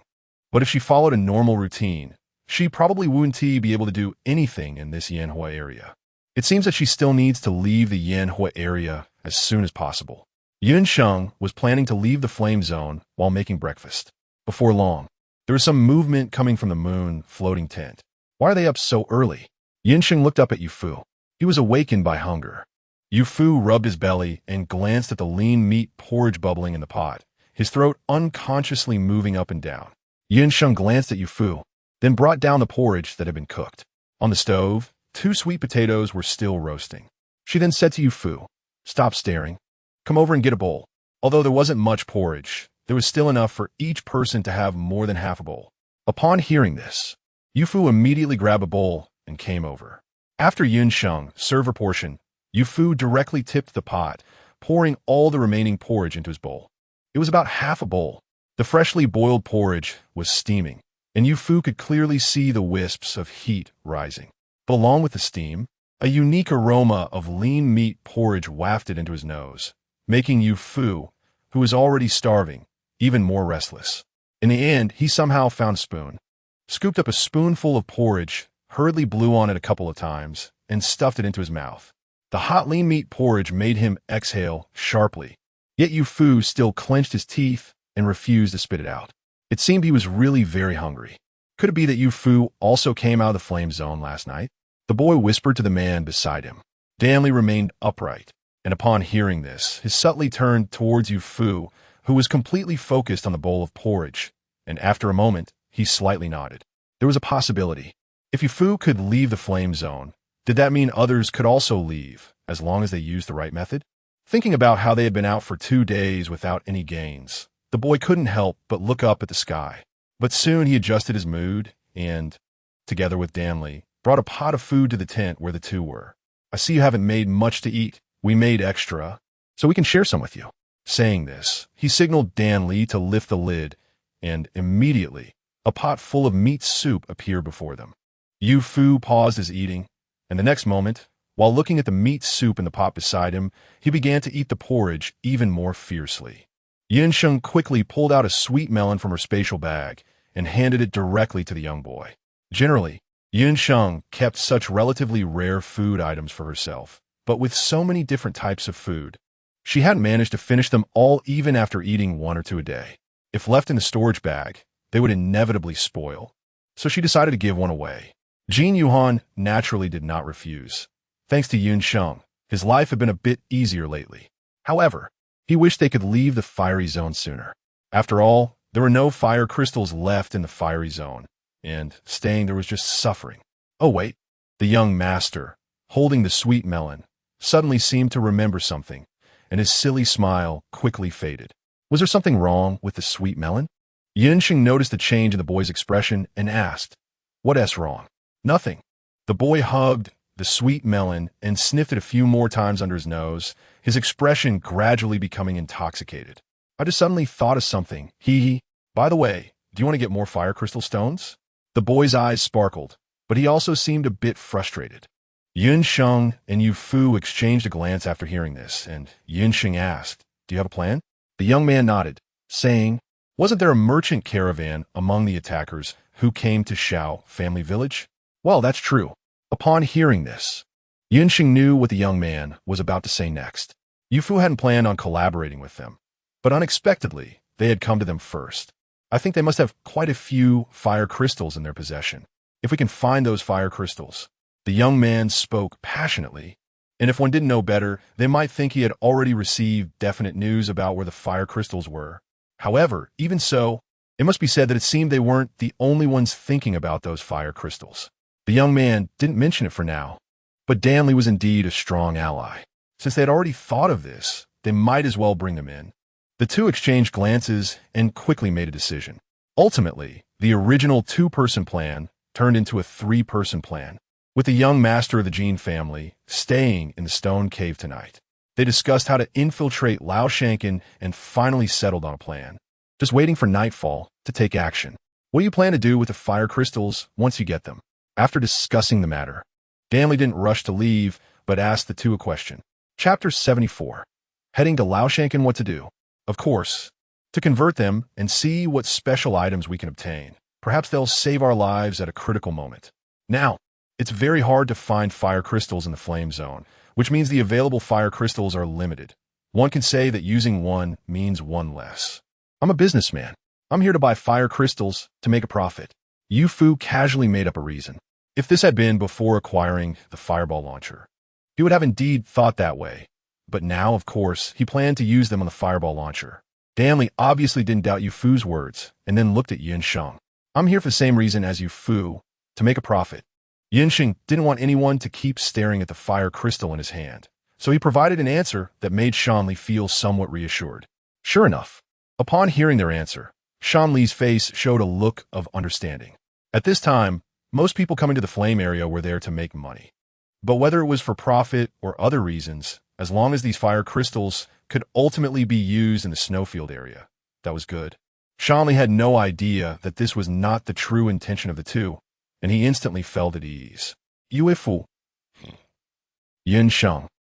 I want to go out, but I need to be able to go out first, Yu Fu said impatiently. Although he didn't run into the boundary wall like that group of idiots, he had tried other methods. But that boundary wall was as hard and foul as a stone in a latrine, refusing to let him out. Seeing that Yu Fu didn't seem to be lying, Danley didn't ask further, nodded at the two, and left. Time quickly passed until sunset, and the three of them got ready and set off. What were they going to do? When the people of Shao family village saw the three of them dressed neatly, and remembering that the village head had told them to be careful recently, they suddenly thought something big had happened and became tense. I don't know. Haven't they been going out all the time recently? Maybe they're trying to find a way to get out. You know, these outsiders are different from us. They might have thought of a way to leave. Just as one person finished speaking, another villager from Shao family village interjected. Oh, right. Didn't someone say before that the two people living in that tent have some background? They've been here for so many days. Maybe someone from their family brought food over, and they're going to pick it up. A few villagers watched the three of them leave and discussed a bit more before someone went to report to the village head. Considering that the three people in the tents have been gathering together to discuss something frequently these days, Shaolin wasn't surprised that the three were leaving together tonight. If they had found a way out, it would be a good thing for them. Even if not, they couldn't stop people from going out. Yet, the two still looked disbelieving. Really tired? Yu Fu suspiciously looked Yin Sheng up and down, as if his eyes were saying, "Don't lie. I can see right through you." After saying that, he lay down on the ground, opened his mouth wide, and breathed heavily, looking utterly exhausted. Yu Fu tugged at him several times, but couldn't get him up. Yin Sheng was like a puddle of mud, completely stuck to the ground. I think, after resting for a while, Yin Sheng finally spoke up. Forget it, I'm not going. I'm afraid that by the time I get there, it will be dawn. Those fire crystal stones have nothing to do with me. You two can split them. Who knew these two could move so fast, and their endurance and senses were extraordinary. Although she had improved quite a bit, and her stamina was much better now, compared to the two of them, she was simply not on the same level. How could that work? Yun Sheng lay on the ground, not wanting to move, although she felt a bit heartbroken about the fire crystal that was just out of reach. Her body really couldn't take it anymore, and she couldn't keep up with the speed of the two. Just let me lie here quietly for a while. You can leave now. It was just a fire crystal. After all, it wasn't like she didn't have any. At worst, she would work hard every night to absorb the energy from the boundary wall, hoping that a fireball would be enough to deal with those who dared to provoke her. Yin Sheng thought angrily, and then felt his body gradually lift off the ground. First his arms, then his back, and soon his legs were being lifted as well. Hey, Yin Sheng called out a couple of times, but was too weak to struggle and could only let the two of them handle her. After a while, she lay on Shan Li's back and allowed him to carry her. Isn't it better for the two of us to share the fire crystal? Why do you have to insist on bringing me along? Although her strength hadn't recovered, it didn't affect Yun Sheng's ability to speak. Moreover, even while running, she felt extremely stable on Shan Li's back. It was nothing like Yu Fu, who carried her like a sack and almost made her sick. To attract the villagers from Laoshan, you still have to do it yourself. Those people had just been taught a lesson by that merchant caravan. If they see my towering figure and hide without daring to come out, then our trip would be in vain, wouldn't it? Yinsheng didn't hesitate to roll her eyes at Yu Fu and immediately retorted, not necessarily. You might be a better bait than I would be. Think about it. If someone without any self-defense ability is trapped in the fiery area, would she dare to run around at midnight? To put another way, even if those people don't think I have any self-defense capability, wouldn't it be more suspicious for someone like me to be running around at night? They just suffered a loss from that merchant caravan, and they might even think I'm bait sent by that caravan. So in this situation, it would be very inappropriate for me to act as bait. It's best to choose someone who won't seem too weak, but also won't pose a threat to them. Chapter 75. Yu Fu takes the lead. Not too weak, but also not someone who could bring danger. Isn't that exactly him? Yu Fu stopped, turned around, and suddenly looked at Yun Sheng, who was lying motionless on Shan Li's back and clearly hadn't recovered yet. Did wanting to lure someone out? Yun Sheng blinked innocently a couple of times and said, I think you are more suitable. If you don't believe me, ask Danley. Yu Fu certainly wouldn't ask Danley. He could go as bait instead of Yun Sheng. But if Yun Sheng didn't want to go, then he had no choice but to go himself. He just hoped that the people from Laoshan village wouldn't do anything they shouldn't do. Otherwise, he couldn't guarantee that he could control himself. I'll go. Yu Fu didn't decline, so the rest was up to them. No problem. Just ahead. You two keep a low profile. I'll go around first to see if I can lure them out. Saying that, he shouldered his space bag and walked forward, appearing exhausted. Although the people from Laoshan village weren't as lucky as those from Shao family village, who had dug a huge natural stone cave, they were still quite familiar with some animal dens in the mountains since they lived near the big mountain. What they were currently living in was a large cave of a ferocious beast. Not long after Yu Fu appeared near the cave with the space bag on his back, some people from Laoshan village noticed him, especially the bulging bag on Yu Fu's back, which made a group of people stare without blinking. Although they had exchanged quite a bit of food with the merchant team using fire crystal stones before, there were many people in their village. Plus, very few could leave the fire zone, so everyone depended on that food to survive. Once the food was gone, all that awaited them was starvation. However, now every person entering the fire zone was trapped here just like them, which meant it would be difficult for them to exchange food from the merchant team again. Village Chief, I've been watching for several minutes, and that merchant doesn't have any companions coming over. Should we go over with fire crystal stones to try trading with him? Or, the villager who came to report spoke quickly, fearing that if he delayed even a second, Yu Fu would just leave. It didn't matter if Yu Fu left. What mattered was the food. Such a big bag, they didn't know what food was inside. It would be great if it was meat. Although it couldn't be stored for long, it could fill them up. Away. Gather a few capable ones and take a small bag of fire crystal stones to stop him. Liu Zai, go inform the others in the village to assemble urgently. Saying someone is delivering food. The two villagers from Laoshan village received their orders and immediately ran off in different directions. On the other side, Yu Fu had slowed down to the slowest pace. This was the only chance. If the people inside didn't fall for it, they would have to resort to Plan B. Yu Fu still didn't want to resort to violence if he could avoid it, especially now that he had the fireball launcher. If he acted, it would be like wanting to use the fireball launcher. That weapon was useful, but what it shot out were fire crystal stones. In the current situation where there were hardly any fire crystal stones in the entire fire zone, Yu Fu was a bit reluctant to waste them. However, this matter clearly didn't depend on Yu Fu. The people from Laoshan village were fast before Yu Fu could reach the fork in the road leading to their residence. Several villagers came rushing down a narrow path along the foot of the mountain. As the distance closed, the sound of hurried footsteps quickly reached Yu Fu's ears. Knowing that he had attracted them, Yu Fu felt relieved. However, it wasn't time to relax just yet. Now that he had attracted them, he just didn't know if they had brought fire crystal stones. Yu Fu's worries were not unfounded, as these people immediately asked to trade a palm-sized bag of fire crystal stone for the bag of items on his back. Not to mention that the bag on his back was a space bag, with such a small amount of fire crystal stones. They could probably only trade for 1/20th of the food that could fit in a regular bag that size. This is for me to eat. I'm not trading. Yu Fu tightly held onto the bag in his arms, not taking the bag being offered by the other party, and looked at the group of people across from him with a vigilant expression. Internally, he kept mumbling.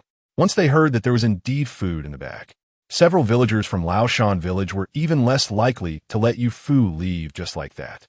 They surrounded Yu Fu, reaching out to grab the bag on his back, their eyes filled with undisguised greed. Look, you can't finish that much food by yourself. Moreover, you're from outside, unlike us, who are trapped in a fire zone with no way out. How about this? We'll trade you this bag of fire crystal stones for your bag of food. We guarantee you won't lose out. What do you say? What do you mean? What do you say? Of course, it was a big no. A palm-sized bag of fire crystal stones, wanting to exchange for a bag of food that size? Why not just rob him directly? Oh no. Perhaps these people really intended to rob him. It's just that they were too surprised by his sudden appearance and weren't prepared. No way. Yu Fu clutched the bag tightly, looking around at the people with a wary expression, but didn't pull out any weapons. His gaze swept over the palm-sized bag in their hands and fell into deep thought. If the fire crystal stones earned by that merchant team ended up in the hands of the people from Laoshan village, they wouldn't understand why they would trade such a small amount of fire crystal stones for such a large bag of items. Could it be that those fire crystal stones weren't in Laoshan village? Thinking of this, Yu Fu's mood soured a bit. Although he wanted to get rid of this group of people whose eyes were practically glued to the bag on his back, he felt a bit unwilling to leave without figuring things out after he'd come all this way. The fire crystal stones in your bag can at most exchange for 20 pounds of food. It's impossible to take all my food. Yu Fu's words were firm, mainly to test whether those fire crystal stones were currently in Laoshan village. Unexpectedly, it drew laughter from several villagers. Ha ha! Impossible? He says it's impossible. Let's see today whether it is or not. Just now, you didn't want the fire crystal stones we offered, so don't blame us for being ruthless. A group of people surrounded Yu Fu, leaving him no space to escape. Yu Fu clenched his teeth, appearing scared but resolute in not handing over the bag in his arms. Soon, some villagers from Laoshan village came over to snatch the bag from Yu Fu's grasp. Yu Fu held on tightly, refusing to let go, no matter how hard they pulled. But he was only one person, while there were several villagers around him. How could Yu Fu possibly be their match? Chapter 76. Obtaining fire crystal stones, seeing the bag in his arms being tugged this way, and that by the hands reaching out from the side. Almost slipping from his embrace, Yu Fu suddenly shouted loudly, not knowing where the strength came from, and charged at one of the villagers from Laoshan village with the bag. Yu Fu wouldn't easily let anyone catch him, hugging the bag. He spun to avoid the hand that reached for him. Then, his legs moved quickly, and he began to run away. When those people saw Yu Fu trying to escape, they immediately chased after him. Although Yu Fu's speed wasn't very fast, not a single person in the group managed to touch the corner of his clothes. Soon, Sheng and Li, who were hiding in a concealed place, saw Yu Fu running ahead with the bag, followed by several villagers from Laoshan village. 5 or 6 people formed a long line, resembling a string of candied hawthorns. This sound had not only one set of footsteps. The footsteps were chaotic. There must have been at least 4 or 5 people. Don't mention it. Hurry up and help deal with these people. I suspect there will be more coming soon. As soon as the words were spoken, Yu Fu suddenly recalled the embarrassed appearance of being chased earlier. He swung the bag he was holding at an old villager, sending the man flying over 3 meters with a thud. This sudden action startled the other old villagers behind him, and they immediately realized something was wrong and were about to flee. However, Sheng and Li had already jumped out from their hiding spots in the shadows. Li moved swiftly and decisively, delivering a chop to the back of a man's neck, causing him to collapse to the ground instantly. Sheng just knocked one out, and the remaining ones have all been dealt with by those two. After resolving a few troubles, Yu Fu finally brought up what had just happened with the two. It's hard to tell if these people never intended to trade for the fire crystal, or if the village truly had no fire crystals left, but in the end, they didn't want to give me even this small bag of fire crystals and just wanted to rob the bag from my hands. They must not have thought it through. Did they really think my bag was that easy to snatch? Shaking the bag filled with fire crystals that he had collected from a few old villagers, Yu Fu seemed to feel it was still lacking and kicked the old villager lying on the ground in dissatisfaction. After putting on such a long act and running for so long, he ended up with just a few fire crystals. There were a few grunts from the ground. That was the only one who had been knocked out and was planning to ask about the situation. What are you grunting about? Let me ask you, where did you hide the fire crystals that the merchant caravan bought when they came to the flame fire zone a week ago?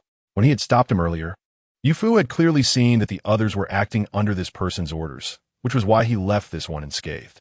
The man was startled. He hadn't expected these people to come for the fire crystals. Last time, they had combined the strength of 2 villages plus the people from the caravan, and thought they were almost certain to take the natural stone cave in Shao family village.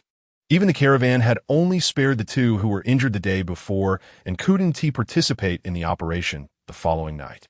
A caravan with only 2 people was naturally not a threat, so the old villagers naturally regarded the fire crystals they had dug out from the back mountain, which the caravan had earned from the 4 villages, as their village-esque property. Were these 3 invited by the 2 remaining members of that caravan? What fire crystals? I don't understand what you're talking about. The man denied. However, if he had kept silent, it would have been better. The 3 present were not so easily deceived. They could now determine that those fire crystals were indeed in the old mountain village. Once they confirmed this information, the 3 visibly relaxed. Yu Fu grabbed the man's collar and suddenly drew a dagger from his waist. The cold tip of the dagger pressed against the man's throat, and Yu Fu's voice was chilling. Where have you hidden that batch of fire crystals? Feeling the dagger slowly piercing into his throat, the man trembled in fear, repeatedly begging for mercy. I really don't know what fire crystals you're talking about. Our village only has this little bit of fire crystals left, all in your hands. Please spare me. TSK. Truly. Some people want to shed tears until they see the coffin. Yu Fu irritably moved the dagger away from the man's neck. Upon hearing this, the man, who was originally a bit tense, felt the dagger gradually leaving his skin and his tension quickly dissipated. It was just a pile of fire crystals. As long as he kept insisting he didn't know, these people shouldn't resort to killing him. After all, everyone was trapped here and couldn't get out, and the fire crystals would be useless. The most important thing now was food. Just as the man was thinking this, he suddenly felt a sharp pain in his palm, involuntarily letting out a series of screams. His screams came one after another, so painful that he couldn't say a complete sentence. I'll tell you. The man's cries quickly attracted the attention of a group of old villagers who had just emerged from the old mountain village and were running around like headless flies, not knowing where to look. Upon hearing the sound, one of the old villagers immediately confirmed the direction. After Sheng and the others determined the hiding place of the fire crystal stone, they quickly knocked out the man and left the scene in a hurry. However, before leaving, Sheng saw Yu Fu swiftly sprinkle some powder on several old villagers. Although Sheng didn't know what the powder was, he felt that it couldn't be anything good. A small gift for their village. Yu Fu didn't explain much. His mind was now entirely focused on the fire crystal stone. According to what the man said, the 3 of them indeed found several bags containing fire crystal stones. Looking at the heavy bags, even Donley couldn't help but pause for a moment in his breathing. So many. 1, 2, 3, 4, 5, 6, 7, 8, a total of 8 bags. Although they weren't the large bags that Yu Fu was carrying on his shoulder. Judging by the weight of each bag, the quantity of fire crystal stones would definitely not be small. Chapter 77.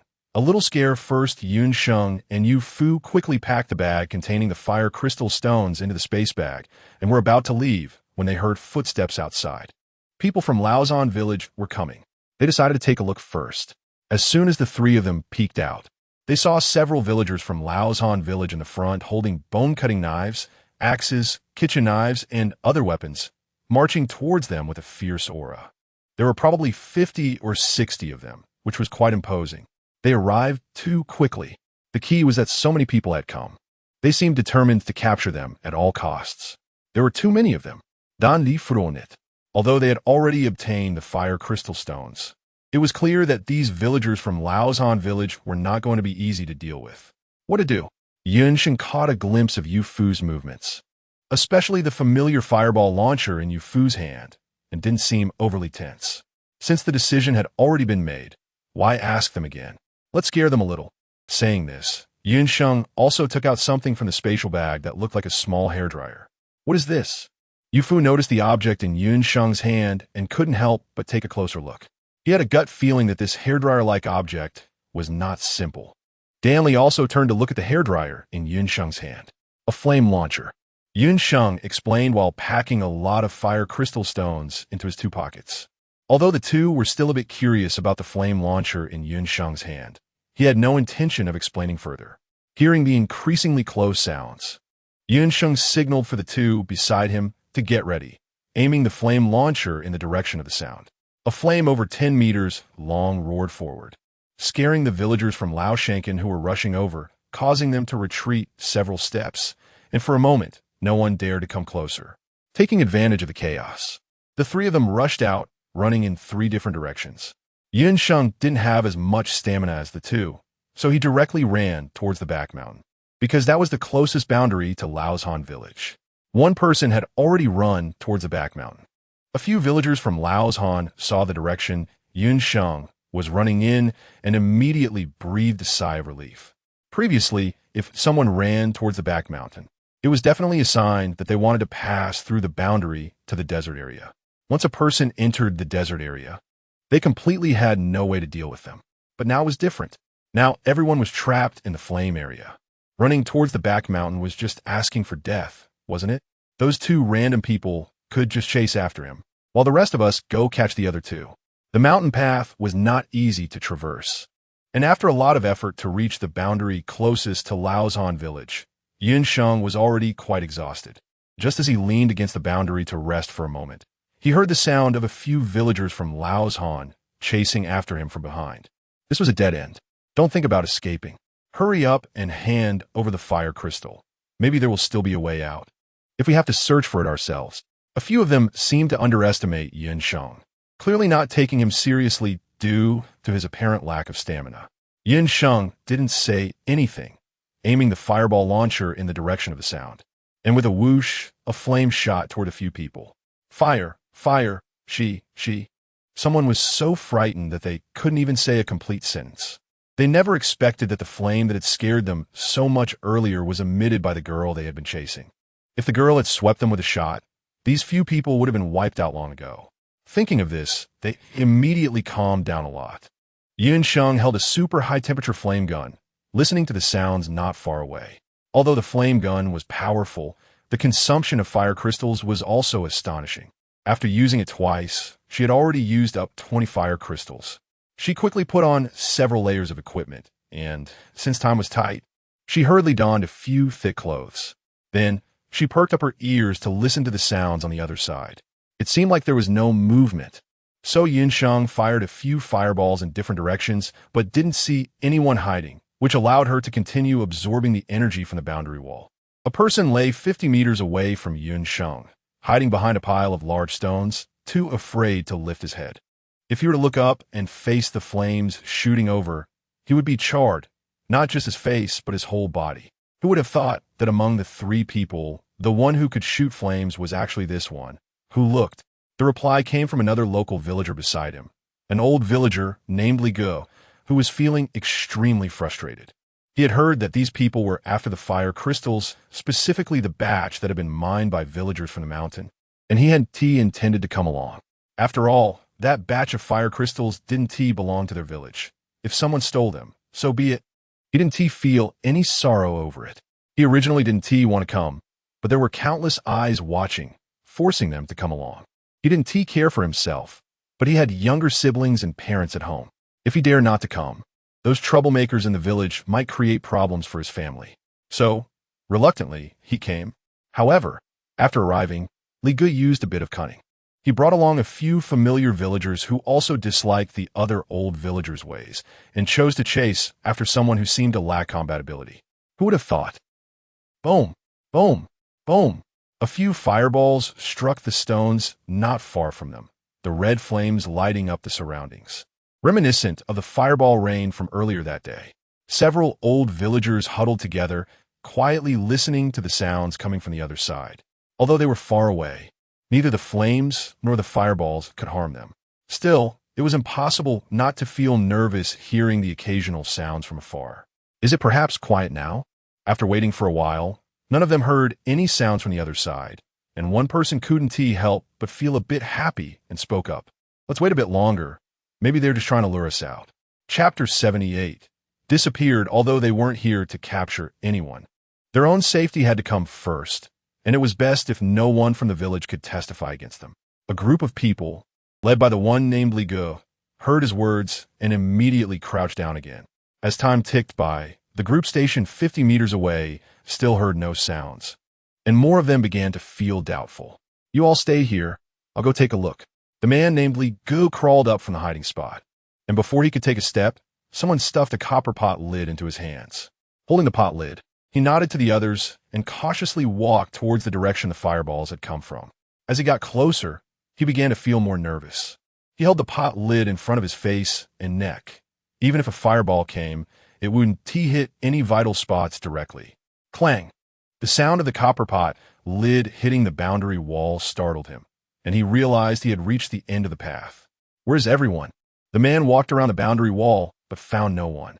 Finally, not willing to give up, he called over a few other old villagers, and they all carefully searched the area, but they couldn't find the girl who had come earlier.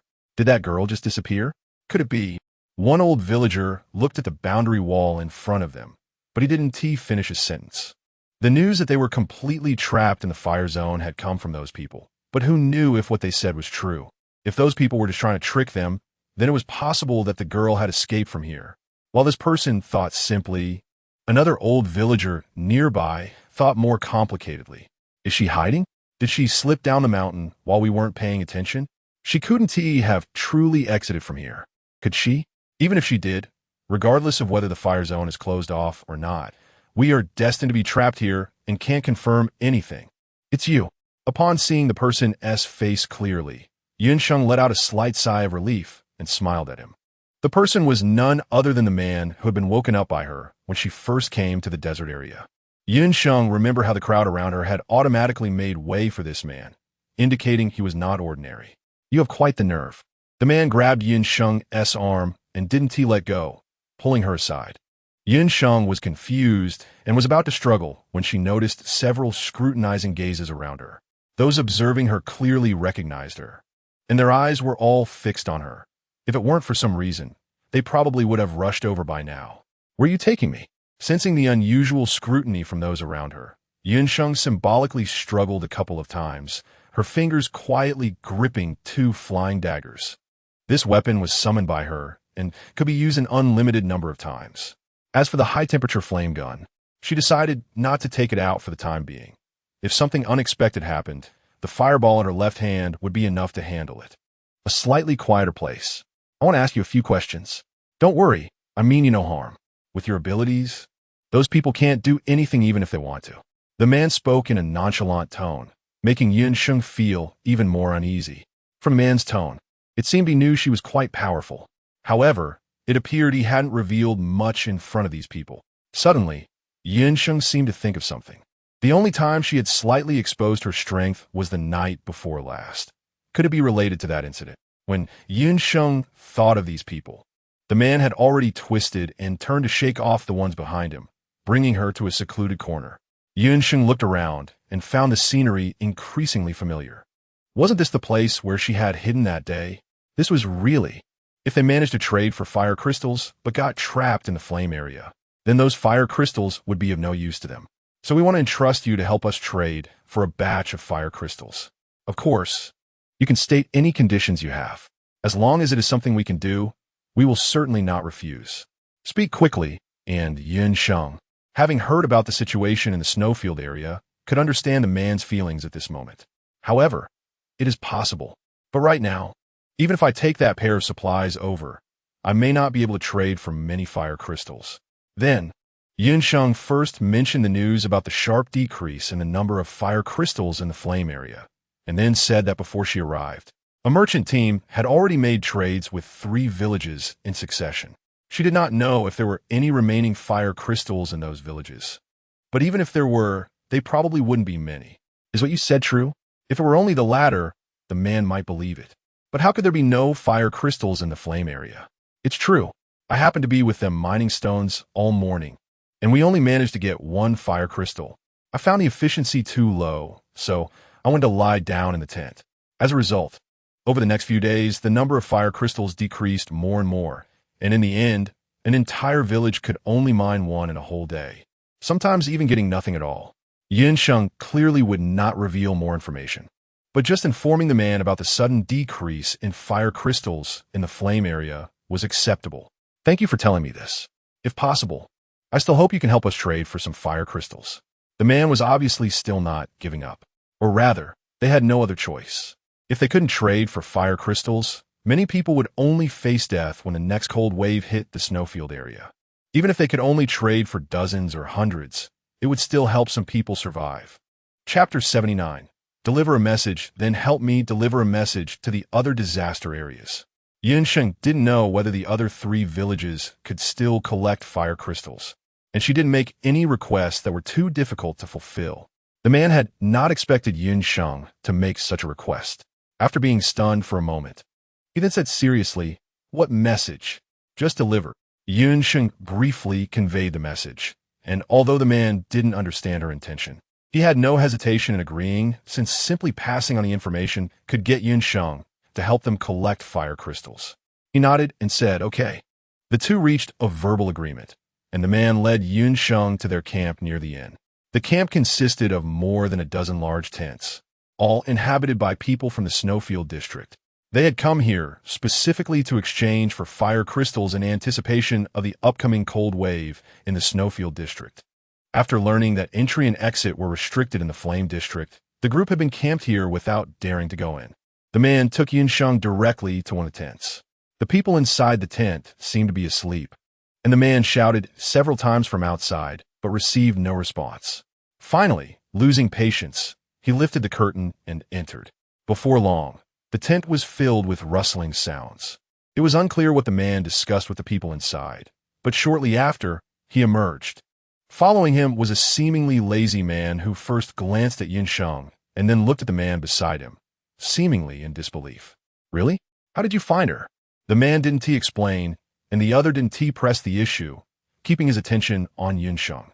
"Can you enter the Flame district to help us trade for fire crystals?" Although the focus wasn't on trading fire crystals, but rather on taking them out of the Flame district, everyone understood the implication. Sheng nodded, and to avoid any misunderstanding from the newly arrived person, repeated what she had said to the man earlier. "All right. However, I don't know how many fire crystal stones are left in those villages, so you better not get your hopes up too high." The other person nodded, clearly having heard about this from the man. Then he asked, "I know that. Is that merchant convoy still in the Flame zone?" "No, it's not." The other person was taken aback and exclaimed in surprise, "They've come out? Then I'll have someone check which merchant convoys have recently left the desert area. That convoy must have traded a lot of fire crystal stones." The two discussed without caring about anyone else, and after their discussion, they looked back at Sheng. "How much supplies do you think we should bring in for trading?" "Let's bring in 500 gene of food for now. If there's more, you can return it to me later. If there's less, don't expect me to use my own food to exchange for fire crystal stones." Because of Sheng's words, she ultimately received 600 gene of food. They delivered the 600 gene of food to the boundary wall, watching as Sheng entered the Flame zone with the food, until she and the food disappeared on the other side. At which point the few people who had followed her slightly moved aside to make room for others wanting to enter the Flame zone. However, those people were just there to watch the excitement. Once you entered the Flame zone, you couldn't come back out, and it was foolish to go in at this time. On the other side, after entering the Flame zone and confirming that there was no one around, Sheng quickly stored the 600 gene of food and headed towards Shao family village. Therefore, Sheng was not in a hurry. She slowly walked towards Shao family village while taking out fire crystal stones to convert them gradually. Sheng briefly thought about this idea, and she couldn't quite believe it herself.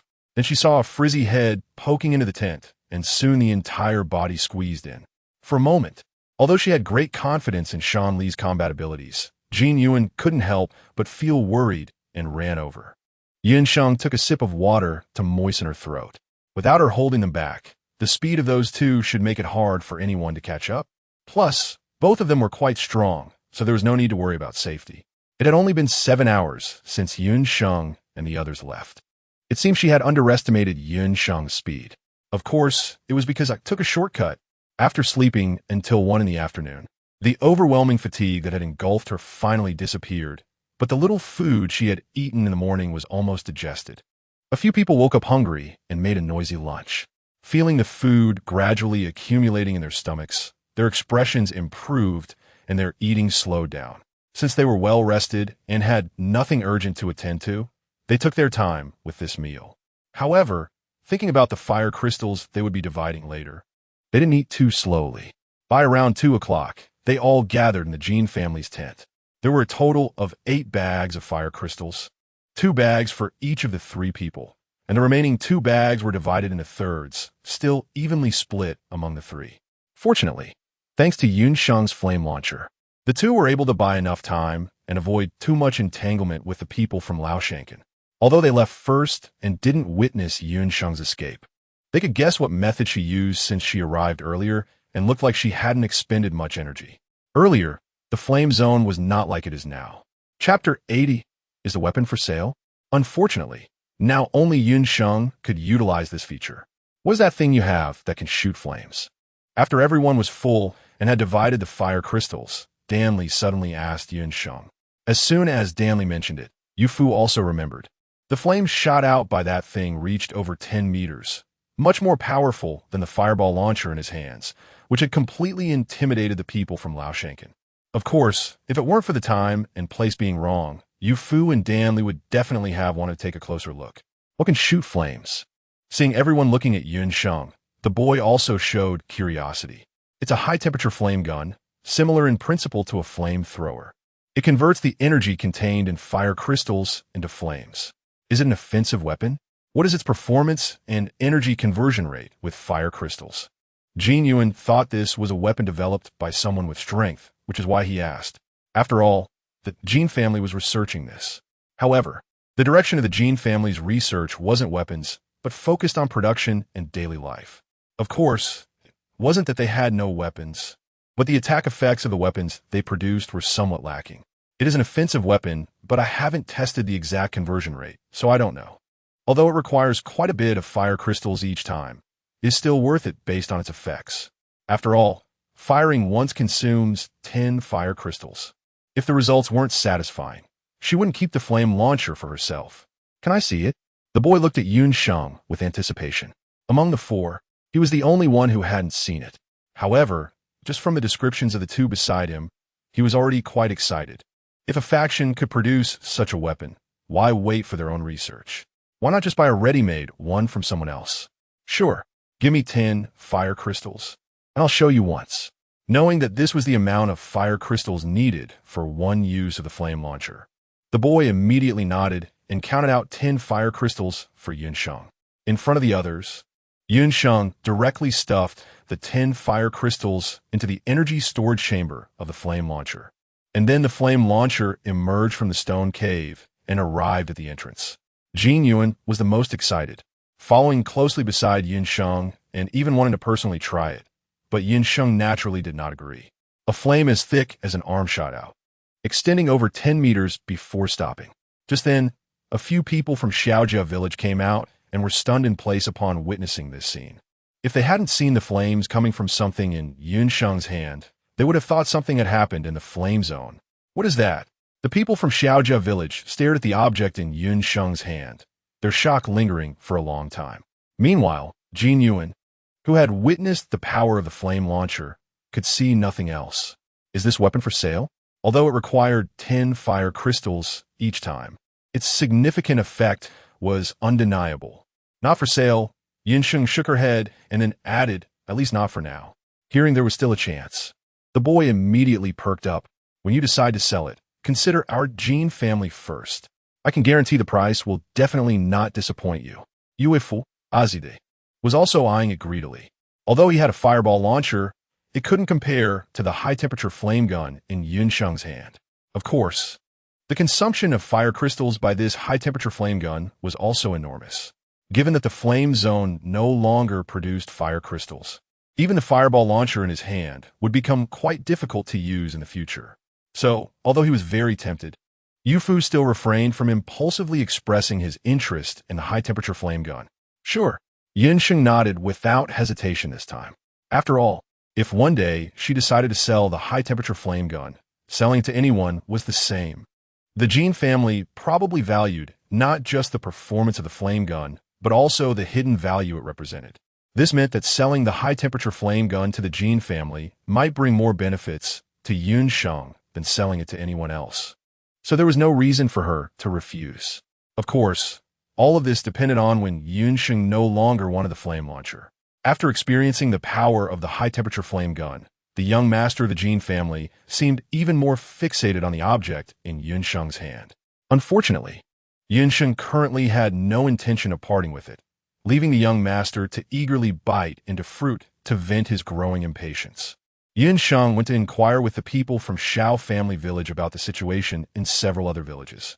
Upon learning that Sheng was going to trade for fire crystal stones in other villages, the people from Shao family village recommended De village to her.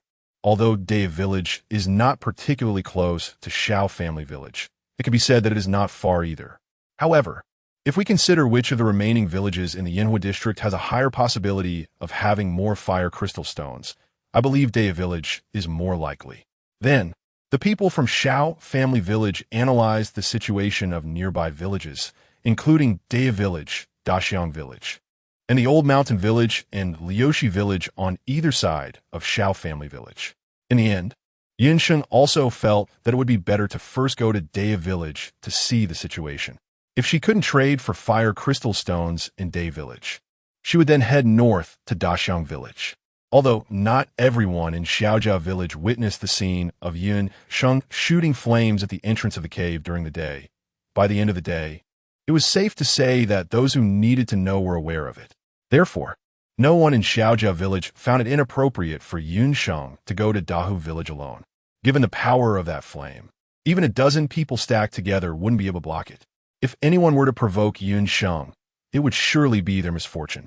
That evening, after finishing dinner, Sheng set off alone for Dahu village. Since Dahu village is not close to Xiaojia village, the villagers couldn't provide much information about the situation there.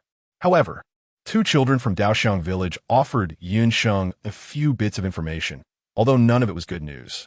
Along the way, Sheng didn't dare to delay and hurried along, finally arriving around 4 in the morning, where she saw the metal rod with rust that the two children had mentioned. Chapter 81, Dahu Village. This should be around here, Sheng murmured to herself, looking at the haphazardly piled stones around her, trying to find a possible entrance. While searching for the entrance, she also knocked the iron bucket she took out from her storage bag against the ground, the clanging sound echoing far into the silent night. I seem to hear something. The owner of the sound did not give up. She crawled forward slowly, bit by bit, with great difficulty. Sheng sat beside a metal rod she had finally managed to find, occasionally tapping on a metal bucket. Feeling the cold wind of Dahu village at 4 in the morning, and instinctively wrapped her cloak tighter around herself. As the time passed second by second, just when Sheng was about to give up hope and prepare to leave, she suddenly heard a faint sound coming from beneath the pile of stones she was sitting on. The sound was so hoarse that it was almost inaudible. If Sheng hadn't been keeping her ears open for any movements around her, and if the area hadn't been so quiet except for the noises she made, she might not have noticed it right away. Following the direction of the sound, Sheng quickly descended from the pile of stones. After a short while, she saw a woman lying beneath the stones, barely alive. The woman's medium-length hair was unevenly cut, now clinging to her scalp in strands, emitting a foul odor. Her exposed eyes were sunken, and her skin was dry and rough, seemingly having lost its elasticity long ago. The woman had her eyes half closed, breathing somewhat rapidly. After gasping a few times, she struggled to open her eyes and continued to climb up, completely unaware of Sheng standing beside her. Her dry hands were laboriously clawing at the stones on the ground. Despite having little consciousness left, the woman still instinctively tried to climb up. However, lacking food and suffering from physical discomfort, "Are you a villager of Dahu village?" Before the woman could continue climbing, Sheng asked. The sudden voice startled the woman, but with her current strength, she couldn't react much, so she just slowly turned her head to look at Sheng in the darkness. "You are." The woman wanted to ask if Sheng had come from outside, if she was here to buy fire crystal stones, and if she could have a little water to drink first. However, as soon as she uttered those two words, it seemed to have exhausted all her strength. Then she collapsed onto the ground, gasping for breath, looking as if she could faint at any moment. Seeing this, Sheng quickly explained, "I'm here to buy fire crystal stones. Your condition isn't too good. Drink some water first." The water grass outside had already dried and hardened a bit, but the inside was indeed very flexible and well sealed. Sheng pulled out the core from the water bag and tilted the opening towards the woman's chapped lips, pouring a small stream of water. Feeling the cool source of water, The woman instinctively started to swallow. After taking 3 or 4 sips, she opened her somewhat cloudy eyes and looked at Sheng. I have food. Can I exchange some for water? Although she had just drunk some water, the woman's condition was still not very good. However, compared to her previous state where she could barely speak, at least now she could communicate. Sheng shook her head and then remembered that the other person might not be able to see her. So she spoke up. I don't want food. Do you have fire crystal stones? I could trade with you for fire crystal stones. Hearing that Sheng did not want food, a hint of disappointment flashed in the woman's eyes. However, when she heard that Sheng wanted fire crystal stones, that disappointment was quickly replaced by hope. As she spoke, she reached into her pocket, and in her haste, she grabbed a bit too much, causing several fire crystal stones to slip out between her fingers. They fell directly into the gap between the stones, sliding down through the cracks, and likely becoming difficult to retrieve. Sheng sighed and could only let the woman take out less fire crystal each time, not to rush. Our caravan has brought a lot of these water bags, as well as water amber and various foods this time, so you can take your time to discuss what you want to trade. Additionally, I have one more question. Is there only you left in Day Village? The woman handed all the fire crystals in her hand to Sheng, and in total, she received 3 bulging water bags from him. After speaking, the woman struggled to get up from the ground and staggered off into the distance. Didn't you hear? Sheng muttered to herself, picked up the iron bucket she had placed on the ground, and started banging on it as she walked. In less than 5 minutes, another man, dressed similarly to the woman from before, appeared. As soon as the man saw Sheng, he immediately rushed over with excitement. Unfortunately, like the woman before, the man also looked unsteady on his feet. Sheng just took a small step aside and avoided the man who was lunging at her. Water. The man lay on the ground, his voice barely audible. Having had experience with the previous woman, Sheng was noticeably calmer when facing this man. She gave the man a bit of water and waited for him to seem a little more coherent before she repeated what she had said to the woman earlier. Unfortunately, the man did not carry any fire crystal stones. After the man left, more people began to emerge like bamboo shoots after rain. And Sheng continued to use the same method. Those who had fire crystal stones directly bought several water-filled bags from Sheng. Some who were in a hurry and forgot to bring fire crystal stones, overwhelmed by thirst, even attempted to snatch the water. Sheng didn't even need to use a fireball. She simply pushed and kicked to handle them. However, seeing the number of people increasing, Sheng didn't want to waste time maintaining order, so she directly launched a few fireballs to intimidate the crowd. Everyone wanted to trade for water bags or water amber lined up voluntarily. Chapter 82. Back to the desert area in addition to water bags and water amber. We also brought a lot of fresh vegetables this time, which could be traded for just 2 fire crystal stones per pound. The trading time was set to end at 5 in the morning.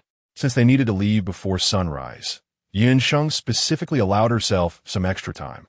Although electronic devices like phones couldn't be used now, knowing the daily time points wasn't difficult. As soon as they heard that Sheng would be leaving at 5, the crowd became restless, especially the people from Day Village who had yet to trade for water bags and were still sprawled on the ground. They immediately forgot about lining up and scrambled towards Sheng's position. Hey, why are you cutting in line? As soon as someone cut in, the queue that had only just been organized due to Sheng's fireball intimidation fell into chaos again. Everyone surged towards Sheng. Those who didn't line up would have their trades canceled immediately. Sheng banged forcefully on the iron bucket next to him, the sound echoing loudly. As soon as they heard Sheng was no longer going to trade with them, everyone who hadn't managed to make a deal with him became anxious. At that moment, the village chief of Day Village finally arrived, carried by 2 young men. He was in a worse condition than anyone else in the village, having nearly reached the point of shock due to lack of water. Although some villagers had already given him some of the water they bought, it hadn't helped much due to the severity of his condition. The chief was worried because the merchant group that had arrived in Day Village might be their last hope, which is why he had the 2 young men who had just replenished their fluids carry him over. Additionally, each household was required to contribute a portion of fire crystal stones for the village to purchase collective supplies.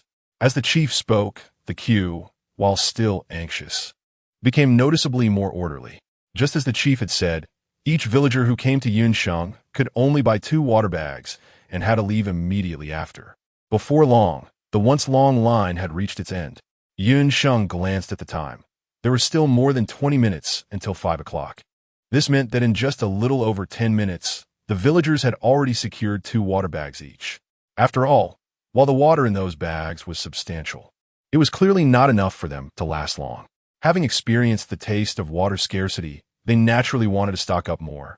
The supplies that the previous caravan had given to Sheng contained a significant amount of water resources, and of course, compared to the directly drinkable water from the water bags, the quantity of water amber was also considerable. Although there were quite a few people in this village, each person could still be allocated 200 milliliters of water per day. The village chief and others had heard that Sheng still had water amber. So at this moment, they naturally traded everything without hesitation. In addition, the remaining water brought by a few others was also traded away by the people of The village. After the trading, the village chief finally asked about other supplies. What vegetables do you have? Cabbage, potatoes, yam, carrots. Besides that, there were also some dried meat. Cactus, sand scorpions, sandworms, white sugar, salt, and dried corn. Although it was less than 500 pounds in total, there were still quite a few varieties. As the time approached 5 o'clock, Sheng did not linger in The village any longer. After packing up, she headed towards the boundary wall nearest to The village. She managed to exit the fire zone smoothly before the sun rose. Letting out a sigh of relief, Sheng noticed several gazes directed at her from a distance. This was Sheng's first time coming during the day, and she felt a bit unaccustomed. However, she quickly found the man who had asked her to silence him in exchange for trading fire crystals and walked over with big strides. Many people nearby, seeing Sheng come out, originally wanted to ask her about the fire zone, but upon seeing the direction she was heading, they immediately made way. She actually came out of the snowfield area. It seems we have no chance now. Some watched Sheng's back and couldn't help but shake their heads and sigh. Who didn't he know that a cold wave was approaching the snowfield area? Many were stirred into action just to exchange for more fire crystals to get through this difficult time. Although they were also here for fire crystals, their main goal was still to make money. Sheng is from the snowfield area. If his own people don't help, how could he possibly help others earn money from the people of the snowfield area? Sheng still didn't know that. Because of her cooperation with the man, those people had already regarded her as one of the people from the snowfield district. However, this was just right, saving her a lot of trouble. After all, there weren't many fire crystals left in the remaining villages of the Flame District. If no new fire crystals appeared in the Flame District next, the remaining fire crystals would only decrease further. The man clearly didn't expect to see Sheng so early in the morning. After his surprise, he glanced behind Sheng. It was empty, with nothing there. Where were the fire crystals? Surely they weren't robbed, and nothing was traded, right? The man obviously wouldn't think that way. If that were the case, Sheng wouldn't have specifically come to find him. Where are the items? They're inside, Sheng casually replied. The first reason was that she didn't want to expose the existence of the space bag for now. And the second was that she didn't want to hand over the fire crystals so soon. After all, the conditions she proposed needed time to see results. If these people didn't take her message to heart and she carelessly handed over all the fire crystals, then she would have run an errand for nothing. Did the message I mentioned get out? It had only been 2 nights since the cooperation was reached, and 2 days wasn't enough for them to even leave the desert district, let alone spread the news to all the disaster zones. However, that was just the general situation. If it was just about spreading the news, there were many ways to do so. They didn't necessarily have to leave the desert district to get the message out. Although the man didn't know why Sheng wanted to spread such news, it didn't pose any harm to them. Hearing that Sheng seemed to be worried they would take the fire crystals and not do anything, he thought maybe the food they had given her earlier had already been traded for fire crystals, and he immediately said, "It's already been spread." Now it's estimated that several disaster zones around the desert district already know. Chapter 83. Mutated Rat Swarm. Sheng didn't expect these people to act so quickly, but it was just right. Now she was just waiting for that man's sister to hear the news and come here to investigate. The news you let us spread. It can't be true, right? The man asked uncertainly upon seeing Sheng's reaction. Although they had considered the authenticity of this matter before, they ultimately found it too unbelievable and didn't take the news seriously. Moreover, who would reveal such news instead of keeping it hidden. Sheng smiled and retorted, "Why can't it be real? According to these people's definition of exotic treasures, all the special items produced by the box in her left hand could be considered exotic treasures. Since those are all exotic treasures, what's the problem with her saying that exotic treasures appear in the flame zone? So, when you plan to take out those fire crystals? Although the cold wave in the snowfield zone hasn't started yet, it's still more reassuring to have the fire crystals in her own hands since they have already been traded." Sheng yawned, half closing his eyes and looking very sleepy. Mumbling indistinctly, he nodded, saying that breakfast was already being prepared, and if you didn't mind, you could join them for the meal later. After eating, the whole day could be left for Sheng to sleep, and it wouldn't interfere with their plans to collect fire crystal stones at night. Sheng was both tired and hungry, and she didn't want to move at all. Before getting the fire crystal, she wasn't worried about what these people would do, so she nodded without hesitation. However, as she nodded, her head slowly drooped down, looking like she could fall asleep at any moment. Seeing this, the man didn't waste any time and had someone bring breakfast right away. After finishing breakfast, Sheng slept until 2 in the afternoon. Although the feeling of drowsiness had almost disappeared, the headache and fatigue from staying up late were not so easy to recover from.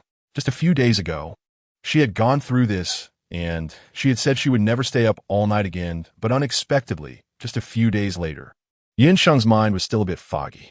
It was only when those people got closer that Sheng heard them shouting, "Mutant rats! There's a swarm of mutant rats! Help! Help!"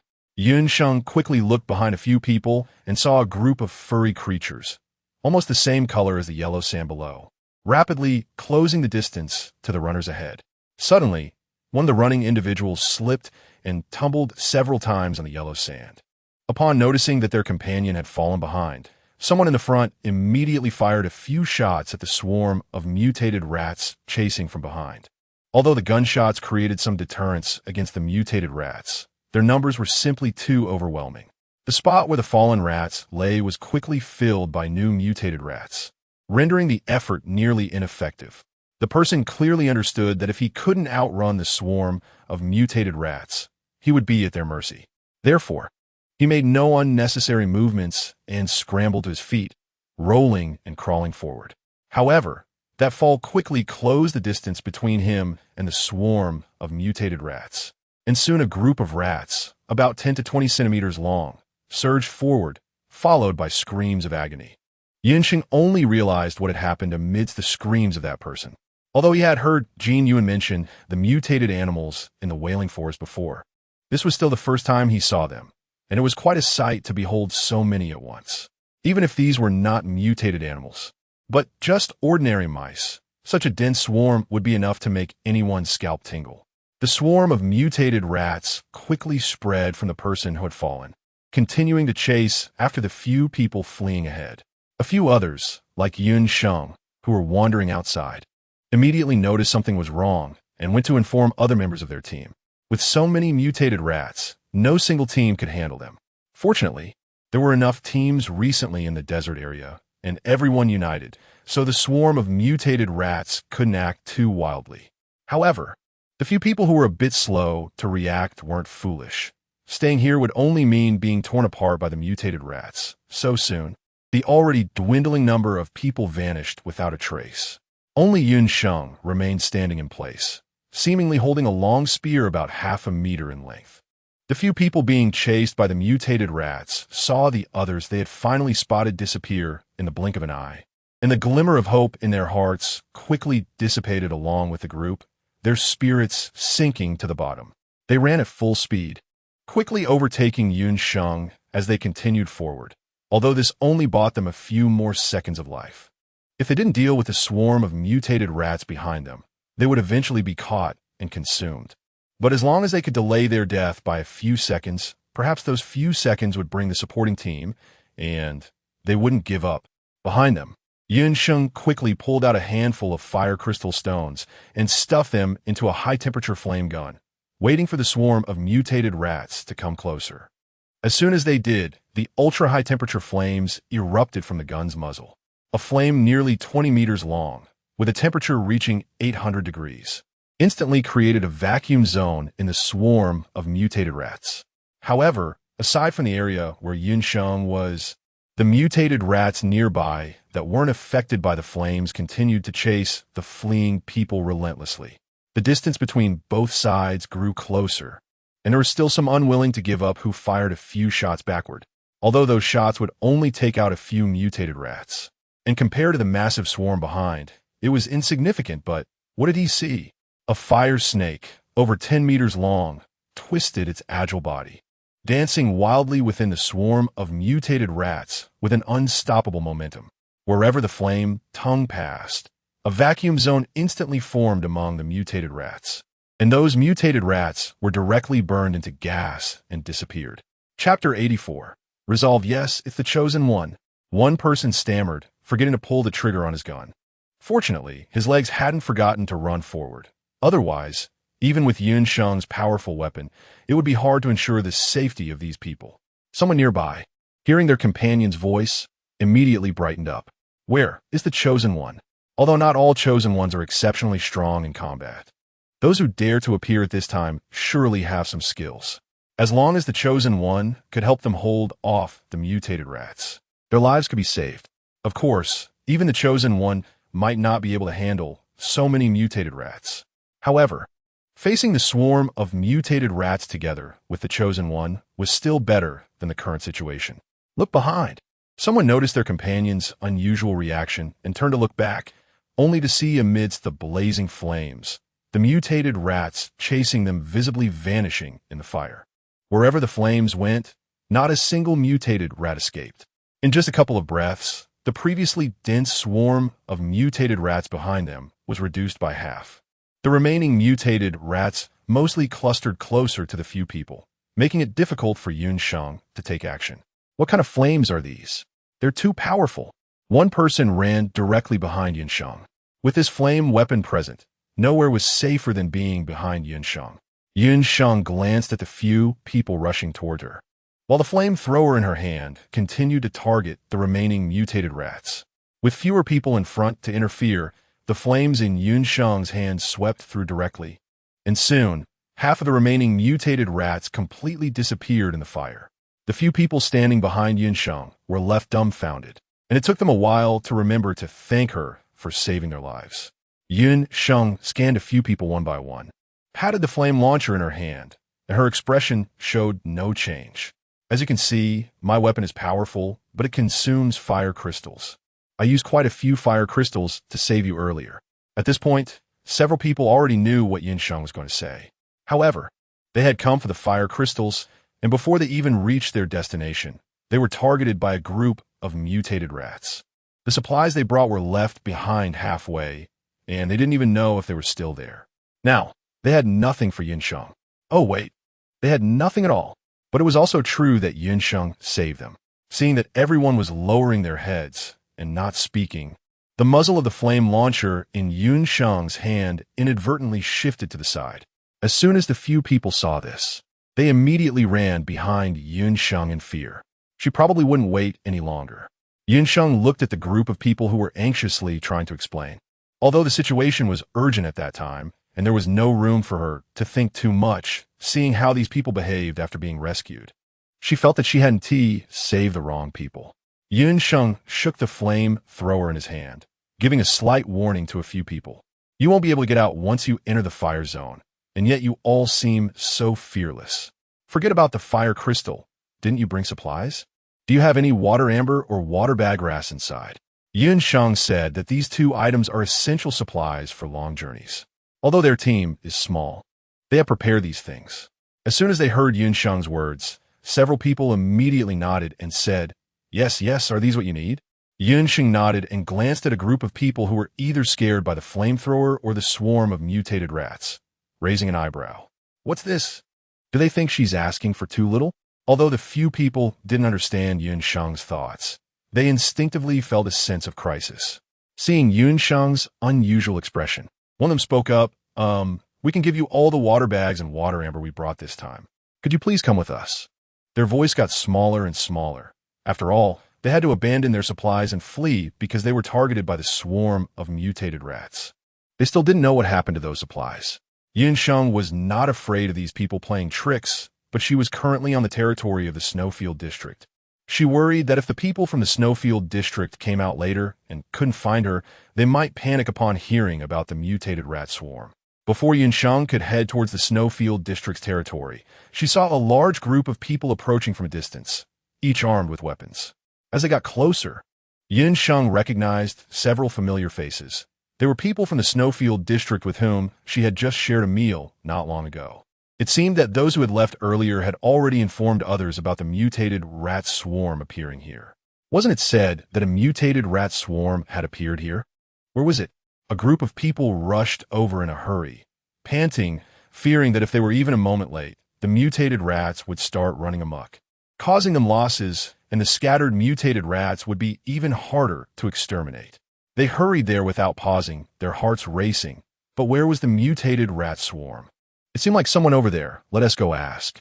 Someone spotted Sheng standing at a distance along with a few survivors from the mutated rat swarm and immediately spoke up. The leaders of the teams in front exchanged glances and finally nodded, heading toward Sheng's location. As they got closer, some with more sensitive noses immediately caught a whiff of scent in the air that was somewhat different from the usual, but they couldn't quite describe what it was. Sniffing a couple of times, they still couldn't identify it. Since there was an urgent matter at hand, the person didn't mention the strange scent they noticed, only muttering a couple of words to themselves before refocusing on the few people communicating with Sheng.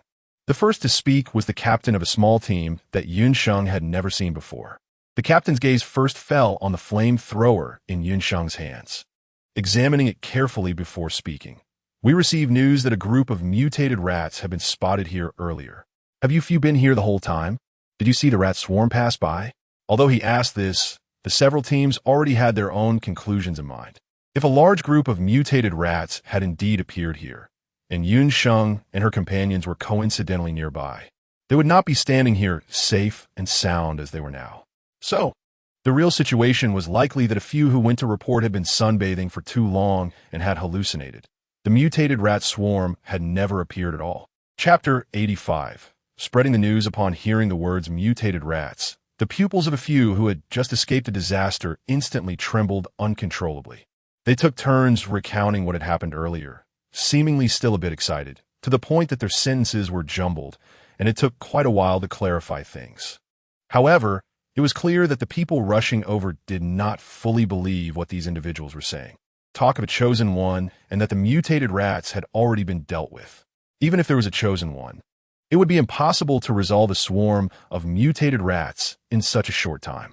The leaders among them shared similar thoughts, except for a few who recognized Sheng's appearance and were anxious to inform others in their team.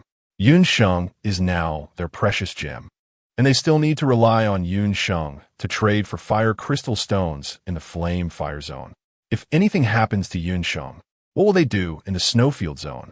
A chosen one has eliminated all the mutated rats?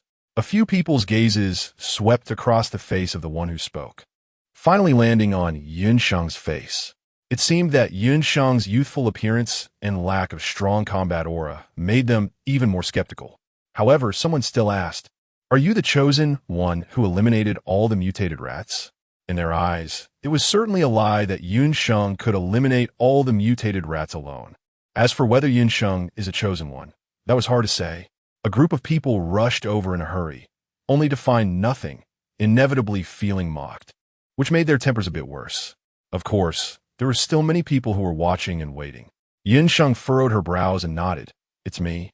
Seeing that Sheng was brave enough to admit it, someone couldn't help but ask further, "Can you tell us how you managed to eliminate the mutated rat swarm?" With just a few people here, considering that those nearby would be more of a burden than anything else, it's hard to believe that anyone could eliminate the mutated rat swarm in such a short time. Who would believe that? Sheng shook the flame thrower in her hand, and before she could say anything, a strange voice came from behind. "Yin Lao-san, just because you can't do it doesn't mean others can't. Isn't it a bit shameless of you to inquire about others' secrets so openly?"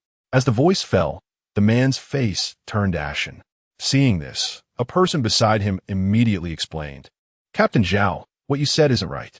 We just want to clarify whether there were mutated rat swarms passing through this area and whether those swarms have been dealt with by these people." If the rat swarms haven't been resolved and have gone elsewhere, it would be better for us to prepare early. A group of people exchanged words, and although they weren't arguing to the point of getting red-faced, the tension in the air was still palpable. From their quarrel, Sheng also realized that some people simply didn't believe she could eliminate the mutated rat swarms. Of course, there were also those who were curious about how she did it, wanting to hear her out before making any judgments. Lastly, there were those who didn't care about the mutated rat swarms at all. They purely didn't want Sheng to have too much involvement with others. Since you're worried that the mutated rat swarms might scatter and cause harm to some teams, why aren't you quickly searching for the mutated rats? Captain Zhao spoke again. The man called Yin Laosin grinned and replied leisurely. Didn't someone say that the mutated rat swarm has already been dealt with? Everyone is out running around, and we all know how much damage these mutated animals can cause to a team if encountered. If this little girl really resolved all the mutated rats by herself, we'd like to learn from her experience to resolve those mutated animals quickly in the future. In the end, they just wanted to know if Sheng really eliminated all the mutated rats by herself and what method she used. Sheng didn't mind at all. In fact, she even wanted to spread the news. After all, relying solely on the people from the snowfield zone to disseminate the information was a bit too slow. Previously, Sheng hadn't found the right opportunity, but wasn't this the perfect time? So, in front of the entire team, Sheng directly fired a flame. Whoosh! The flame shot out for more than 10 meters with a scorching temperature, even though the flames weren't directed at them. Several people who were relatively close to Sheng couldn't help but take a few steps back. Some people looked uncertainly at the fireball launcher in Sheng's hand. They had heard that several factions were researching new types of weapons. Had they actually succeeded? How come they hadn't heard any rumors about it? Before these people could exchange glances to figure out, Sheng put away the flame launcher and spoke up. This is a new treasure that has appeared in the flame zone, although its power isn't comparable to the previously discovered treasures. Before Sheng could finish, the crowd began to stir. The last time a treasure appeared, there were only a little over 100 chosen ones who obtained it. Now, half a year had passed since the last treasure appeared, and they didn't expect to see another one coming. Did the new treasure only appear in the flame zone? Why they never heard of it before? After a brief shock and excitement, some people's minds gradually calmed down. Although the eyes looking at Sheng still sparkled with various gleams, aside from the few who had initially run away upon hearing the news, everyone else who remained either actively or passively restrained themselves. Want to know? Sheng stroked the fireball launcher in her hand, and after throwing out a bait, she was no longer in a hurry to explain. A group of people nodded. This was a treasure. Of course, they wanted to know the specifics. I don't know if treasures have appeared elsewhere, but this treasure of mine was obtained in the flame zone. Moreover, it is precisely because I obtained a certain treasure that I can now freely enter and exit the flame zone. Sheng said without reservation, seemingly not afraid at all that someone would come in and snatch the treasure from her. A group of people, hearing Sheng's words, had their previously ignited excitement about the treasure suddenly dampened. Chapter 86. Far from enough. The flame area was currently off limits, and they couldn't recklessly venture into the flame area for a treasure that might not even exist. What if they ended up with nothing and got trapped in the flame area? That would be a disaster. A group of people felt restless inside, but their feet seemed nailed to the ground. They watched as Sheng finally couldn't help but speak up. You said you obtained this treasure from the flame area. What evidence do you have to prove it? Sheng chuckled lightly. What other evidence could prove it? Haven't you all admitted that it's a rare treasure? Glancing at the group of people beside her who were eagerly waiting for her to continue, Sheng raised her hand and touched the ultra-high temperature flame gun in her hand, giving everyone a big eye roll. Why should I provide evidence to prove it? Believe it or not. After speaking, Sheng looked at the group of people who were getting a bit nervous because they were surrounded. Didn't they say the supplies were still on the way? Let's go. I'll accompany you. The few of them looked around timidly. Although many people's gazes fell on them after Sheng finished speaking, putting a lot of pressure on them, they'd spent all their savings to rent a vehicle, hire camels, and buy that load of supplies for this transaction. If the supplies were gone, they would really be left with nothing. So, turning away from the gazes around them, they quickly responded, let's go, let's go. The place where we abandoned the vehicle is not far from here. at most 20 minutes. Due to the ultra-high temperature flame gun in Sheng's hand and the several teams from the Snowfield district who had been causing trouble nearby, no one stepped forward to stop Sheng and the others from leaving. However, once Sheng and the others left, the people from the Snowfield district could not escape. Previously, they had been protecting Sheng with their words, and how could others not notice? Now that Sheng and the others were gone, the attention shifted to the people from the Snowfield district. Sheng was unaware of what would happen next, but with those people from the Snowfield zone, it was unlikely they would be bullied. Moreover, the message he had previously sent out with the help of the Snowfield zone was similar to what she had just said, and she even provided evidence on the spot, which was more credible than the dry words that could only be heard from those in the Snowfield zone. It was still broad daylight, and she couldn't enter the flame zone yet. So it was inevitable that she would be questioned by a group of people who came to find her. As for the many people in the flame zone, she was the only one who could enter and exit freely. Whether it was because the flame zone had only produced this one treasure from her hands, or if not all treasures allowed free entry and exit from the flame zone, she didn't know. If she was worried about not being able to come out after entering the flame zone, she could choose not to go in. Although there were constant speculations within the various teams, and some even held discussions within their teams, by the time the sun set and Sheng was ready to enter the flame zone, quite a few people followed her. Since it had already been announced that she could freely enter and exit the flame zone, Sheng was no longer afraid of being seen. Focusing on the weak pressure coming from the boundary wall, after continuously absorbing a considerable amount of energy from it, Sheng smoothly entered the flame zone. Her brief pause in front of the boundary wall added some pressure to those who were already apprehensive, but the temptation of the treasures was still significant. Shortly after Sheng entered, a number of others also entered the flame zone, bringing along various foods and batches. Compared to the few who entered the flame zone, there were still more people choosing to stay outside. Treasures were great, but the key was whether they could obtain them and have the life to enjoy them. Sheng didn't pay attention to the people following her into the flame zone. After all, everyone had different destinations. Leaning against the boundary, she first absorbed some energy from the boundary. Feeling that the time was about right, Sheng dragged 2 large bags of fire crystals out of the flame zone. A group of people from the Snowfield zone had already been waiting outside. As soon as they saw someone coming out, not recognizing who it was, they immediately surrounded the boundary tightly, not allowing anyone nearby to approach. This action naturally caused dissatisfaction among many. However, when they saw that the person was Sheng, although they were still unhappy, they ultimately didn't say anything more. The people from the Snowfield zone certainly didn't care about whether others were happy or not. What mattered most was that they had obtained the fire crystals. Seeing so many fire crystals, the people from the Snowfield zone were naturally overjoyed. But when they thought of those who could only stay in the Snowfield zone and couldn't come out, the little joy they had just felt quickly dissipated. These fire crystals were far from enough.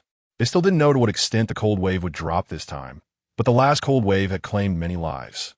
That cold wave had come suddenly, and they had been completely unprepared. This time, they had to be fully prepared. A group of people took the fire crystals from Sheng and then sent a lot of food, water bags, and other supplies for her to take inside. Although they had already heard from Sheng about the situation inside, being able to trade even a little more fire crystals was worth it. If there were no fire crystals at all, those supplies would be sent as prepayment to the villagers trapped in the flame zone. They hoped that they could safely get through this disaster and that it wouldn't be too late to give them fire crystals later. Perhaps because they were also about to face a cold wave, the people from the Snowfield zone inevitably felt more sympathy for the villagers in the flame zone. Unfortunately, these are not things they could change. Sheng received the food delivered from the Snowfield area without saying much, although she was becoming increasingly certain that as she absorbed the energy from the barrier of the flame area little by little, the barrier might eventually cease to exist, allowing those villagers to no longer be trapped in the flame area. However, she didn't know how long it would take. She could only absorb as much energy from the barrier as possible each day, gradually weakening the barrier's power while improving her own strength. Chapter 87. Never coming back recently. It seemed that quite a few people had entered the flame area. A few days ago, the influx of a large number of people into the flame area was understandable to Yufu. However, so many days had passed, And based on the Gene family's usual way of doing things, they should have informed others about the situation in the flame area. Therefore, it was somewhat illogical for so many people to still be entering the flame area at this time. While preparing breakfast by lighting the stove, Yufu mentioned to Sheng a small group of people he had seen last night. Of course, to avoid trouble, Yufu did not have direct contact with this group, so he was unaware that the reason so many people entered the flame area was all for the sake of the exotic treasures. Sheng took out a pile of ingredients from the spatial bag and handed them to Yufu, then continued, "Earlier, when I was leaving the flame fire zone, I happened to bump into a group of people.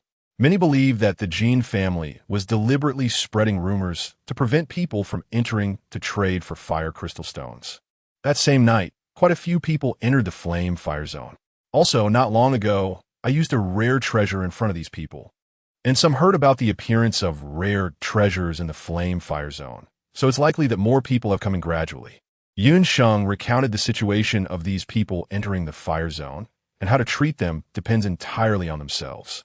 With a continuous supply of food from the outside, at least they don't need to worry about going hungry for the time being. Is there really a treasure appearing in the fire zone? Upon hearing the conversation between Sheng and Yufu, the young Master Gene Yuan immediately ran over. In fact, if they were to express their doubts, they had already suspected something when Danley went with Sheng and the others to Laozhan village. However, they had never been able to get a definitive answer from Sheng and Yufu, and since they hadn't seen any other signs of treasures, they had been hesitant to draw a conclusion. Sheng nodded, unsure if it was a rare treasure, but the previous flame zone definitely didn't have these. "So that gun that can shoot flames is indeed a rare treasure you obtained in the flame zone?"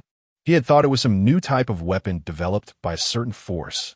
Once they thoroughly study the principles of energy extraction and conversion from the fire crystal, they might be able to mass-produce such weapons. Young Master Gene Yuan thought to himself, and couldn't help but have designs on the ultra-high temperature flame gun in Sheng's hand. It was obtained in the flame zone, but it seems to be a bit different from the rare treasures that appeared before, whether in terms of power or other aspects. However, these people were convinced that the ultra-high temperature flame gun in Sheng's hand was a rare treasure and wouldn't listen to Sheng's explanation. Eager to know how Sheng obtained a rare treasure, Sheng put away the ultra-high temperature flamethrower into her space bag, blocking several fiery gazes from the side. "I think it mainly comes down to luck. If she is fortunate and transforms a lot of special items, and she can't use them herself, she might be able to throw a few more out. If she doesn't have many special items herself, how could she have extras to share with others?" Obviously, the few people present couldn't understand the deeper meaning in Sheng's words. Upon hearing her, they sighed and stopped talking. Luck is indeed just about luck. If one is lucky, they might obtain a treasure like Sheng.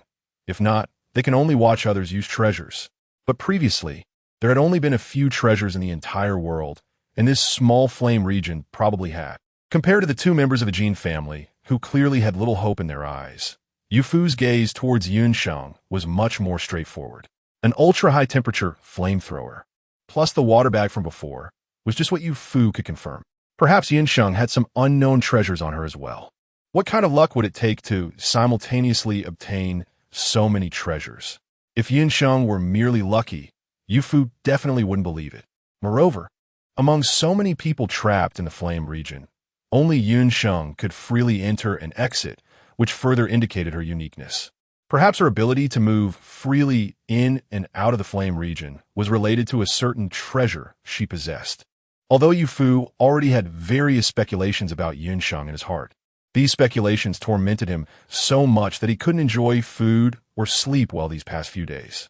But he clearly couldn't directly ask Sheng about these speculations, so he could only hold it in, almost to the point of becoming ill.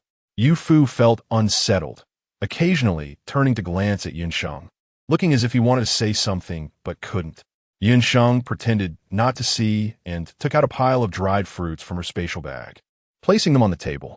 While eating the dried fruits, she continued to wait for breakfast. However, before the rice in the pot made the bubbling sound that indicated it was ready to eat, she saw Xiao Lin approaching with a metal bucket in hand, taking slow steps toward her. Although no one in the stone cave said anything, almost everyone who knew about this matter thought the same way. Because if it were them, If there were no important people for them in the flame zone, they wouldn't be staying here either. That's why Xiao Lin specifically rushed to deliver this bucket of charcoal powder before Yun Sheng left. They cannot stop Yun Sheng from leaving, but this bucket of carbon powder can exchange for some food. Since Yun Sheng can freely enter and exit the flame zone, he probably doesn't care about the food in his hands as much as they do. Even if the food obtained from a bucket of carbon powder can only help them last a day or even half a day longer, it is still good for the entire Xiao family village. This carbon powder was recently collected by the villagers and is more durable than the previous ones. They just collected a bucket yesterday, and if that is not enough, there are still plenty of previously collected ones that are just as effective as the ones you have been using recently. Xiao Lin put down the iron bucket in his hand, and the surface of the bucket scraped against the stone ground, producing a short and piercing sound. Although his education and the strength displayed by Yun Sheng prevent them from doing anything to him, the thought of losing Yun Sheng makes them feel heavy-hearted, knowing that acquiring food from the outside will be dozens or even hundreds of times more difficult than before. Previously, the Flame Zone had a continuous supply of fire crystal stones for trade with the outside world, but now, Yun Sheng glanced at the full bucket of carbon powder and could roughly guess why Xiao Lin chose this moment to bring it. Although she wasn't planning to leave just yet, there was no need to explain too much to others. Chapter 88. The situation is getting worse, although there wasn't much carbon powder left in Xiao family village. As long as there were stones outside, they could still obtain more. So when she heard that Jin Yuan also wanted this carbon powder, Xiao Lin naturally wouldn't refuse. If you want it, we can take out 2 more buckets like this. However, these carbon powders can only be traded for food, nothing else. Although the second batch of supplies from the Jin family had not yet arrived in the desert area, young Master Jin obviously wasn't worried about food issues and immediately nodded in agreement. No problem. We also want a bucket of this carbon powder. Thus, on a day when the people of Xiao family village thought Yun Sheng would soon leave the flame fire area, their stored food had slightly increased again. However, this amount of food was clearly not enough for the villagers to hold out for long, unless the probability of finding fire crystal stones could return to what it was before. Leaving the flame fire area would also pose a significant problem for their village regarding food. However, reality often does not go as desired. Before noon, villagers from Xiao family village who had gone out to move stones discovered that the fireball rain outside seemed to be even more intense than in the past few days. Had they still been living in their previous houses, it wouldn't be long before the houses would be reduced to ruins by the current fireball rain. But there weren't many villages like theirs that were fortunate enough to dig out a natural stone cave. According to Ni and her brother, most villagers in Rice Fragrance Village were still living in the cellars they had dug beneath their homes. Although those cellars had been further reinforced after the apocalypse, it was still somewhat difficult to withstand such a fierce fireball rain. Moreover, the fireball rain had suddenly become so intense before noon, making it hard not to worry. It was clear that the intensity of the fireball rain had stabilized in recent days. How could it suddenly go berserk again? Listening to the sounds of the fireballs hitting the ground, some stones were pitted deeply, and some stones that had been hit multiple times even crumbled into dust. The people of Xiao family village became increasingly anxious. Even the joyful mood from trading for a batch of food that morning was significantly dampened. Yun Sheng and the others had never seen what the fireball rain in the original flame fire zone looked like. So although they felt a sense of tension about the sudden increase in the fireball rain, it wasn't particularly strong in comparison. However, watching the dense fireballs outside that seemed ready to smash a hole in the ground made their hearts race with increased anxiety. If what the people from Xiao family village said was true, that the fireball rain was continuously intensifying, would there come a day when it would become so strong that the stone cave they were hiding in would no longer protect them from the falling fireball rain? If they couldn't leave the flame fire zone, even if they managed to receive food supplies from the outside world, they would eventually be crushed to death by these fireballs. Except for Yun Sheng, everyone else looked increasingly grim as they watched the fireballs fall one after another outside. The fireball rain was too dense, and every now and then, some fireballs struck the cliff above, rolling down towards the entrance of their hiding cave. Since their tents were set up not far from the cave entrance, Yun Sheng and the others had to move them further away. Moreover, the originally 3-person capacity entrance was now half blocked by countless large stones to ensure that no flaming rocks could fly in. Yet despite this, The villagers responsible for breaking the stones still hadn't managed to extract many fire crystal stones. Was it possible that heaven intended to take their lives? An old man trembled, and in a moment of carelessness, his hammer slipped from his grasp and fell to the ground with a dull thud. Although no one spoke, the atmosphere inside the stone cave was terrifyingly oppressive. In this silent tension, a group of elders seemed to reach some understanding that only they could comprehend. That night, these elders, who usually wouldn't eat much, collectively chose to go on a hunger strike. Previously, they could still break some fire crystal stones to trade for food for the village. So no matter the reason, whether to care for the children trapped in the village who had yet to grow up or for other reasons, they would eat a little. But now that they couldn't extract fire crystal stones from the rocks, without fire crystal stones, they had no way to trade for food. Eating so much was just wasting resources. After all, they had lived to this age, so it didn't matter whether they lived or died. However, there were still children in the village who had not grown up. If they ate one less bite, those children might live one more day. Perhaps that day would allow them to hold on until they could see a glimmer of hope. Thus, with similar thoughts, the group of elders in Shao family village went on a hunger strike that night. Of course, these elders knew that if they outright refused to eat anything, it would inevitably attract everyone's attention, and they would be persuaded to eat. Perhaps in the future, during mealtimes, someone would even watch them finish their food. However, since they had already prepared for death and wanted to leave food for the others in the village, they would not allow such an accident to happen. So that night, while cooking, several relatively spry elders took the initiative to help and took on the cooking duties. Their reasoning was that since they couldn't extract fire crystal stones from the rocks anymore, and the carbon powder they could collect each day was very limited, it wasn't necessary to spend too much time on that. They thought it would be good to let them find something to do so they wouldn't constantly think about other things, and thus no one stopped them. But they never expected that while these elders controlled the village's food reserves, they only prepared food for the middle-aged, young adults, and children in the village, while they themselves only pretended to eat a couple of bites when someone was watching. The elders from Shao family village were discreet about this, and everyone was worried about whether the fireball rain would become even more severe the next day, and whether they could continue to hide here. So no one noticed anything unusual for the time being. Of course, this did not include the two children from Rice Fragrance Village. Although their mother was from Shao family village, her family had already moved out of the village, and the two children usually cooked and ate for themselves, not eating with the people from Shao family village. One reason was that the two children had food, and the other was that eating with the villagers was a matter of how much to eat. However, this did not mean that being separate was a good thing for them. Currently, Shao family village was not short on food, so naturally, they wouldn't care about the little food that the siblings had. Chapter 89. So many fire crystal stones. Although life in Shao family village was much better than in Rice Fragrance Village, the villagers were very kind to the siblings. Yet the siblings remained vigilant. Today, they sensed something was off. At first, they felt a bit anxious. After all, in the stone cave, they were the weakest, and they had little connection to the remaining villagers of Shao family. If someone wanted to snatch their food or do something else, they would be powerless to resist. However, gradually, they found that things seemed a bit different from what they had thought. Brother, what happened to Grandpa and Grandma? The little girl hadn't finished her sentence when her brother quickly covered her mouth. Her big, bright eyes blinked as more questions filled her mind. Nini, be good and eat. After we finish eating, we'll go out and trade for some long-term storage food with sister. The young boy whispered in his sister's ear, his eyes scanning the surroundings with a hint of vigilance. Although no one deliberately spread the news about Yun Sheng's departure in the village, the boy, who had to grow up without anyone to rely on, had picked up on something from the behavior of some people and had formed some of his own speculations. Okay, brother will eat too. The little girl nodded, munching on a roasted potato, not forgetting about her busy brother beside her.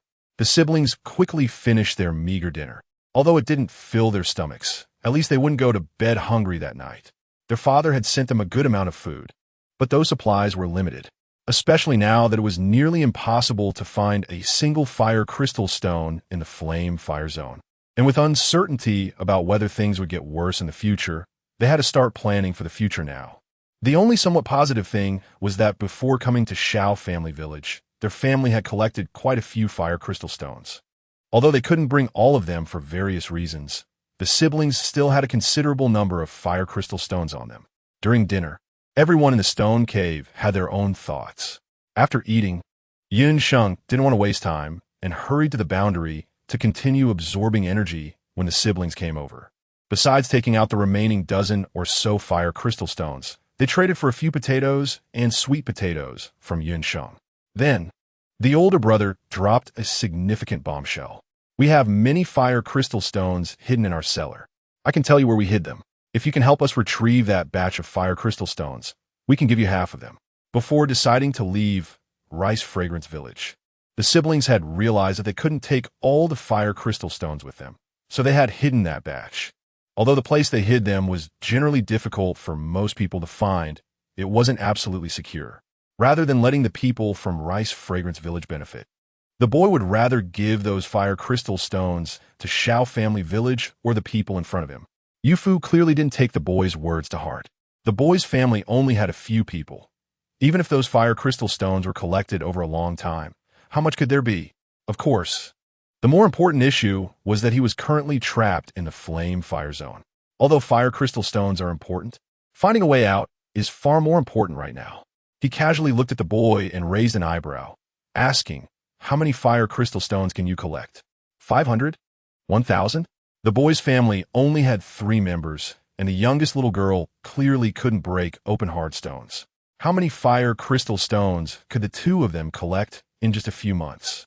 They hadn't counted the exact number of fire crystal stones, but it was definitely over 1,000.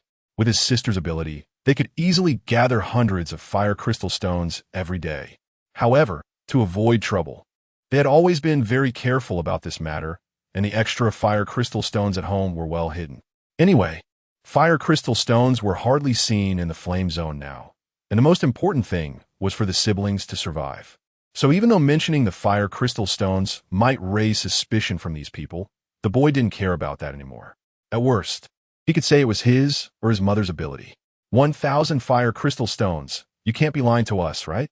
Upon hearing this number, Uefu immediately grabbed the boy by the collar and pulled him over, intending to have a serious talk. Thanks to Uefu, the 2 siblings managed to arrive at this stone cave before sunrise. So despite Uefu's fierce demeanor, the siblings weren't too scared.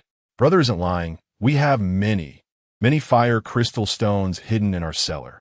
Nini didn't know the exact number of fire crystal stones either. She spread her small hands wide in front of her chest, trying to show how many there were, but her little face turned red and she couldn't specify the exact amount. However, after the siblings' display, Uefu seemed to believe them a bit more. After all, he had nothing else to do lately, and if this trip could yield so many fire crystal stones, what was there to consider?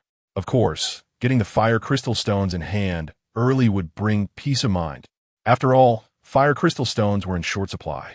Using one meant one less. After finishing his thoughts, Uefu looked back at Sheng. Are you going tonight? Although his fireball launcher consumed fire crystal stones, Uefu hadn't forgotten that Sheng's high-temperature flame gun also devoured fire crystal stones. Sheng shook her head, saying she had other things to do tonight and wouldn't be going. After saying this, she packed a few pieces of mutant beast meat that had been roasted over the fire into a plate, put another layer of bags over it, and placed it into her space bag. Standing up, she seemed ready to go out, but then suddenly remembered something and said to Uefu, "Since you're going to Daoxiang village, could you please ask if there are any fire crystal stones left in the homes of other villagers there? You can take these food and water over first. If there are any fire crystal stones left, trade for all of them." With that, Sheng took out a few bags from her space bag. Although those bags were all opaque, it was clear from Sheng's words what they contained. The boy stared at the bags with wide eyes, and it took him a long time to force himself to look away. In fact, it wasn't just the boy. Both Yufu and Jinjia also stole a few glances. Of course, what they were concerned about wasn't necessarily the items Sheng had taken out, but rather the fact that among them, only Sheng could freely enter and exit the flame zone.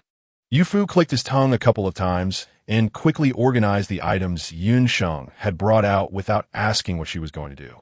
After settling down Nini, he took the boy and left. To others, Sheng's mention of other things was nothing more than going to the desert area. In reality, what mattered most to Sheng now was still absorbing the energy from the barrier. Perhaps one day, she could truly drain the energy from the barrier, and then the barrier would disappear for good? Though she thought this way, Sheng didn't hold out too much hope. Even if that day really came, what if it was 2 months, 3 months, or even half a year later? Clearly, she couldn't spend that much time here. In case her sister wasn't among those drawn in by the treasures, she also needed to have enough ability to search for her in other disaster areas. Time quietly passed as Sheng absorbed energy from the barrier and helped the 2 disaster areas trade fire crystal stones and various foods. In the blink of an eye, Sheng had been in this for 20 days. As the energy she absorbed with her left hand increased, the barrier's repulsion against her also grew stronger. However, Sheng had developed some foresight and resistance to the repulsive force of the barrier. Now, in a state filled with energy, Sheng could at least continuously generate 500 fireballs the size of fists. Even that superheated flame that extended over 10 meters could be used after countless attempts, although it consumed a lot of energy. If she truly needed to use the superheated flame, Sheng would still choose to consume fire crystal stones to use the superheated flamethrower. However, a few days ago, when someone attempted to threaten Sheng to deliver food to their teammates trapped in the flame zone, they were taught a lesson and had to compensate her with a bunch of supplies. Since then, no one dared to provoke Sheng again. Unless they encountered groups or particularly powerful mutated animals, there really wasn't much need for Sheng to take action. After absorbing a lot of barrier energy, Sheng finally came out of the flame zone, drenched in sweat. Out? They're out. Voices of relief echoed in the crowd. However, after repeated disappointments and watching the teams enter without anyone coming back out of the flame zone, no one held such hopes anymore. Perhaps they should change their mindset. At least now, there was still one person who could freely enter and exit the flame zone, giving both them and the people in the flame zone a chance to obtain what they wanted. Of course, some people were also worried about whether one day the events of the flame zone would happen to them. If one day they were also trapped in a disaster area and unable to get out, would there be someone who could freely enter and exit that area, preventing those trapped from losing all hope? Although not many people had this thought, and not all who held this thought had such a hopeful vision, Sheng still received numerous requests from different teams. They gathered some supplies, hoping Sheng could deliver these supplies to those trapped in the flame zone. Of course, not everyone trapped in the flame zone would receive this batch of aid. They hoped that this batch of supplies would be used for those who were grateful and kind-hearted. If they could survive this disaster, they hoped that one day, when others in different disaster areas needed help, those who had once received help would also extend a helping hand. Although these people's intentions were good, ultimately, who would receive these supplies still depended on Sheng. However, despite understanding this, seeing the remaining food in Shao family village dwindling and their inability to produce fire crystal stones or anything else to trade for food, they had not seen Sheng for 2 days. Now, they could only wander near the barrier every night, praying to encounter a team coming to deliver supplies to those trapped inside. Unfortunately, after 2 days, they had not made any gains. Sheng, carrying supplies received from several different teams, pondered how to allocate some of these materials to Shao family village first, and then she would head to Daya village. Recently, the number of people gathering in the desert area had been increasing. Through conversations with teams that had come to the desert, Sheng discovered that many people were drawn by the news of treasures appearing in the flame fire zone. Of course, they also knew that the flame fire zone was currently a one-way street, so the vast majority of people were still watching from the sidelines. However, it was clear that the people from the snowfield zone had indeed spread the news, and now it depended on whether that person's sister would be attracted by this information. Chapter 91. A ray of hope. The atmosphere in the stone cave was somewhat oppressive, not only because the elderly in the village were gradually collapsing, but also because the remaining food in Shao family village was running low. If this continued, everyone would likely starve to death due to a lack of food. For the first time, a serious division had emerged among the older, middle-aged, and younger generations in Shao family village. The elderly insisted on saving food for the young people, hoping they could hold on until the day when those left outside the village received the news and brought food back. However, the middle-aged and younger people were obviously unwilling to watch the elderly starve to death while there was still food available. Given that their plans had already been exposed, the elders boldly began to fast. After all, since the mouths were on their bodies, whether to eat or not was up to them. With their frail bodies, they wouldn't be able to hold out for many days without food, and by then, the remaining supplies would belong to the others in the village. The other villagers were well aware of the thoughts of the dozen or so elderly people, which added to the oppressive atmosphere in the entire stone cave. A young child shook the arm of an elderly person lying on the bed. The elder was almost just skin and bones, and due to not eating much in recent days, their complexion was particularly poor. Among the fasting elders, this one was considered to be in relatively better condition. Just after one child had finished comforting the elder, another voice came from nearby, offering similar reassurances. "Grandpa, didn't you hear Sheng say before that the Jean family has already sent news to those of us left outside the village? I believe it won't be long before we receive the food they send us. Moreover, didn't the two members of the Jean family and that traveling merchant say that this closure of the fire zone might not necessarily be a bad thing for us? Perhaps if we can hold on for these few months, everyone will no longer be trapped in the fire zone in the future. We've finally seen a glimmer of hope. We can't give up now. If those outside find out that they worked hard to send food in, only for the village's elders to choose to fast one by one, how upset would they be?" In this way, although they managed to somewhat soothe the emotions of a few elders and got them to eat a little, the small amount they consumed barely prevented their bodies from deteriorating further. Some elders, after this ordeal, were already in much worse condition, and if they couldn't be properly cared for, it was likely. Thus, the people of Shao family village in the depths of the stone cave spent a dull and oppressive night. Until the next morning, before dawn, Sheng arrived, yawning and carrying a pile of supplies. "Don't rush. Let me finish what I have to say." Sheng pushed away a few children who were rushing towards her, and the physiological tears uncontrollably welling up in her eyes made it difficult for her to see the things in front of her. Sheng could only lift her sleeve to wipe the corner of her eyes before talking about the origins of the batch of food she brought this time. In simple terms, some merchant caravans outside heard about the current situation in the flame area and voluntarily gathered a batch of food for her to bring to the people in several villages there. She didn't know how much support there was in total or how long it would last for those inside, but at least many people wouldn't have to worry about food for the time being. This batch would be given to Shao family village first. The reason for choosing Shao family village was that Sheng was most familiar with the people there, and also because the situation in Shao family village aligned well with the conditions proposed by those who wanted to show gratitude and kindness. In addition to Shao family village, Sheng also planned to visit The village again that night. She had previously done business in The village, although it was a bit chaotic at first. After witnessing Sheng's combat strength and with the village chief's authority, the transaction was still considered pleasant overall. Of course, if the situation turned out differently than she expected, she wouldn't hesitate to throw a few fireballs and leave. Upon hearing that Sheng had brought a considerable amount of food that could be given to them for free, Sheng immediately brought a few people from the village who could communicate. Initially, they just wanted to borrow an eye and her brother's fire crystals to trade for some food to last a few days, but who would have thought? "You mean this food was donated to us for free by those outside caravans?" A middle-aged man still found it hard to believe and asked Sheng again. Sheng nodded. In fact, she was also somewhat surprised that there were people willing to donate these things for free. Although those people said it wouldn't be too late to give them fire crystals once the people inside had them.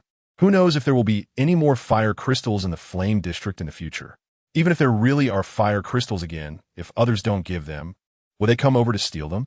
To be precise, it is a prepayment made to you. Sheng repeated word for word what the team that collected these supplies had said to Sheng, and then there was a long silence in the entire stone cave. What Sheng could think of, Sheng would naturally not be unable to think of, and those teams that were said to have prepaid for this batch of food would also not be unable to think of it.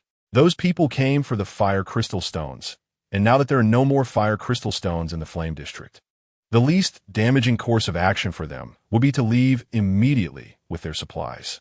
However, they not only did not leave, but also Sheng and several villagers from Shao family village who heard Sheng's words were filled with emotions.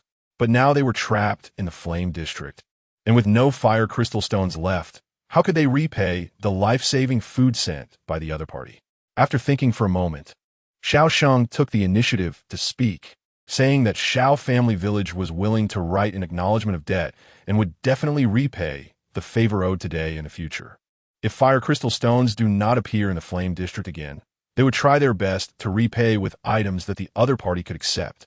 After speaking, he had a villager from Shao family village fetch paper and pen, and after weighing the batch of food brought by Sheng, he wrote the acknowledgement of debt on the spot, signed it, and made 2 copies to hand over to Sheng. Chapter 92. The stone cave is being targeted again. Even Yu Fu and the 2 Jin family members beside him did not expect the actions of the Shao family villagers. However, it must be said that this move by Shao family village was indeed very reassuring. In addition, Sheng brought another piece of good news. The second batch of supplies from the Jin family had already been delivered. Of course, with Yu Fu around, even if the Jin family's delivered supplies were considerable, it wouldn't pose a major issue. The continuous good news instantly enlivened the somewhat oppressive atmosphere in the stone cave of Shao family village. Although the happiness only lasted for a day, because that night, the stone cave welcomed a group of uninvited guests. Since Yu Fu had helped a lot with the transportation of supplies, and the batch of supplies sent by the Jin family was indeed unusually large naturally, Yu Fu's share was not to be missed.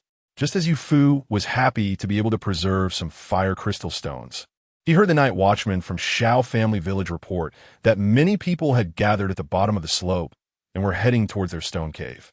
They really were unrelenting. Upon hearing this, Yu Fu jumped out of his sleeping bag with a lurch. He summoned his space bag and quickly pulled out a small red pistol. With the pistol in hand, he strode towards the entrance of the stone cave. In the nearby Jin family's tent, they also heard the commotion.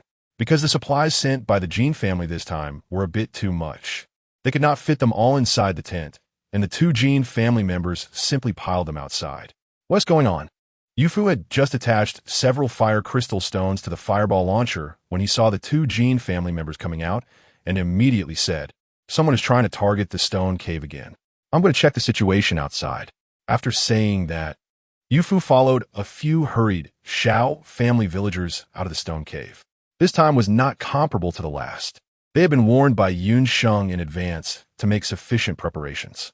Now that the people were at their doorstep, they were only just receiving the news.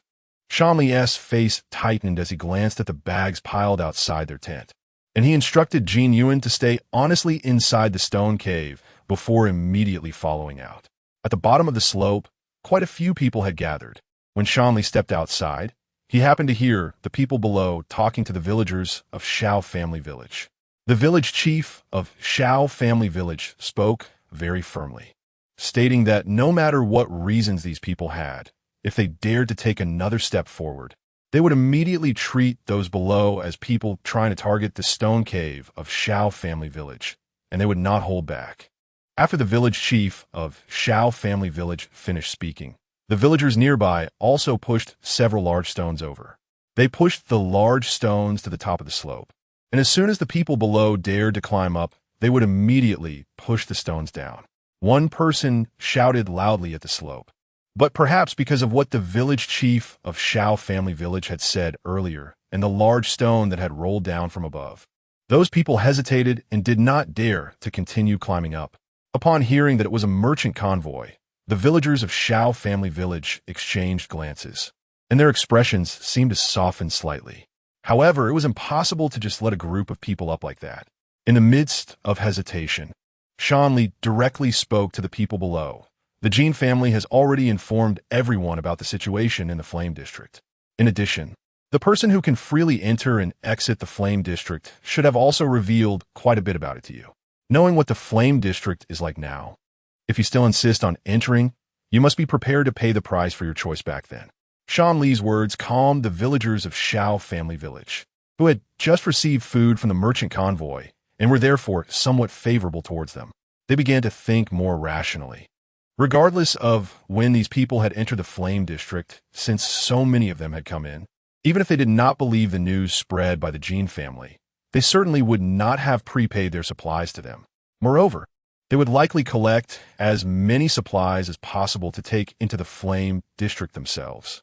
Therefore, the batch of supplies they had just received had absolutely nothing to do with these people. Since that was the case, They had no need to feel any sympathy for these people.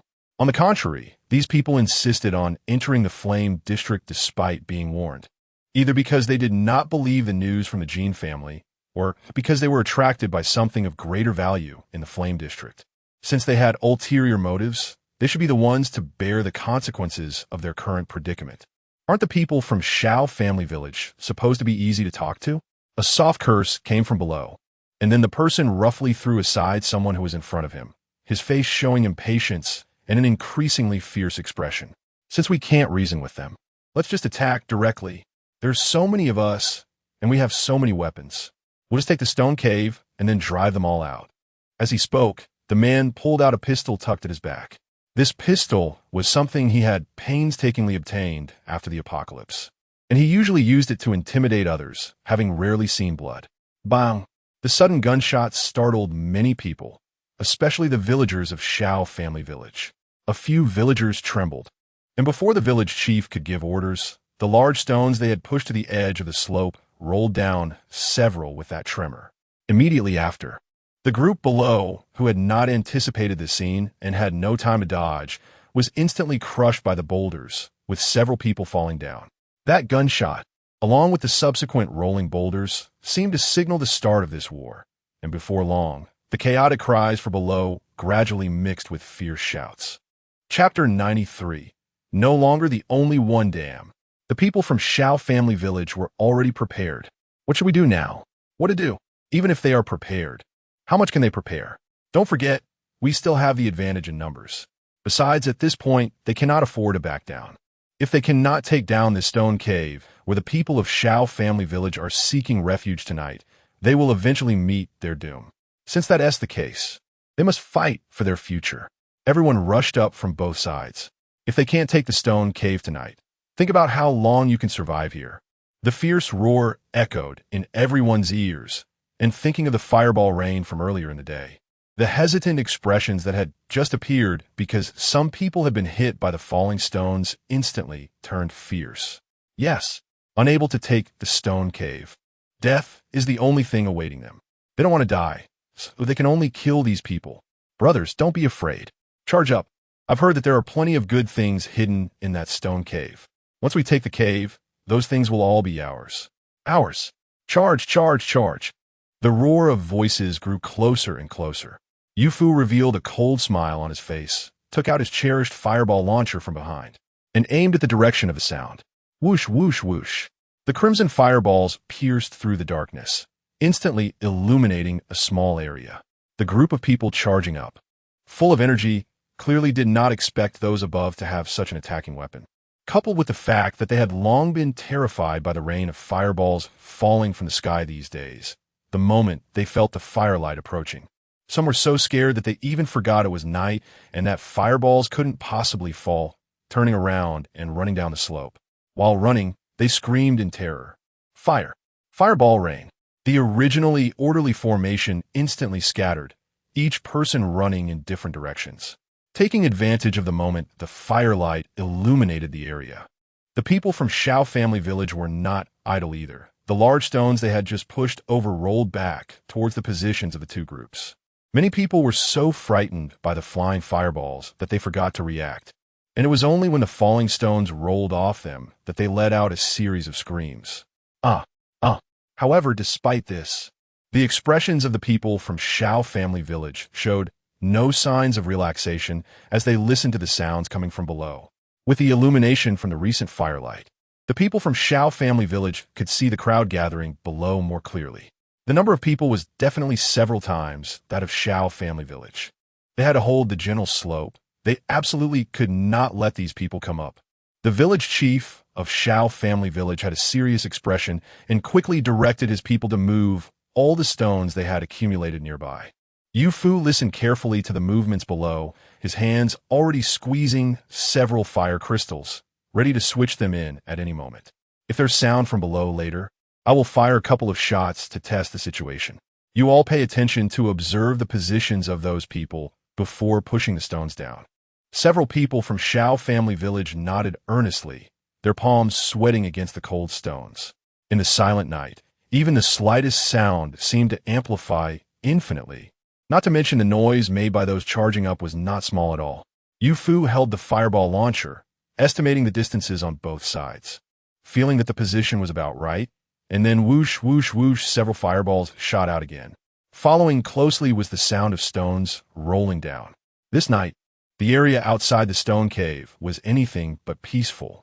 In contrast to this side, Sheng's journey to Dea village was smooth, but it was not without its challenges, consuming a lot of her stamina. Fortunately, apart from feeling a bit tired, everything else went very smoothly. As soon as she finished verifying the quantity of food and fire crystals she brought, Sheng left the flame zone without a moment's pause. Many people had been waiting at the border between the flame zone and the desert zone, and as soon as they saw Sheng come out, several people who had just been dozing off immediately woke up. They couldn't compare to the Jin family, who had already received fire crystals yesterday. They had to wait until Sheng finished trading with their own people before they could get their share, which naturally made them very anxious. Fortunately, although the waiting time was a bit longer, the result was very good. Because the Jin family mainly sent supplies to their own people, they actually did not receive too many fire crystals. But on their side, it was a real trade. Even after deducting the portion to be given to Sheng, they could still get a considerable amount. However, thinking of the impending cold wave in the snowfield zone, these people definitely wanted to obtain as many fire crystals as possible. The leading man carefully observed Sheng's expression, and seeing no abnormalities, he continued, "The new batch of supplies from our several families is also on the way.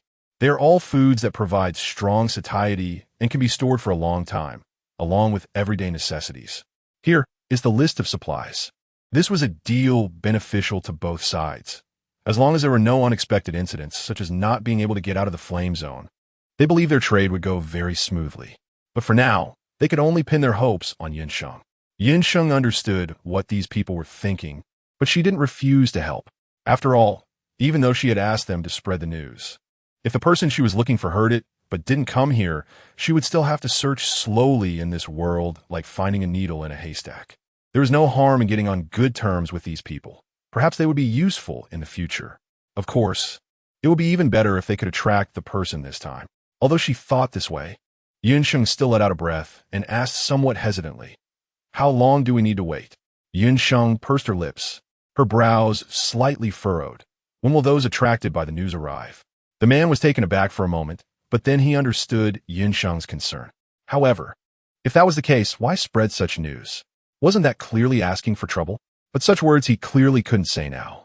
The recent group would probably arrive in about 3 days, but there weren't many people in this batch. Others would come one after another. At least not until 7 days later.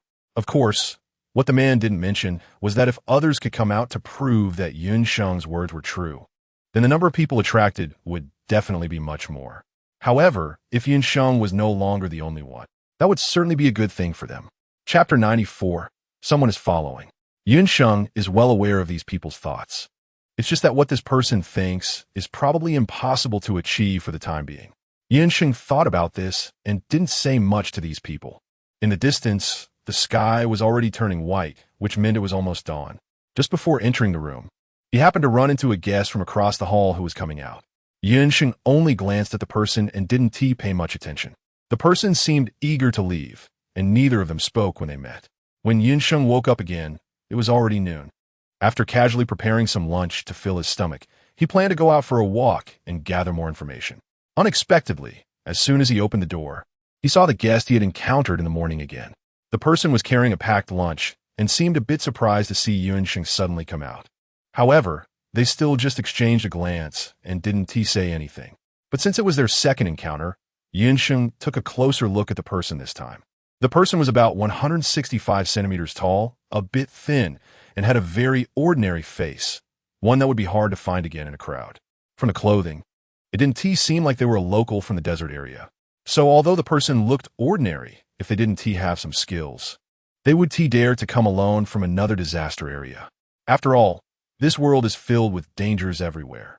Sheng thought to herself and soon left the inn, not paying much attention to the person.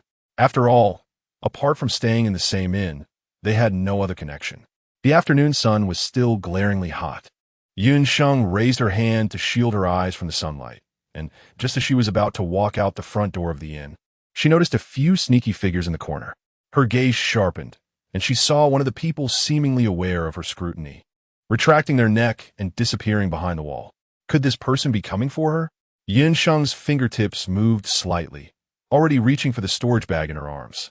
The few people who had just hidden themselves peeked out again. After hesitating for a few seconds, a group of them walked directly towards Sheng. Did they realize that she had discovered their presence and decided not to ambush her anymore? With pink peach blossom petals clenched in her palm, Sheng looked at the group approaching her, feeling no fear in her heart. Even though there were many of them, she had various extraordinary treasures in her hands, so she wouldn't necessarily be at a disadvantage. Sheng was ready to take action, but to her surprise, the person spoke up. "You must be the chosen one. Our boss has some collaboration with you. This morning, someone was inquiring about you outside, so the captain sent us to come and take a look." Those who followed that person were noticed by Sheng. A few of them spoke up to clarify their identities, and Sheng was somewhat taken aback. So these people weren't following her. They came because someone was looking for information about her, and they followed that person. Now, it turned out that she was the only one who could freely enter and exit the flame zone. So it wasn't surprising that those who urgently needed fire crystal stones wanted to obtain them through her. Sheng was just curious. Oh, who is inquiring about my news? Does that person also stay in this inn? A few people nodded and then described some characteristics of that person. He was an ordinary-looking young man, not very tall. However, our captain said that this person might not be simple and asked us to follow him and find out more. Unexpectedly, as soon as they followed that person to the inn, they ran into Sheng. Just then, their captain asked them to remind Sheng that there might be more people targeting her recently, so she should be extra cautious. If Sheng was willing, she could also move to where they were stationed. Before their mission was completed, they would definitely ensure Sheng's safety. Sheng nodded, but did not agree to the proposals of the few people. However, based on their descriptions, a figure she had just seen flashed through her mind. It was the person who lived next door to her. "Do you know why he is inquiring about me?" The few exchanged glances and shook their heads. "We're not sure about that either. The captain just asked them to follow that person here." "I see. Then you can continue with your tasks." "Oh, by the way, where's your captain now?" "Still at the previous station. Do you want me to take you there?" Sheng waved her hand, about to say no, but when her gaze caught the half-open window on the second floor, she suddenly changed her mind and said, "It would be troublesome." "Not troublesome." The man nodded with a smile, then glanced back at the few people behind him. "You guys continue to keep an eye here." After saying that, he left with Sheng. It's not that Sheng was completely indifferent to the situation. It was just that the news had already been released, and perhaps that man's sister was on her way here as well. So Sheng definitely couldn't choose to leave now. However, even if she didn't leave, she still needed to understand the situation here better. Sheng followed the person and walked smoothly without encountering any obstacles. However, along the way, Sheng frequently glanced back, causing the person leading the way to turn their head several times as well, thinking that someone might be secretly following them. Sheng did not explain anything. Perhaps the slightly open window at that time was just a coincidence, and that person did not hear her conversation with those people. Or maybe the other party knew her identity, but was not ready to take any action for the time being. Soon, they arrived at the place where the people from the Snowfield district were stationed. When Sheng arrived, a group of people was discussing their departure. There were no new fire crystals appearing in the flame fire zone now. Once they obtained all the existing fire crystals stored in the flame fire zone, they could leave this place. Although the number of fire crystals was not large, it was enough to ensure the safety of their loved ones during this cold wave. It was already quite difficult to gather so many fire crystals under these circumstances, and they no longer demanded more. In fact, Sheng glanced at these people and was about to say something when he saw the calm and reserved man's expression change. "Who is it? Come out." Sheng quickly turned to look in the direction the man was gazing at. However, there was nothing to be seen. The other team members were in the same situation as Sheng. Although they also saw nothing, they remained cautiously observant of their surroundings, as if there were invisible enemies nearby that required careful discernment to confirm. Chapter 95. Do you want to steal? Sheng looked at the wary eyes of those people and seemed to have thought of something. The invisible person they encountered that night. Almost the moment this thought crossed Sheng's mind, A crackling sound of something breaking through the air echoed in the open space. A young man wielding a 2-meter-long soft whip was cracking it loudly in the deserted area. The others in the group were also busy. Bright flames flickered, and soon a pile of seeds that crackled when stepped on was scattered on the ground. Although these people were not targeting her now. Recalling the day she was surrounded while invisible still gave Sheng a bit of a chill. Fortunately, the person she encountered that night was not one of these people. Otherwise, she might not have been able to escape. The invisible person who had followed them was clearly much more experienced than Sheng, managing to remain undetected for over 5 minutes under the comprehensive siege of multiple people. Could it have already left? A member of the small team couldn't help but doubt. The expressions of those who had long since spread out remained serious. Although their eyes were of no use, everyone's ears were perked up, carefully distinguishing even the slightest abnormal sounds around them. Sheng did not have the keen hearing of these people. The moment the first crackling sound rang out, she gradually retreated from the agitated central area and now stood in the farthest corner. She quietly watched the movements of a group of people in the center of the venue, her fingertips subtly resting on the space bag in her pocket. In the next second, her upright spine suddenly stiffened. "Don't be nervous."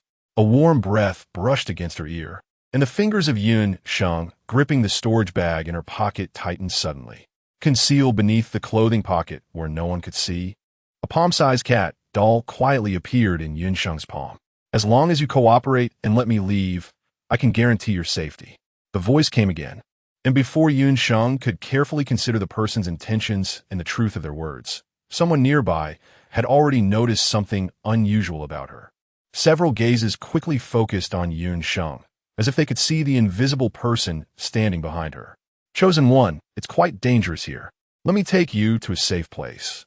Receiving a look from her leader, a very clever little brother quickly stepped forward towards Sheng. The people behind Sheng were obviously a bit tense. Feeling the cold weapon pressed against her skin getting closer, Sheng stopped them, saying, "No need. You all focus on dealing with the situation here. I can handle it myself." More people's attention was drawn to the commotion over here. Although they couldn't determine Sheng's situation yet, it was clear that many had begun to suspect something. The Chosen One who could become invisible might have approached Sheng unnoticed by everyone.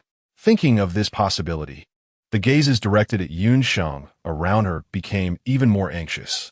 What to do? The young teenager's eyes turned to his leader, silently inquiring. Sheng is the only person they know who can freely enter and exit the flame zone. Even though there aren't many fire crystals left to trade with them, they can't just watch Sheng put herself in danger. The surroundings are silent as the man discreetly observes Sheng, or rather, the invisible person behind her. After a long time, he finally speaks. "All right." The invisible person moves slowly with Sheng's actions. Since they are very close to each other, even though they can't see each other's figures, Sheng can clearly feel the presence of the invisible person. In addition, the burning gazes from the group of people behind her also make it impossible for Sheng to ignore them. Those people must have realized something too. This isn't the first time the two have encountered each other. The last time they met was near the boundary wall. Although Sheng cannot determine the specific purpose of the invisible person based solely on this, those who come to this place usually have a few common objectives. As the two walk further away, and since the danger has passed, the invisible person's taut nerves gradually relax. Yet, she does not immediately let Sheng go. Although she hasn't taken any actions to harm Sheng, this is clearly not what Sheng wants to see. Realizing this, Sheng tentatively reminds her, "It should be safe here." The person beside her remains silent, and after a few seconds of pause, Sheng speaks again. "Or are you here specifically for me? Do you want me to help you enter the flame zone to collect fire crystals?" The invisible person does not respond, and it seems that that's not the case. "You must be after the exotic treasures, wanting to take a chance in the flame zone." Sheng nods, speaking casually. However, the invisible person beside her clearly cannot remain as calm as Sheng. She is indeed after the exotic treasures, but not entirely. The invisible person obviously won't explain this to Sheng, but there are indeed some things she wants to know about what Sheng mentioned. The reason she quietly followed them this time was to eavesdrop on more information regarding this matter.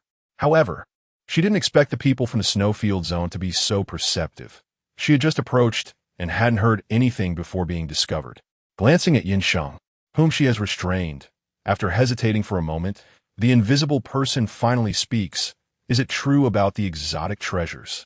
In a place where the invisible person cannot see.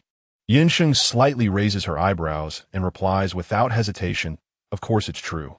Moreover, as long as one can obtain an exotic treasure in the flame zone, they can freely enter and exit the flame zone afterward. Sheng spoke naturally, as if she were a living example of someone who could freely enter and exit the flame zone. The invisible person continued to ask, who has obtained treasures from the flame zone so far? As far as I know, it's only me. The invisible person fell silent again. But this silence was clearly different from before. Before Sheng could continue speaking, the voice of the invisible person rang in her ears again, accompanied by a cold dagger at her neck. You're lying. Sheng frowned slightly and said, what I said is true. You are lying. Sheng didn't say anything more at this moment, but the now calmed invisible person asked again, how did you obtain the treasure in the flame zone? I picked it up from the ground. Sheng replied casually, curling her lips. This time, the invisible person didn't react too much. You. The invisible person paused for a moment, but ultimately spoke. Is the treasure you obtained bound to you? Chapter 96. There are clues. However, I'm afraid I'll disappoint you. Although it was unbound when I first got it, now that treasure completely belongs to me.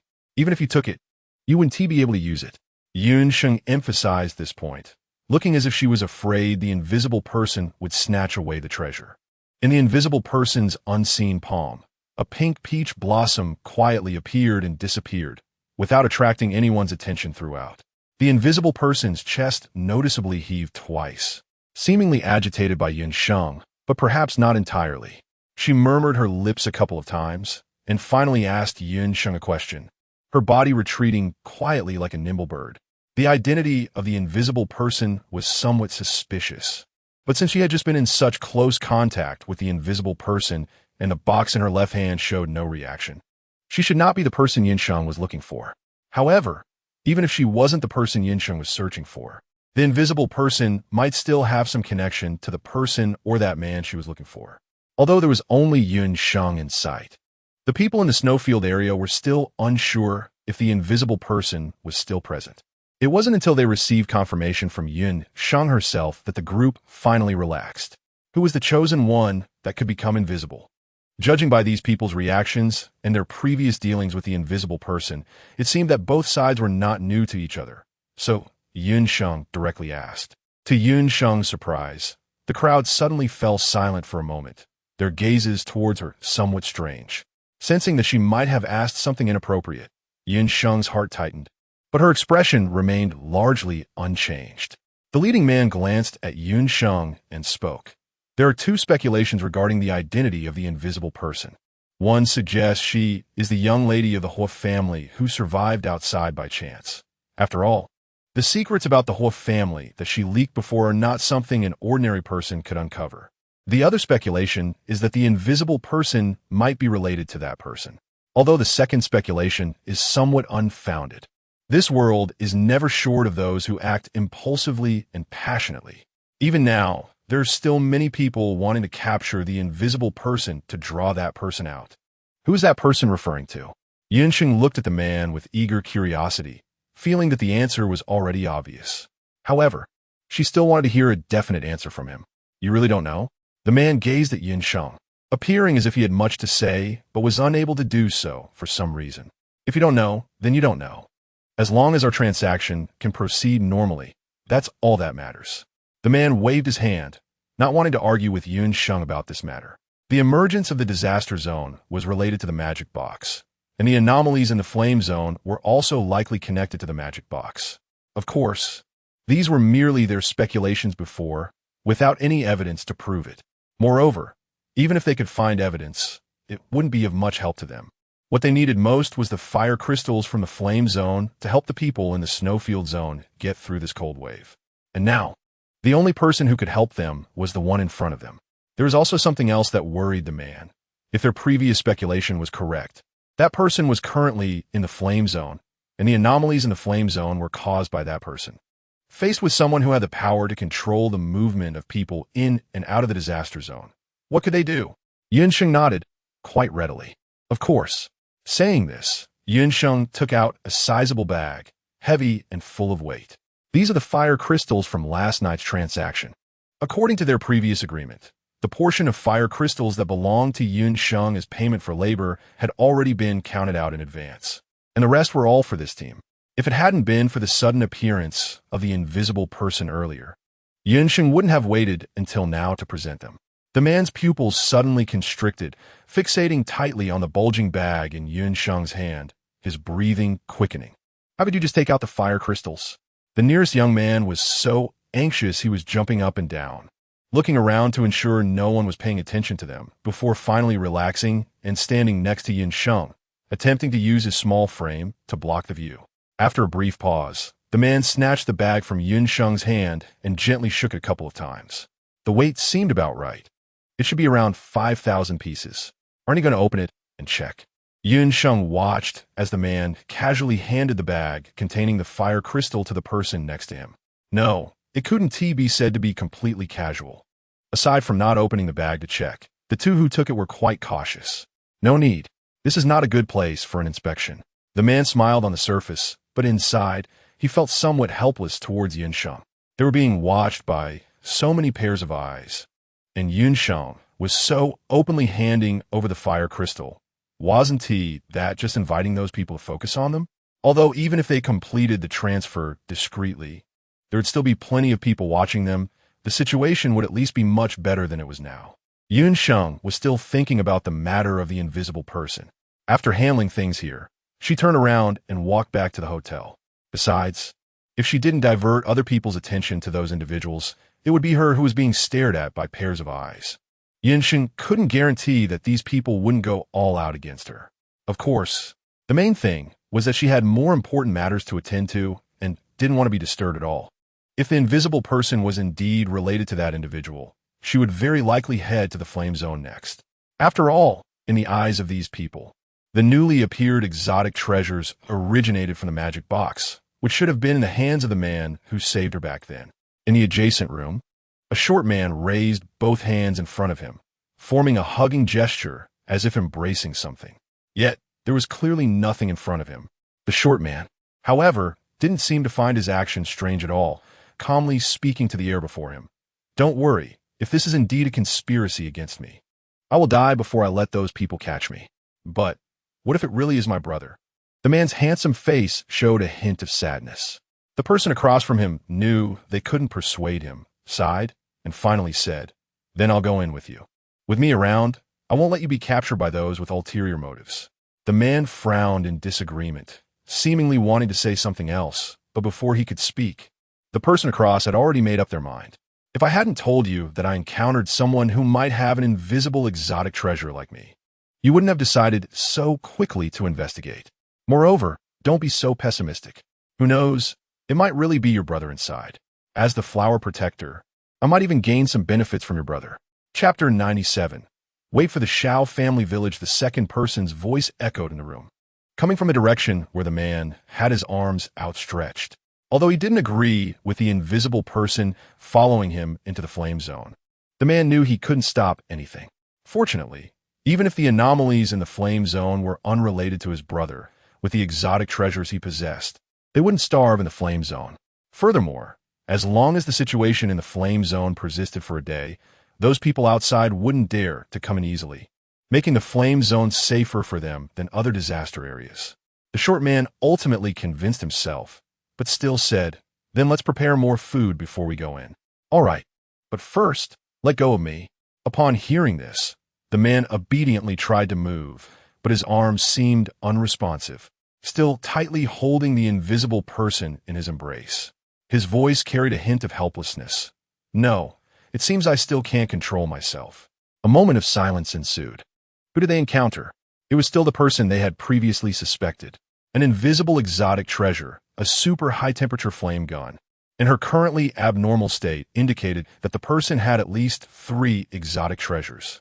If it weren't for the fact that the person in front of him possessed even more exotic treasures and knew some secrets about exotic treasures. She might have been shocked by the number of exotic treasures the other party had. Someone who could freely enter and exit the flame zone. This person was very likely related to your brother.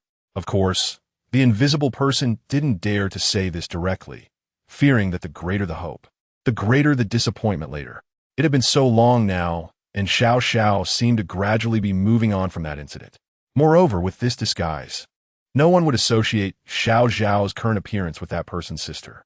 If it weren't for the rumors about the flame zone piquing Xiao Xiao's attention, they wouldn't have taken the risk to come all this way. But it's good. Once it is confirmed that this matter is unrelated to Xiao Xiao's brother, she should be able to completely set her mind at ease and live anew under another identity. Sheng had no idea that the invisible person she had just marked lived right next door. She rested in her room for the entire afternoon and only left the inn close to 6 in the evening. Sheng moved very cautiously. With the help of the invisibility bracelet, she didn't attract anyone's attention along the way. It wasn't until she was near the boundary wall that she canceled her invisibility state and smoothly, although it wasn't entirely smooth, because during the process of crossing the boundary wall, Sheng still inevitably felt the rejection from the wall. However, with the box, which was a devouring beast capable of consuming the energy of the boundary wall, that resistance eventually subsided. Not long after Sheng left, a rustling sound of footsteps echoed again in the quiet space. Perhaps the overly dark environment concealed the figure of a newcomer, as nothing could be seen in the darkness. The footsteps rustled for only a few minutes, so faint that they could easily be overlooked, before gradually fading away, as if the previous sound were merely an illusion. Creak! Creak! The quiet space was once again filled with the sound of stones being pressed and rubbed together, but this time the noise was noticeably much louder than before. The owner of the sound seemed unafraid of being discovered. Of course, with no one around, no one would hear such obvious sounds. The sound lingered for a while before following the direction of the previous noise and moving away. Meanwhile, upon hearing the commotion not far away, a slender man peeked out from behind a pile of vehicles in the room, his bright eyes scanning the surroundings. Before the man could speak, a somewhat helpless voice came from the air. I arrived too late. I didn't see anyone. However, the extraordinary treasure that can launch such a huge fireball attack has not appeared before. As the invisible person finished speaking, the man's initially disappointed eyes gained a hint of hope. The invisible person glanced at him, opened their mouth, but ultimately said nothing more on the topic. It's getting late. Let's head to Xiao family village first. Sheng only listened from a distance and did not approach. Upon hearing the destination of the two, a smile appeared on his face. Due to a battle the day before, Xiao family village had reached a state of heightened alert. Sheng thought it wouldn't be so easy for the two to enter the stone cave of Xiao family village, but to her surprise, within just 10 minutes, the villagers had led them in. Considering the tone and demeanor the two had when they talked about Xiao family village earlier, and seeing the reaction of the villagers now, Sheng could guess that it wasn't their first time here. Moreover, the relationship between both sides seemed to be quite good. Was someone else coming in at this time? Could it be that these two were being set up? Or perhaps Jin Yuan stood by the edge of the tent, watching the two figures gradually fade away. As if he thought of something, he quickly walked over to Sheng, his eyes shining brightly. Is the Flame Fire District now accessible freely? Sheng turned to glance at the obviously excited young master of the Jin family and, in a good mood, refrained from dousing him with cold water. I don't know. I didn't hear anyone mention this when I went out, but the merchant caravans outside have been gathering more and more these past few days. All right. It seems he was overthinking it. The young master of the Jin family drooped his head again, not wanting to talk to Sheng anymore. Just then, several villagers from Xiao family village rushed out of the cave in a panic. They were running while covering their heads, looking particularly distressed. What just happened to me? How could I rush forward without thinking and hug the great benefactor of Xiao family village? Me too. My body was completely unresponsive just now. If it weren't for someone next to me pulling me back, I would have been too embarrassed to face anyone. Because he didn't rush forward to hug the person, the villager from Xiao family village looked a bit better than the previous one. However, thinking about the situation at that time, his dark face turned red and pale in turns, which was quite a sight. The young master of the Jin family looked at the villagers from Shao family village rushing out in a panic and listened to their disjointed words, feeling completely confused as he looked left and right. What happened to these people? What are they talking about? Why couldn't he understand a single word? Chapter 98, final chapter, Do You Know Something? Jin Yuanan suspiciously glanced at Yun Sheng, who seemed indifferent to the villagers' strange behavior, and gradually moved closer. Yun Sheng looked at the curious young master, wanting to know. Jin Yuan nodded. 100 fire crystal stones or 100 water amber. A finger was Jin Yuan's face, and the young master ground his back molars, almost biting it. 10 pieces. Yun Sheng. 99 pieces, it can't be less. This is a friendship price. Jin Yuan gave Yun Sheng a glance, not believing Yun Sheng's nonsense at all. However, Yun Sheng was just idly teasing this young master. If he could get some fire crystal, that would be even better. If not, looking at the tall figure walking out from the depths of the cave, Yun Sheng immediately lost interest in teasing the young master. He waved his hand to dismiss him. I have important matters to deal with now. You could go play for a while. If you think of something later, you can come find me again. Thinking of what he had heard earlier, a hint of unusual color flashed across the young man's fair face. He looked at the woman approaching him and ultimately decided not to entangle with Yun Sheng any longer, running far away in no time. The person in the shadows gradually approached, although they had dealt with each other several times. This was still the second time Yun Sheng saw the other person's true appearance. The first time was, of course, just a few minutes ago. The woman's expression was somewhat unpleasant, especially when she looked at Yun Sheng. Her sharp gaze seemed like it could turn into a knife and cut. The woman stepped closer, until they were no more than half a meter apart, looking at Yun Sheng, who remained motionless on the opposite side. There was not a hint of surprise in her eyes.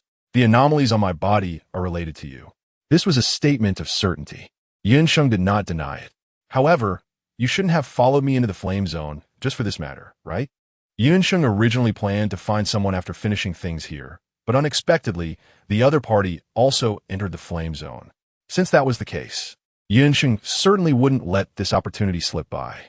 Otherwise, Yun Sheng retorted, her gaze at the woman carrying a hint of curiosity.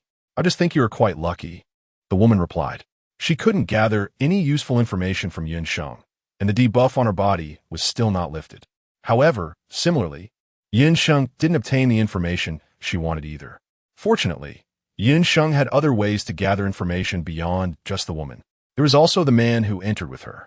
To avoid affecting others, she could only sit alone in a corner.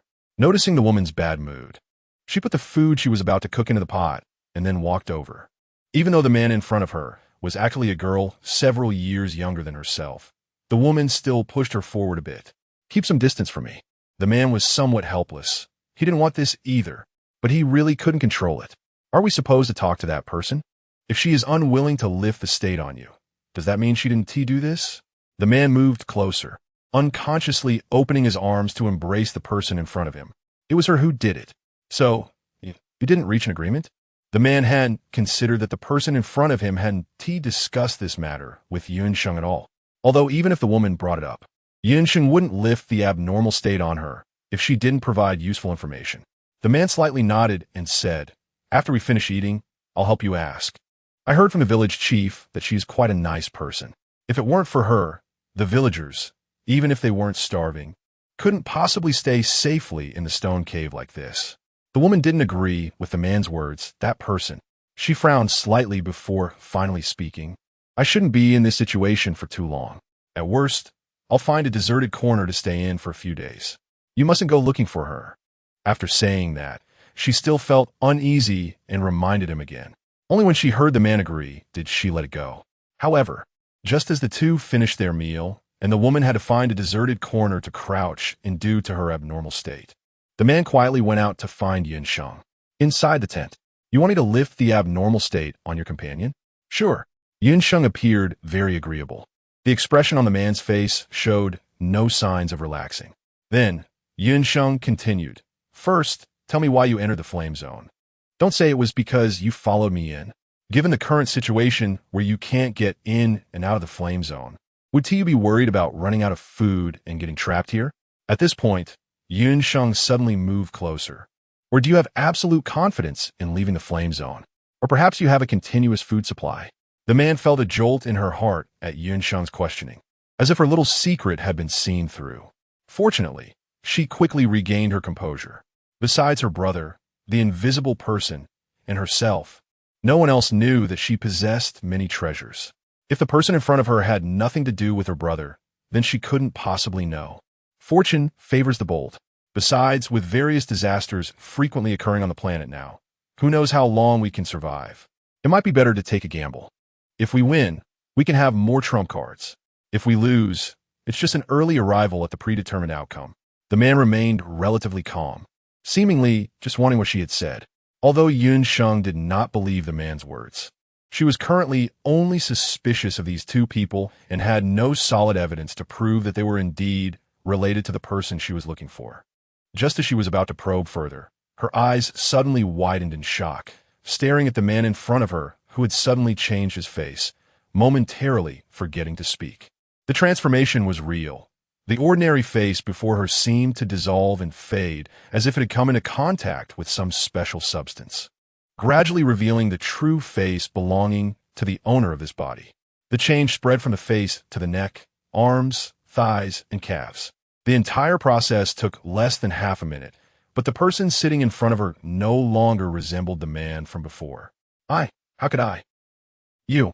The man, noticing his own transformation, quickly stood up from the mat, a hint of panic flashing in his eyes as he turned to leave. In the next second, his arm was swiftly grabbed by Sheng. At the moment their skin touched, Sheng's left palm suddenly felt a wave of intense heat, so hot that she almost released her grip. However, not only did Sheng not let go, but she also tightened her hold even more. She had finally found the person she was looking for,